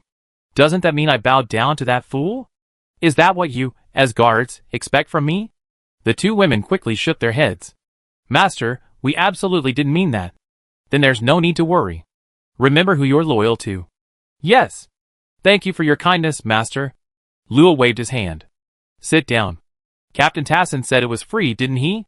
I just discovered the chef can order vegetarian food. Take some too. Everyone's gone now. Where's my roast meat?" Nearby, an innocent little creature was licking the sauce off its plate. Chapter 662. The barriered chef could handle plant-based magical beasts, so naturally he could also cook vegetarian food. This gave the Fia and her sister, who were eating cooked food for the first time, a delightful experience for their taste buds. They had never imagined that the vegetables they ate as children could be made so delicious. Perhaps Esperson was genuinely frightened away, or perhaps Captain Tassin mediated, but after Luo finished eating, the disdainful young man didn't reappear, and the group forgot their earlier unpleasantness. Luo watched Moriarty devour large chunks of meat. She still had no idea where the food Moriarty ate went. Logically, Moriarty shouldn't have a human stomach and digestive system. Could it be that he replicated these after mimicking Moriarty? Suddenly, the spaceship shook slightly, followed by Tassin's enthusiastic voice. "Distinguished guests, thank you very much for your unwavering trust in the Yolanda caravan and the Tammy. As captain of the Tammy, I hereby announce that our journey to the Duchy of Ethel will begin in 3 minutes. During this time, please do not leave the spaceship's protective area. Finally, I wish you all a wonderful journey." Luo noticed that many passengers were also emerging from their rooms. In fact, long-distance travel within the western and northern continents, or intercontinental journeys, rarely involved spaceships or flying magical beasts. Most were accomplished through long-distance teleportation arrays. It was only recently, when the Agnesa Empire closed its own teleportation arrays, that the number of accompanying merchant caravans surged. Therefore, many passengers present, like Luo, were experiencing spaceship travel for the first time. 3 minutes is very short. With a violent tremor, a feeling of gravity came from underfoot. The silver-white spaceship slowly rose into the air. Luo arrived at the edge and looked at the city below getting smaller and smaller. Although flying had become Luo's instinct, the experience of being carried by a ship was different and quite novel. The spaceship slowly ascended to approximately 500 meters in altitude. Suddenly, the arrays on both sides of the hull illuminated brightly, and thick, bright yellow shields rapidly closed, flickering a few times before returning to transparency to avoid obstructing the view inside. On the outside, the words Yolanda Merchants appeared in slightly transparent red artistic lettering on the shield on the port side, along with the Yolanda Merchants trademark, a ringed Ouroboros. On the other side appeared the logo of the Tammy spaceship, a distorted Tammy in common script. The Tammy tilted slowly, but under the influence of the gravity array, the passengers felt nothing.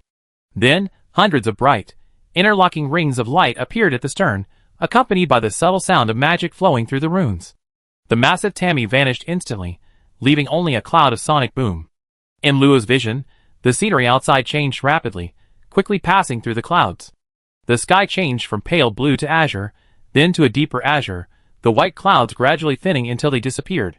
Within minutes, the spaceship had reached an altitude of over 100,000 meters. At this altitude, magic becomes scarce, and no extraordinary being would want to linger. The sky deepens, and a layer of flowing transparency faintly appears in the distant upper sky, the chaotic flow layer of high altitude, inaccessible to anyone but high-level beings. Above the chaotic flow layer lies the realm of the heavens. Buzz! A buzzing sound rang out, and 10 small spaceships, each about 5 meters long, flashed around the Tammy before quickly disappearing. A concealment array was in effect. The Tammy itself possesses powerful offensive arrays, but in many situations, these arrays are too powerful, so the escorting ships are needed to handle incoming, ordinary threats. The high altitudes were far from calm. Many magical beasts would occasionally leap up or descend from the turbulent layer. These were all sky-dwelling magical beasts that never touched the ground, possessing immense power, and even adventurers avoided them. Luo stared intently, her eyes glued to the view. This was the first time she reached such a height. She was already beyond the reach of land-dwelling creatures, and the altitude was still rising, seemingly not yet stable for flight. Fia Ano, have you ever ridden in a flying spaceship? The sisters shook their heads, but Fia quickly added, my sister and I have hired flying magical beasts to cross the continent. At that moment, Wingina also came out of the room and found Luo. What are you looking at, Luo? Look, senior. There's not a single cloud. Wingina stepped forward and gazed into the distance. The deep sky resembled a bottomless lake, always easily sparking imagination, yet so captivating to the eye. It's so beautiful. If it weren't unsuitable for a long stay, I bet many powerful individuals would reside here. No way, I think it would get boring after a while. It's not as interesting as a book. Hee, Xiao Luo is a mage. The knowledge of magic is more alluring, isn't it? After all, mages rely more on runes. The chatter stopped there, and the group quietly gazed out of the ship, their thoughts wandering.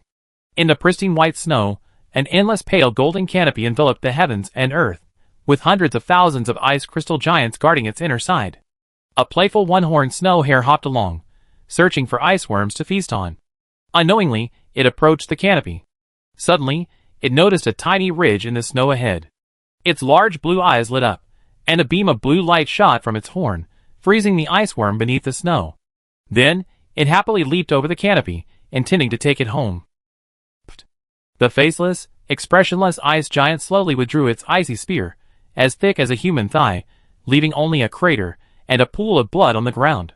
Similar craters and blood-red stains stretched for 3 million miles.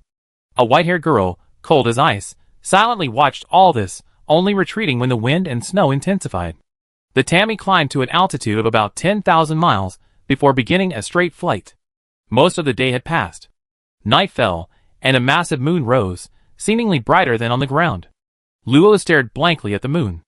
The living world wasn't a planet, the moon wasn't a satellite, and the sun wasn't a star. They were all planes of existence. But under some strange coincidence, or perhaps not a coincidence, the three presented the ancient spectacle of sunrise and sunset, moonrise and moonset. In contrast, the moon of the underworld hung eternally in the sky, occupying half the sky, its phases only changing. Perhaps the lunar and solar realms presented different scenery from other planes. I heard the moon realm and the sun realm have been fighting for ages. I wonder if the war has ended after 300,000 years. Moriarty's sudden words almost startled Law. What? Little Moriarty, are you kidding me? How could the sun and the moon fight? Moriarty, leaning on the railing, swung her bare, white feet. Of course they do. Many, many years ago, there were 2 suns. Then one was knocked off, and they started fighting. Law was shocked. What kind of history is this? I feel like you're making this up. Tell the truth, or I tickle your feet. Law grabbed Moriarty's white right leg and threatened fiercely. Her restless little feet swung around, like a work of art. Law didn't know why she never liked wearing shoes. Sister Luo, please stop. Little Audie is ticklish. I'm not making this up. It's just a legend extracted from the memories of other races. That's just nonsense. Take this. Ah! It tickles. Sister Luo, have mercy. Luo ultimately only scratched it lightly twice. As for the war between the moon and the sun, let's just consider it a story. That's too far removed from Luo's life. The important thing right now is to successfully enter the Agnisa Empire. Chapter 663. Roar! Humans, leave this place. A ferocious roar surged towards the Tammy, but was quickly blocked by a water curtain formed on an escort ship. We're just passing through, we won't interfere. 3 griffins with scales and wings exchanged glances. The largest griffin stared fiercely at the Tammy for a while, before letting out a low growl and leading the other 2 away. Only then did the Tammy resume its journey. This wasn't the first time the caravan had encountered magical beasts, but it was the first time they had to stop. This was because the 3 griffins were all powerful 7th-tier beasts. If a conflict broke out, the escort ship would definitely suffer losses, which would be a significant loss for the caravan. It was best to avoid it if possible. Fortunately, they were wary of the Tammy's size, and didn't choose to fight to the death. On the deck, Luo sat in a homemade recliner, reading a book, not a magic book, but some history books about the Agnisa Empire. She needed some leisure time, after all. Moriarty was enjoying his roasted meat. A couple of days ago, a reckless flying monster had attacked, so the menu now included a new dish. Secret recipe roasted blue-striped thunderbird hind leg. Several female passengers watched Moriarty savor the meat, clapping lightly with delight each time a plate was devoured, then taking the opportunity to pat the little guy on the head as encouragement. Ano was gently rocking his recliner to make his master more comfortable, while Fia stood guard beside him with her eyes closed, only her ear tips occasionally twitching as a sign of alertness. Other passengers, seeing this, wisely refrained from disturbing her. As for Wangina, she was a diligent knight. Leisure outside was irrelevant to her, as she remained in her room cultivating. Today marks the first month of the Tammy's flight. Overall, the weather has been calm. The Yolanda caravan has been traveling north and south along the northern route for countless years, and their planned routes are naturally very safe. The Griffin incident earlier was just a minor, insignificant accident. Luo turned a page of his book. Although reading with a mask on felt strange, it was much more comfortable this way than showing his face and attracting attention. The Agnisa Empire, established 89,000 years ago, is the 3rd youngest empire. Its predecessor was the Canriaso Empire. Attempting to enslave the Snow Dragon race, it was overthrown by Prince Agnisa of the Snow Dragon royal family, who led the northern tribes in rebellion, establishing the Ice Kingdom and later renaming it the Agnisa Empire. Through long-term intermarriage, the founding tribes have merged into one, calling themselves the Agnisa humans. Could the Snow Dragons be magical beasts? Flipping further, Luo learned that the Snow Dragons were also a human race, similar to the mountain humans, except they possessed a diluted frost dragon bloodline, giving them a high affinity for ice attributes, manifesting as white hair and ice eyes. Although pure snow dragons no longer exist due to bloodline fusion, one branch has survived to this day, establishing their own family, calling themselves the Frost family. Not entirely accurate, because the Frost family disappeared several decades ago. People with snow dragon characteristics make up a large proportion of the Agni Empire, exceeding 60% of the national population. However, only the Agnisa people, with their snow-white hair and pale blue eyes, are recognized as descendants of the Snow Dragon. They possess a more concentrated Frost Dragon bloodline, with a slight possibility of being awakened and then recruited by the Frost clan. This results in a very high proportion of members within the Frost clan who can activate their dragon bloodline, averaging 1 bloodline awakener every 100 years. Is that considered high? But I don't think I ever seen an Agnisa human who has awakened their dragon bloodline. Maybe it really is high? Besides the descendants of the Snow Dragon clan, the Agnisa Empire also has the Bianca clan, who received the blessing of ice elemental fairies in ancient times. Like the Snow Dragon clan, they have ice blue pupils, but their hair is usually pale yellow. This lineage has evolved into the Dahomey clan, possessing strength within the empire comparable to the Frost clan. Oh, the Frost clan is gone, so it should be said that they can rival the royal family. The Agnisa royal family has long resided in the Ice God Fortress. They are descendants of the Cairo clan, skilled in ice and earth attributes. Their physical characteristics include brownish-yellow hair and pale green pupils. They are few in number, and their cultivation talent is only average, but they have been loyal followers of the goddess of ice and extreme cold for generations. They can use forbidden techniques to summon a race of ice crystal giants, a powerful race existing in a certain ice and snow plane. Therefore, they have ruled the Agnesa Empire for nearly 90,000 years without incident. Luo didn't read quickly. The history book about the Agnesa Empire was only about an inch thick, but it took her a while to finish. Closing the last page, Luo let out a soft sigh. Now she had a better understanding of her destination. Simply put, it was all enemies. Well, let's take it one step at a time. Let's study the next attribute of the barrier. Jumping off the recliner, gesturing for Ano to put it away, Luo glanced at Moriarty. That girl wasn't afraid of eating all the food on the Tammy. She told her to go back to her room and stop eating. There were too many people here, and if she didn't keep an eye on things, countless people would die if someone provoked her. Sitting cross-legged on the bed, Luo opened her palm, and a constantly pulsating 7-colored polyhedron appeared. Originally, the barrier only incorporated fire, water, ice, earth, and darkness attributes. After gaining access to wood magic, Luo spent 3 years adding wood attribute runes, and another 6 years integrating wind attribute runes based on the Azure Wind domain. The current barrier is more than 10 times stronger than the Rock Dragon Shield. It can be freely split into single or multiple attributes to deal with different types of attacks, and its maximum range reaches 300 miles, making it possible to protect a large city. The only drawback is that the more attributes used, the more magic power is consumed. However, for Luo, magic power is the least of his worries, so this drawback is negligible. Luo originally planned to integrate the light attribute next, but because of the existing dark attribute, the barrier would explode every time a light rune was incorporated. Reluctantly, Luo had to turn his attention to the metal attribute. The multifaceted barrier, seemingly materialized, expanded to fill the entire room at Luo's will. Each smooth, mirror-like surface was actually a dense combination of runes, so complex that even ordinary barrier masters would be dizzy and unable to comprehend it. Moriarty sat on the edge of the bed, swinging her legs. The current barrier was fragile to her, but she had watched this human girl perfect it step by step. Now, even she found it difficult to understand the barrier structure. It wasn't that Lo's understanding of runes and the essence of the world was superior to hers, but rather that Lo had already progressed further on the path of mastering runes. While this might not have had as much impact on her strength as her understanding of the world's essence, there was no doubt that her future potential would be much higher. Moriarty had no doubt that given Lo any unfamiliar spell, she could analyze and replicate it with a little time. Time slowly passed. Lo continuously adjusted the structure of the barrier and attempted to construct new passages, but the current barrier was more advanced and complex than the initial protective barrier, making the modification extremely difficult. Adjustment, attempt, failure, more adjustment, more attempt, more failure. Immersed in this recurring theme of failure, Lo had become accustomed to it, and it couldn't stir even the slightest ripple in her heart. Another month passed quietly. As before, Luo would occasionally appear on the deck, reading in the bright sunlight. When she craved something, she'd order a few of the day's recommended dishes. When she was tired, she'd go back to her room for a nap. When inspiration struck, she refined the barrier, sometimes researching the domain.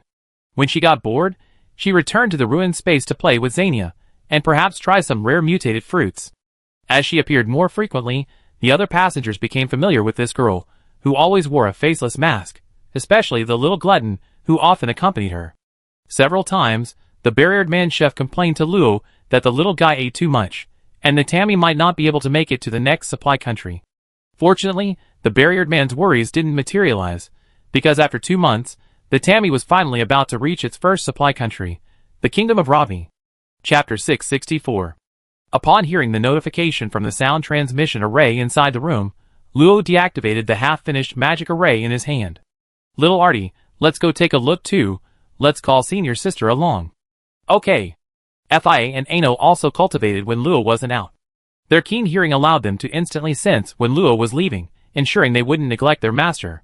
Having been in the room for several days, Luo noticed the sky was shrouded in a light gray mist. However, protected by the shield, the Tammy was unaffected.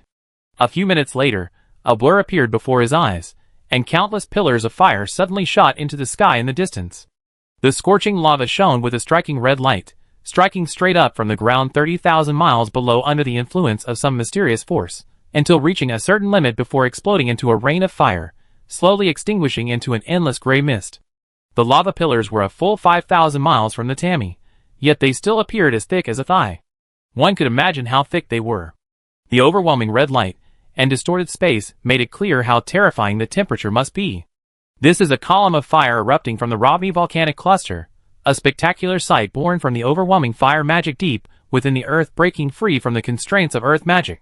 Even saint-level beings must carefully avoid the dense column of fire. The name Forbidden Zone of this volcano is well known throughout the northern continent. However, the Forbidden Zone is limited to a radius of 100,000 miles around the volcanic cluster. Beyond this lies a thriving habitable zone.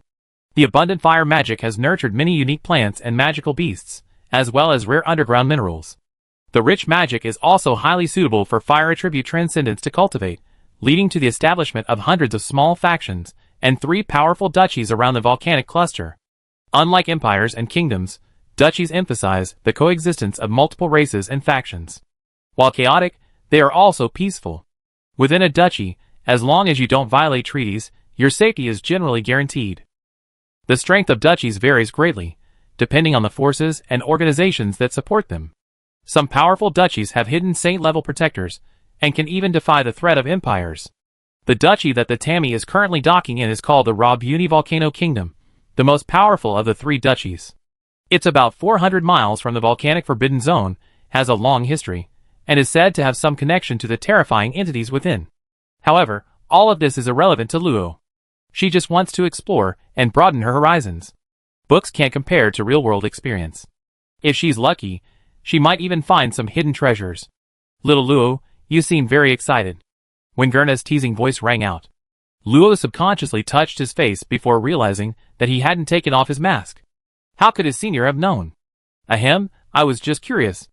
I heard that many minority races live in the Volcano Kingdom, even elemental races. I wonder if they're like those described in the books, without physical forms. There are such special races? I only heard that the fire demons settle near volcanoes. Senior, you don't know this, but when magic power becomes concentrated to a certain level, there's a chance that consciousness will be born, evolving into elemental life. However, the living world isn't suitable for them to survive. The magic power is too thin. Once they leave their birthplace, they will dissipate. How amazing. Too much magic power corrodes people, but I didn't expect that too little magic power would cause elemental life to dissipate. But in that case, they must be in great pain, unable to even set foot in the outside world. Luo poked his soft cheek thoughtfully for a moment, then replied uncertainly, elemental lifeforms don't have souls. Maybe they just don't have the same emotions as ordinary beings. If I'm lucky enough to encounter one, I ask for my senior. Sensing Luo's overflowing excitement, Wingina smiled gently. She enjoyed spending time with Luo. Although he often unconsciously displayed a childlike mentality, he was undoubtedly a reliable and steady friend. About half an hour later, the Tammy descended to an altitude of 10,000 meters.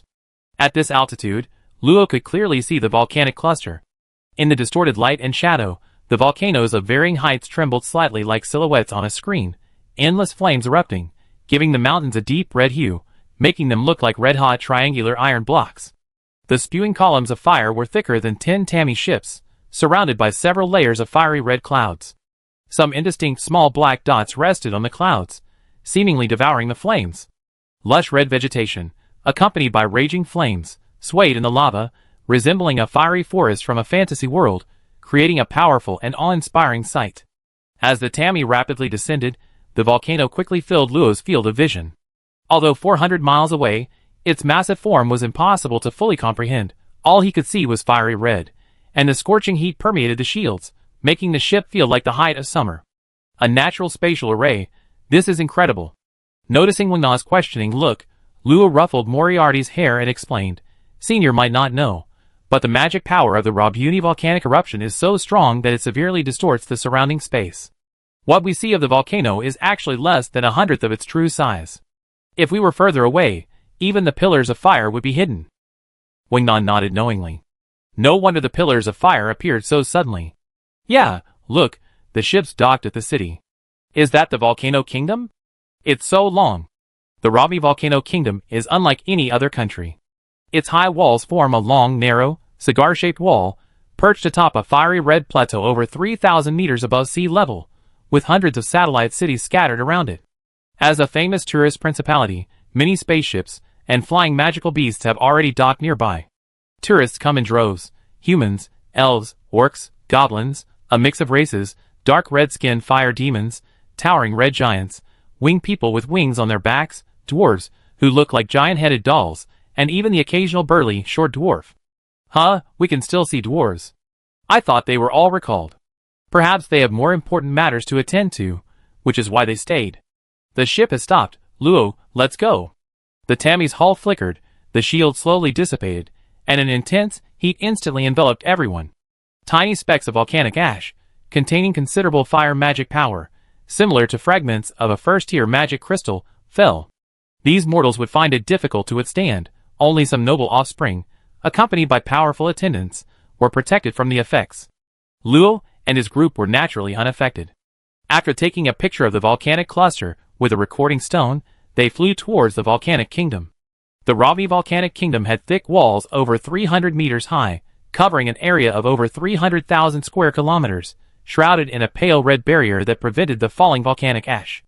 Warriors clad in peculiar red stone armor guarded the city gates. Anyone entering the city needed to pay a first-tier magic crystal. Luo, being wealthy, paid 5 magic crystals, allowing his group to enter. Crossing the barrier, the cool breeze returned. Aside from the sky being somewhat dim due to volcanic ash, it resembled any other city within the empire.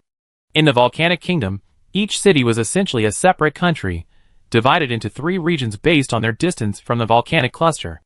Luo had entered from the central region, completely open to the public. The area further from the volcanic cluster was inhabited by ordinary people, off limits to those above the 3rd rank of superhumans. The region closest to the volcanic cluster was the ruler's domain, inaccessible without invitation. Looking around, the dark red buildings stood side by side, the wide, bustling streets teeming with people, a picture of prosperity that made Luo eager to explore the principality. The Tammy had been stranded for 10 days. He needed to see it for himself. Chapter 665.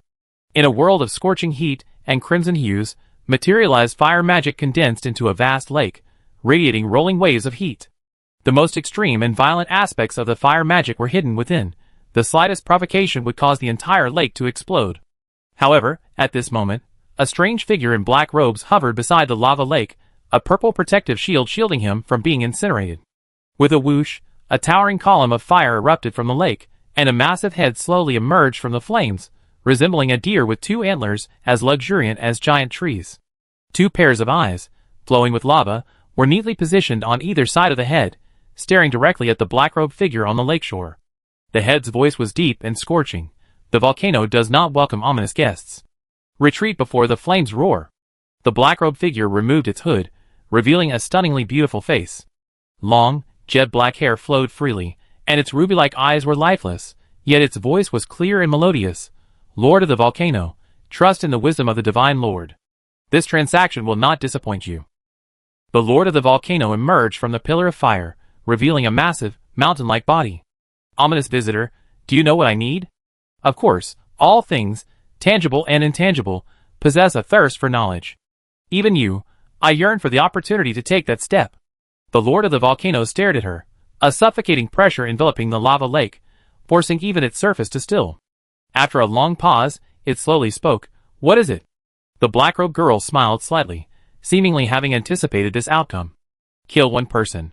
The wide streets bustled with people, various races converging here, creating a thriving and prosperous scene. Luo looked up at the strange statue bathed in flames in the center of the square. Such a large statue. Is it a deer? The statue resembled a giant deer, with 4 eyes on its head, antlers like fiery trees, and a body covered in thick fur. Its limbs, however, were like the claws of a flying dragon.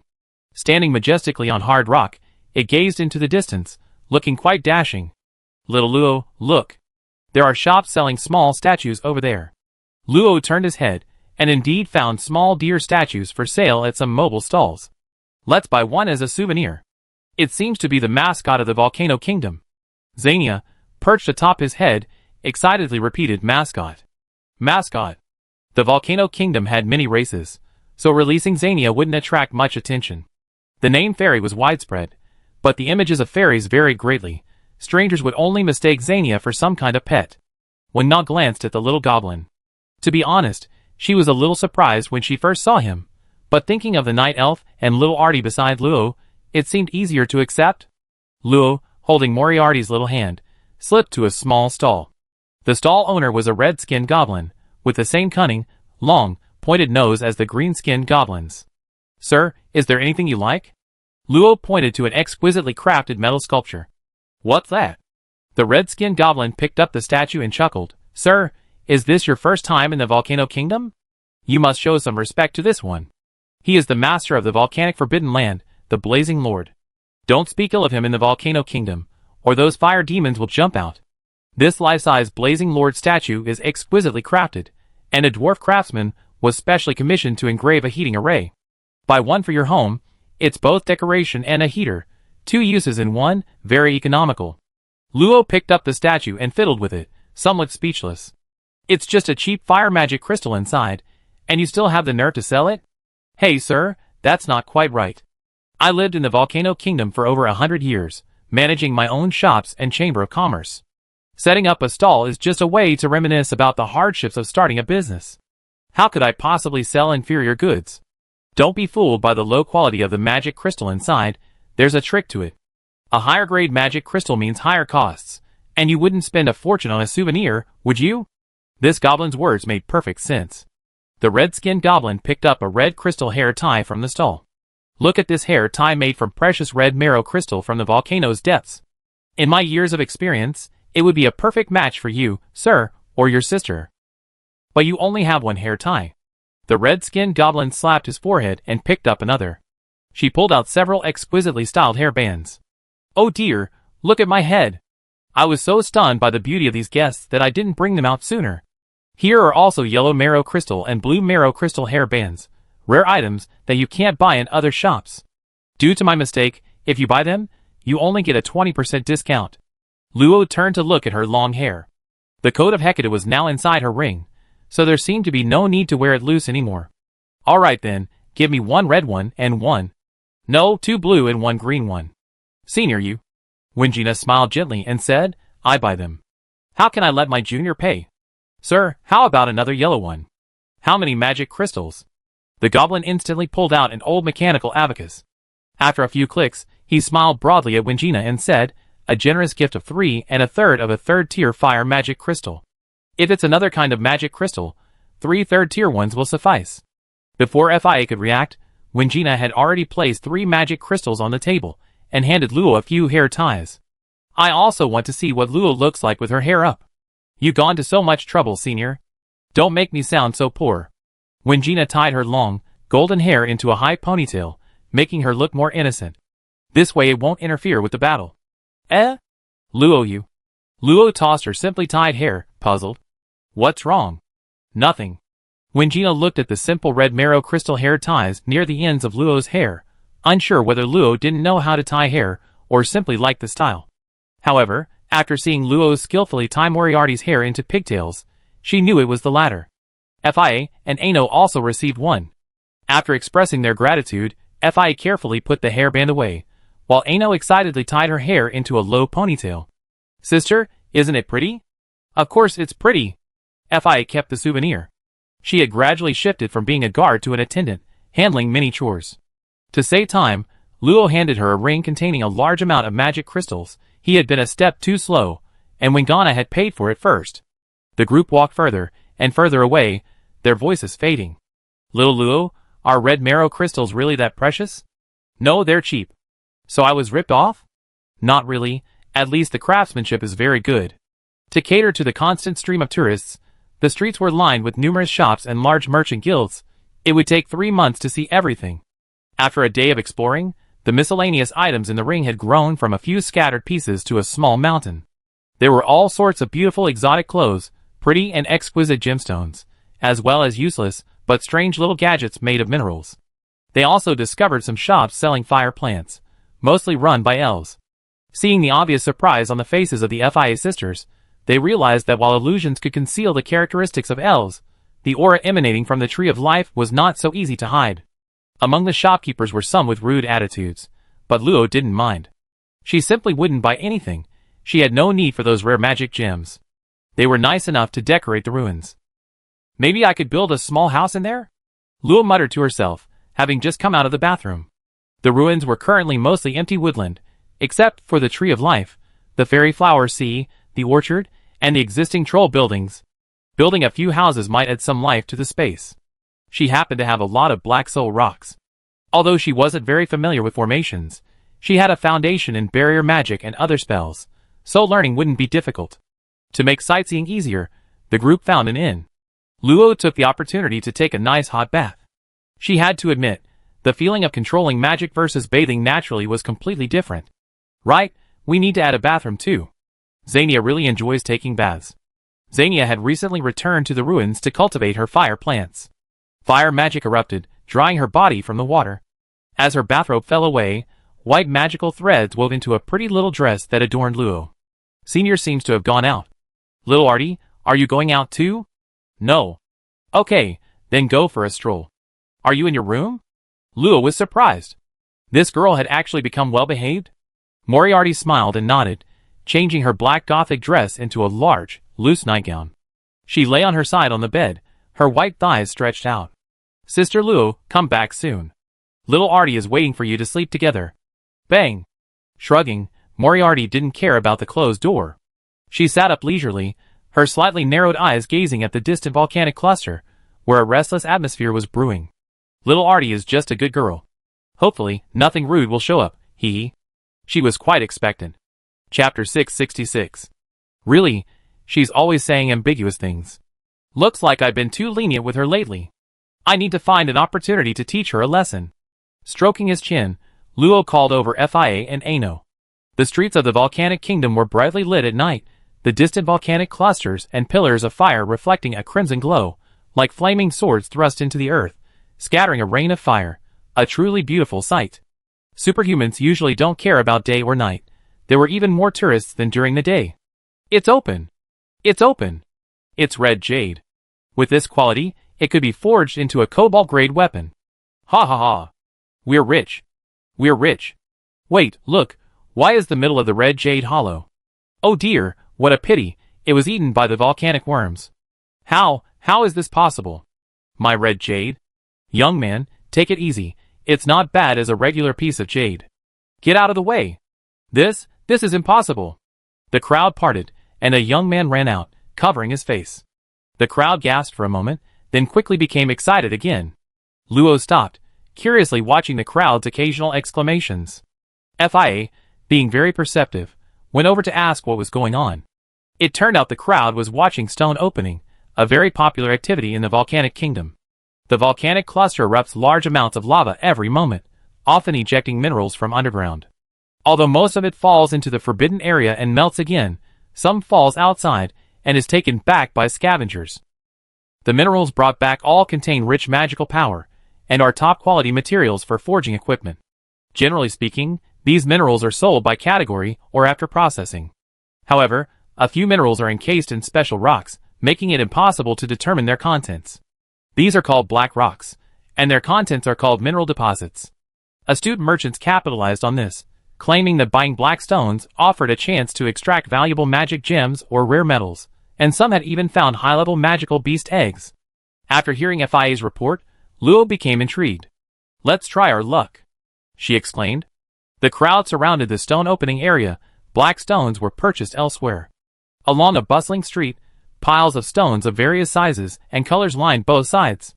Their outer skins varied, mostly dark, and their properties differed, but without exception, their internal mineral deposits were imperceptible. Many wealthy superhumans like Luo, accompanied by guards, were present. However, the group of 3 girls was particularly conspicuous, drawing curious glances from many tourists. Using a mask to conceal her face, Luo ignored the stares and approached a less crowded stall. She picked up a black stone about the size of her head and tried to probe it with her senses. Upon touching the outer skin, her senses immediately returned an empty response. She couldn't detect the stone's presence at all. The stall owner, an elderly man with a weathered face, wasn't surprised by Luo's probing. Young customer, you should give up. So many people have tried to sense it, and none has succeeded. Even a saint-level expert won't work. Hearing Luo's innocent question, the old man coughed twice, amused. A saint-level expert like him wouldn't lower himself to such a leisurely stroll. If a saint-level expert were to actually buy it, I'd be overjoyed. If a saint-level expert were to buy it, would he even need to set up a stall here? He could just use the saint-level expert's reputation to establish a trading company and take off. Is there really something inside this stone? If I were sure, I would have opened it myself. That's true. Luo put down the stone. The stones on the stall were pitted and uneven, not very attractive, and their origins were unclear. Luo figured he should at least buy something smoother, something more pleasing to the eye. After browsing for a while, a huge rock, the size of a small mountain, came into view. Next to it was a two-story shop called Satisfaction Guaranteed Merchant Guild.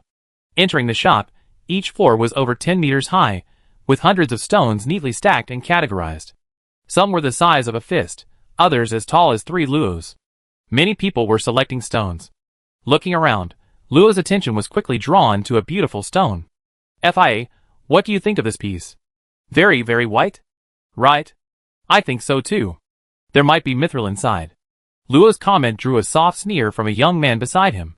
"You can judge a black stone deposit just by its color? Then my 30 years of experience in stone appraisal would be wasted. You can even see inside the black stone?" The girl's curious, cool voice made the young man feel a surge of pleasure. Slightly smug, he said, "My family runs a stone-cutting business. I handle black stones worth at least 80,000 to 100,000 each. Whether it's good or not, I can tell in 3 steps." "I know." "Oh, what are the 3 steps?" The young man confidently picked up the white stone in front of Luo. "First, the stone's outer skin is tight, without any cracks. It's a material found only in the second layer of the earth. The mineral deposits there are usually not very good, at most, it's a third-grade black stone." Then he touched the stone, his fingers radiating a little earth magic. "Second, the surface is smooth as jade, with a persistent warmth. It has good magic repellency, meaning it has undergone extraordinary high-temperature melting. In any case, it will cause irreparable damage to the mineral deposits, so its grade has to be downgraded by 1 level." Seeing that Luo seemed to be listening attentively to his explanation, the young man became even more smug. He tapped the stone with his finger, producing a dull, metallic sound. 3 taps. Judging the type of, or by the echo of the magical vibrations, this stone's echo is dull and unclear, so it's most likely not a metal. "Miss, you said it contains mithril, but I think that's impossible." Clap, clap, clap. Luo clapped generously. "Very well organized. How about this? I buy this stone. If what I find is as you described, I hire you to help me identify stones." The young man looked at Luo incredulously, pointing to himself. "Hire me? Ha ha ha, miss, are you mistaken? I'm not here to sell myself. For every ore found that exceeds the value of the black stone, I give you magic crystals worth 20% of the ore's value. If you don't find anything, it's alright, you won't have to pay anything." A calm voice came from behind the mask, and the young man swallowed back the words he was about to say. "Miss, this is no joke. Don't underestimate the mere 20% chance. If he managed to extract a fist-sized piece of mithril, he could get at least a 6-tier magic crystal. No price to pay, just judging the value of the black stone would guarantee a hefty reward. Even with his family's minor reputation, it would be hard to resist such a generous offer. The opportunity is in your hands." The calm tone left the young man conflicted. He worried she was playing a trick on him, yet he also feared missing out. Although he was also a stone cutter, his reputation was mediocre, and his skills were wasted. If this young lady was generous enough, he might just make a name for himself. Thinking this, his expression hardened. "My name is Faber Gizia, and I'm happy to work for you, miss. The results aren't out yet. If it doesn't meet my expectations, this job will have to be over. Don't worry, miss. My family has a history of stone cutting spanning over 300 years. Although we're not famous, our skills are absolutely top-notch." "I hope so." With a wave of her hand, Fi understood, took the white stone to pay, and soon, Gizia led Luo to the stone-cutting area. After some time, they finally managed to borrow an unused splitting array. Black stone deposits are diverse in texture. Brute force could easily cause the deposit to shatter, potentially ruining a top-quality gem. That's why there are specially designed splitting arrays that gently peel away the layers of black stone. Luo glanced at it and understood the principle of the array. She could easily separate black stone herself using magic. But isn't the thrill of stone cutting precisely about watching the truth emerge little by little? Looking at the silvery white black stone, Gizia couldn't help but tense up. Seeing the young lady who had hired her remain calm and composed, she took a deep breath and prepared to activate the array. Suddenly, a burly figure wearing a bronze mask appeared, pressing down on the white black stone on the array, and said in a gruff voice, "Master needs to open the stone. You get out of the way." Behind him, Two people walked in unhurriedly, a richly dressed young man leaning on a cane, and an elderly man with a ruddy complexion. Young master, my eyesight is never wrong. This black stone definitely contains something good. Humph. Don't say I didn't give you a chance. If it contains something good, there will be a generous reward. Then thank you in advance, young master. Soon, both groups spotted each other. After a brief stare, they simultaneously shouted angrily, "It's you!" Luo blinked. She didn't speak. It was Fia and Ano glaring angrily at Esperson. But why was Jizia so angry? Chapter 667. Jizia's face was filled with anger as she coldly said, "Old man, why aren't you dead yet? What are you doing in the stone quarry?" The old man next to Esperson also spoke with a gloomy face and disdain. "Boy of the Huber family, your father isn't dead yet. How could I die first?" Father as well, you should worry more about yourself. You won't even know when you die. Boy, believe it or not, I can make sure you're kicked out of the Volcano Kingdom tomorrow, just like your grandfather. You, Jizia, won't you introduce our guests? The cold voice calmed Jizia, who was hot-headed, down slightly. Suppressing her anger, she said to Luo, "Miss, that old man is called Vance. He's the president of the Vance Merchant Guild. Don't be fooled by his kind appearance. He's a very treacherous villain, often relying on his connections. The Volcano Merchant Guild bullies us ordinary residents. My grandfather was driven out of Volcano Kingdom by their scheme. Miss, please don't trust them." Luo nodded slightly. "So it's Master Vance. No wonder you're traveling with young Master Esperson." A calm voice drew Vance's gaze. His exceptional demeanor softened the gloom on his face. "A tourist visiting Volcano Kingdom, you must be that kid's employer. Take my advice, don't trust him too much. I find you an experienced stonecutter later." But Luo didn't reply. The old man's eyes held too much arrogance, subconsciously placing himself in a superior position, which she disliked. Instead, she chuckled and looked at the young man beside her. "Young Master Esperson, it seems you're lucky you didn't give me a chance to act, but..." Luo turned to look at the tall man standing like a wall beside the disintegrating array. "Your subordinates seem to need some training." Esperson snorted coldly, tapping his cane lightly on the ground with a crisp sound. "The array isn't activated yet. What's wrong with me using it first? What right do you have to lecture me? Dragon Slayer, throw away that broken stone." "Yes, master." Fia. "Understood. Get your filthy hands off the silver black stone." Dragon Slayer's large hand grasped the silver black stone, about to crush it, but a long, beautiful leg kicked his arm away. Before he could react, 3 finger-length arrows instantly pierced his heart and forehead. The magic power he had just unleashed dissipated immediately, and then his entire body was struck by a heavy, powerful leg, causing him to stagger. Roar! The Dragon Slayer steadied himself, letting out a low roar as he shattered the thin arrow embedded in his body. Crimson battle aura surged from his body, but at that moment, Fia had already conjured a long, emerald green arrow, aiming it at his head. As she released it, the arrow pierced the air, sprouting countless green vines that bound him like a dumpling. Bang! The Dragon Slayer fell. Fia leaped back to Luo's side, giving Esperson a defiant look, and reported loudly, feigning a loud voice, "Master, that big guy can't move for a while." At this moment, Jizia and Vance, of course, understood that their employer had a grudge against the other party. The commotion also attracted the attention of the onlookers watching the stone breaking, and soon someone recognized Vance. Isn't that the president of the Vance Trading Company? He actually condescended to be a stonecutter for someone else. Look at that masked girl, does anyone know who she is? I saw her in Blackstone Street just now. That young man seems to be the eldest son of the Huibai family. He's indeed handsome, but it's a pity his grandfather was driven away, causing the shop's reputation to plummet. So does anyone know who that girl is? That big guy lying on the ground doesn't look too good. That young master looks quite noble. Why didn't he find a more capable attendant? Can't anyone tell me who she is? The murmurs of the onlookers grew louder. Esperson's expression changed, and he coldly glanced at the writhing Dragon Slayer on the ground. Useless. Get up. A tearing sound rang out, and Dragon Slayer, bursting with battle aura, easily tore through the green vines and returned behind Esperson, his body now exuding a more murderous aura. Master, his constitution is a bit special, otherwise he couldn't have broken free so quickly. It's all right. Luo glanced at Esperson, whose face was pale, a hint of sarcasm in his voice. It seems the young master's request is a bit difficult. You just have to wait patiently. You brat, you should be glad you're in the Volcano Kingdom. If this weren't the Volcano Kingdom, I would have already ripped your head off. Ignoring him further, Luo told Jizia, "Open the black stone." "Yes, sir, at your service, miss."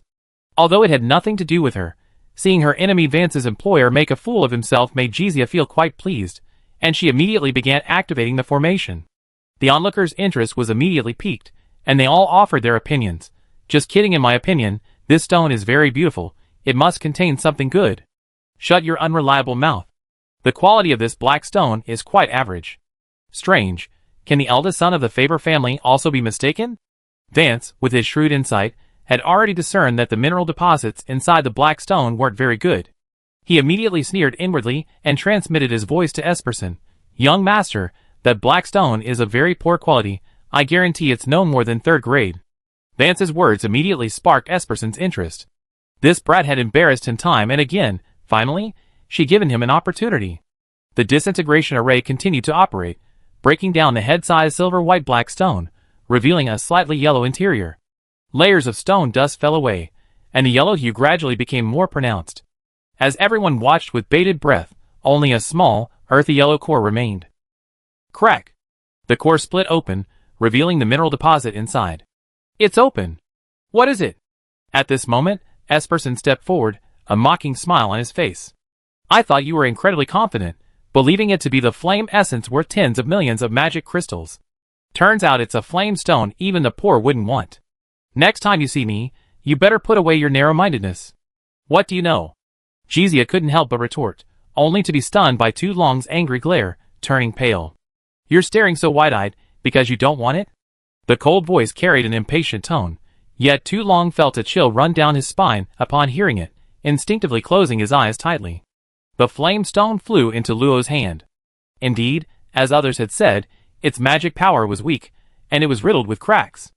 Aside from being somewhat pretty, it wasn't even as good as a first-tier magic crystal. Keep in mind, this black stone cost 10 third-tier magic crystals. There are always dogs that drool over bones without even checking if they're made of stone. "Let's go!"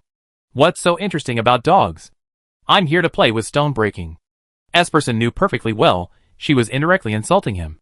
Veins bulged on his hands, as he nearly crushed the magic-storing gem on his cane, worth hundreds of thousands of magic crystals. After his chest heaved several times, he gritted his teeth and said coldly, "Little girl, dare to make a bet?" Seeing that Luo ignored him, Esperson raised his voice. "Each person finds 10 black stones. Whoever finds the highest total value of the deposits must retreat." Ano turned back and made a face at him. "Are you stupid? You think you can get the master to agree after just a few words? No way." At this moment, Vance suddenly spoke up. "Little girl, don't be so quick to refuse. I've been mining stones for many years, and have some good stuff.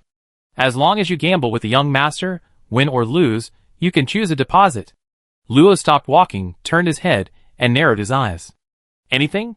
For some reason, Vance felt like he'd fallen into a trap, but the thought of how his merchant guild status would rise significantly if he served this man well made him readily agree. "That's right. Any rare mineral deposit I have is available for selection. All right, let's open the stone here at 10 o'clock tomorrow morning." The onlookers erupted in cheers. Opening a stone and making a bet, how could this not be exciting? Soon, news that someone was betting on opening a stone at 10 o'clock the next morning spread throughout Blackstone Street. Inside a shop on Blackstone Street, Jizia finally couldn't contain her curiosity and asked Luo, who was selecting black stones, "Miss, aren't you afraid that old dog Vance will go back on his word? And if we lose, the terms of the bet are too inappropriate. Why don't we go back and have them change it?" Luo tossed a fist-sized red-black stone in her hand, completely unconcerned. "He can't go back on his word. Just focus on helping me choose the black stones. Don't worry about anything else." She couldn't control the outcome, but she could control who won. After all, losing someone is a very simple thing. Chapter 668. Although Jizia is called a stone cutter, his profession actually involves appraising black stones. He frequently travels the various blackstone streets, and is very familiar with the shady dealings of the blackstone market. Most of the blackstone vendors themselves have considerable experience in appraising black stones. All the black stones displayed have already been appraised once. They are generally considered unlikely to yield high-quality minerals, or are unidentifiable. They might be useful for attracting tourists, but for an expert like Jizia, it's like finding gold in a garbage dump. Therefore, experts either have dedicated blackstone dealers, or seek out recently returned scavengers to buy fresh goods. Since the Vance family is large and powerful, Jizia's only chance to outmaneuver them lies with the scavengers. After wasting several hours buying over a dozen beautiful black stones in Los Angeles, the impatient Jizia finally had the opportunity to take her to find scavengers. "Miss, we should focus on the newly returned scavengers. That old man Vance has a wide network of connections. He must have plenty of good stuff. We need to pick through them one by one, and time is tight." "Actually, it's all about luck, isn't it?" Jizia's tone faltered. That was true. Even the most experienced stone cutter couldn't be 100% certain that the stone they found would match the appraisal results. He prided himself on his superior skills, but he only had a 70% chance of being right. If luck wasn't on his side, he might not find any high-quality minerals even after 10 days or half a month. "But miss, shouldn't we be a little nervous?" "Alright, where are the scavengers usually located?" "They're generally on the edge of the mortal district. The extraordinary individuals who become scavengers are usually from mortal families, ordinary people with not particularly good talents." "The mortal realm, it's over there, isn't it?" Luo muttered, glancing towards the low, dilapidated mountains on the other side of the volcanic kingdom. "Let's hurry over there then." Before Jizia could understand, he found himself floating up, and then the light rapidly extended, traversing over 100 kilometers in less than half an hour to reach the mortal realm, which carried a slightly unpleasant odor. The ground was dilapidated, the magic crystal lamps, long neglected for years, were broken. Only the firelight projected from the volcanic clusters shone through. Years of accumulated volcanic ash had been trampled into thick mud roads, and the surrounding vegetation seemed to have been tinged with a grayish green. A faint smell of burning permeated the air, caused by an excessive abundance of fire magic. The sudden appearance of the group attracted the attention of passers-by dressed in burlap clothes. Luo noticed that their eyes showed little surprise, only a faint flame beneath a veil of humility. They bowed slightly and quickly departed. Living in such a place is extremely harmful to mortals. It wasn't just the condensation of fire magic in their eyes. The dark red scars beneath their clothes, impossible to conceal, indicated that these people had been deeply corroded by fire magic. Within 5 years, they would spontaneously combust, burning away their last vestiges of fire magic and turning to ashes. Jizia pursed her lips, somewhat helplessly. If it weren't for the pressures of survival, who would choose this path? Without the protection of the volcanic kingdom, their fate would only be worse. The chance of a child born to a superhuman becoming a superhuman again is less than 30%. Superhumans with families can support them, but those without are relegated to ordinary lives. Over time, the mortal district has formed. Luo didn't say anything more, walking towards another open city gate not far away. The streets nearby were occupied by many low-level superhumans, the recently returned scavengers. The appearance of Luo and his group immediately attracted the attention of many scavengers. In their eyes, anyone who could afford to bring entourages and wear expensive clothes was a big shot. If they're discovered or was noticed, they would have their cultivation resources for the month. "Gentlemen, we only look for black stones. Sorry, if you don't have any, then you're out of luck." As soon as Jizia said this, the number of scavengers approaching Luo decreased by 60%, leaving only 7 scavengers who were wary of each other. "Beautiful lady, please take a look at my collection. It's guaranteed to yield top-grade minerals." The speaker was a neatly groomed middle-aged man. Beneath his enthusiastic expression lay a deep-seated indifference. For them, cultivation resources were paramount. Every action was aimed at selling their useless minerals in exchange for pure magic crystals for cultivation. "Leave it to me. You know the rules. If you offend miss, you won't get a single magic crystal." The middle-aged man then stopped his actions, continuously pulling out various black stones and placing them on the ground for Jizia to appraise. Seeing this, the other scavengers left to find the next seller, but their eyes remained on the site. As soon as the other party showed any interest in buying, they would immediately approach again. There were quite a few black stones, and the appraisal process took a considerable amount of time. Not every black stone could be easily judged, so Luo had Ano watch the transactions while he and FIA went to check out the other scavengers. After several exchanges, Luo also discovered that the first and second tier scavengers rarely had anything good. At best, they had low-grade materials, and occasionally mid-grade materials, but they were not even comparable to the magic iron mined in Balza's territory, not even worthy of Luo's attention. I was overthinking it. If they had high-quality materials, they would definitely sell them to reputable large merchants. With a sigh, Luo's enthusiasm quickly waned. Was his luck just too bad? "Oh, isn't this Miss Wingina's friend?" It's truly an honor to meet you here. A familiar voice rang out. Luo turned his head and saw Captain Tassin. Good evening, Captain Tassin. I didn't expect to run into you here. Captain Tassin chuckled, waving to his crew behind him to get back to work. The chubby man shuffled over, habitually rubbing his hands together, and smiled at Luo. The volcanic kingdom is famous for its fire attribute minerals, and the Tammy didn't want to miss out. Every time we stop, we buy some high-grade minerals, and then resell them in other countries to make a little money. Captain Tassin, you're joking. Buying and selling these is like earning magic crystals in 10 lifetimes. I congratulate you in advance on making a fortune. Tassin's squinted eyes were almost invisible with laughter. He was used to the diverse personalities of his passengers, but encountering a passenger like Luo, who didn't cause trouble, and was willing to say nice things made him feel somewhat pleased. The Tammy welcomes you aboard. May I ask if I may know your name, miss? The captain is experienced. I think you already know the answer. Tasang chuckled. He hadn't known who Luo was at first, but when Gina called her little Luo, and considering Gina's background and the girl's striking long hair, after thinking for a few days, Tasang remembered her growing reputation in the Karlov and Bankai empires in recent years. However, the fact that she could so keenly perceive the probing in his words was indeed not to be underestimated. It was I who was wrong. Karlov Imperial Academy's most dazzling genius, the champion of the last Imperial League, not just in the Empire, but in the surrounding kingdoms, who doesn't know Miss Luo's name, the silver-haired witch? Especially the rapidly growing support group in the last 20 years, which is also intricately connected to Miss Luo. Luo's smile beneath her mask froze instantly. How could she hear about that so-called support group here? Captain Tassin, I might need to remind you, the support group is now called the Gospel Society. Haha, too much talk, too much talk. Tassin beckoned, and immediately a young man appeared, respectfully handing over a ring. Tassin took the ring, ran his hand over, and a dark red stone about 20 centimeters in diameter appeared before him. Miss Luo, as the saying goes, when traveling, friends come from all directions. Today, we can say we formally met. I noticed you were talking to the scavenger, so I suppose you're interested in the famous stone-breaking game in the Volcanic Kingdom. This black stone is one I just acquired. It's not particularly valuable. I'm giving it to you as a token of our friendship. Captain Tassin, this is too much. Miss Luo is a friend of Miss Wingina, a friend worth making. I have a few business deals to complete, so I take my leave now. Have a pleasant journey. Tassin gave an elegant gentlemanly bow, and took his leave, though his chubby body looked rather comical. The black stone, losing its magical support, plummeted and floated into Luo's hand. Master, that captain has quite the eye for talent. Big merchants, after all, how can they succeed without some skill in winning people over? Luo had to admit that the chubby boy was ruthless in his judgment. If he had given him precious metals or top-grade gems, Luo would have refused without hesitation.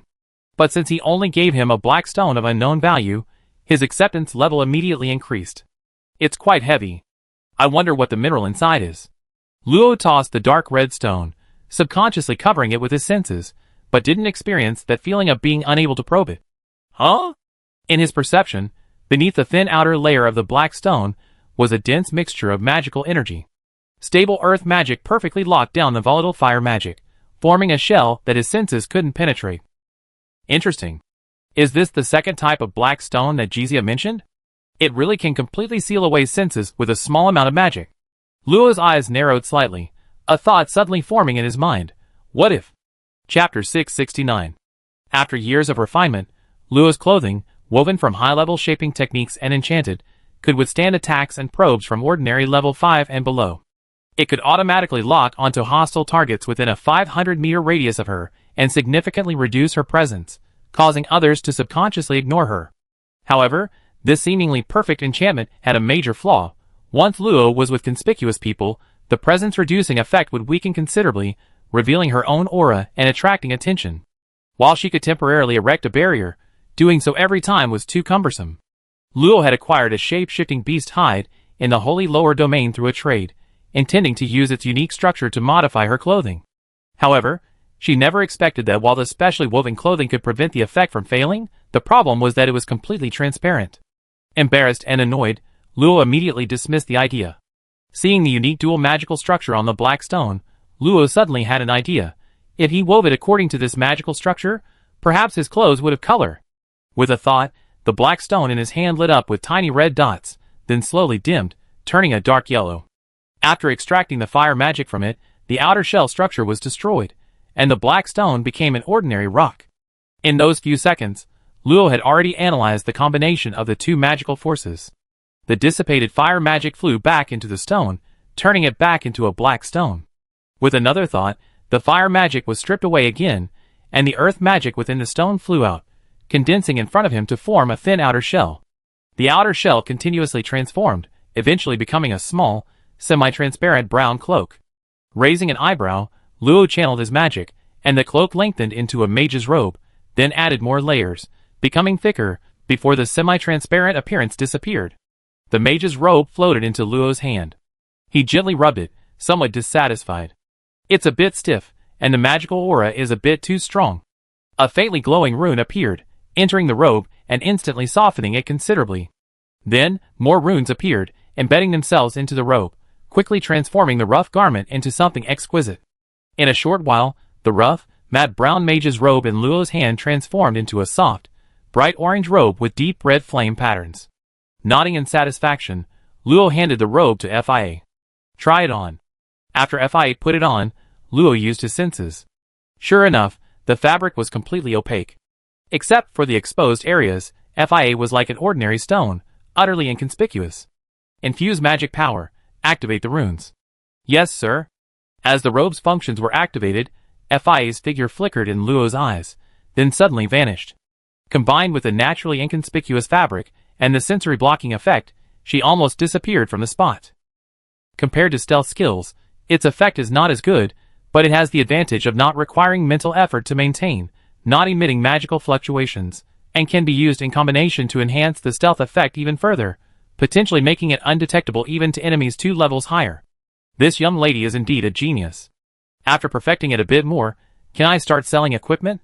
Fia, what do you think? Fia was unusually silent for a moment before answering somewhat awkwardly, Master, my senses can't penetrate. Luo's joy froze, slowly fading, and he coughed lightly. Cough, it must be your imagination. It seems this robe isn't suitable for you. The robe's material can isolate external senses, so naturally, it can also isolate the wearer's own senses. This has nothing to do with the rune effects on it. Under Fia's reluctant gaze, Luo put away the failed attempt, undeterred. Having an idea was enough. Who said geniuses couldn't overlook things? The black stone, stripped of its magical layer, was now cracked and brittle. Luo gently squeezed it, and it crumbled into dust, revealing a dark metal compass. Its outer ring was engraved with complex, unknown runes. There was no directional map, only a thin needle pointing northeast. This is... Luo frowned. She had almost forgotten about it, never expecting to find it inside the black stone. After searching carefully for a while, she finally found 3 more compasses among a pile of rings, focusing intently on them. The 4 compasses, each with a needle pointing in a different direction, were from 4 different rings. The first compass was purchased over 20 years ago from a group of traveling merchants. The second was kept in the home of a commoner student. The third compass came from the puppet body of the slave trader's chief steward, who was instantly killed by Kagome during a battle. One of the compasses was in his ring. Fia was somewhat surprised. Master, these compasses seem to be made of ordinary black iron. Ordinary black iron wouldn't survive until it's unearthed. I don't know their material either. She squeezed them hard, but they remained unmoved. Fia sensed something was wrong with the compasses. She knew very well how powerful her master's body was. Crushing her defensive magic techniques with her bare hands was no problem. Yet she couldn't destroy a small compass? Master, the runes on them are strange. Are they magic runes? No, they don't belong to any known type of rune. Neither attribute runes nor general runes. Even now, looking at the runes, Luo still couldn't find any similar patterns in his memory, as if they didn't belong to this world, or perhaps the runes were just some kind of decoration, without any effect. Never mind them, let's keep looking around. Yes, master. Several hours later, as scavengers came and went, the crowds near the city gate had changed several times. After searching high and low without finding any underground minerals that caught his eye, Luo felt slightly tired and sat down outside a small open-air rest shop run by a shrewd person to drink juice. The juice was made from the fruits of plants rich in fire magic from the surrounding volcanic forbidden area, giving it a unique exotic flavor. It warmed him up, and Luo quite liked it. Fia, invite that person up. I've seen her so many times, I can't wait any longer. Understood. Not only Luo, but Fi had also noticed the woman in the distance, who kept casting subtle, conflicted glances. She looked like a novice scavenger, and didn't even bother to hide her own expression. "Miss, your master invites you over." Fia's sudden, indifferent voice startled Ronnie, who instinctively jumped back several meters, only to realize it was the dark-skinned, beautiful attendant behind the girl she had been observing. "I didn't mean to, I leave immediately.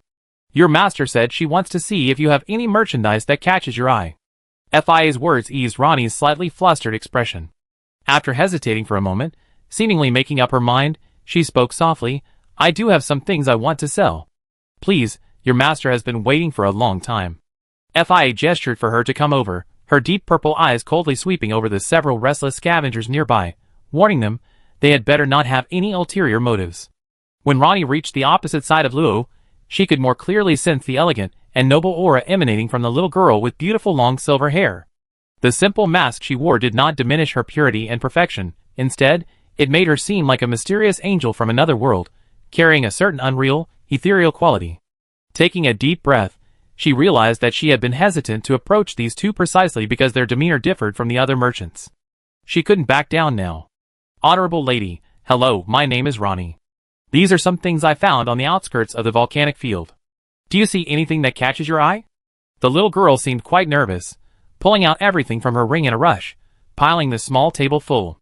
Several small jade stones even rolled playfully under the table, which she hurriedly picked up. Fia finally understood why malicious scavengers had targeted her. Her behavior was practically announcing, "I'm a delicious little lamb, come and rob me." Luo didn't care about Ronnie's awkwardness, it was just luck that brought her here. Who Ronnie was, or what she'd been through was none of her concern. The minerals on the table were mixed, and of poor quality. With her second-tier extraordinary strength, she was only slightly better than the lowest-level scavengers. She didn't even have the qualifications to enter the forbidden area within 100 miles of the volcano, so how could she possibly find anything good? Chapter 670. Ronnie watched the mysterious girl's movements uneasily, but to her dismay, the girl showed no interest in anything. After a moment, Luo lightly tapped the table with her index finger. "Forgive my bluntness, but neither the largest piece of fire core crystal nor the most valuable red jade in your hand is of any value to me." Ronnie's face visibly panicked. "Are you really not going to take another look? The price can be lowered. Just some lightning attribute magic crystals will do." Just as the Ravi volcanic cluster is ideal for fire affinity superhumans, the environment here is a nightmare for superhumans with other attribute affinities. Without corresponding attribute magic crystals, let alone replenishing one's soul seed for cultivation, even restoring magic power is extremely difficult. Luo doesn't have a philanthropic nature. Perhaps she used to be, but that was in her youth. These minerals, once bought, wouldn't fetch a good price. To use them, she'd have to find a blacksmith or a tool maker. Besides storing them away, they were useless. "I'm sorry, but if you don't have better goods, I have to declare this transaction terminated." Ronnie panicked. The girl in front of her was one of the few people she hadn't sensed malice or greed from. If she missed this opportunity, she might not be able to find a suitable seller for the next 10 days or so, and her body definitely wouldn't be able to hold up. Wait a minute. I still have a few stones whose type I can't identify. Maybe you find what you're looking for." Ronnie put away the minerals on the table, and took out 4 more minerals of varying sizes. She hadn't originally wanted to take them out. Without professional appraisal, she was afraid of encountering a cunning and unscrupulous seller who knew their value, and she would suffer a great loss. But now she could only trust her own luck and hope that this young girl wasn't so heartless. Luo focused her gaze on the 4 minerals. The first was a rough, black stone, radiating intense fire magic, resembling some kind of powerful mineral. However, Luo knew it was merely the residue left after ordinary rock had been repeatedly smelted by abundant fire magic. Although called lava essence, it was only a mid-grade or material. She might be interested if she were a blacksmith. The second resembled some kind of orange-yellow jade, soft and warm to the touch. Its comfortable feel made Luo reluctant to put it down. Searching the mineral section of gemstone body, Luo surprisingly couldn't find the corresponding type, but instead found a description in the section on mining fire attribute minerals, which somewhat surprised her. This seemingly soft jade was actually a volcanic worm egg. Volcanic worms prefer to live deep underground where fire magic is abundant, feeding on magma and rare gems. After maturing, they transform into lava butterflies, absorbing free fire magic and releasing high temperatures and heat. If a volcano erupts continuously, It's not necessarily due to an underground fire magic surge. It's very likely that a large number of lava butterflies inhabit it. Volcanic worms die rapidly once removed from an environment rich in fire magic, making live volcanic worms extremely rare. Capturing one requires venturing to the deepest parts of the earth. However, Luo, using his fire magic senses, discovered that this egg still held some life, albeit a weak one. But replenishing his fire magic would solve the problem. If he could raise one, wouldn't his ruined space have an active volcano? Xenia was currently struggling with the cultivation of fire plants. I take this volcanic worm egg. Ronnie's face lit up with joy, but then she became confused. Isn't this a type of jade mineral? How can it be an egg? Lava butterflies usually disguise their eggs as nephrite to avoid predators. This one is a disguised egg. Name your price. Me name my price? Ronnie almost thought she misheard, but then she realized she knew absolutely nothing about the price of volcanic worm eggs. She had only just learned that volcanic worms lay eggs. Sorry, I don't know its price either. How about you give me a price? What an easily fooled girl. Luo stroked her chin and held up 3 slender white fingers. How about 3 fifth-tier magic crystals? She didn't know the value of the eggs either, so she could only name her price based on her own assumptions. How much? Ronnie's eyes had already turned into magic crystals, but thankfully she still had some composure. After taking a deep breath, she sat down again. Can I exchange it for a 3rd-tier magic crystal? Of course. Fi immediately handed her the corresponding 3rd-tier lightning magic crystal. The mountain of magic crystals in the ring almost made Ronnie jump up. There are also 3 minerals, miss. Do you still want them? Forget about this rock essence. This one isn't a mineral, just some magic core residue, probably excreted by some magical beast. And this one? Luo suddenly paused. Even she couldn't recognize the 4th mineral. It was an irregularly shaped, fiery red piece about the length of a forearm, encased in a thick stone shell, with no magic power leaking out. This stone slab was dug out along with the volcanic worm eggs. The eggs were stuck together very tightly, and it took me a lot of effort to break them open. Hearing this, Luo suddenly understood why the volcanic worm eggs hadn't died. It seemed that the contents of this stone slab provided the magic power needed for the eggs to grow. I buy this stone slab too. Is it worth the market price of black stone? Ronnie nodded vigorously. She couldn't tell what it was anyway, and she already made enough magic crystals. She'd even be willing to sell it for 1/10 of the price. After paying, Ronnie repeatedly expressed her gratitude for Luo's generosity and left happily, completely unaware that a dark red magic energy was being drawn from her and landed in Luo's hand. She only felt much lighter, muttering, "Was I too excited?" Before paying no further attention. Luo had already noticed that Ronnie's body was severely corroded by fire magic. Selling this unusual stone slab as ordinary black stone meant she was definitely making a profit. Helping her heal the corrosion was considered an act of kindness. Luo stored the insect eggs in a hillside far from the Tree of Life within the ruined space, burying a large number of fire magic crystals around them. She earnestly instructed Xenia to inform her if the environment here underwent any drastic changes.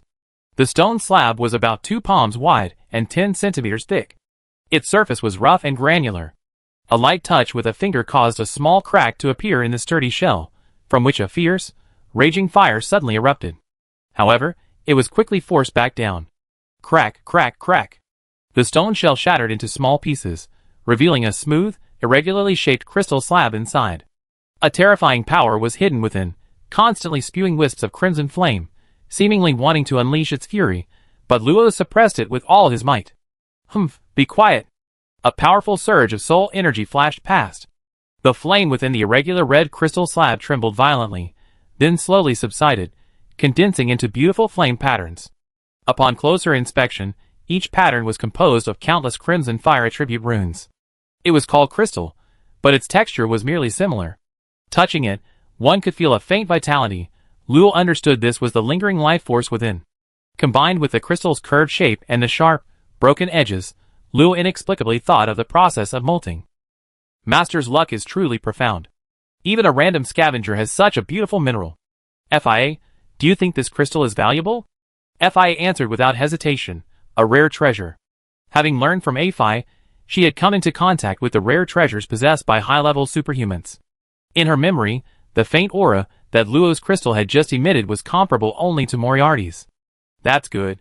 Magic surged in Luo's hands, layer upon layer of stone skin enveloping the crystal. In a short while, A stone over 50 centimeters in diameter appeared, enveloped in a thick layer of special magic, impenetrable to any senses. Master, what are you doing? Luo's lips curled into a smile as he put the stone into his ring. We found a black stone, right? Fia, hearing this, also revealed a sly smile. Master, you're right. We just bought a black stone. She was now very eager to see the expression on that reckless young master's face after he finished opening the stone. It would surely be quite a sight. Chapter 671. The night quietly passed, and under the distant firelight, the sun gradually rose. Jizia, who had worked hard all night, wiped away his sweat, sensing the 10 carefully selected black stones within his ring. His inner tension eased slightly.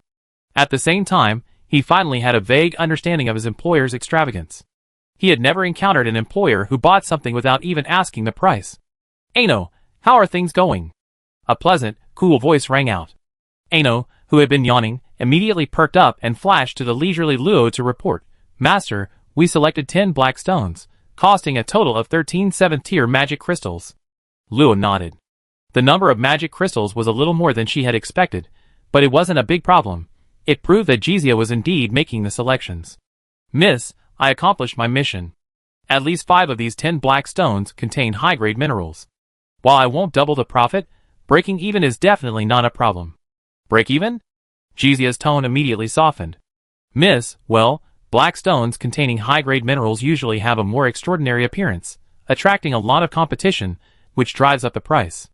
What are you so nervous about? Let me see them. Jizia immediately handed over the 10 black stones she had bought. Luo examined them. 9 were ordinary black stones, meaning they were encased in mysterious rocks undetectable by perception. Only one was a second-class black stone sealed by earth magic. After picking out the last black stone, Luo stuffed his homemade black stone back in and handed it back to Jizia. Use these 10. But miss, the quality of this black stone. The added black stone, though not small, was clearly ordinary. If it were to be mined, it would most likely be a 3rd grade or lower deposit. Jizia wanted to warn Luo against mining it, but Fia behind her gestured for him not to ask any more questions. Trust Mrs. decision. We should go back. Since it was the employer's request, Jizia had no choice but to pray that the remaining 9 black stones could defeat Vance. Half an hour later, the group returned to the stone-splitting area, just before 10 o'clock. The area was already surrounded by layers of onlookers, who quickly made way for Luo and his companions. They're here. Finally, everyone's here. I can't wait for the result. Chairman Vance will definitely win. That favor kid is just overestimating himself. What a pity. Beside an empty disintegration array, Esperson and Vance were already waiting. Upon seeing Luo, Esperson immediately showed a faint expression of disdain. Little girl, I thought you were scared. Why would a person be afraid of a dog? A casual remark made Esperson's lips curl into a sneer. He snorted coldly and said nothing more.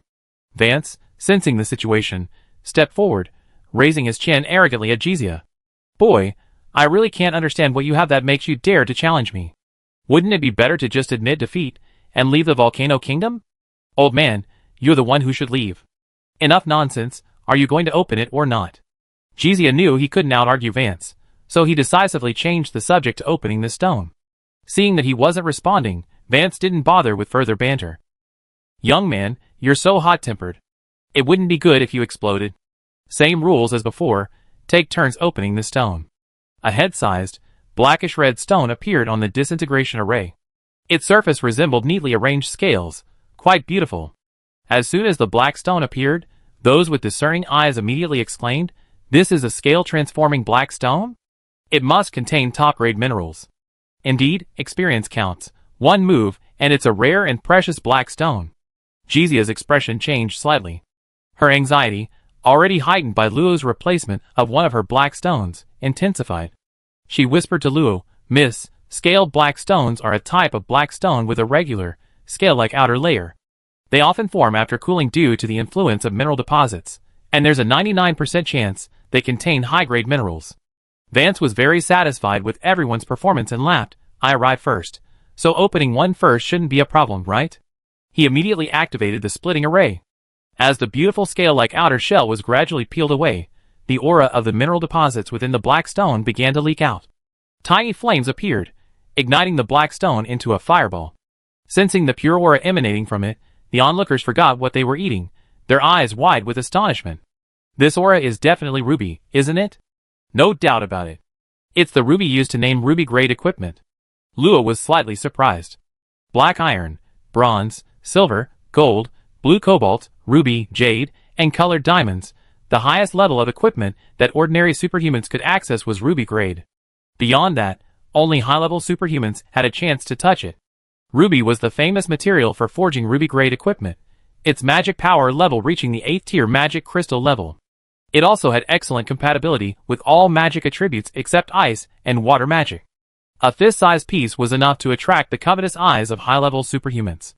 Under the envious gazes of the crowd, Vance's lips curled into a smug smile. He fully activated the disintegration array.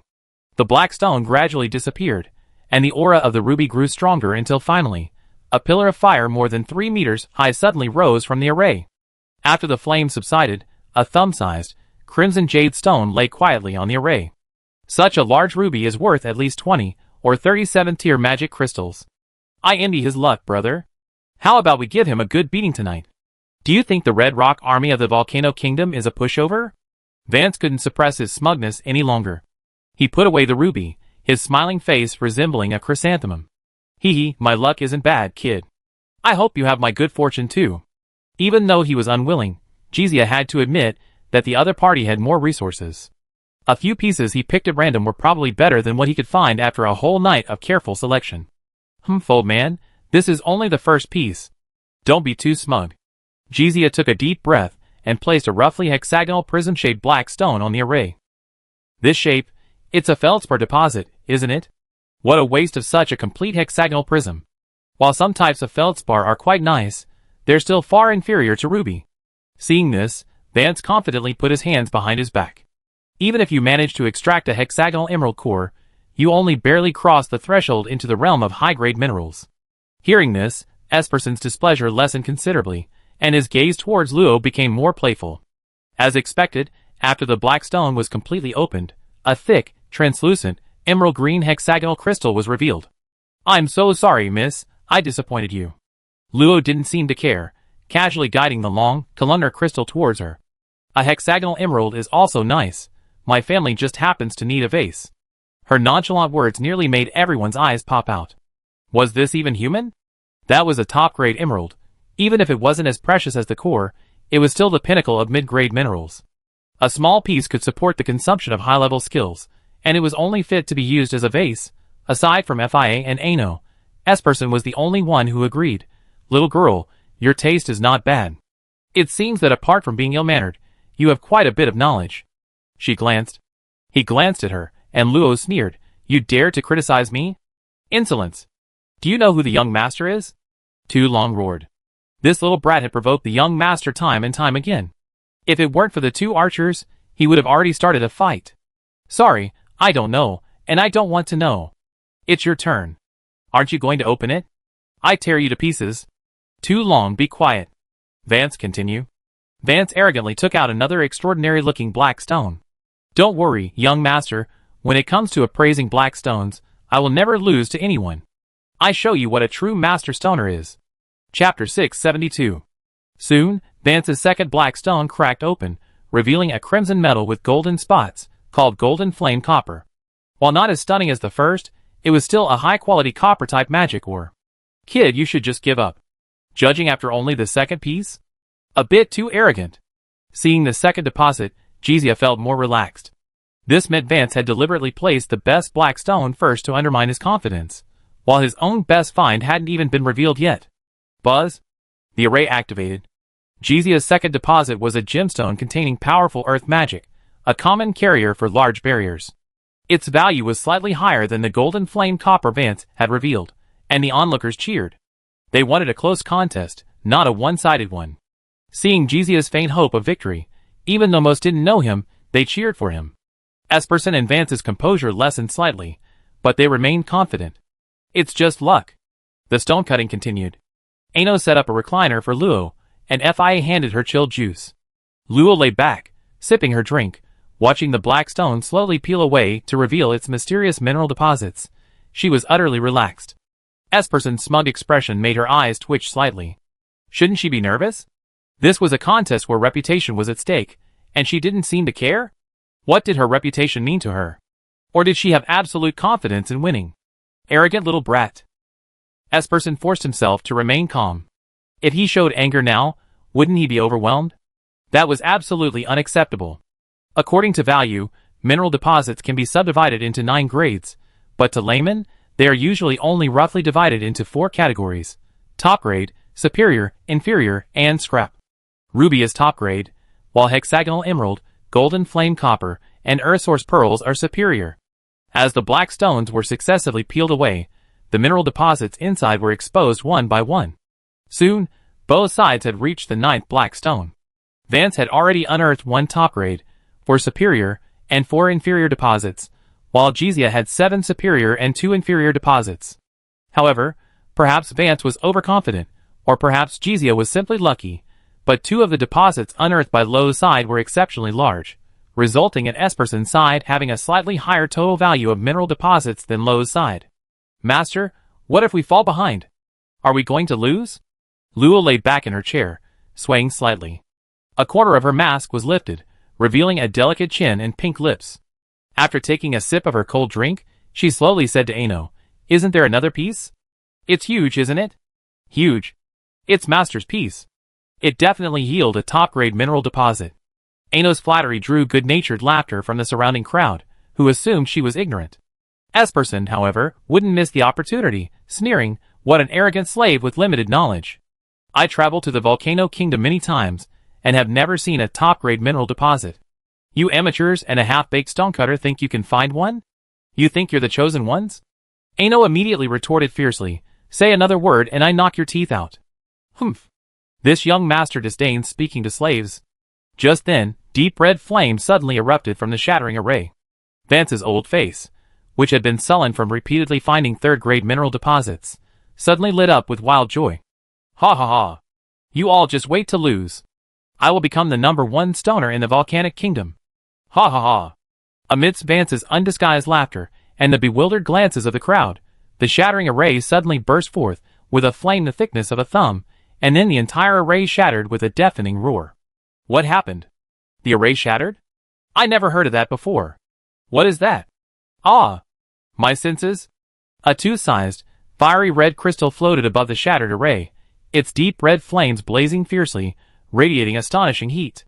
Some daring spectators attempted to probe it with their senses, only to be instantly wounded in the soul, clutching their heads and breaking out in a cold sweat. "Dragon Slayer, bring it here." "Yes, sir." The tall figure vanished instantly, and a large hand reached for the crystal. Boom! Flames erupted, a muffled groan echoed, and the giant hand was scorched into bare bone.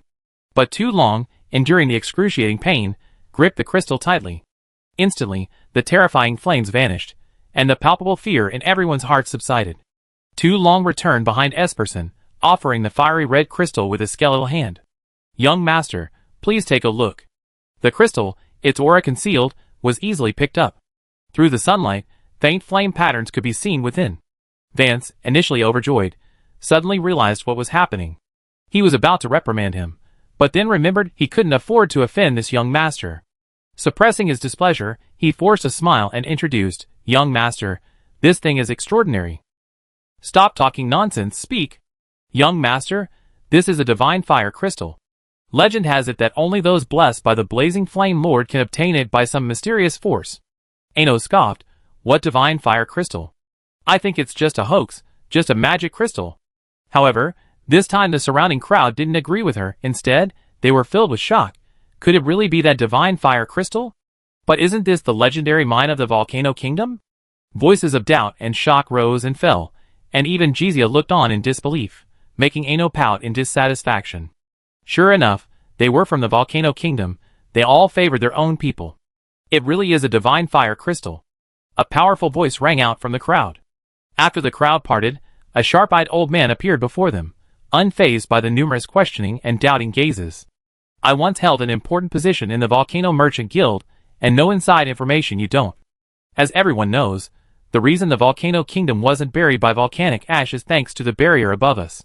But in fact, the core of the barrier is a huge divinely bestowed fire crystal. I had the privilege of seeing it. The fire patterns and aura on it are exactly the same as the one in your young master's hand." This is undoubtedly the divinely bestowed fire crystal.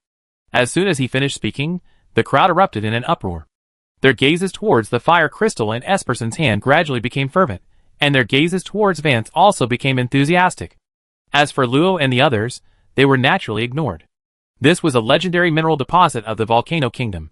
Even if they didn't know its use, its reputation alone surpassed that of a top-grade mineral deposit, unless Luoside's last black stone could yield an even larger divinely bestowed fire crystal. But was that possible? That was impossible.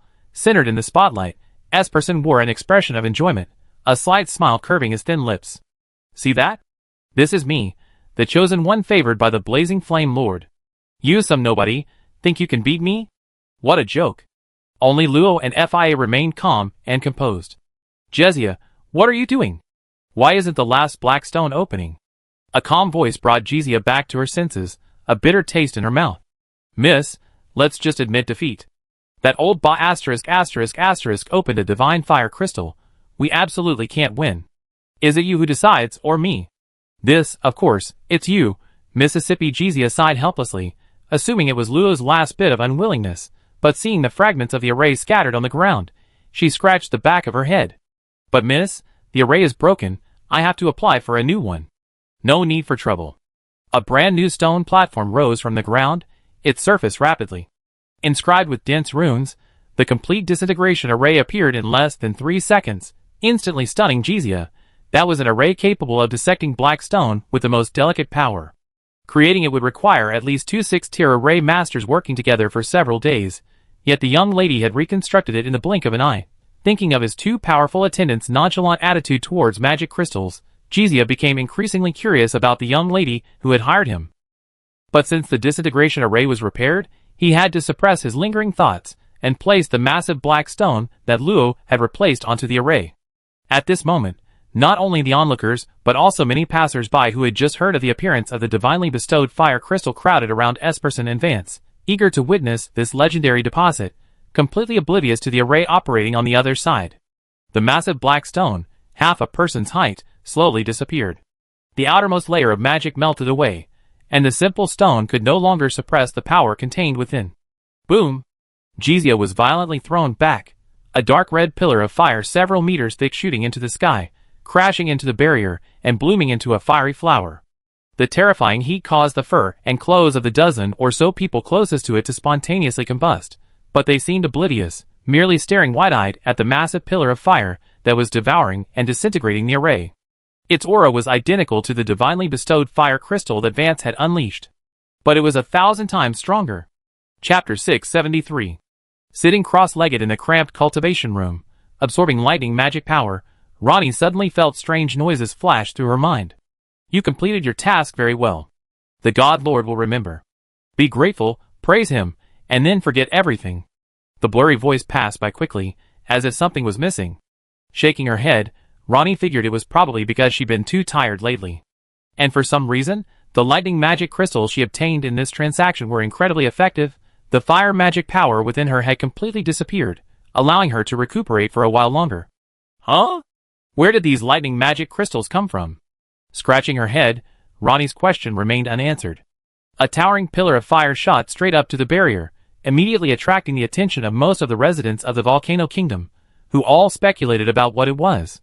Wen Na was searching for Earth attribute materials imbued with special power, when a sudden thought struck her. Turning her head, she saw the towering pillar of fire, its aura causing a momentary tremor in her heart. What's that? Little Luo shouldn't be there, right? I better find it, and get back quickly. The stone-splitting area fell into an eerie silence. Everyone stared in disbelief at the massive, flat crystal, over 30 centimeters long, in the center of the pillar of fire. All those present were extraordinary beings, and they could clearly see the beautiful, intricate flame patterns within the crystal. Instinctively, their gazes fell on Vance. Had he just split open a crystal the size of a little fingernail? Vance, however, was ashen-faced. Such a pure and immense aura was impossible to fake. Compared to it, his own divinely bestowed fire crystal, which he had just flaunted, was a joke. How could they compare? This is impossible. This is impossible. Esperson snapped out of his shock and saw Vance muttering to himself in a daze. Enraged, he kicked Vance, yelling, "Useless trash. What use are you?" Vance was kicked hard to the ground. His loss of composure, coupled with his old age and frailty, caused him to suffer a severe injury, spitting out a mouthful of blood and fainting. "Young master, how could you be so violent towards an old man? It's tasteless. Just a dog, I kicked it, that's enough." Luo stood up, her invisible gaze falling on Esperson, heavy with a hidden coldness. "I think the outcome is self-evident. How do you plan to back down?" Esperson's face was extremely ugly. "Don't push your luck. Since you won, why be so aggressive? I never seen such a shameless person, young master. You shown me." Esperson knew he was in the wrong, but his inner arrogance prevented him from swallowing his pride and submitting. He'd rather be killed than back down in front of her in the future. "This young master will never avoid you, you brat." "Humph." Luo's eyes turned cold. What a shameless brat. She didn't act only to avoid putting Wangana in a difficult position. After all, killing a passenger on the same ship would definitely make Wangana look at with prejudice. Perhaps she wouldn't care, but Luo couldn't do that. But this arrogant and conceited thing didn't even want the last chance, so I had no choice but to take action myself. Since that's the case, then I, this young lady, will personally fulfill my promise.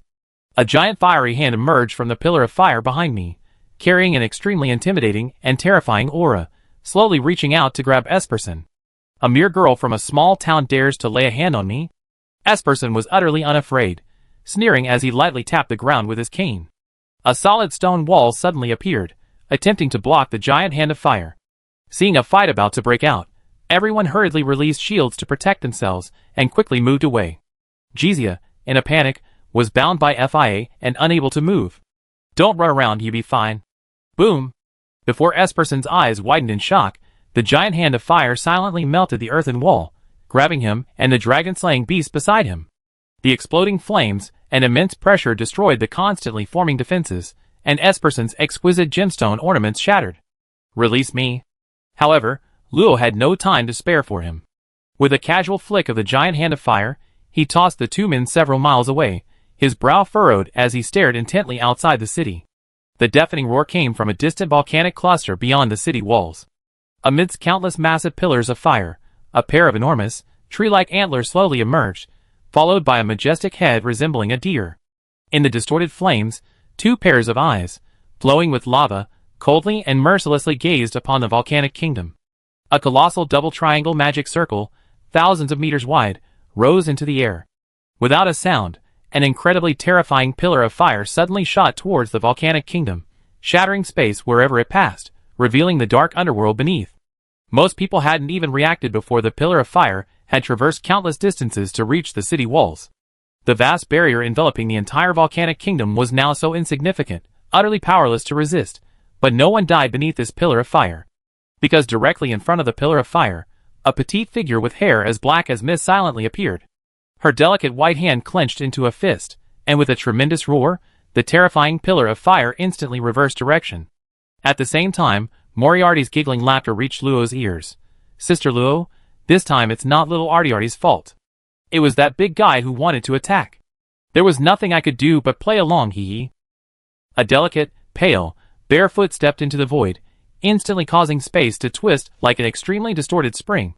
In a split second, Moriarty transformed into a black spear that disregarded everything, leaving a long black trail as it crashed into the forbidden volcanic region enveloped by layers of distorted space. Wherever it went, whether it was fiery plants, living beings, or even space itself, everything was corroded away. Silently, several volcanoes ripped open massive holes, leaving the Red Rock Army on the city walls and the scavengers in the wilderness dumbfounded. Flames, lava, and thick black fog intertwined, obscuring the forbidden area for tens of thousands of miles. Who dares to release the aura of the divinely bestowed fire crystal? A thunderous roar echoed from the royal district. Soon, several fire demons with dark red skin appeared in the stone opening area, their scorching aura sending swarms flying. They all wore exquisite flame-patterned armor, their physique similar to humans, and their eyes, like molten obsidian, vaguely concealed a terrifying power. The leader of the fire demons swept his gaze across the crowd. Though intensely hot, everyone he touched felt a chill run down their spines, the fear that arises when facing a far stronger opponent. Who emitted that pillar of fire? Luo frowned slightly, gesturing for Fia and Ano to step back, and then gave the fire demon a cursory glance. Transcendent 7th rank, fire, warrior, gun warrior, a race that prefers to live in areas where fire magic is active, skilled in using fire attribute skills. Some scholars believe that the fire demon race is a branch of ancient humans, but this has not yet been verified. What is it? Volcanes turned his gaze to Luo, a hint of amazement in his eyes. This human girl actually stirred within him an urge to worship her, and he was a 7th-rank powerhouse. Banishing the fleeting thought, Volcanes coldly asked, "Did you obtain the divinely bestowed fire crystal? So what if I did? Does the VIP from the Volcanic Kingdom want to steal from tourists?" Volcanes didn't even glance at the precious, enormous divinely bestowed fire crystal on the array. A strange, dark red spear appeared in his hand, its shaft slamming heavily on the ground with a crisp sound. He pushed the crowd aside again, leaving only Luo and his companions in the middle, along with the unconscious Vance. "Now, this general is arresting you for the crime of treason. Don't make fuel resistance." 2 6th-tier fire demons behind him also drew their weapons, coldly staring at Luo, clearly indicating their intention to take him down if he didn't cooperate. Luo narrowed his eyes. Is this how the Volcano Kingdom treats tourists? If stone-cutting is considered disrupting the country, then there would be at least 10,000, if not 8,000, arrested here. Luo's words drew nods of agreement from the stone-cutting masters and tourists watching from afar. Stone-cutting was a relatively minor activity in the Volcano Kingdom's culture. With a long history, by any measure, it shouldn't be considered a crime of disrupting the country. Hearing this, Volcanes pointed to the obscured volcanic cluster outside the city, his anger almost overflowing.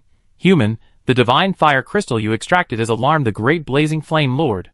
If it weren't for the intervention of a powerful figure, the entire Volcano Kingdom would have vanished from history.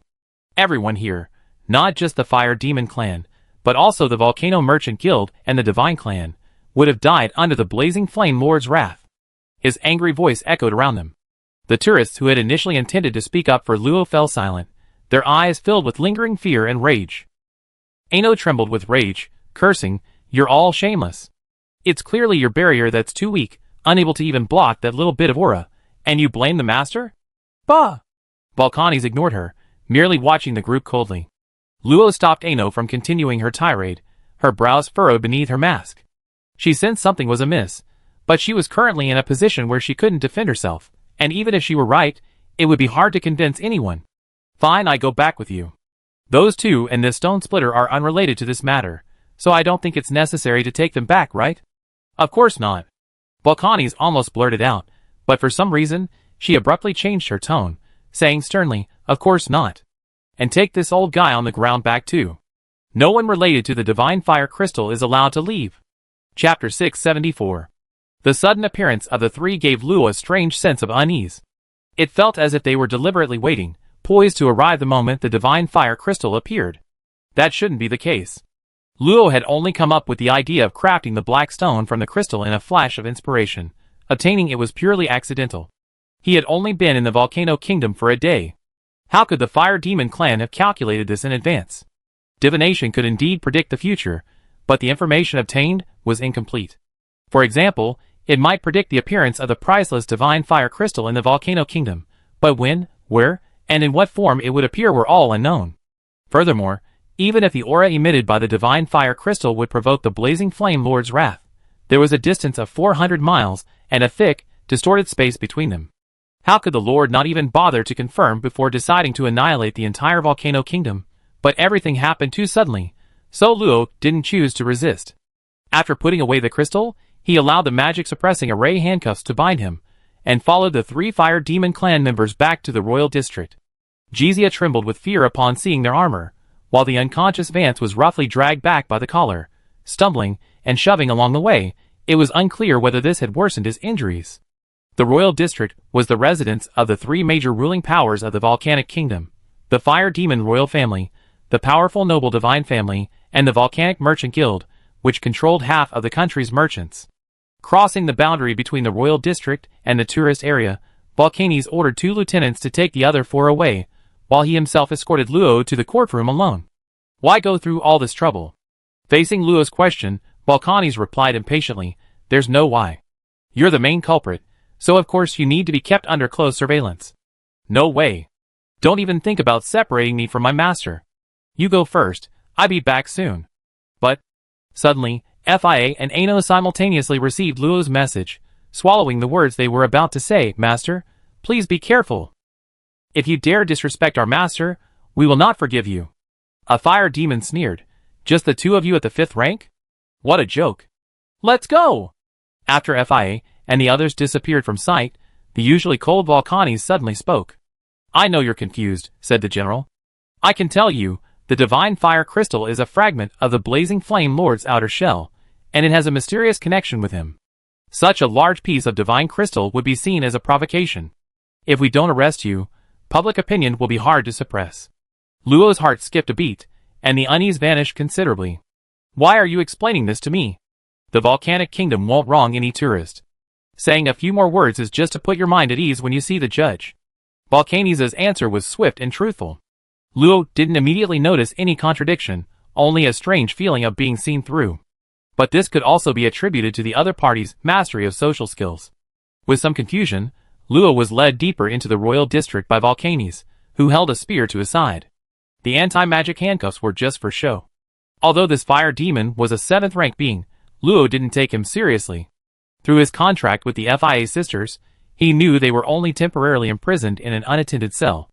Could it really be that I inadvertently incurred the Flame Lord's hostility? Although it wasn't something Luo could have foreseen, nor was it something she intended, the thought of Moriarty being forced to act because of her, and the near annihilation of everyone else in the Volcano Kingdom, left her with a sour feeling. Hopefully, little Artie could calm that big guy down. The two walked along a dark path, surrounded by lush purple plants that emitted a faint, hot aura. They seemed to be a hybrid of flame plants and ordinary plants.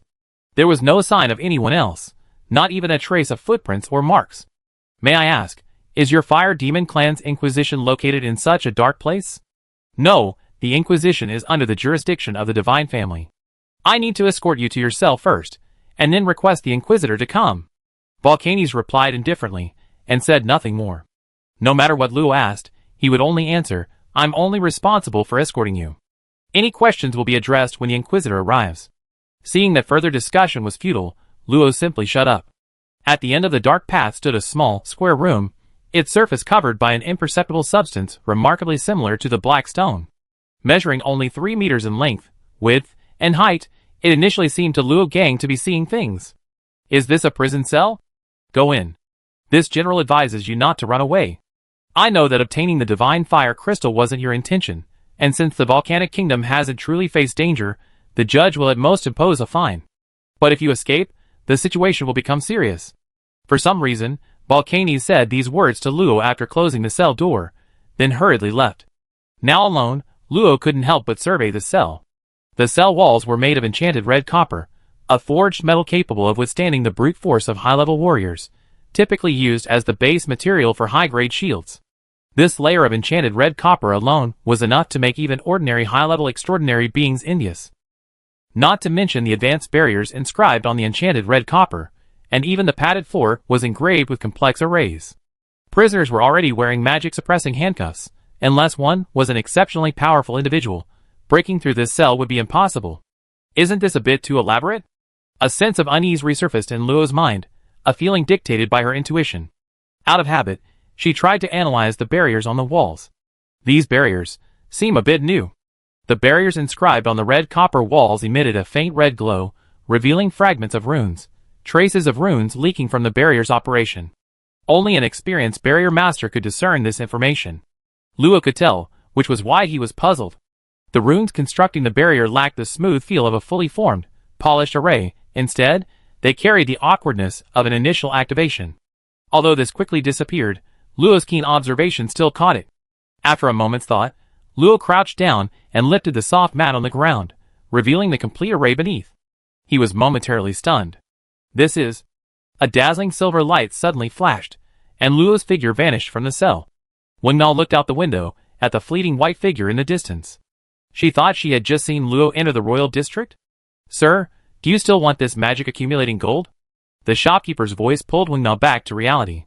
She smiled apologetically and put down the magic accumulating gold in her hand. I'm sorry, after thinking about it, I decided against it. Having said that, she left the shop and sped towards the royal district.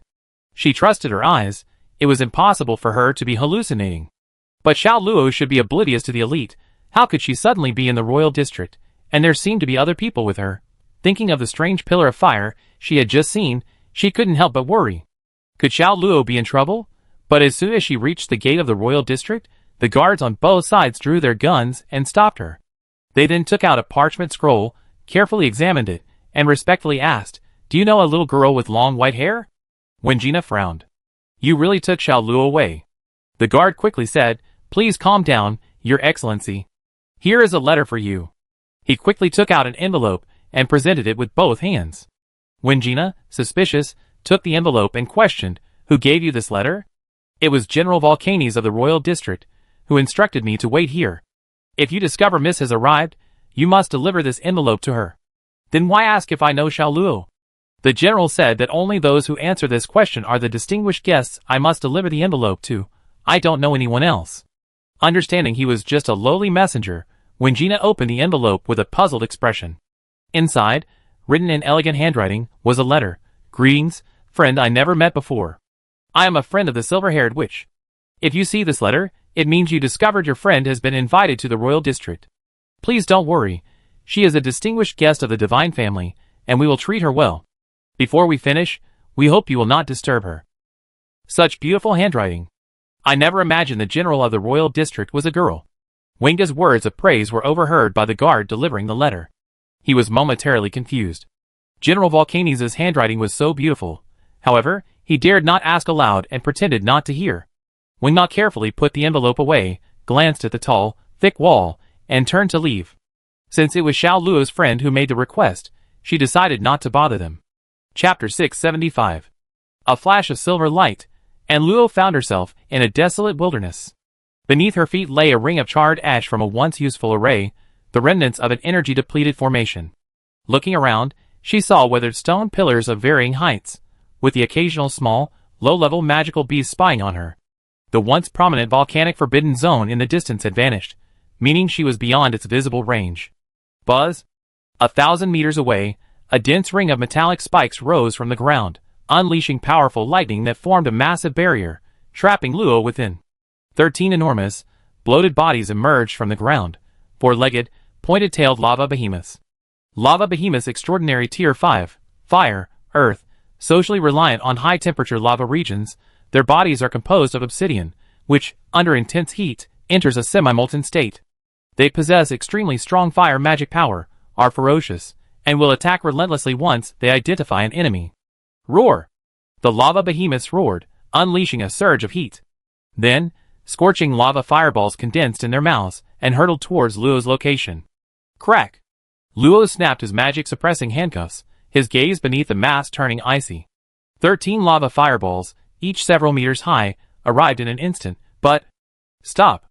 All the lava fireballs abruptly halted, no matter how the lava behemoths urged them on. Go back. In a flash, the lava fireballs, carrying even more terrifying power, were shoved into the roaring mouths of the behemoths. With a deafening roar, all the behemoths' bodies were blasted to pieces. But seconds later, the shattered, semi-molten lava attempted to reform, writhing and reassembling into new bodies. Scatter. The indifferent voice fell, and the fire magic within all the remaining remains uncontrollably converged in midair, forming a blazing, dazzling fireball. Deprived of all magic, the remains of the lava behemoth quickly fell silent, motionless. I see who dares to be so bold. The aura imprisoned within the small body surged wildly, its immense and terrifying power whipping up a raging gale that ripped away the ground and swept away stone pillars. The lava behemoth's remains, stripped of magic, were instantly crushed to dust under immense pressure.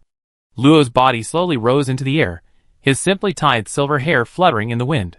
A long staff appeared in his hand, its surface covered with dense, fine golden lines. The top curved, from which hung a small silver lamp, engraved with countless tiny golden characters. A wisp of golden divine fire burned quietly within the lamp, and filled with magic, the silver moon lamp emitted a faint blue glow. A jet-black robe draped over her shoulders, its exquisite pattern shimmering slightly, forming a thin protective shield that enveloped her aura, yet only accentuated the girl's mystery and power. Dingling. A melodious, delicate bell rang, and the blazing fireball, harnessing the combined power of 13 lava behemoths, transformed into a scorching flaming spear, a layer of green emanating from it. The spear's power surged several times over, instantly striking the enveloping lightning barrier. Sizzle. After a brief 2-second standoff, the lightning barrier shattered with a bang, flames chasing after it, melting a ring of metal spikes, before shooting fiercely towards a weathered stone pillar in a certain direction. Boom! A spear deflected the flaming spear, shattering it. Volcanes, not particularly tall, emerged from the flames and smoke. Simultaneously, over 35th to 6th tier fire demons appeared among the surrounding stone pillars, spears in hand, staring intently at the surrounded Luo. This is the fire demon clan's way of treating guests. Very good. Luo's face was grim. Now she understood perfectly well that this was clearly an assassination attempt against her, but she couldn't understand who was behind it. She hadn't appeared in the northern continent for over 10 years, and had only been in the volcanic kingdom for a day and a night. Was it an old enemy? But who could command the fire demon clan of the volcanic kingdom, more than 300,000 miles away from the Karlov Empire? Was it a newly acquainted enemy? The arrogant face of Esperson flashed through Luo's mind. Captain Tassin had reminded her that Esperson's background was not simple. Could it be him? Volcanes remained silent, slamming his gun but down heavily. A wave of sound instantly connected all the fire demons. Luo immediately sensed that their auras had merged into one, the more than 30 scattered auras becoming one, and everyone's momentum surged, increasing tenfold. And the most powerful, Volcanes' momentum quickly reached the peak of the 7th rank, almost breaking through to the 8th rank. Silver-haired witch, blame your high price. Kill! 6 tier fire demons immediately flew out, forming a strange, tightly linked team with Volcanes, while 5th tier fire demons in the distance continuously provided magic power. Fine, I find the answer myself. Before they could act, Luo waved her silver moon lamp, releasing a sky full of flames that condensed into thousands of scorching fire spears, each wrapped in a vibrant green aura. Breath of scorching heat. Life Force mid-tier magic dual magic, a magic modified from Breath of Scorching Heat, imbued with wood magic life force, capable of unleashing even greater burning power. The fire spears rained down like rain. Volcanes' expression changed. He finally understood why dealing with a mere 5th tier follower, like a little girl, required such caution. A casual, uncast spell could instantly kill any 6th tier being. What terrifying power could she unleash at full strength? With a roar he shouted, "Sweep across the army." His spear blazed with dark red flames, a 1,000-meter-long phantom condensing in midair. With a rapid sweep, it shattered the incoming flaming spear. Clang! The collapsed fire magic strangely reformed into scorching fire ropes, attacking the 5th tier fire demons in the distance. 3 beautiful girls in fiery red dresses appeared simultaneously, surrounding them, each quickly conjuring a dazzling white-hot fireball in front of them. This swift movement made Volcanes' heart tighten. He shouted, "Split up. You deal with those 3 clones, I handle the main body." With a single thrust, he shattered all the fire ropes, transforming into a blazing flame that instantly appeared before Luo. His spear flashed with hundreds of afterimages, finally converging into a single red flash, which he thrust out with unstoppable speed and power. Clang! A terrifying, penetrating force pierced through the multifaceted barrier shimmering with tricolored magic, slamming into a small hill 1,000 miles away. It blasted a molten, semicircular gash, sending a figure flying through the air, crashing through hundreds of stone pillars, before finally plunging hundreds of meters into the ground. Yet, Volcanes sensed something was amiss. There was no feeling of flesh being pierced. Sizzle! A flash of lightning, and a petite figure in black robes appeared beside the nearest fire demon. The silver moon lamp was aimed at him, and the extremely concentrated fireball emitted concentric rings of shrinking light, finally transforming into a white sphere the size of a little finger. Fireball. Ancient dragon language uttered from pink lips beneath the mask. Volcanes had no time to react. The unassuming white fireball burst forth, instantly engulfing the 5th tier fire demon and blasting a deep lava fissure into the earth. A point in the combined magic array abruptly disappeared. Volcanes realized the fire demon was gone, his face contorted with extreme rage, and scorching flames erupted from his body. Silver-haired witch, prepare to die. Flames flashed as he approached Luo with a speed beyond perception, kicking at the interwoven green, red, and white tricolored shield, but he missed, leaving only a faint trace of lightning magic. Suddenly, a dangerous aura emanated from the surroundings. Countless square rocks, each a meter high, rose up, instantly piling up into a cube hundreds of meters high. Before Volcanes, a brownish-yellow clay sculpture, wielding a similarly brownish-yellow spear, opened its eyes. Except for the color, its aura and appearance were exactly the same as his. In the distance, 6 tier fire demons, amplified by the array, were working together to suppress the clones. They were all experienced warriors, and upon receiving the order, they immediately unleashed their full power to interrupt the powerful skills released by the clones. Everyone specialized in fire magic.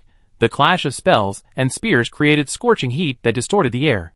The battlefield shifted from the lava-covered ground to the sky, the crimson flames painting the sky for miles around with fiery clouds.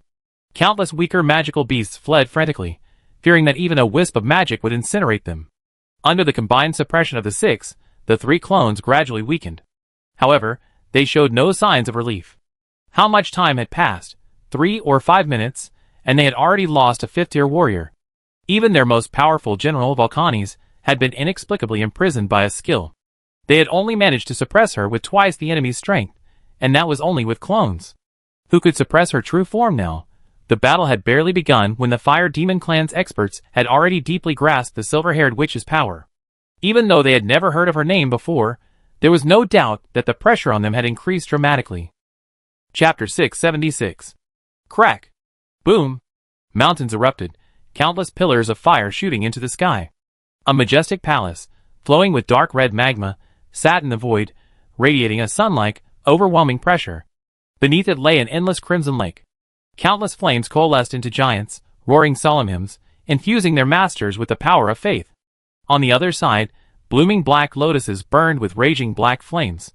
Screaming, wailing ghosts condensed into billowing black mist, their deathly cries powerful enough to take away any soul below the saint rank. Red and black clashed fiercely, gray lightning striking and shattering at their boundary. A dark spatial rift formed an insurmountable wall of prohibition along the boundary. Before the palace, a pair of enormous antlers condensed into deep, dark red fireballs. The swirling fragments of space transformed into rings of fire capable of annihilating everything, instantly traversing the shattered space and descending upon the headless centaur wreathed in black flames. Behind Moriarty, countless neatly arranged humanoid figures emerged from the black mist, howling, shrieking, and shedding tears of blood. They hurled their blood-soaked black spears at the destructive fireball in the sky, transforming them into a long spear of black mist that pierced the heavens and earth. Unimaginable forces clashed, conjuring a gaping maw of flame and an invisible shriek of terror. A deathly power was born from it, as if a pair of giant hands were tearing the entire world apart. Space shattered into a void, revealing its original crimson form, swallowing everything within. From the outside, the intertwined black mist and flames within the forbidden area vanished abruptly, leaving only a group of volcanoes no longer spewing pillars of fire and lava gradually fading to black. Luo put down the dead fifth-tier fire demon warrior in his hands, his brows furrowed deeply. Still nothing. Where did they go? These fire demon warriors, whose strength had been temporarily boosted to the peak of the 6th tier by the combined array, couldn't withstand Luo's double spell. A delicate little hand forcefully pierced their shields, crushing their heads and seizing their hidden, minuscule seas of souls. However, when Luo tried to forcibly search their memories, he discovered that their seas of souls contained no soul bodies. This was abnormal. Fire demons were similar to humans, capable of intermarriage, and their soul structures should be identical. Therefore, there was only one possibility. Their souls had long been stripped away, leaving only their bodies to provide magic power. No wonder Luo found them too emotionally stable, showing no signs of resistance. This was already the 12th 5th-tier fire demon warrior. Searching for the others was unlikely to yield results. Luo focused his attention on the 6th tier warriors, who had completely suppressed their clones. With the array's assistance, although they couldn't control the characteristics of magic power, their magic strength had reached the true 7th tier. Their eyes brightened slightly, and the 3 fire clones suddenly condensed into 3 fist-sized suns. In their momentary astonishment, boundless light and heat erupted, engulfing everything around them. Then, amidst the violent echoes, the flames collapsed into a void, vanishing without a trace. Indeed, there was no soul either. It seems it wasn't stripped away, but rather the soul was sealed. Unlike the former, which would cause loss of reason, the latter is equivalent to placing the soul in another container, leaving only a thread connecting it to the body. Thus, even if the body is destroyed, the soul will at most suffer a slight shock, and with certain methods, a body can be recreated. For some races, this is an extremely effective means of survival. With a slight thought, the remaining 5th-tier fire demon warriors unleashed ferocious thorns from beneath them, tearing through their shields and binding them tightly. The sharp spikes pierced their flesh, and potent toxins, infused with wood magic, invaded their bodies, causing their robust physiques to wither rapidly. Sparks of crimson light emanated from them. Their life force was forcibly extracted. Without life force, Even mid-tier transcendents could not repair themselves and quickly succumbed to poisoning. Easily annihilating the other enemies, Luo turned his gaze to Volcanes, trapped within the Rubik's Cube. Maze, mirror image mid-tier magic, creates a distorted space lasting 5 minutes to trap the target creature and creates a mirror image of a clay figure with an earth attribute. The clay figure possesses the same magical power and intensity as the target creature and can replicate some of the target creature's skills. Note 1. The initial skills of the Mudman come from the caster's understanding of the target creature. Note 2.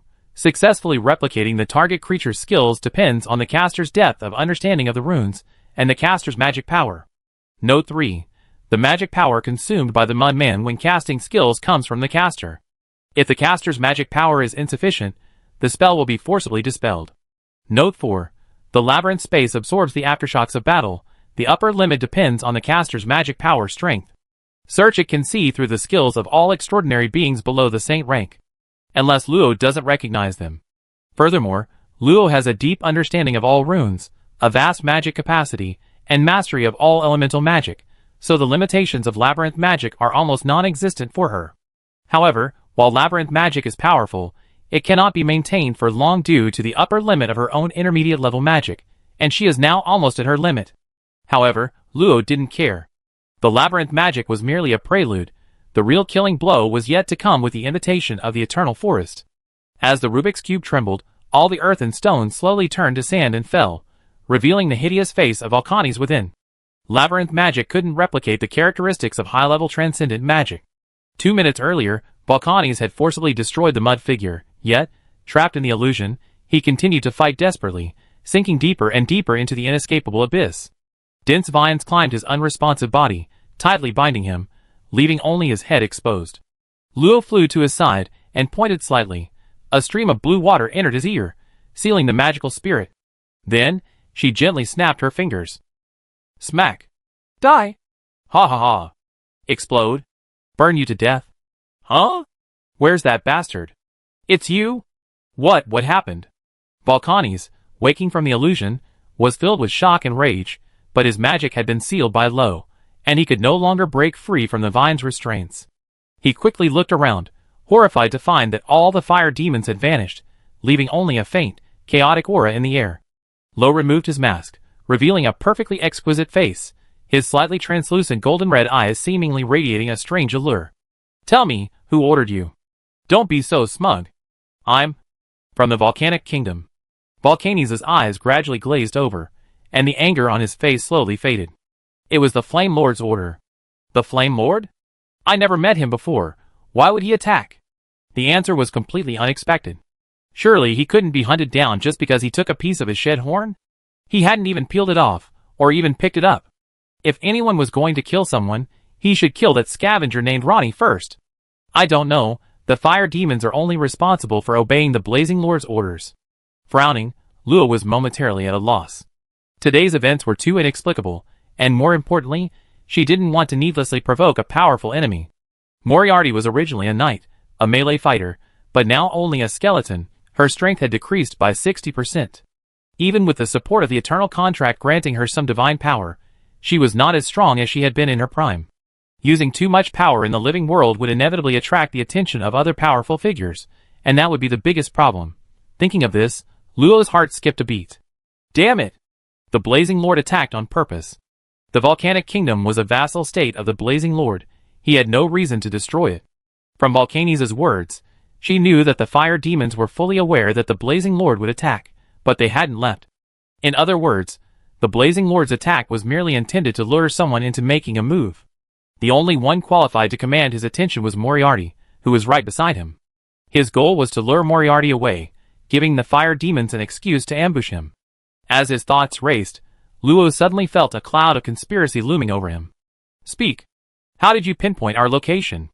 A divination report. Ah. Volcanes suddenly widened his eyes, his entire body exploding violently. Luo's expression changed, a 7-colored barrier enveloping him, and he swiftly moved away amidst flashes of lightning.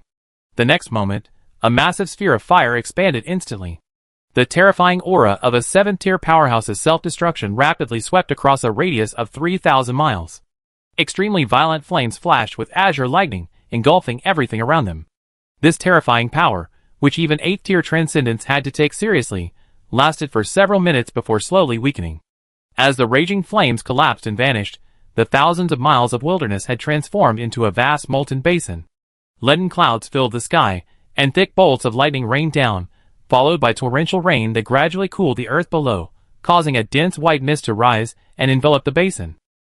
Amidst the rain and fog, the tattered seven-colored barrier rapidly repaired itself. Luo, spotless, hovered silently in midair, holding the silver moon lamp, a chilling aura emanating from her brow. "You're willing to plant a curse on your subordinates to kill me, blazing flame lord. You're truly something. Whatever your motives, I remember this grudge." Something. Rumble. The earth, still shrouded in intense heat, suddenly trembled violently. Under Luo's gaze, a gigantic hand wreathed in dark red flames burst forth from the ground. Countless runes appeared in the void, rapidly expanding in concentric circles around the giant hand and Luo. With a powerful tremor, the giant hand tore through the earth, revealing a colossal lava body 30 meters tall. "Ah! Silver-haired witch, I kill you. Die!" Roar! A piercing growl seemed to be a mixture of dozens of incomprehensible sounds. One after another, fire demon faces squeezed out from the lava behemoth's chest. Finally, the grotesque heads wriggled, transforming into Volcaniza's twisted head. "Ha ha! Silver-haired witch, you can't escape!" Endless flames erupted, blotting out the sky. Chapter 677. Somewhere within the royal district, a slender wrist suddenly appeared from thin air, striking a patrolling Red Rock soldier unconscious with a single chop. The unfortunate soldier was then silently dragged away. Splash! The cool water made him shiver. He groggily awoke to find himself bound within a thick rock shell, unable to move. Before him stood a girl whose face he couldn't make out. He could only discern that she wore a pale yellow dress, was tall, and had her hair tied in a high ponytail. Without a second thought, he immediately shouted at the top of his lungs, "Assassins!" But to his surprise, the girl before him showed no concern. "I advise you not to court death. As long as you answer the questions obediently, I won't kill you." Whoosh! A 2-meter-long heavy great sword appeared in her hand. The broad, black tip slammed heavily into the ground, creating a shallow crater. The Red Rock Army's heart skipped a beat. This was the ground of the royal district. Even a 3rd-tier transcendent couldn't damage it in the slightest. If that sword landed on him, wouldn't he have to split into 2 groups? What was that attack outside the city just now? For the sake of his own life, Red Rock Army hurriedly replied, "I don't know, don't kill me, I really don't know. It's just that the Fire Demon Clan's royal family issued an order this morning that there's no need to be nervous about anything that happens today, so Red Rock Army hasn't taken any action." "Very well, you're just an uninformed soldier, and I don't want to lay a hand on you. Where is the Fire Demon Clan's territory?" "In the western part of the royal district. Once you enter a large area of fire plants, you arrived." As soon as he finished speaking, his eyes rolled back, and he fainted again. The girl removed her disguise. It was none other than Wingina. When she received the letter, she genuinely assumed Luo was having a gathering with friends. However, after taking a few steps, she sensed something was amiss. The letter didn't mention Luo's name at all, instead referring to him as the silver-haired witch. Would a true friend be so rude? Feeling uneasy, Wingina decided to infiltrate the royal district to investigate. After inquiring about the Fire Demon royal area, she didn't delay. She concealed herself in the void and quickly traveled there. Following the same method, she questioned several fire demons, and finally learned that a fire demon vice-general had recently escorted prisoners to their cells. Half an hour later, Wingina appeared outside the heavily guarded dungeon. 2 4th-tier fire demons guarded the entrance, but Wingina's investigation revealed at least 1 6th-tier expert inside, and the possibility of even higher-tier beings. If only she had teammates to distract them at this moment. Wangna couldn't help but recall the time she and Orsara had spent training together after breaking through to the 3rd tier. She and Orsara were responsible for drawing attention, Dodo for assassinating enemies, she and Malls for withstanding powerful attacks, and Siri was their last line of defense. Even against enemies 2 tiers stronger than themselves, their team could find an opportunity to kill them. However, she wasn't alone now. Silently, a magic circle appeared on the ground, and a small 4-winged dragon emerged. Its cute, bright yellow body had 2 pairs of wings, one large and one small. The large wing was covered in a grayish-white rocky shell, while the small one was jet black, radiating a slightly evil aura. "Sao, lure those guards away. Remember not to kill innocent people indiscriminately." Roar! The small dragon let out a low growl, then flapped its wings and vanished in an instant. Roar! Not far from the dungeon's entrance, a massive flying dragon crashed down, triggering a violent earthquake. Countless runes flashed across the ground, but after a brief moment, they crumbled, leaving deep fissures. Its ferocious head was crowned with a golden rocky crest, resembling a royal crown. Its 2 pairs of wings flapped, stirring up a yellowish sandstorm, and its long, slender tail swept away all the surrounding vegetation. A magic circle formed in front of Sao's forelimbs, and a 100-meter-long meteorite suddenly plummeted, its target precisely the dungeon's location. Compared to the earth dragon, the flying dragon's forelimbs were more slender, and better suited for casting magic. How dare you! A giant hand of fire instantly materialized, catching the falling meteorite and blasting it into a rain of fire. Fortunately, there were no residents near the dungeon, otherwise, this fiery storm would have caused considerable damage. A dark red figure flew out of the dungeon, attacking Sao's massive body. Upon seeing this, Sao immediately released a hardened rock shield to block, and a gravity cannon shot forced him back. Without lingering, Sao flapped its wings and transformed into a dazzling meteor, disappearing. Trying to run? You dare underestimate me. The dungeon powerhouse laughed angrily, throwing a punch at Sao from a distance. The powerful force of the punch shattered the condensed shield and landed on its back. However, Earth attribute magic is known for its defense, and this punch only slightly swayed Sao, proving ineffective. Seeing this, it pushed off with its feet, rapidly pursuing Sao. Meanwhile, Wingina had already taken advantage of the commotion in the dungeon's defenses to break in. The dungeon was nearly 1,000 meters underground, and the intense, volatile fire magic was unsuitable for cultivation. The hundreds of degrees Celsius made the air scorching. While those with their magic seal could withstand the temperature, it would be extremely uncomfortable, effectively weakening their will to resist. To prevent prison breaks, the cells were all engraved with revealing arrays. Utilizing the vast fire magic of the forbidden area, they were virtually inexhaustible, making them larger and more effective than those in Bilon Castle. Quick! There's a prisoner riot! Suppress it! Wait, who are you? At the other end of the dungeon, a dozen or so jailers rushed over and spotted Wingina. The next moment, Wingina's slender figure appeared before them. In the blink of an eye, all the jailers collapsed before they could even unleash their magic. Entering the prisoner area, beneath the obsidian path with its anti-fly array, was a constantly churning pool of high-temperature magma, enough to easily devour any low-level transcendent. The top level was equipped with attack arrays poised to be unleashed, while the prisoners were trapped in fiery cages on either side of the magma lake. Humph! I was wondering why a flying dragon had attacked. Turns out it was just a little mouse that intruded. Wingina's expression hardened, and a semi-transparent, earth-yellow armor appeared on her body. She slashed diagonally with her heavy sword, blocking the incoming spear. The terrifying force instantly vaporized the magma within a radius of hundreds of meters, and half of the stabilizing runes inscribed around her flickered and died down. Thump, thump, thump! Wingina retreated 3 steps, each step landing heavily on the air with a booming sound. The newcomer appeared, a burly man with a fiery red beard and a fleshy face, wielding a thick, dark red spear with a golden tip that gleamed coldly. Not bad, managing to block my killing move, but it's just a futile struggle. Wingina's eyes narrowed. This behemoth was definitely a 7th-tier expert. She couldn't use her black armor, otherwise it would easily cause a diplomatic incident. It seemed dealing with him would be a bit troublesome. Sister, what happened? The guard outside the cell hurriedly left, and the sudden slight shaking had left Ano puzzled. Looks like something's happened. FIA seemed lost in thought. The clean cell contained tea and snacks, but the 2 sisters didn't touch them. Through the window bars, they saw fiery red plants outside, accompanied by a warm breeze and bright sunshine. A beautiful scene, but unfortunately, it was shattered by the noise.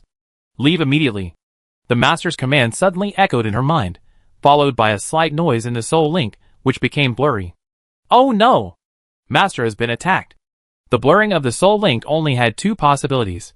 One party was separated by a powerful barrier, or they were not in the same space. Coupled with the master's final command, FIA made a decisive move, taking advantage of the chaos to leave the cell. Sister, what about him? Ano pointed to the corner where Jizia looked deeply traumatized, still muttering things like the family is really finished. FIA frowned slightly and asked, we're leaving. Are you planning to stay or leave with us? Being targeted by the powerful figures in the royal district will definitely make me a disgrace to my family. I'm sure I'd be kicked out of the Volcano Kingdom now I'm doomed. I'm asking you a question. Huh? Leave? Where to? Ano, hands on hips, said irritably, of course we're leaving here. You're just a nobody. You don't think the powerful figures in the royal district will even notice you, do you? Jizia was taken aback, thought about it carefully, and realized that it seemed to be true. Those fire demons hadn't even given him a second glance, probably didn't even know his name.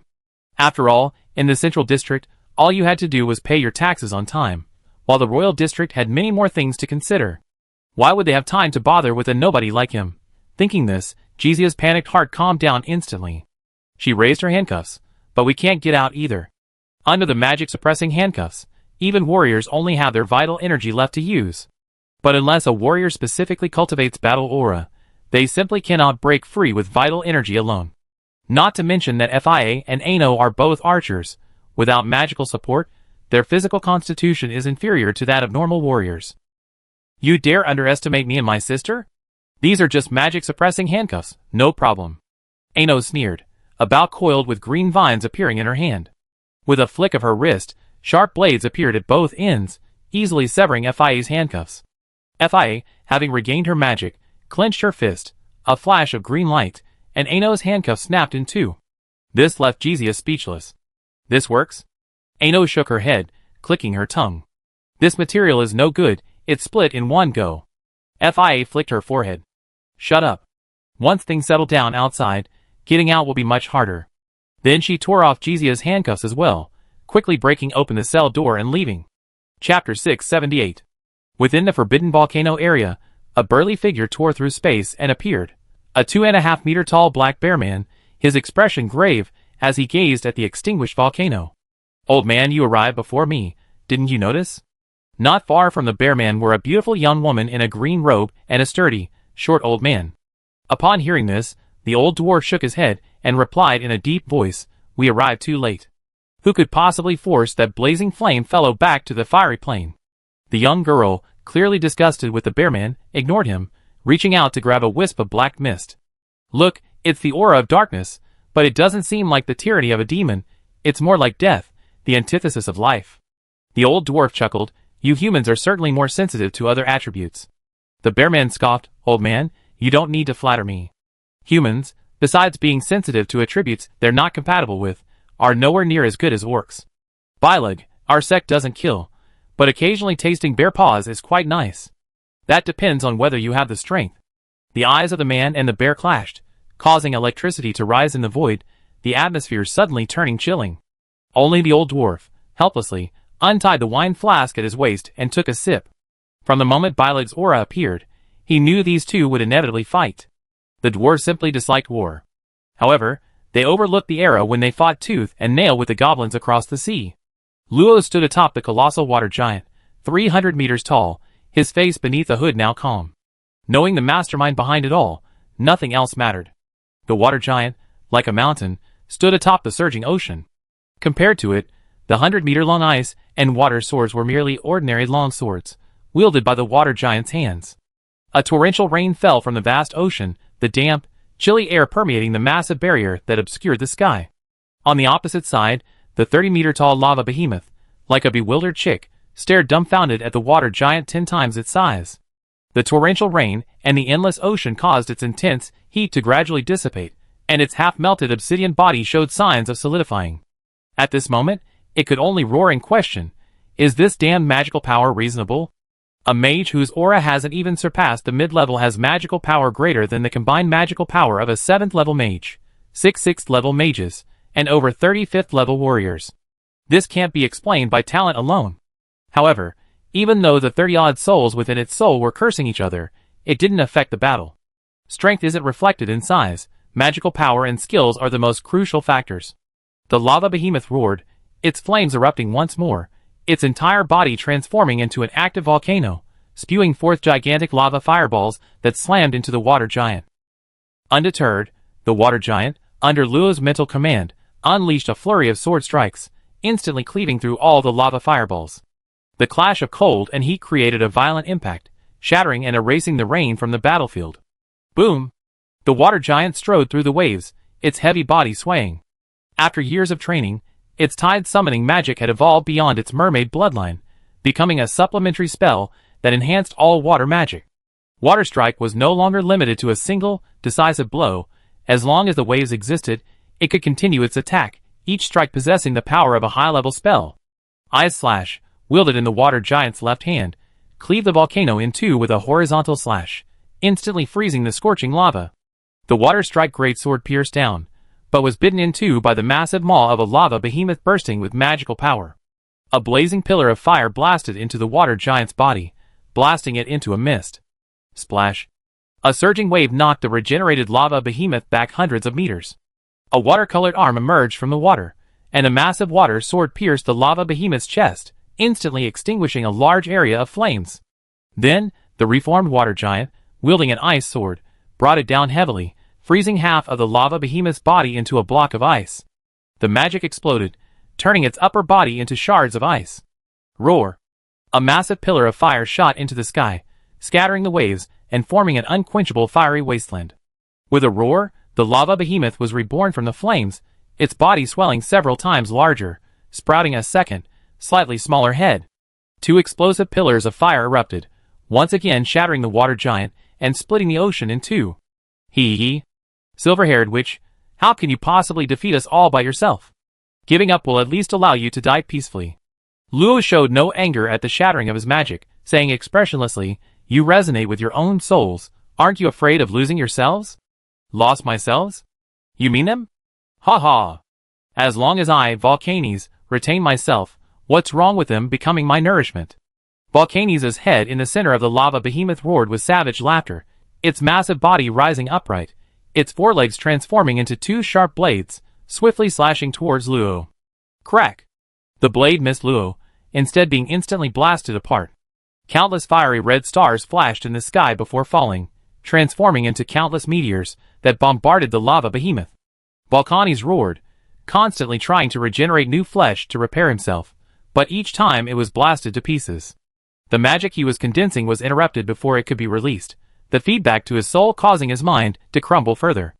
I don't believe it. Despite possessing both the ferocity of fire and the resilience of earth, the lava behemoth's body was utterly powerless against the endless rain of tiny sparks. With a continuous roar, its body gradually collapsed and shrank, eventually shrinking to less than 10 meters in height. Even its fiery core was exposed. Swoosh! A violent bolt of fire and lightning pierced its core. With a final, defiant roar, the lava behemoth shattered completely, its countless faces solidifying and petrifying. Rumble! Only a pile of solidified, high-temperature obsidian remained within the barrier, emitting billowing heat. Thud! A dark red arm emerged, followed by Volcanes, his upper body bare. His eyes were unfocused, and he was breathing heavily. The vigorous life force of the 7th rank and the sacrifice of other fire demon souls had left him with only minor injuries, but now, looking at the black-robed girl in the sky, he couldn't muster any fighting spirit. This is terrifying. This is an enemy he can't possibly handle. Great blazing lord, do you really want us to fight her? He murmured, staggering to his feet. A seemingly ordinary white folded book appeared in his hand. The flame will never be extinguished, the soul will never return to the underworld. Great god of fire and war, Afama, I, Rakshasa Volcanes, offer myself to you with an undying heart of flame, summoning the divine bird that burns all things to descend upon the world.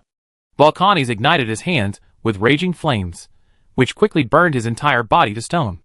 Then the folded book unfolded into a long scroll, upon which twisted dark red flame runes rapidly constructed a vast array.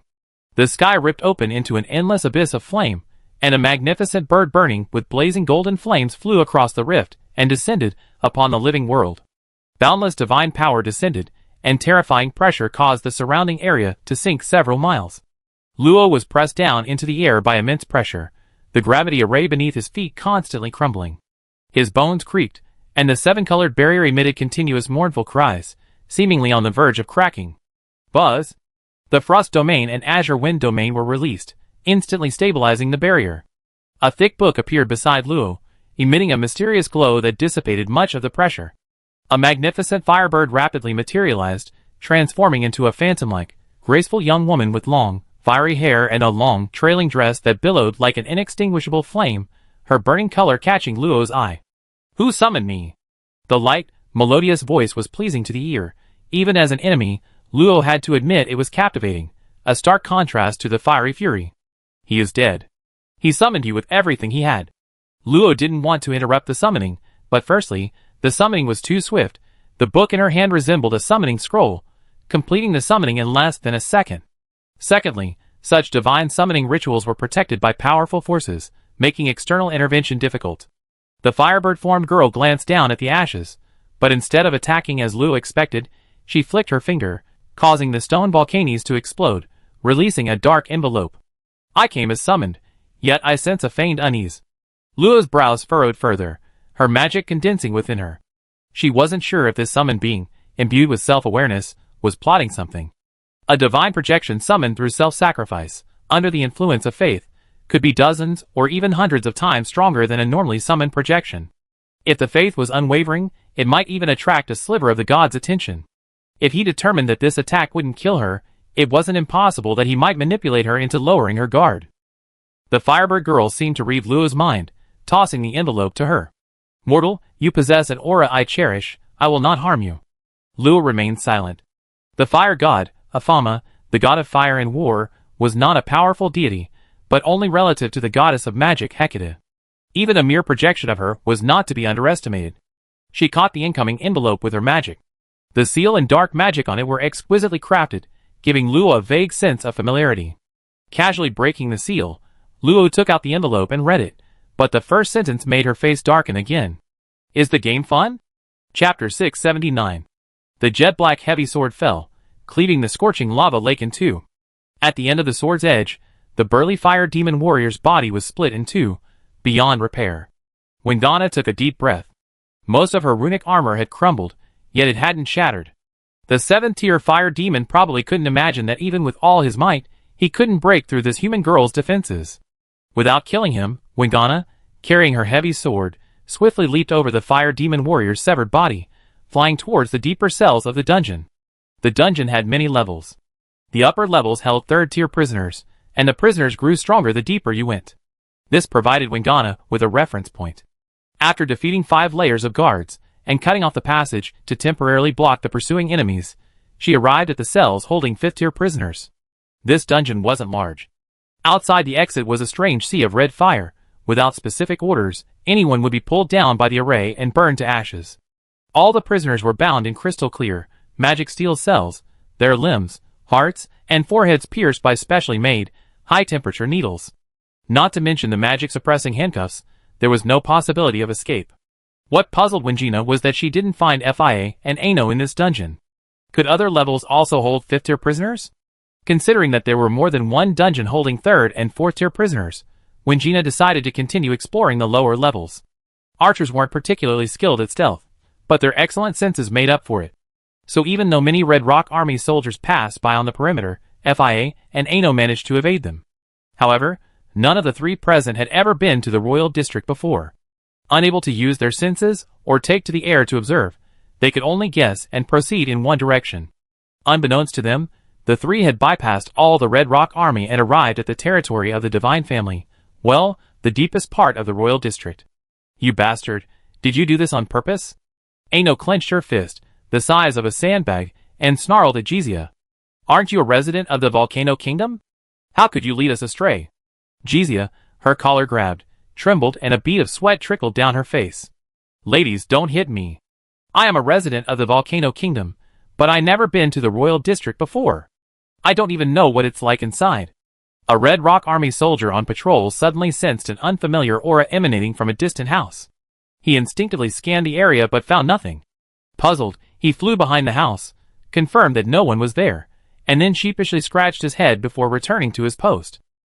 However, in the brief moment he was gone, 3 figures had already stealthily crossed the barrier.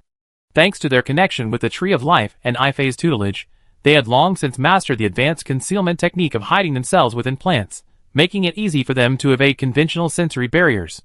However, the 3, who were hiding in the grove, quickly spotted a young man with his eyes closed and a golden red mark on his forehead.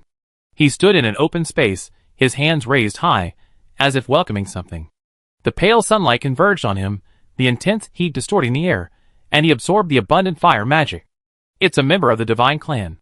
They are fanatical followers of the fire god Afama, possessing the ability to communicate with him. We better hurry, or we'd be in big trouble if we're discovered. In the grove, Jizia quickly explained to the two sisters, but then inadvertently saw the member of the divine clan open his eyes and look at them. She was instantly terrified, almost dying of fright. Since the guests have arrived, why not show yourselves?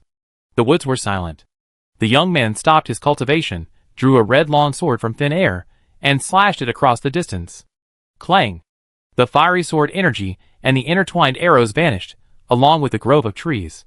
Fia and Ano stood before Jizia, their bows already drawn, ready to fire. Grim magical arrows materialized, aimed at the young man's brow. My lord, we heard a noise. Should we help? No need. Step back. The young man shouted from afar, dismissing the Red Rock Army soldiers who had sensed something amiss. The latter smiled and gestured towards the house behind him. 3 guests. Why not come in for a drink? Ano quietly approached Fia and whispered, Sister, what do we do now? This young man seemed to hold a high position in the divine clan, and his strength was no less than theirs. Making a scene and attracting more enemies would be disastrous. Let's go along with him first, and see what tricks he has up his sleeve. If it's a trap, then use that. I understand. The two sisters put down their bows and arrows, signaled for Jizia to follow, and entered the house with the young man. The letter contained 3 sentences written in delicate handwriting. Was the game fun? Looking forward to the next game. Guess when it will come? The signature was a string of concise, twisted red runes, which Luo had seen on small notes on members of the Divine Wisdom cult. Suppressing his inner anger, Luo slowly read the meaning of the runes. And Kuhi. Nasnai? As soon as he finished speaking, the twisted rune suddenly condensed into a thin, black arrow that shot towards Luo's forehead. A chilling aura emanated from it, causing Luo's pupils to contract sharply. Ding! The long needle was blocked by the suddenly appearing the code of Hecate, turning into a wisp of black smoke and disappearing. The words on the envelope blurred for a moment, then reformed into a new message. Should I call you the silver-haired witch, or Lagrandel Lo? It doesn't matter anyway. The fact that you reached this point means all the assassination attempts against you have failed. Even the meticulously planned summoning of Faith couldn't kill you. I'm still a little troubled. By the way, you probably don't know who I am yet. It wouldn't hurt to remember, because I'd likely be your future nightmare. My surname is? I won't say anymore. I didn't really have a name. As for my name, it's Ankanas. I don't know if you remember the Church of Divine Wisdom. I'm a priest of the Church of Divine Wisdom, but I prefer another title, the scheming son of the devil. To the great Asmodeus, as his mortal henchman, I will forever watch you, never missing an opportunity to kill you. When will the next game begin? Please allow me some time to think. As for you, my friend, you can look forward to it. The letter ended with a cartoon girl's portrait, the very same one Luo had in the gospel church. So it's you. That's no surprise. Ha! I entered this game, but the victor will be me. The paper crumpled, then burned to ash. A violent aura emanated from Luo, the raging flames turning his silver-white hair fiery red, his golden-red eyes turning completely golden, and illusory, blazing runes leaping from his pupils, like a raging sun about to consume the world. The immense magical power transformed into a fiery long dress, outlined with golden threads, adding a touch of noble and divine aura to her.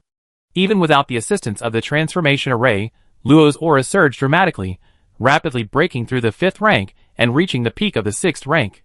The Firebird Maiden gazed at the surging, powerful magic emanating from Luo, a hint of surprise in her expression. How could this mortal possess such divine power? His aura was even comparable to her own. Could he be a successor to godhood? To the gods, only those at the saint level were considered to have transcended the realm of mortals, and only demigods were worthy of their attention. However, there was a category of beings exempt from this, mortals who had obtained and inherited divine power, the children of gods. The gods were willing to regard them as demigods, and if their power was similar, they might even generously bestow a wisp of their divine assistance. Of course, it was also possible that they might be inexplicably crushed into dust by the gods' wrath, but these two scenarios were extremely rare, occurring perhaps only once every tens of thousands of years. In most cases, the gods did not concern themselves with the actions of their children. Complex thoughts flashed through the Firebird Maiden's mind, but she remained silent. Gods were noble. Knowledge beyond the reach of mortals was not to be known. Mortal, why is the mortal realm tainted with the aura of evil? The Firebird girl's voice carried a certain rhythm, and the raging fire magic within Luo slowly subsided. Then, the killing intent within her calmed, the strange phenomena on her body quickly disappeared, and her aura returned to the 5th rank. Returning to her senses, Luo took a deep breath, suppressing her remaining killing intent. Athama's summoning had just used a skill similar to a word of power to forcibly freeze all of her power. This alone made Luo realize the difference in their strength. Fortunately, the other party didn't show hostility. Perhaps it was because it sensed the lingering evil power, or perhaps it was because of the aura it favored that Luo possessed, as it had said. In any case, Ankanasa's last resort had failed. Luo bowed respectfully and replied, "Revered god of fire, the living world has suffered numerous invasions and schemes by demons in recent decades. Even now, they continue to incite their followers to spread evil." Hearing Luo's words, Althama's handsome brows furrowed slightly. Demons? The minions of evil gods. A new era is about to begin. Mortal, I understand what you say, but unfortunately my followers are few in this plane, and I cannot offer much help. Revered god of fire, thank you for your kindness. I believe the living world will surely be able to drive away the demons' attacks once again. Althama smiled sweetly, and with a flick of her finger, a small flame condensed into a pendant that landed around Luo's neck. Mortal, I am very fond of you. Before I depart, I bestow this gift upon you. Luo was startled, never expecting the legendary god of fire to give her a gift. This was a divine gift, its value immeasurable. Thank you very much for the god of fire's grace. No need for further words. I must depart. Cherish that book, it will bring you good fortune. Before the words were finished, Alpha's arrival vanished in flames, leaving behind warm glimmers of light that fell to the ground. Instantly, a lush, verdant forest of fire sprang up in the lava basin, its fiery red leaves swaying like clusters of bonfires, bringing new life to the desolate landscape. Chapter 680. The arrival of Alphamar dissipated, and the surroundings fell silent. Luo held the Code of Hecate, gazing at the exquisitely designed tulip cover, her thoughts drifting. She hadn't given any command, yet it had automatically stepped forward to defend itself. Could it be true, as it said, that this magic book was not simple? If you have your own consciousness, shake it. The Code of Hecate floated silently before her, motionless, as if to say, how could a book possibly understand human speech? Rubbing her cheek, Luo realized she was being too sensitive. Although artificial soul powder had been added when inscribing the consciousness imprint, it was merely to allow the magic book to establish a soul connection with its owner, facilitating rapid spellcasting. Putting the magic book away, Luo extended her right hand and squeezed it. Strange, nothing changed. After reading the provocative message, Luo couldn't suppress her anger.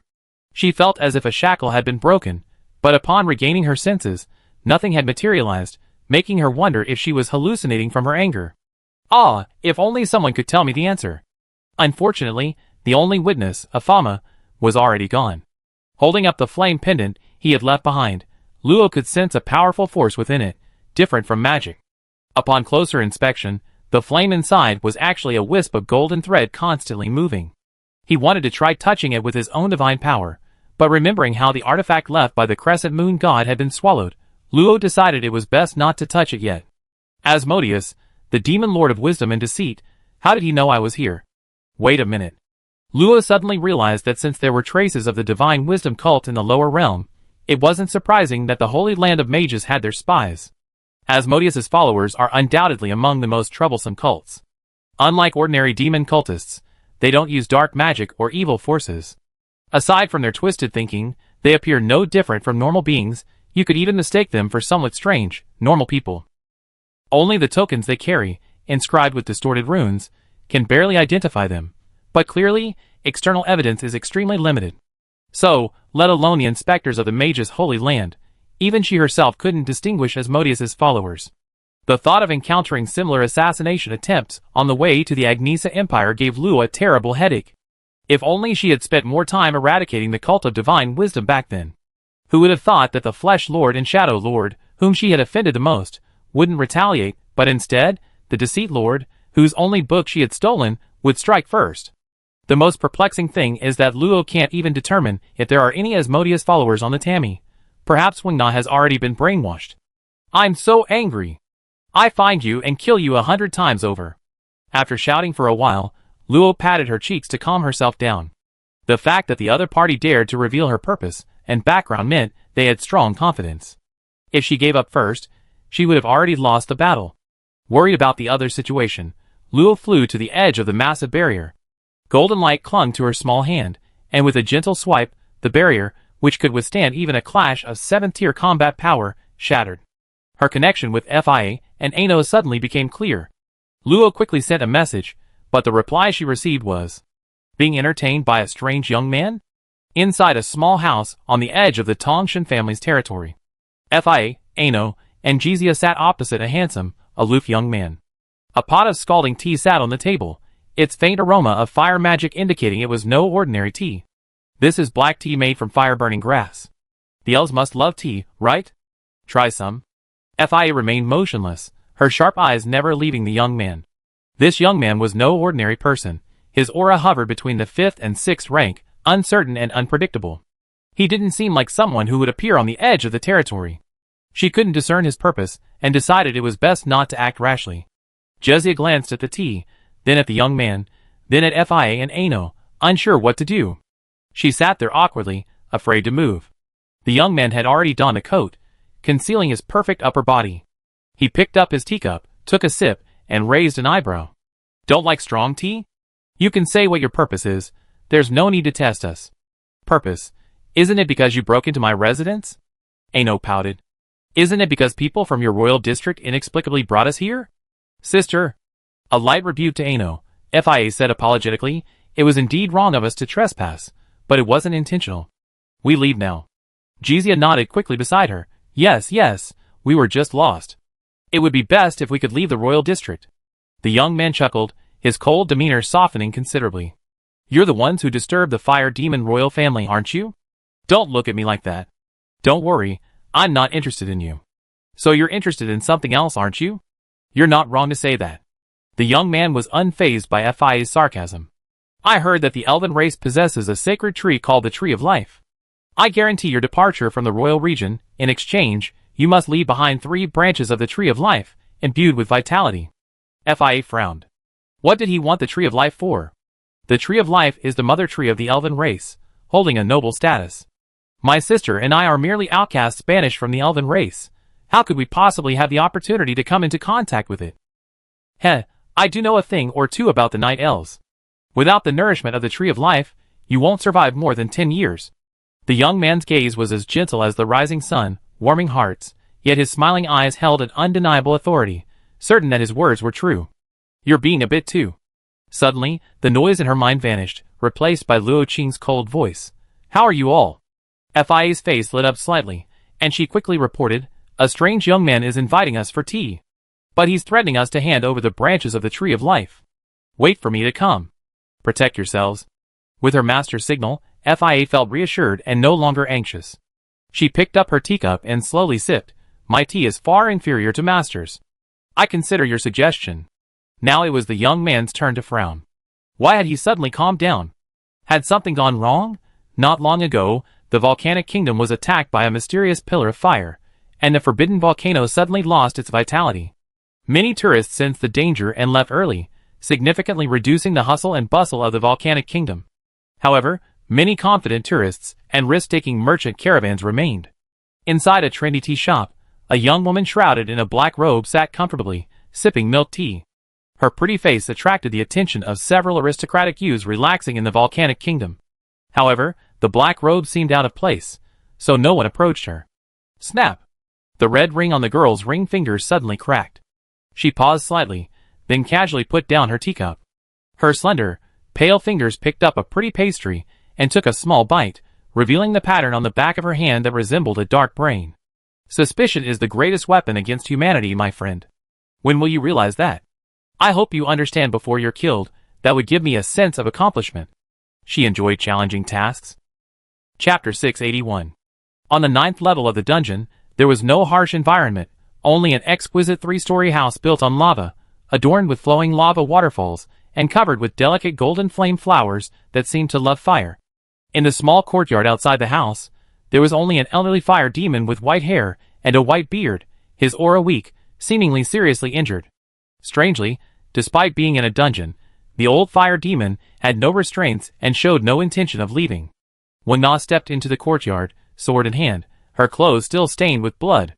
When she couldn't find FIA and Ano in the dungeon where 5th-level prisoners were held, she had a vague feeling that something was wrong. However, just in case, she had still ventured to the lowest level. Now it seemed she had gone to the wrong place, or perhaps the two had been taken away beforehand. For centuries, this is the first time a foreigner has come here. If you don't mind, would you like to have a couple of drinks with this old man?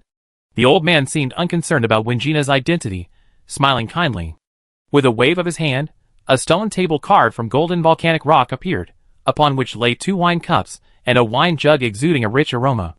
Excuse me, sir, I'm looking for 2 friends. Have you seen 2 elves slightly taller than me, with purple hair and skin? Disguise has its limits. To a sharp-eyed and powerful individual, the disguise is not very effective. Therefore, Wingina concluded that if the old man had seen Fia and Ano, he would know who she was referring to. The old man smiled, not answering her question, and poured wine into her cup. Young lady, perhaps the answer lies in this cup of wine. Sir, I'm in a hurry. Hee, let's drink first. Drinking without focus is half the enjoyment. Wingina sighed softly, planted her great sword in the floor, sat down, picked up her half-full wine glass, and watched the ripples on the surface. The wine was incredibly fragrant. A deep sniff made her feel as if her soul was floating on air. Luo Kuai's image flashed through her mind. After hesitating for a long time, she drank it down in one gulp. The mellow wine was spicy on the palate, as if a flame was searing her mouth, down her throat to her stomach, and then her whole body felt as if it were engulfed in lava. Even with her strength, she broke out in a sweat, but afterwards she felt a wave of comfort wash over her, her strength increasing by 20%. With a long exhale, Wingina released a lingering aroma of liquor, a slight blush creeping onto her face. Strong liquor, old man, thank you for the drink. Now, can you tell me the answer? The old man laughed heartily, downing his own drink in one gulp before slamming the cup down. Impressive drinking capacity. This is the first time someone has drunk this unquenchable fire without getting drunk. Good. Good. Good. Wingina smiled slightly, showing little reaction to the old man's praise. Thank you for your compliment. Can you tell me the answer now? What an impatient little girl. This is a dungeon for the most heinous criminals. Your friends aren't here. Follow me. The old man cleared the table and walked towards the dungeon exit, occasionally taking a sip from his liquor jug. Despite his severe injuries, he showed no signs of despair. Wingna was somewhat surprised, and quickly followed, slinging her heavy sword over her shoulder. Old man, is it alright for you to go out like this? Why would it be alright? Faced with the old man's smiling reply, Wingna looked around, quite puzzled. Isn't the dungeon a place for imprisoning criminals? Ha ha ha, little girl, you better hold back your power. Have you ever seen a prisoner with wine? I'm just using this place for recuperation. Hearing this, Wingina's subtly accumulated magic relaxed slightly. It wasn't that she easily trusted him, but rather that she sensed no threat from him. Otherwise, she probably would have attacked and severely injured him before trying to reason with him. The wilderness was directionless, but fortunately, Luo had the coordinates provided by the Fia sisters. It took her over half an hour to find the much quieter volcanic kingdom. Just as she landed at the city gate, 2 fire demons, escorted by guards, passed by. They glanced at Luo curiously, but upon seeing a cold-faced human girl, they left without a second thought, completely unaware that they had escaped unscathed. Watching the 2 fire demons leave, Luo's killing intent slowly subsided. She had almost unleashed a spell, but the lack of surprise or astonishment in their eyes made Luo realize that the fire demons, who had tried to assassinate her, were likely only a high-ranking group. It makes sense.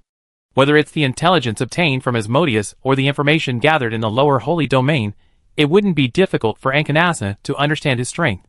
He naturally understands that sending low-level fire demon clan transcendents to their deaths is pointless. I wonder if there are any other fire demon clan members involved in the plan.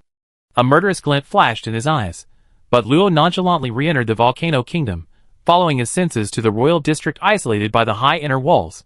Halt! The city gate guards, guns crossed, blocked Luo's path. No entry to the royal district. Wait, aren't you the prisoner General Volcanes was escorting? Get out of the way. The 2 guards immediately raised their guns, channeling their magic. Humph, the fugitive dares to come back. However, before they could even conjure up images of their great achievement in apprehending the fugitive, their thoughts suddenly became hazy. In a daze, they returned to their posts, eyes fixed straight ahead, completely unaware that the silver-haired girl had already entered the royal district. The royal district was peaceful. Elegantly dressed young men and women strolled in 2s and 3s. Wide, flat roads were traversed by carriages pulled by fire-horned horses with dark red scales. The tall, exquisitely decorated merchant buildings lining the streets saw many powerful superhumans coming and going. In this prestigious area, even more expansive than the central district, only those of high status or great power could reside. Like the highest peak in a mountain range, it was a place of solitary beauty, relying on the taxes of the majority to support the luxury of a few, a common practice among the powerful. Luo's black robes looked out of place, but in a flash, she changed into a light blue, fitted dress, inspired by the attire of an unknown girl she'd seen around the corner. Thus, the incongruity vanished without a trace. Fia and Ano were deep within the royal district, passing through several heavily guarded restricted areas along the way, but this posed no challenge to Luo. Soon, a massive manor came into view. The manor was surrounded by a low, pure white wall.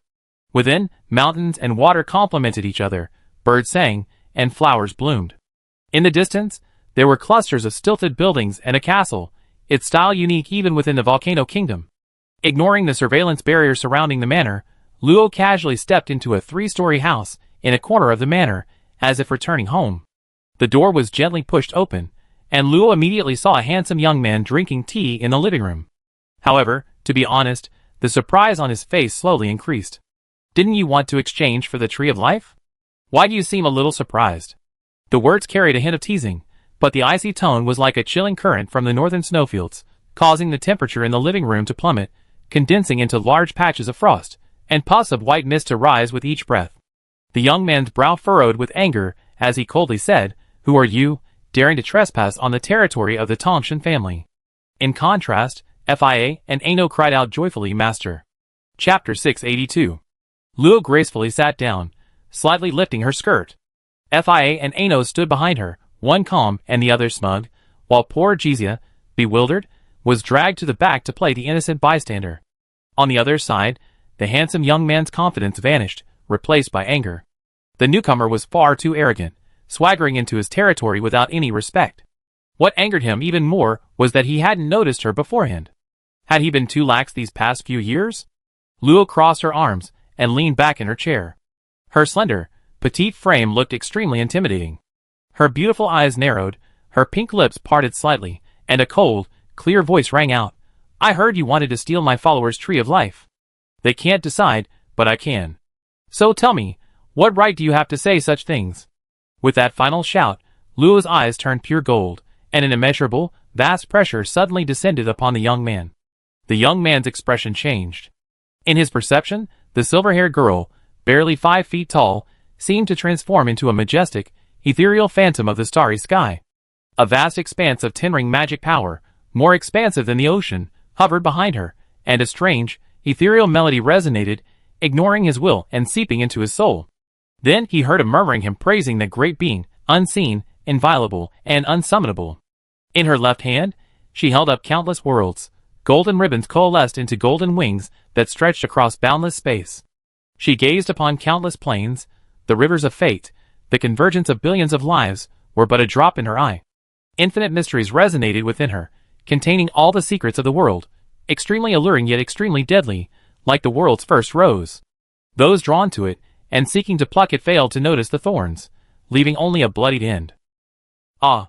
To the astonishment of the others, the young man's eyes suddenly exploded. Despite his pain as he covered his face with his hands and unleashed a powerful wood attribute healing skill, he couldn't stop the blood from flowing, as if he had never had eyes at all. Luo was puzzled. He only used a deterrence on him out of sheer annoyance, so why was he suddenly self-harming? "Hey, you're not trying to extort money, are you?" Ano's sarcastic remark enraged the already trembling young man. Ignoring the gushing blood from his eye sockets, the golden-red markings between his brows abruptly opened, like a fiery eye, and a surge of immense fire magic rapidly gathered. "You want to fight? I haven't had enough yet." Ever since being tricked and ambushed in the wilderness, Luo had been suppressing a burning rage. Although the fire demons couldn't harm her, the thought of being repeatedly outmaneuvered and having to constantly be on guard against unknown attacks made her want to eliminate anyone suspicious. This guy claiming to be from a divine family had just walked right into her trap, and Luo's anger flared up. Just a slightly special 7th-tier cultivator? Hasn't she killed enough of them? The cold voice sent a chill down the young man's spine, a nameless terror rising within him. The power gathered between his brows quickly dissipated. He had a premonition that if he had been any slower, his life would have ended instantly. His killing intent vanished instantly. Amidst the varied expressions of the others, The young man sat back down, tearing a long strip from his coat to bind his eyes. Name your terms. I only need a branch of a living tree. The young man's sudden change in attitude eased Luo's anger slightly. But I don't want to trade. I can exchange it for a divine fire crystal. Sorry, I have one and many more. Luo held a giant divine fire crystal in her left hand. Even though she was blind, the noble aura of the flame startled the young man. Could it be that the divine fire crystal aura that erupted in the central district today came from you? So what if it did? I don't care about your trade. The young man's expression darkened. He picked up his teacup to drink, only to find the tea had frozen. I can tell you the true use of the divine fire crystal. Luo put away the crystal, rested her elbow on the armrest of her chair, and cupped her delicate cheek. You can tell me. If it piques my interest, a trade isn't out of the question. Faced with this almost free offer, the young man, though dissatisfied, was unwilling to give up the opportunity. He didn't remember what had just happened, but a vague, indescribable, majestic image lingered in his memory, preventing him from feeling any offense towards the girl before him. The divine fire crystal comes from the blazing flame lord. It's a fragment of the outer shell that fell from the horn of his fire tree. Humph. The young man ignored the displeased snort and continued. Besides its powerful fire magic, the divine fire crystal also contains a trace of the blazing flame lord's holy might. The fire demon clan often uses it to craft weapons and equipment, which can raise their strength by half a rank. Looks like the effect isn't very good. It couldn't even withstand a single attack. After a moment of silence, the young man continued. However, for our divine clan, the divine fire crystal can be used to create a relic of the great and benevolent god of fire and war, Afama, enhancing the power and duration of the fire god's protection. His words were interrupted again. Luo said calmly, I don't believe in the god of fire. Besides creating artifacts to the god of fire, the divinely bestowed fire crystal can also communicate with the god of fire, Afama. Communicating with a deity requires not only devout faith, but also objects connected to the deity. I think the horn that the blazing lord shed isn't more deeply connected than a gift personally given by the god of fire, is it? Luo gently pulled out the pendant from his chest. As a fanatical follower of the god of fire, how could the young man not feel the majestic aura emanating from the pendant? He stood up abruptly, speechless. How could someone like you, an unbeliever, possess the blessings of the fire god? Luo grabbed the pendant and shoved it back under her underwear for safekeeping. I don't need to report this to you. In short, the true purpose of the divinely bestowed fire crystal you mentioned seems to have no value to me. Forget the deal. Considering you didn't report them, I won't hold your rudeness against you. The young man slumped back into his seat, silent. Anyone would feel powerless after being rejected repeatedly.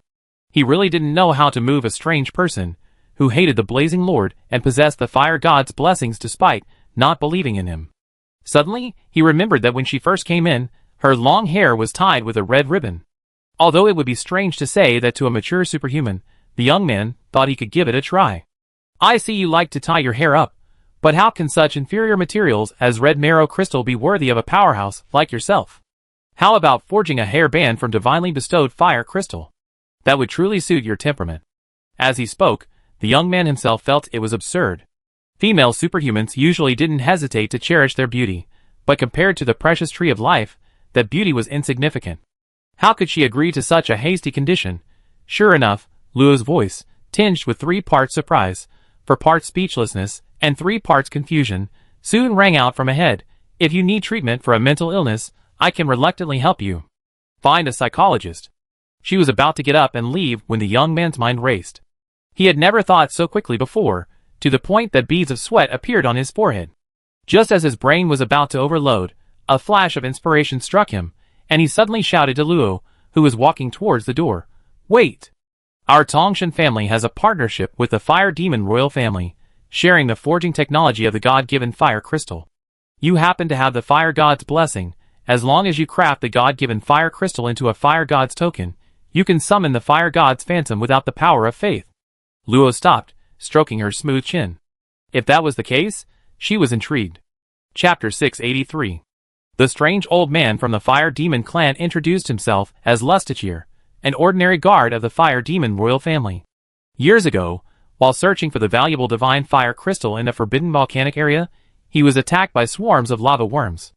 Although he killed most of them using his strength, he was also seriously injured and forced to recuperate in the deepest part of the dungeon. Wen Na believed him only halfway, but she didn't ask further. After leaving the dungeon, she kept urging Lustichir to hurry up, making him seriously doubt that this little human girl had even listened to his self-introduction. Us was a summoned beast, capable of returning to its summoning space regardless of spatial distance. Therefore, Wingna wasn't worried about Us' safety. It had returned on its own when she entered the 5th level of the dungeon, reportedly infuriating the pursuing Fire Demon Clan warriors. "Old man, is this where my friends are?" Looking at the lush, fiery red forest before her, Wingina was somewhat doubtful.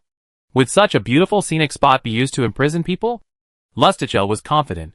The detention cells in the Flame Forest are used to hold volcano citizens and foreign tourists with minor offenses. Unless your friends commit an unforgivable crime, they be imprisoned there. He took another sip of his wine. The small flask seemed endless, always pouring more. "By the way, what crime did your two friends commit?" Wingina shook her head, indicating she didn't know. "I heard they were escorted by two high-ranking officials, some kind of vice-generals." Before he could react, Wingina suddenly remembered something, extending a long, slender index finger. "Oh right, someone also told me they were first taken into the royal district by a fire demon named General Volcanes, or something like that." "Hey, old man, why do you look so pale?" Cough cough. "It's nothing, just a bit beyond my expectations." Lustichel muttered, "How come that sullen-faced Volcanes got involved too? This is troublesome." "Old man, is it troublesome?" Cough. "I still have some prestige among the fire demons. The prison cells are just ahead." Why aren't there any guards?" The prison cells, which should have been guarded by several men, were completely empty, the door wide open. If it weren't for the absence of any extra chaotic atmosphere, Lustichel would have thought the prison cells had been forcibly broken into. "Old man, the defenses of your fire demon prisons don't seem to be very strong. If you don't mind, I can provide a revised plan." Wingna spoke earnestly, without a hint of teasing, leaving the old man speechless for a moment. After a long pause, he awkwardly reminded him, "Ahem, let's find your friend, little girl first." "All right, old man, you coughed so many times, don't force yourself if you're not feeling well. Let's go." He regretted coming along. How could this little girl be so honest? Making a Vulcan's relic didn't require the painstaking effort of fusing materials and engraving magical channels like forging weapons. The power of faith would help the divinely bestowed fire crystal reshape its form, after which some auxiliary arrays could be engraved. The enormous divinely bestowed fire crystal was placed in the outer courtyard. With a stomp of the young man's foot, the soil and flowers in the courtyard instantly turned to ashes, revealing a massive array over 30 meters in diameter. "I am the most talented blacksmith in the Tongshan family." No interest. "Alright, crafting a fire god's token isn't difficult in itself, but divinely bestowed fire crystals are rare, usually only found deep within the fire god's forbidden land. Your divinely bestowed fire crystal is a superior quality. Simply crafting it into a token would be a waste. Therefore, I plan to inscribe a defensive array on it." Finally, the young man emphasized again, "This isn't flattery. For me, being able to use a fire crystal of this quality is also a stroke of luck." With that, he activated the array beneath his feet. Instantly, the courtyard shone with a golden-red brilliance. The enormous divinely bestowed fire crystal erupted with surging flames, seemingly putting up a stubborn resistance. However, as wisps of milky white mist emanated from the young man, the fire crystal's resistance rapidly weakened, and its sturdy material showed signs of melting. In less than 3 minutes, the entire fire crystal transformed into a viscous, golden-red liquid, radiating a fiery glow. Those outside the array felt a burning heat emanating from within, a heat that seemed to be an innate characteristic, unaffected by magic or willpower. The first step is shaping.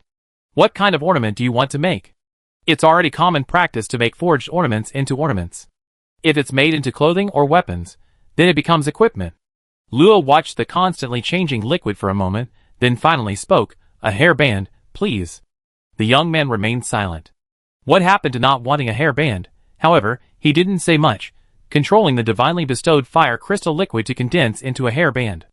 In the center of the dark red, 3-strand braided hairband, was a firebird made of golden red crystal pieces, its wings poised for flight, lifelike.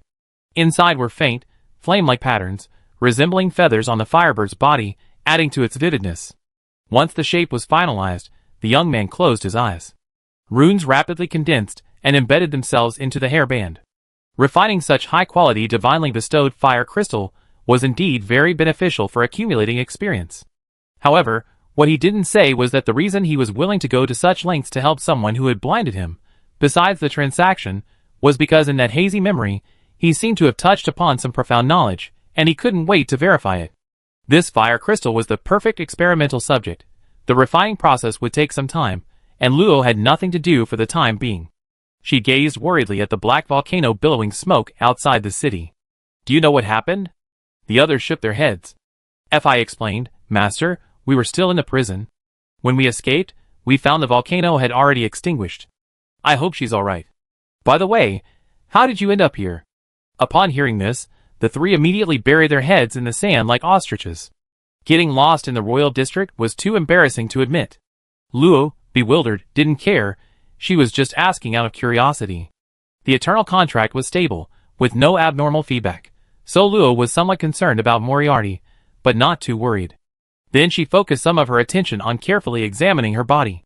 Whether it was the slight unease she felt before breaking the barrier, or the young man's sudden self-destruction of his eyes, both made her feel that something had changed within her. An hour passed in a flash, but Luo still hadn't found anything wrong with himself. However, because he was focused on himself, his inner turmoil gradually subsided. Mages are a profession with relatively fragile minds. If they completely lost their composure, the consequences could be somewhat serious. Inside the courtyard, as the last rune disappeared into the Firebird headband, the golden red light on the array vanished instantly. The young man opened his empty eyes. Unfortunately, no one could see it through the cloth. The headband floated down and landed in his hand. "I haven't failed in my mission. As long as I drip blood on it, it will recognize me as its master." This headband contains 3 arrays: a purifying flame array, a flame mark, and a summoning array. Furthermore, it is extremely durable and contains a trace of holy power, making it perfectly suitable as equipment. Luo knew what the 3 arrays represented. The purifying flame array was somewhat similar to a magic purification device, but it targeted the magic released by the enemy. Activating the array could create a field-like aura, greatly weakening the opponent's magic attack, but it was ineffective against physical attacks. The flame mark can mark a point in space. When the user is within its range, they can instantly return to the marked point using fire escape. Because its operation involves movement between spatial layers, ordinary blocking methods are ineffective. However, this skill is a magical technique, so Luo has only seen it in magic books. To learn it, he must go to the temple of the war god. As for the summoning array, it goes without saying that it is used in conjunction with the fire god pendant. It can summon the phantom of the fire god to descend. Luo can sense a subtle, natural connection between the Firebird hairband and the fire god pendant, making the summoning array vaguely point to a certain great being. Chapter 684. With a flick of her hand, the hairband floated into Luo's grasp. Sensing the scorching heat emanating from the array within, Luo infused it with magic power. Instantly, a faint red light enveloped them. All magic power reacted slightly to this light, exhibiting a slight repulsion. Any incoming magic would be weakened by 30% due to the internal repulsion. However, the maximum range was only 30 meters, leaving Luo somewhat unsatisfied. With a slight thought, the hairband rapidly extended, transforming into a seemingly infinitely long, fiery red rope. He pulled hard, but the rope remained unmoved, showing no sign of breaking. Not bad. A drop of blood, shimmering with a faint golden luster, fell onto the Firebird on the hairband, and was quickly absorbed. A faint golden light flashed, and the Firebird seemed to become more sentient, carrying the hairband to Luo's back, burning away the original red crystal hairband, and automatically binding up its full head of silver hair. After shaking his hair to make sure it wouldn't fall out, Luo tossed a lush, green branch to the young man. The branch radiated a rich life force, stopping the bleeding from the young man's eyes, which had been blinded by an unknown force. Although their meeting had been somewhat unpleasant, since the other party hadn't harmed Fia and Ano and had dutifully completed the transaction, Luo naturally wouldn't make things difficult. Feeling the vibrant life energy emanating from the branch before him, the young man's face lit up with joy. With the branch of the Tree of Life, he could use the power of life to transform his fire magic, potentially reaching the 8th rank and becoming a strong contender for the family's leadership. As for his blindness, it was a minor matter for a high-level transcendent. He could simply rely on his senses to see. The transaction is complete. We won't bother you any longer. Take this token. With it, you won't be questioned in the royal district. The young man tossed over a fiery red token, then turned and went back into the house. He couldn't wait. Luo caught the token and saw that it was engraved with a magnificent Firebird, and the words communication with the gods were inscribed on the back. After thinking for a moment, Luo tossed it to Jizia. Here you go. Suddenly struck on the forehead by immense happiness, Jizia stammered, little miss. If you say little again, I smash you into a cookie. Big sister, this token is too precious. This is a token issued by the Tongshan family, symbolizing that the holder is a VIP recognized by the Tongshan family. For an ordinary person in the central district, having this token could potentially help their family expand into the royal district. I'm not from the Volcano Kingdom, so it's useless to me. Ano poked her head out and stuck out her tongue. If Master told you to take it, just take it. Stop with the nonsense. Swallowing hard, Jizia carefully put the token away. Is this what they call being rich and powerful? Leaving the Tongshan family's territory, Luo led the group back to the streets of the royal district. Luo didn't know the way either, but she had a good memory and could retrace her steps. Looking at the sky, the sun had passed noon and was beginning to set in the west. Worried that Senior Wingina might also fall victim to Ankanasa's schemes, Luo quickened her pace. But as the group approached the exit, a menacing group of Red Rock Army soldiers blocked their path. Several wealthy women walking their pets nearby sternly questioned them, asking where they couldn't go in the royal district, and how dare these lowly Red Rock Army soldiers stop them. Don't you want to stay in the royal district anymore? The Red Rock Army soldier at the forefront, spear in hand, stood solemnly. Madam, this is the order of the Volcano Merchant Guild. Please cooperate with our work. Upon hearing the name of the Volcano Merchant Guild, the several aggressive noblewomen immediately fell silent, their anger barely contained, and hastily led their small dogs away. In the royal district, if you offended the Fire Demon royal family, or the Tongshan family, you might be lucky enough to escape to the central district and hide. But if you offended the Volcano Merchant Guild, even if you left the Volcano Kingdom and fled to one of the other two major duchies or a satellite city of a smaller power, you would still be found. This was because the Volcano Merchant Guild controlled half of the Volcano Kingdom's wealth, making them truly richer than a nation. As expected, Luo and his group were intercepted by the Red Rock Army. However, they were all protected by a magic spell that altered their aura, and combined with the bewitching effect of soul manipulation, the Red Rock Army treated them as ordinary nobles and their entourage. FIA stepped forward, frowning, and asked, "What's going on?" "We received orders that a prisoner has escaped from the royal district. No one is allowed to leave until the prisoner is apprehended." FIA gave Jizia a look, who understood immediately. Mustering his courage, he pulled out the token of the Tongshan family and shouted, "Use your dog eyes to see clearly. This is a distinguished guest of the Tongshan family. Let him through immediately." The Red Rock soldier clearly recognized the symbol on it, and his tone softened, but he still didn't let him through. "I'm very sorry, but the Volcano Merchant Guild has given a strict order. Even members of the Tongshan family and the royal family are not allowed to pass." "Humph, have you thought about how you bear the wrath of the Tongshan family? Know your place. I don't remember the Volcano Merchant Guild having command of the Red Rock Army. If you don't let him through, you all be demoted to scavengers." Intimidated by Jizia's intimidating shout, the Red Rock Army soldiers couldn't help but show a hint of fear. While the Volcano Merchant Guild was indeed wealthy, they were ultimately under the jurisdiction of the royal family and the Tongshan family. If things were investigated, they would certainly be in the wrong. Suddenly, an imposing middle-aged fire demon stepped out from the Red Rock Army, clad in golden red armor and wielding a dark red spear. He roared, "Who dares interfere with the Red Rock Army's operations?" Upon seeing Jizia and the token in his hand, his eyelids drooped slightly, filled with doubt.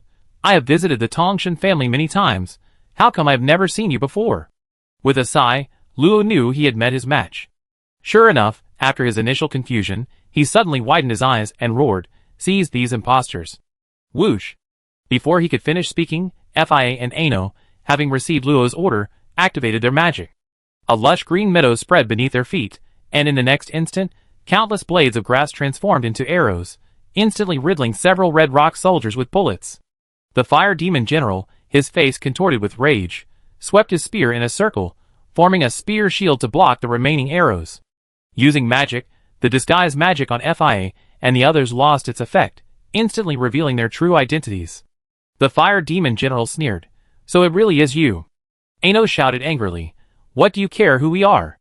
A bow appeared in her hand, and she fired 3 arrows in quick succession. The powerful magical arrows made the Fire Demon General's expression change slightly. He ignited his spear to defend himself, taking 2 steps back to stop. Target spotted. Everyone, prepare for battle. The remaining 20-odd Red Rock soldiers immediately assumed battle stance, their auras flowing through their Red Rock armor, surging several times over, making even FIA feel a slight pressure. Just a bunch of rabble, sister, let's fight together. The two sisters acted swiftly. Ano held off the fire demon general, while FIA dealt with the array of Red Rock soldiers. The elves are slightly stronger than humans of the same rank, and FIA is among the best. Even though the Red Rock army has raised their strength through special means, they only barely reached the 5th rank. 20-odd extraordinary beings barely at the 5th rank facing a genius among them. The outcome isn't entirely clear, but it's predictable. Jizia initially wanted to stand in front of Luo, but after thinking about it, she realized this young lady was far stronger than herself, so she shrank behind her. Watching the two sisters gradually suppress the Red Rock army, she couldn't help but wonder, "Big sister, aren't you going to intervene?" Luo crossed her arms and quietly watched the fight, saying calmly, "Since the target is us, we should at least entertain the main culprit." Her calm tone sent a shiver down Jizia's spine, and she silently prayed for the Volcano Merchant Guild, hoping they would still have a chance to spend money. Chapter 685. Different professions specialize in skills with their own characteristics. Mages are adept at large-scale attacks. Assassins and archers focus more on point attacks, while knights and warriors fall somewhere in between. Therefore, although the battle between the FIA sisters and the Red Rock army was intense, the aftershocks were much smaller than those of Luo's battle, only destroying 3 streets. Jizia was calculating how many buildings they had destroyed when she suddenly heard Luo's calm voice. "They're here." Turning her head, she saw that Luo had put his mask back on, and the Red Rock army and the FIA sisters had tacitly withdrawn. A cool, watery aura silently enveloped the nearby streets. A young man with his hands behind his back quietly appeared before the Red Rock army, accompanied by several familiar figures, none other than Vance and Esperson, master and servant. The boy, dressed in luxurious clothes, looked no more than 15 or 16 years old, but the faint crow's feet at the corners of his eyes betrayed his age. His aura was erratic and unpredictable. Even the fire demon generals bowed slightly to him in respect. Vance was pale, his injuries clearly not yet healed. It was unclear what connections he had used to get himself released from his cell, but his arrogant face was now filled with resentment. Pointing at Luo and the others, he snarled, "President Bick, it was these guys who attacked young Master Esperson." FIA and Ano had already returned behind Luo. Hearing this, Ano raised an eyebrow, scoffing at Vance's apology. "Old man, it was clearly your trashy young master who couldn't accept defeat." Luo, however, glanced at Esperson and the Dragon Slayer a few more times. She had been distracted by the commotion outside the city and carelessly tossed them out, but they had survived. It seemed they possessed considerable defensive equipment. No wonder they dared to be so arrogant. The young man, whom Vance called President Bick, glanced at the group and said calmly, "No one in the Volcano Kingdom has dared to provoke the Volcano Merchant Guild. Considering you are tourists, hand over all your rings, and I will overlook your previous offense." He then gestured to the arrogant Esperson beside him. "Furthermore, this distinguished guest is an important member of the Northern Snow Abyss Kingdom's Extremity Merchant Guild. If you wish to leave, you must obtain his sincere forgiveness." Extremity Merchant Guild? Luo frowned slightly. He seemed to have heard of it somewhere, but it was too vague. It shouldn't be a merchant guild he knew. Vance sneered at the group, his gaze settling on Jizia. "President Bick, that kid's a resident of Volcano Country. He's useless, and a waste of Central City's resources. In my opinion, he should be expelled." Bick glanced at Jizia casually, waving his hand dismissively. "You handle it." His tone was flat, as if everything was a given, revealing the arrogance of a superior.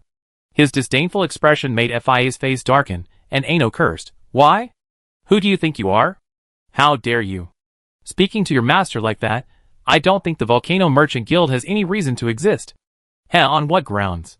Bick chuckled, his gaze sharpening. His powerful 7th-tier aura surged forth, a whirlwind raging around him, blowing even a 5th-tier fire demon general dozens of meters away. He arrogantly declared, "Based on my strength."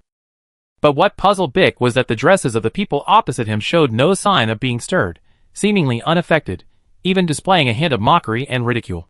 Excluding Jizia, he was practically fainting. Sigh. A soft sigh escaped Luo's lips. She suddenly felt a pang of weariness.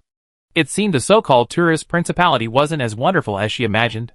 Indeed, the 3 major powers had long held sway over the Ravi Volcano Kingdom, their prestige and influence considerable, and they had long since developed an arrogant and aloof style. If she were an ordinary tourist, she might have been forced to hand over her possessions. Unfortunately, she wasn't. A suffocatingly powerful aura slowly emanated from Luo, carrying a mysterious and noble pressure that easily crushed Bix's overbearing demeanor. You? Before the words could be uttered, suddenly, boom! A massive force slammed a deep crater into the street of the royal district. A jet-black heavy sword pierced directly between the two groups of people, its incredibly powerful aura emitting a faint crimson glow, chilling the hearts of the Red Rock Army soldiers. Even Bix's expression turned slightly grave. He sensed a terrifying presence emanating from it. Luo paused, then quickly withdrew his own aura, turning to look at the distant sky with a relaxed smile. Two powerful auras were rapidly approaching from there. Roar! The enormous dragon body repelled everyone from the Volcano Merchant Guild. Us ferocious head looked down contemptuously at Bix, letting out a low growl. A cloud of murky yellow wind spewed from its nostrils, forming a ring of yellow sand that protected Luo and the others. A tall, slender, and spirited young woman, clad in semi-transparent, heavy armor, leaped down from the dragon's head, shattering the broken street beneath her feet. Long cracks spread across the surface, and the heavy sword trembled as she gripped it in her hand. Xiao Luo, are you alright? Luo shrugged and chuckled. Senior, if you had been a step slower, I might have made a move. Sorry, I took the wrong way. Ano, I'm glad you're alright. Thank you for your concern, Miss Wingina. We're alright. At this moment, another aged figure landed beside them. It was an elderly fire demon carrying a wine jug, which made Luo slightly grimace. She didn't have much affection for fire demons now. If he hadn't shown no hostility, Luo probably would have thought Wingina was being chased by him. So this is the little girl's friend? A rare member of the dark elf race, TSK, how unusual. Lustichel glanced at the FIA sisters briefly before moving on, but when he saw Luo, or rather, the ribbon holding up Luo's long hair, he couldn't help but exclaim in surprise. This aura, it's truly strange, incredibly strange. Stroking his gray beard, Lustichel said nothing, glancing at Piccolo's somber expression. Suddenly he laughed, took a swig of strong liquor, and swayed his head, saying, Isn't this Vice President Piccolo? Why are you so radiant, like you eaten dragon dung? Luo immediately found the old man much more agreeable. Look, this is a good person. It seems the Fire Demon clan isn't all bad after all. Lustichel, are you looking for death? Seeing Piccolo burst into a blue. Despite the dark, brooding expression on his face, Lustichel seemed oblivious, turning to the bewildered Wingna and whispering an explanation. That old **** once identified a black stone as containing dragon bloodstone, but it turned out to be dragon dung. To prove it, he ate it on the spot, saying it was quite delicious. Seeing his confidence, I had to wait until he ate it before revealing the truth. Ever since then, he's held a grudge against me. Dragon bloodstone is a type of mineral influenced by dragon-like magical beasts, with high bloodline concentrations. Absorbing it can enhance one's physique. Wingna asked, somewhat puzzled, can't he tell? Then she suddenly realized, so he likes that kind of filthy stuff. What a remarkable taste. I admire him. FIA, and the other two girls scoffed. Even the fire demon general and S-person opposite them moved slightly away, giving Bix strange looks. Did someone really dare to eat that stuff? Only us flicked his tail in dissatisfaction. What's wrong with dragon dung? Many magical beasts like to eat it. It's a good way to increase strength. Noticing the strange looks from the crowd, Bix trembled with rage. He never expected this old geezer to appear, and to so bluntly bring up something from hundreds of years ago. His handsome young face twisted in agony, as he gritted his teeth and squeezed out a few words filled with murderous intent. You want to die sooner? This guild master will grant your wish. A massive waterspout exploded from the ground, carrying sharp wind blades that hurtled towards Lustichel. Shield of protection. A massive, translucent, bright yellow shield suddenly appeared, easily blocking Piccolo's double magic attack.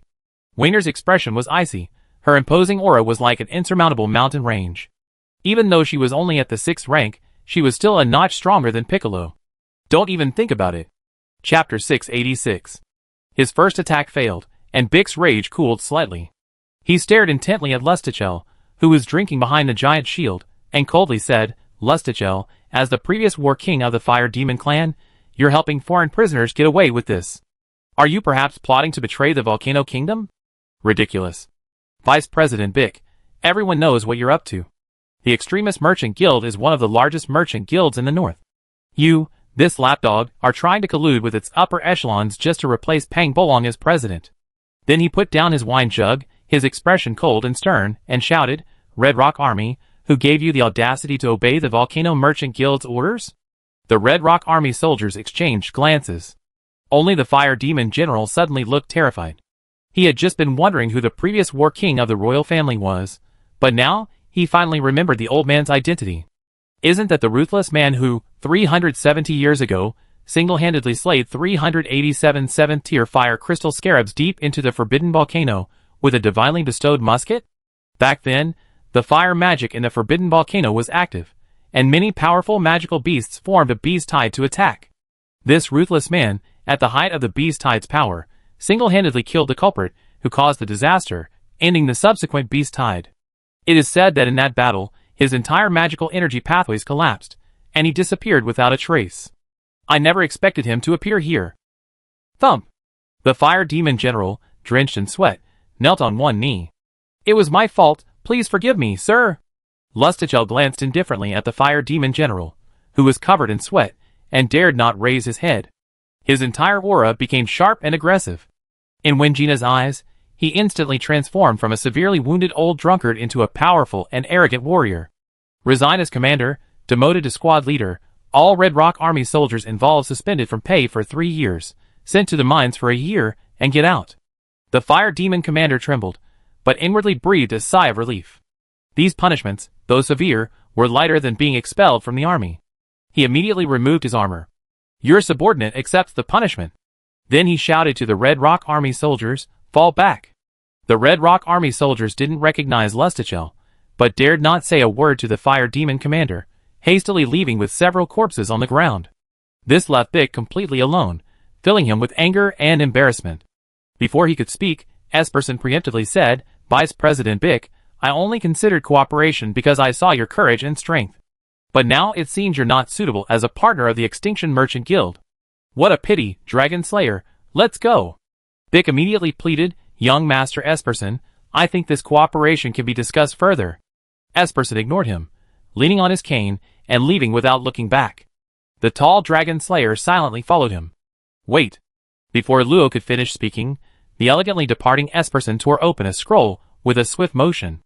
A flash of silver light, and the two vanished from the spot, leaving Luo slightly agape, her gaze fixed on Bick. If that guy hadn't run away so decisively, she would have killed him anyway. But now that the young master has run away, it's Vice President Bick's turn.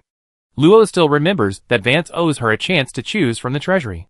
Since the Vance Chamber of Commerce, which he manages, belongs to the Volcano Chamber of Commerce, and Vice President Bick of the Volcano Chamber of Commerce has threatened her, it's not unreasonable for her to choose a few treasures from the Volcano Chamber of Commerce's treasury. Bick suddenly felt a chill run through him, but couldn't pinpoint the source. Enraged, he kicked Vance away, muttering trash. Looking at the valiant blonde girl opposite him and Lustichel, whose sharp gaze showed no signs of serious injury, he already had second thoughts. He heard from Vance that the girl and her group who had provoked Esparson had been captured and taken to the royal district. He bribed a squad of Red Rock soldiers to intercept them, hoping to stand up for Esparson. Perhaps if the young master's anger subsided, the cooperation would be finalized. But now the cooperation had fallen through, and continuing the standoff would only be disadvantageous. Although he appeared arrogant and conceited, as a businessman, he possessed at least some sense of situational awareness. You got lucky this time, trash. Let's go! Vance endured the pain, deeply concealing the resentment in his eyes. Not only had he not been beaten by his opponent, but he'd been twice kicked and seriously injured by his own men. His resentment was bound to be strong. Wait! Good, no one interrupted. Luo suddenly puffed out his chest and, amidst Piccolo's furrowed brow, said, You still owe me 5 treasures? Wangna didn't know the details, but since Luo said so, she had no reason not to believe him. A pale yellow light curtain rose around them, enveloping Piccolo and Vance. Hand over the items, or you're not leaving. Piccolo was completely bewildered, coldly replying, This guild master doesn't remember owing you anything. Then you have to ask him. Luo pointed to the dumbfounded Vance, who, seeing Piccolo's gaze, hurriedly waved his hands, and said urgently, No. You dare say there's no bet between us? There is. There was no way he could deny it with so many people watching the stone being opened. It wasn't even possible for him to deny it. But the bet wasn't about that at all. But the bet? You lost, right? Yes, I lost. The bet was to choose treasures from the vault, right? You even said the vault has many good things. That's not wrong, is it? Well, that's true, But Bick was already in a bad mood, and seeing that Vance, that good-for-nothing, had caused trouble again, he was furious and slapped him away, sending him crashing into the light screen and immediately passing out. Utterly useless. Glancing at the menacing group and the surrounding light screen, Bick wanted to ignore them, but that old man was there. If he refused, the whole country would know that Bick had broken the bet, and his influence in the Volcano Merchant Guild would plummet. After all, the guild valued reputation. You could be arrogant, but you couldn't break your promise, at least not openly. Otherwise, major clients might reduce their cooperation. Gritting his teeth, Bick reluctantly said, "A few mere treasures?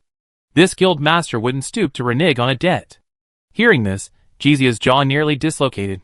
Could they really play like this? Wingina, however, withdrew her light barrier. "That's for the best. I don't want to fight." Lustichel reverted to the demeanor of an ordinary old man, taking a swig of wine. Looks like Vice Guild Master Bick didn't give this old man a chance. "Oh dear, I was going to write it all down." "Humph. If you're not afraid, come with me." Of course, no one present was afraid. Wingina put away her and the group returned to the Royal District, heading towards the Volcano Merchant Guild's headquarters. After a long while, the Red Rock Army came out to clean up the mess. The battle had destroyed several streets, and repairs and compensation were a huge hassle. Several buildings nearby belonged to nobles of other duchies. If it caused diplomatic problems, the Red Rock Army would be the first to take the blame. Chapter 687. The Volcano Merchant Guild was located in the heart of the Royal District. Its imposing 30-plus-story building stood before a lush forest.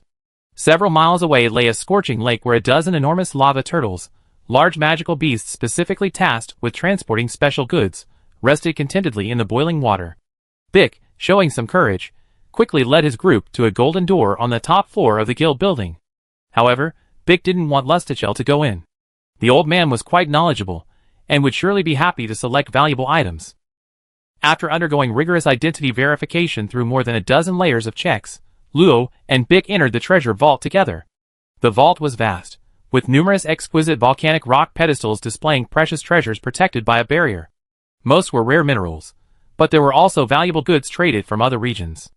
Piccolo, hands behind his back, led Luo by a half-step, his mood extremely displeased. "Please, I must remind you, the treasure vault will only be open for a maximum of 10 minutes. If you haven't chosen your treasure by then, don't blame me for being rude." Then I thanked the vice president for his understanding. Luo didn't have time to pay him any more attention. He spread his senses, and quickly assessed the general situation of the treasure vault. Since Piccolo had only recently learned about the bet, he hadn't had a chance to put away his precious treasures. Soon, Luo sensed more than a dozen unusual auras, which even the protective barrier couldn't block. Raising an eyebrow, Luo floated to the nearest item. It was a pure gold, irregularly shaped spherical metal, about the size of 2 heads, radiating a peculiar, warm, and watery aura. Such a large piece of mithril? Luo's silver moon lamp contained a piece of mithril the size of a fingernail, accounting for nearly half the value of the entire staff. Bick followed, immediately looking dismayed. Which **** had casually left such a precious magical or as mithril here? Just a piece of mithril. In the eyes of the Volcano Merchant Guild, it's nothing but a grain of sand. Luo secretly curled her lip. Did they really think she didn't know the value of mithril? If such a large piece were in the Dwarf Empire, people would be fighting tooth and nail for it. However, there were quite a few similar auras. Luo noted them down, but didn't choose any, which secretly relieved Bick. He then felt even more disdain for Luo. What an ignorant brat. The second extraordinary treasure was a slender sword about 2 fingers wide. It seemed to emit the roar of a magical beast. Luo wanted to input magic power to see its grade, but with the barrier in place, what if Bick insisted that breaking the barrier meant she had to make a choice? Wouldn't that be a huge loss? The third item was an eyeball. Its golden red vertical pupil still retained a fierce, disdainful air, radiating a dense, scorching dragon's might that made the surrounding air incredibly viscous. Unfortunately, it had no effect on Luo. Speaking of which, that Zlin's dragon bloodline is of the frost attribute, right? He should really hate the aura of a fire dragon. Luo thought his idea was quite reasonable, and marked a location. The next few items were rare fire attribute minerals, slightly inferior to mithril. Luo only glanced at them briefly, and then paid them no further attention.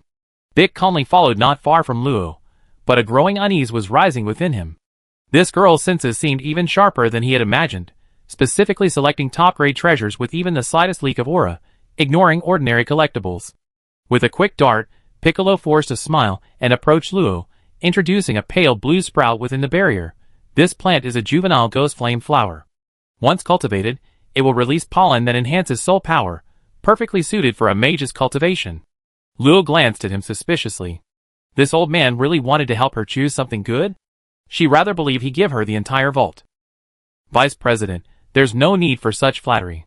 This young lady has no interest in cultivation. Her indifferent reply nearly infuriated Piccolo. What did he mean by flattery? Would he engage in such lowly sycophantic behavior? Since you won't accept my kindness, I see what good things you can choose. Then, there's no need for the Vice President to trouble himself.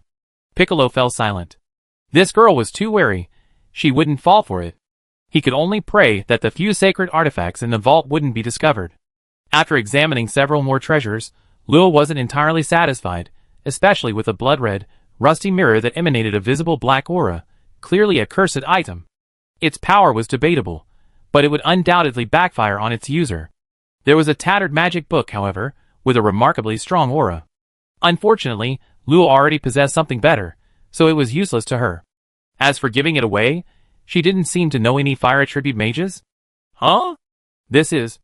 Luo's gaze was drawn to a jar of gray dust. Life ashes? Life ashes were a special material, the life fragments left behind after elemental life naturally withered. They possessed extremely high magical affinity, making them a top-grade material for constructing arrays. If a small amount of life ash was added to the base of an array, the entire array's effect would be enhanced at least 3 times.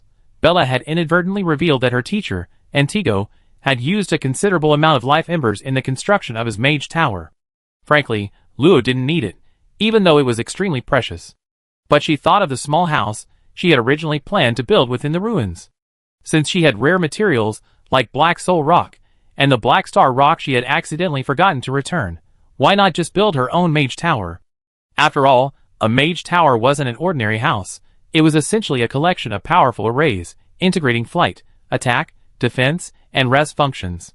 A well-constructed mage tower could unleash power capable of rivaling an entire kingdom. Of course, building a mage tower wasn't so simple. For one thing, the crucial spatial arrays alone were a major challenge, something only alchemists or blacksmiths could learn from the Temple of Creation. However, this didn't stop Luo from decisively taking the jar of life embers. Bick had assumed she would observe as before, so when he saw her tear through the barrier and take it without hesitation, he was stunned for a moment before angrily exclaiming, "That's all the life embers of the entire Volcano Merchant Guild." The death of an elemental life form only leaves a speck the size of dust. Luo's jar contained at least 100,000 specks. Even for the Volcano Merchant Guild, collecting such a large jar would take thousands of years. How could he not be anxious? Vice Guild Leader Bick, are you a sore loser? You? Are you questioning the strength of the Volcano Merchant Guild? Just lucky, humph. Normally, Bick would have tried every means to retrieve the treasure she had swallowed, but today, after suffering repeated setbacks, he only wanted to get rid of these people as quickly as possible to avoid further trouble. Luo revealed a victorious smile, said nothing more, and continued to search deeper into the treasure vault. Chapter 688. There were 17 treasures that could emit their own aura through the barrier. Luo appraised them one by one within minutes. Among them were 10 minerals of various materials, 3 weapons and equipment, 2 special materials, and 2 mysterious items that Luo couldn't decipher. One of them, placed inside a box tightly sealed by multiple layers of barriers, still emitted a faint, unsettling aura.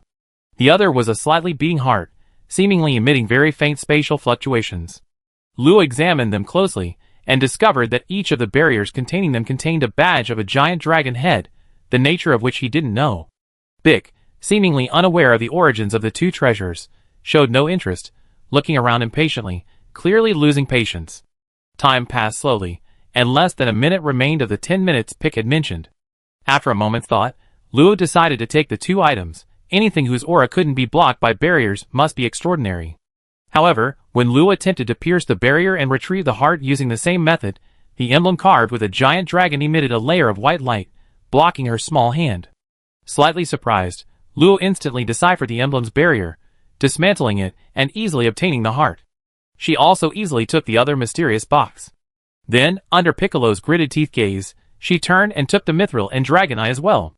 As for the other special material called Invisible Beard, although it was also very rare, it was usually used for training summoned beasts, and was useless to Luo.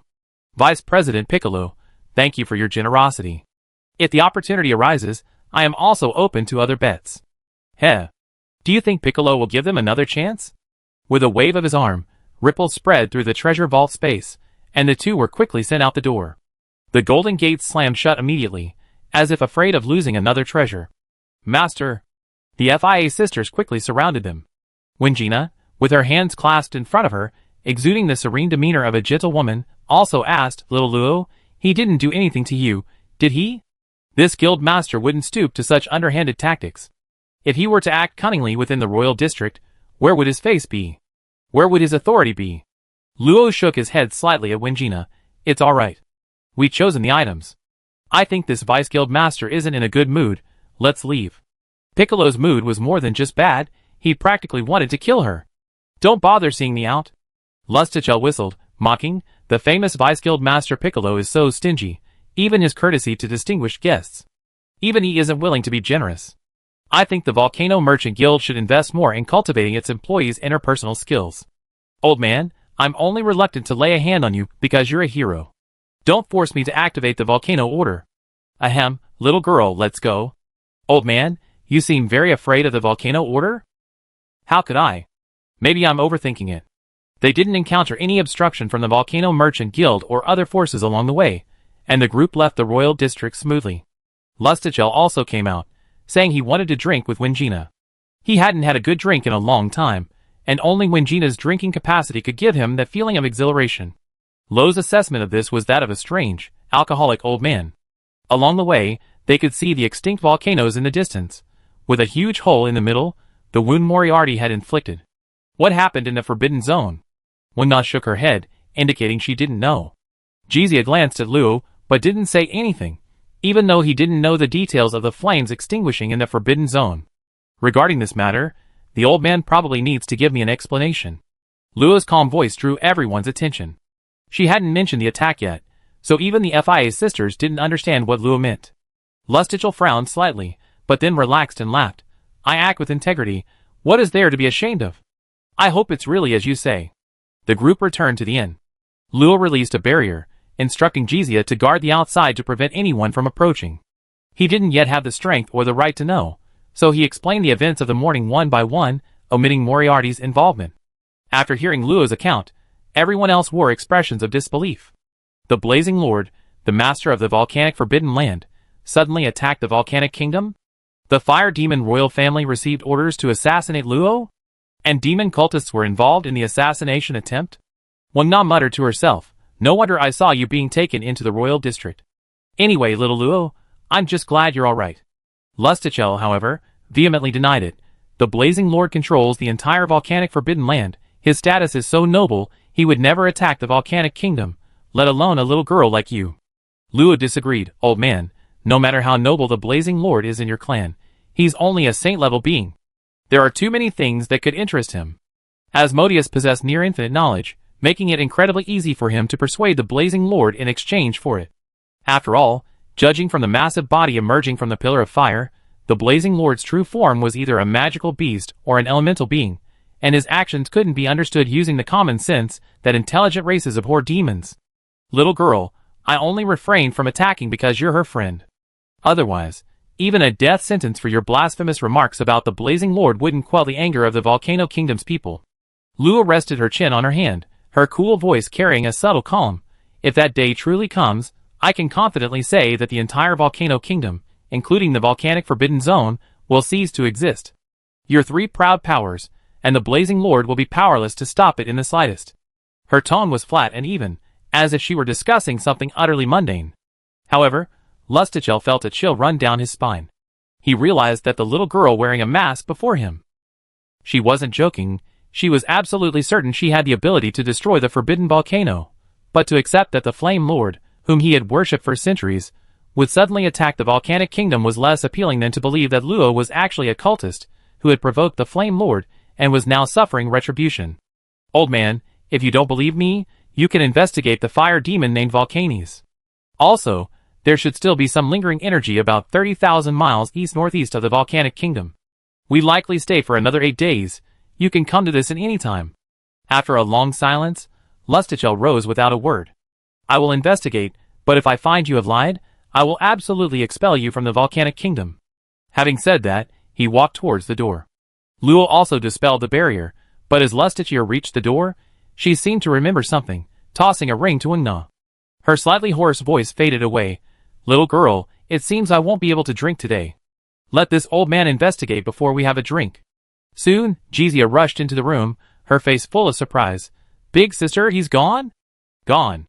Luo replied perfunctorily, tossing a ring to Jizia, the promised reward. Jizia hurriedly caught it, and as her senses penetrated it, she was immediately blinded by the mountain of magic crystals inside, stammering, big sister. I'm not that old. If you say big again, believe me, I throw you into a volcano. Jizia was instantly speechless. She couldn't say little nor big, so how should she address her? Sister? Then she was kicked out by Ano, who slammed the door shut. Fool. Master means you should take your reward and stop bothering us. It's best if you never appear in the volcano kingdom again. Hearing Ano's words, Jizia's excited heart instantly calmed down, a cold sweat breaking out on his back. Yes, he was first arrested by the Fire Demon clan, then forced to offend the Volcano Merchant Guild. Even with the token of the Tongshan family, it would be difficult to stay in the Volcano Kingdom. It would be better to use this money to develop in the other two duchies. After figuring this out, he glanced at the room with a complicated expression. If he hadn't been so talkative, he wouldn't have offended the powerful figures in the royal district. But without that one slip of the tongue, his shop would probably have disappeared completely under the pressure of the Vance Merchant Guild, just like his grandfather, who was expelled from the country. Thank you. After saying this softly, Jizia quickly left the inn. He still needed to persuade his father to move to avoid retaliation from the Volcano Merchant Guild. Volcano Merchant Guild. Bick left the Volcano Merchant Guild with a gloomy face. In the distance, a burly middle-aged man dressed in luxurious clothes saw this scene with some surprise, then sneered. It seems our Vice President Bick is having some trouble. Behind him stood a handsome middle-aged man wearing gold-rimmed glasses, who bowed respectfully, saying, President, you're right. Let him worry about it. Pang Bolong had no time to care about that sycophant Bick. Someone who would do something like begging the young master of the Extinction Merchant Guild to squeeze out his own power wasn't worth worrying about. He only wanted to retrieve those two heavily protected items from the guild's vault. If he hadn't been the first to discover them, he would have kept them for himself long ago. Chapter 689. After Jizia left, Lo rearranged the barrier. Wengna realized Lo probably had more to say. Lo, is there trouble? Yes, senior. Do you know the demon lords of wisdom and deception? Wengna pondered for a moment, then shook her head. Sorry, I only know the shadow, war, and flesh lords. Are the demon lords you're talking about a newly emerged enemy? Lo wasn't surprised by this answer. Not to mention mortals, more than half of the superhumans in the living world didn't even know who the demon lords were. Of the remaining superhumans, over 80% only recognized these three. After all, since the three major races controlled the living world, only these three lords had invaded multiple times. And Wengna's Black Knight Legion was primarily focused on combat. It was normal for them not to know those secrets. Lo briefly told her about Asmodeus and also informed her about Enkanasa, the mastermind behind the assassination attempt. Senior, I plan to secretly leave the Tammy and head to the Agnesa Empire alone. That way, I can disrupt Enkanasa's plans. That's too risky. Wengina's voice was somewhat hurried. According to what you said, little Luo, the wise lord and his divine priests possess vast knowledge and can easily bewitch strong individuals with wavering minds. You inevitably encounter multiple attacks from powerful figures along the way. It would be too dangerous if they attack you when you're exhausted. Wengina's words weren't without reason. Even Luo would definitely tire if he flew for too long, and that would be the perfect opportunity for an attack. With little Audie around, everything will be fine. She's incredibly powerful. Little Luo, I know that girl's strength is definitely beyond my imagination, but can she protect you this time? Luo was speechless for a moment. Enkanasi had clearly considered Moriarty, who had been by her side for many years, and had arranged for her to be transferred away. Although wild saint-level beings couldn't be found everywhere, given Asmodeus's vast knowledge, even knowing the secrets of the gods, there would be many ways to restrain her in the short term. It was foreseeable that she would face considerable pressure in the upcoming attacks. But senior, Enkanasa's target is me. If I don't act alone, many people will definitely be implicated, and I have no doubt that he will choose those closest to me. When Gina sat up straight, her brows slightly furrowed. She understood that Luo meant she was worried about being implicated. How can an Imperial Knight be afraid? Even if he is a demon lord, I will slay him with my sword. Then, her expression softened again. Little Luo, you are my junior, and also a citizen of the Empire. As a Black Knight, how can I stand idly by when my people are in danger? Luo actually wanted to say that she didn't need Wingina's protection, but Wingina's expression was too serious, and she opened her mouth, but didn't say it. Besides, little Luo, you may not know, but I am now also a Dragon Knight. We can travel to the Agnisa Empire on the US. A summoning circle appeared out of thin air beside them, and a four-winged dragon the size of a fat cat flew out, landing affectionately in Wingina's arms and nuzzling her. Luo's attention was immediately drawn to the little dragon. Us extraordinary Tier 6, Earth, Darkness, Flying Dragon contract summoned beast Roitwingna's contracted summoned beast, possessing a rich Earth attribute dragon bloodline, and enjoys having its head stroked. This special four-winged dragon possesses formidable defense and is faster than a normal two-winged dragon. Note 1. Contains unactivated dark dragon bloodline. Note 2. Feeding it Earth attribute minerals promotes its growth. That's the dragon from before, right? It can change size at will. It's a kind of innate ability. Its name is Us. Isn't it cute? Luo watched Us lick Wingina's face like a puppy, recalling the imposing scene of its massive, ferocious body descending from the sky and destroying vast streets. He nodded, very cute. Us was clearly intelligent. Hearing Luo's words, it turned around, proudly raising its head. Its dark yellow vertical pupils held a look of disdain and contempt. It could sense the faint dragon's might emanating from Luo, but so what? It was the best. That's so dragon-like. Us, don't be rude. Hearing its master's words, Us lowered its head slightly, lazily nestled in Wingina's arms, occasionally swishing its tail. Us' true form is enormous. Supporting our weight won't be a problem. With me here, that person will have to incite more extraordinary beings to make a move, which is advantageous to us. Having said that, Luo had no choice but to agree to Wingina's accompaniment. Dragons are top-tier magical beasts, with senses far superior to humans. Unless Moriarty tears through space to escape, Us can easily detect their scent or magical fluctuations. Plus, since their destination is the Agnisa Empire, an accidental encounter would be quite awkward. Alright, Senior, I understand. However, the followers of the High Lord of Wisdom are difficult to distinguish, so we must be wary of anyone approaching, and not let our guard down. Wingna stroked Us with a slight smile. Little Luo, are you worried I won't be able to do it? Don't worry, I know what's important. By the way, where's little Artie? I still don't know where she went. Well? Luo scratched his head, about to say she went to fight, when suddenly, the entire barrier shattered, a spatial rift tore open, and a terrifyingly hot pillar of fire shot out. However, under Luo's mental control, the pillar of fire retreated after only a brief appearance. What's going on? Everyone was caught off guard by the sudden spatial rift, and hurriedly released magic to create protective shields. Us also grinned and growled towards the space rift, his scales slightly upturned, shimmering with an earthy yellow light. Through the spatial rift, they could see endless flames on the other side. Even though Luo tried to stop the flames from erupting, the eerie high temperature still penetrated the magic shields, making them sweat profusely. Suddenly, Luo shouted, "Watch out, something's coming!" White rock wall. Wingna cried out, and a strange white rock wall enveloped the spatial rift. Boom!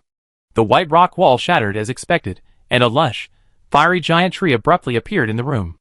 Its terrifying holy power instantly enveloped the entire volcanic kingdom, crushing all superhumans below the mid-level to the ground, rendering even those below the high level immobile. Mortals were instantly severely injured and collapsed. The intense heat from the fiery tree burned most of the inn to ashes at near light speed, spreading and melting towards the street. Everyone else, including Us, was momentarily stunned by the oppressive force, their consciousness momentarily blank. Only Luo remained unaffected, reacting quickly by throwing the tree into the ruined space, whereupon the unstoppable heat subsided. Fortunately, it was afternoon, and given the anomaly in the forbidden volcano, there weren't many tourists left at the inn. Only a few unlucky souls had been burned by the intense heat, howling in pain. Before Luo could even wonder, a familiar aura appeared before her, traversing the spatial rift. What a troublesome fellow. Little Artemis? The person appearing before the women was none other than Moriarty, but what made Luo's expression change slightly was that Moriarty's black dress was tattered, revealing pale skin covered in numerous large and small, jet-black wounds, with terrifying, dark red energy clinging to them, preventing healing. It's Sister Luo. Looks like I remembered the spatial coordinates correctly. Yawn. I'm a little tired. Thud. Moriarty collapsed, and Luo rushed over to catch her. Her small body radiated unbearable heat, and the moment they touched, Luo's face twitched involuntarily. Pain. The pain seemed to seep into his very soul, as if his entire body were being burned in a furnace. The skin that had come into contact with Moriarty was already in a bizarre state of disintegration, flesh melting, magic burning into nothingness, and the injury was still spreading. Little Luo, are you alright? Master your body. Frowning and enduring the excruciating pain, Luo moved Moriarty into the ruined space, using elemental divine authority to peel away the ever-invading heat, but the rate at which the collapsing power dissolved clearly couldn't keep up with the rate of regeneration. With a thought, magic surged, covering the wound. He released the mid-level spell Purifying Water, the high-level spell Vitality Revival, and the mid-level spell Ice Condensation. With the assistance of various spells, the spreading collapsing power was finally suppressed, disappearing completely a moment later. The holy might descended, the inn was burned down, and many people had already noticed the unusual aura of the group. After healing himself, Luo knew this place was not safe to stay any longer, and tossed a ring to the innkeeper, who was kneeling nearby, tears welling in his eyes. Those who don't want to die, shut your mouths. Then, he quickly left with the FIA sisters and Wingina. A short while later, more than a dozen powerful auras appeared above the damaged inn, but only the residual powerful pressure remained. The owner and the others had long since vanished without a trace. They were destined to gain nothing. Chapter 690. In a secluded little inn near the Mortal District, Luo hastily paid the rent and went to his room. He ordered FIA and Ano to guard the room while he entered the ruined space. Although Ana was worried, she had no choice but to guard the room with him to prevent outsiders from entering before Luo came out. Because of the intense heat emanating from Moriarty, Luo moved her directly to a barren mountain near the edge of the space. Within 10 minutes, the entire mountain had transformed into a scorching basin, and Moriarty's battered body lay submerged in the center of a calm lava lake. Summoning a wave to cool the surrounding area and prevent the heat from spreading, Luo landed on the solidified lava rock and attempted to peel away the fire magic from Moriarty. Unsurprisingly, it was extremely difficult. There was an incredibly stubborn will within her, which Luo's current soul level was insufficient to pry open. Gritting his teeth, Luo cast a calming spell on himself, slightly easing his inner turmoil. He took out 25 8th-tier dark magic crystals and distributed them around Moriarty, forming a large pentagram array composed of 5 pentagrams. Then, dark runes rapidly condensed, landing on the array's nodes and disappearing. Dark Pentagram Array High-Level Array. Sacrifices dark attribute items to summon and infuse evil power. Note 1. The higher the level of the sacrifice, the stronger the summon power. Note 2. The evil power contains a will that erodes reason. Note 3. Beings possessing light magic will immediately suffer a backlash if they use this. The Dark Pentagram Array is not a simple array. It possesses the characteristics of summoning magic, and therefore it is stored in the Great Library. Luo had inquired about Miss Phosma's space for storing dark magic over the years, and thus had gained some understanding of dark magic. The array was recorded in a magical book shrouded in evil aura. Prolonged reading of it would cause the reader's soul to mutate, making it an extremely dangerous magical book. However, Moriarty himself was a dark creature, so the side effects of absorbing evil power were minimal, allowing Luo to use it with relative peace of mind.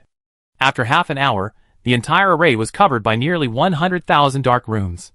A twisted, corrupting aura corroded the earth and air, and a chilling voice faintly echoed, seemingly trying to approach Luo's soul. It was an ominous sound born of dark energy, capable of tempting other beings to corruption, but unfortunately, it had no effect on Luo. As the last rune was inlaid, the array glowed with a dark light.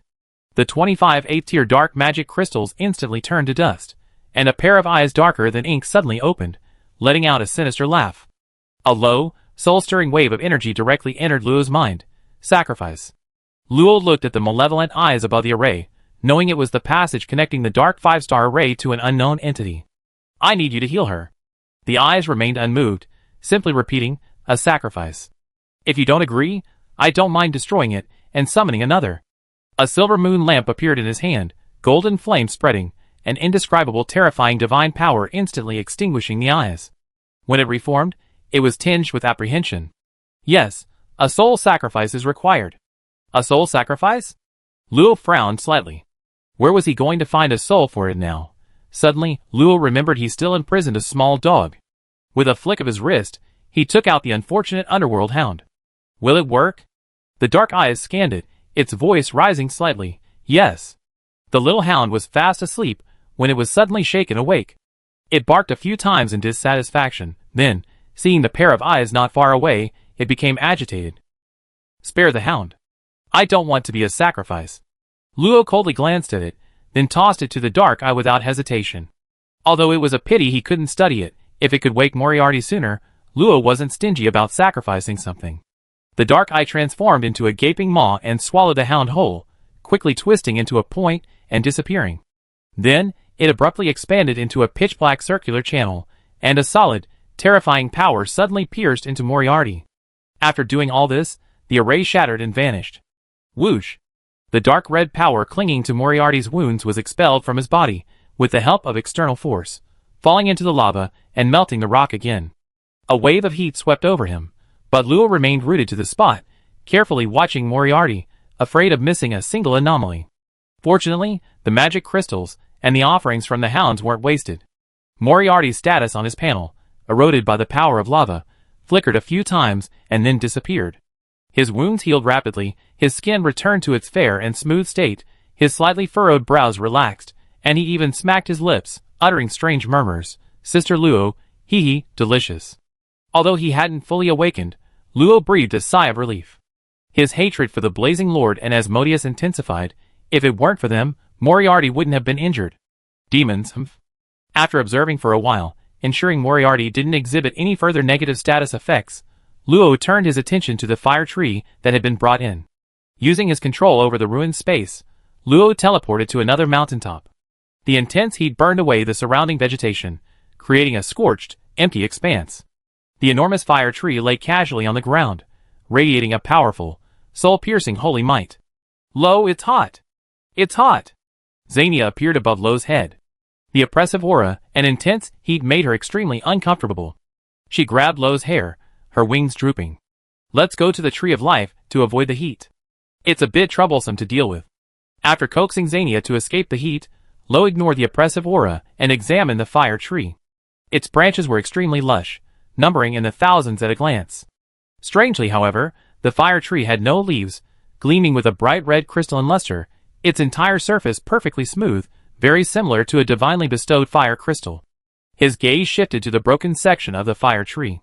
Drops of golden red, molten blood dripped down, transforming into beads emanating a mysterious aura that accumulated in the melting earth. Luo realized then that this wasn't a tree at all, but the horn on the Blazing Lord's head. Luo suddenly felt a dryness in his throat. How could Moriarty have broken off and taken that horn? It was obvious that it was a vital part of the Blazing Lord, perhaps even the source of its power. No wonder Moriarty was so badly injured. He was fighting desperately. However, remembering Moriarty's appearance upon his return, Luo immediately felt he should break off the other horn as well. I hope you keep it safe. Next time, I will break it off myself. The holy blood continued to drip. Luo thought for a moment, then went to the Black Soul Rock house. Using his divine power, he cut a bucket from a corner, returned to the giant horn, and poured all the holy blood into the bucket. Black Soul Rock possessed extremely high strength and a good effect in isolating magic. Even holy blood imbued with intense holy power could not be melted by it. However, the holy might emanating from it covers an area of thousands of miles, and if it is not dealt with, it will be a major problem. Because the giant horn possessed powerful fire magic, Luo instinctively placed it on a hilltop near the volcanic worm egg when he tossed it into the ruined space. Perhaps influenced by the aura emanating from it, the egg seemed to tremble slightly, and then a small crack appeared, revealing that some of the holy power had been absorbed, catching Luo's attention. Luo quickly realized, since the egg can attach itself to the divinely bestowed fire crystal to absorb energy, it should also be able to absorb the horn's energy. Moving the giant horn closer to the egg, sure enough, even more holy power was absorbed, and the surrounding pressure significantly decreased. However, Luo also discovered that the egg's ability to absorb holy power was limited. If it got too close, the egg would tremble violently and emit expressions of fear. Therefore, Luo placed the giant horn at the closest possible distance for the egg to absorb the power, rearranged it, and had the Black Soul Rock barrel collect the holy blood. In this way, the range of the holy power's influence was reduced to approximately 500 meters. Xania reappeared, circling Luo's head happily a few times. Not hot. Not hot. It helped. Lo pointed to the location of the insect eggs. Xania blinked her big eyes, a sweet smile spreading across her face. It's a warm friend. Xania will water it more. No, no. It doesn't like water, it likes sparkly stones. Xania cutely poked her cheek, not quite understanding that a friend could dislike water. But since Lo said so, she wouldn't water it anymore. But what were sparkly stones? Were they hard things? Xania found her brain wasn't working properly, so she sat on Lo's head and started thinking seriously. Now that Moriarty was alright, Lo simply left the ruined space. The others were still waiting. She couldn't keep them waiting any longer.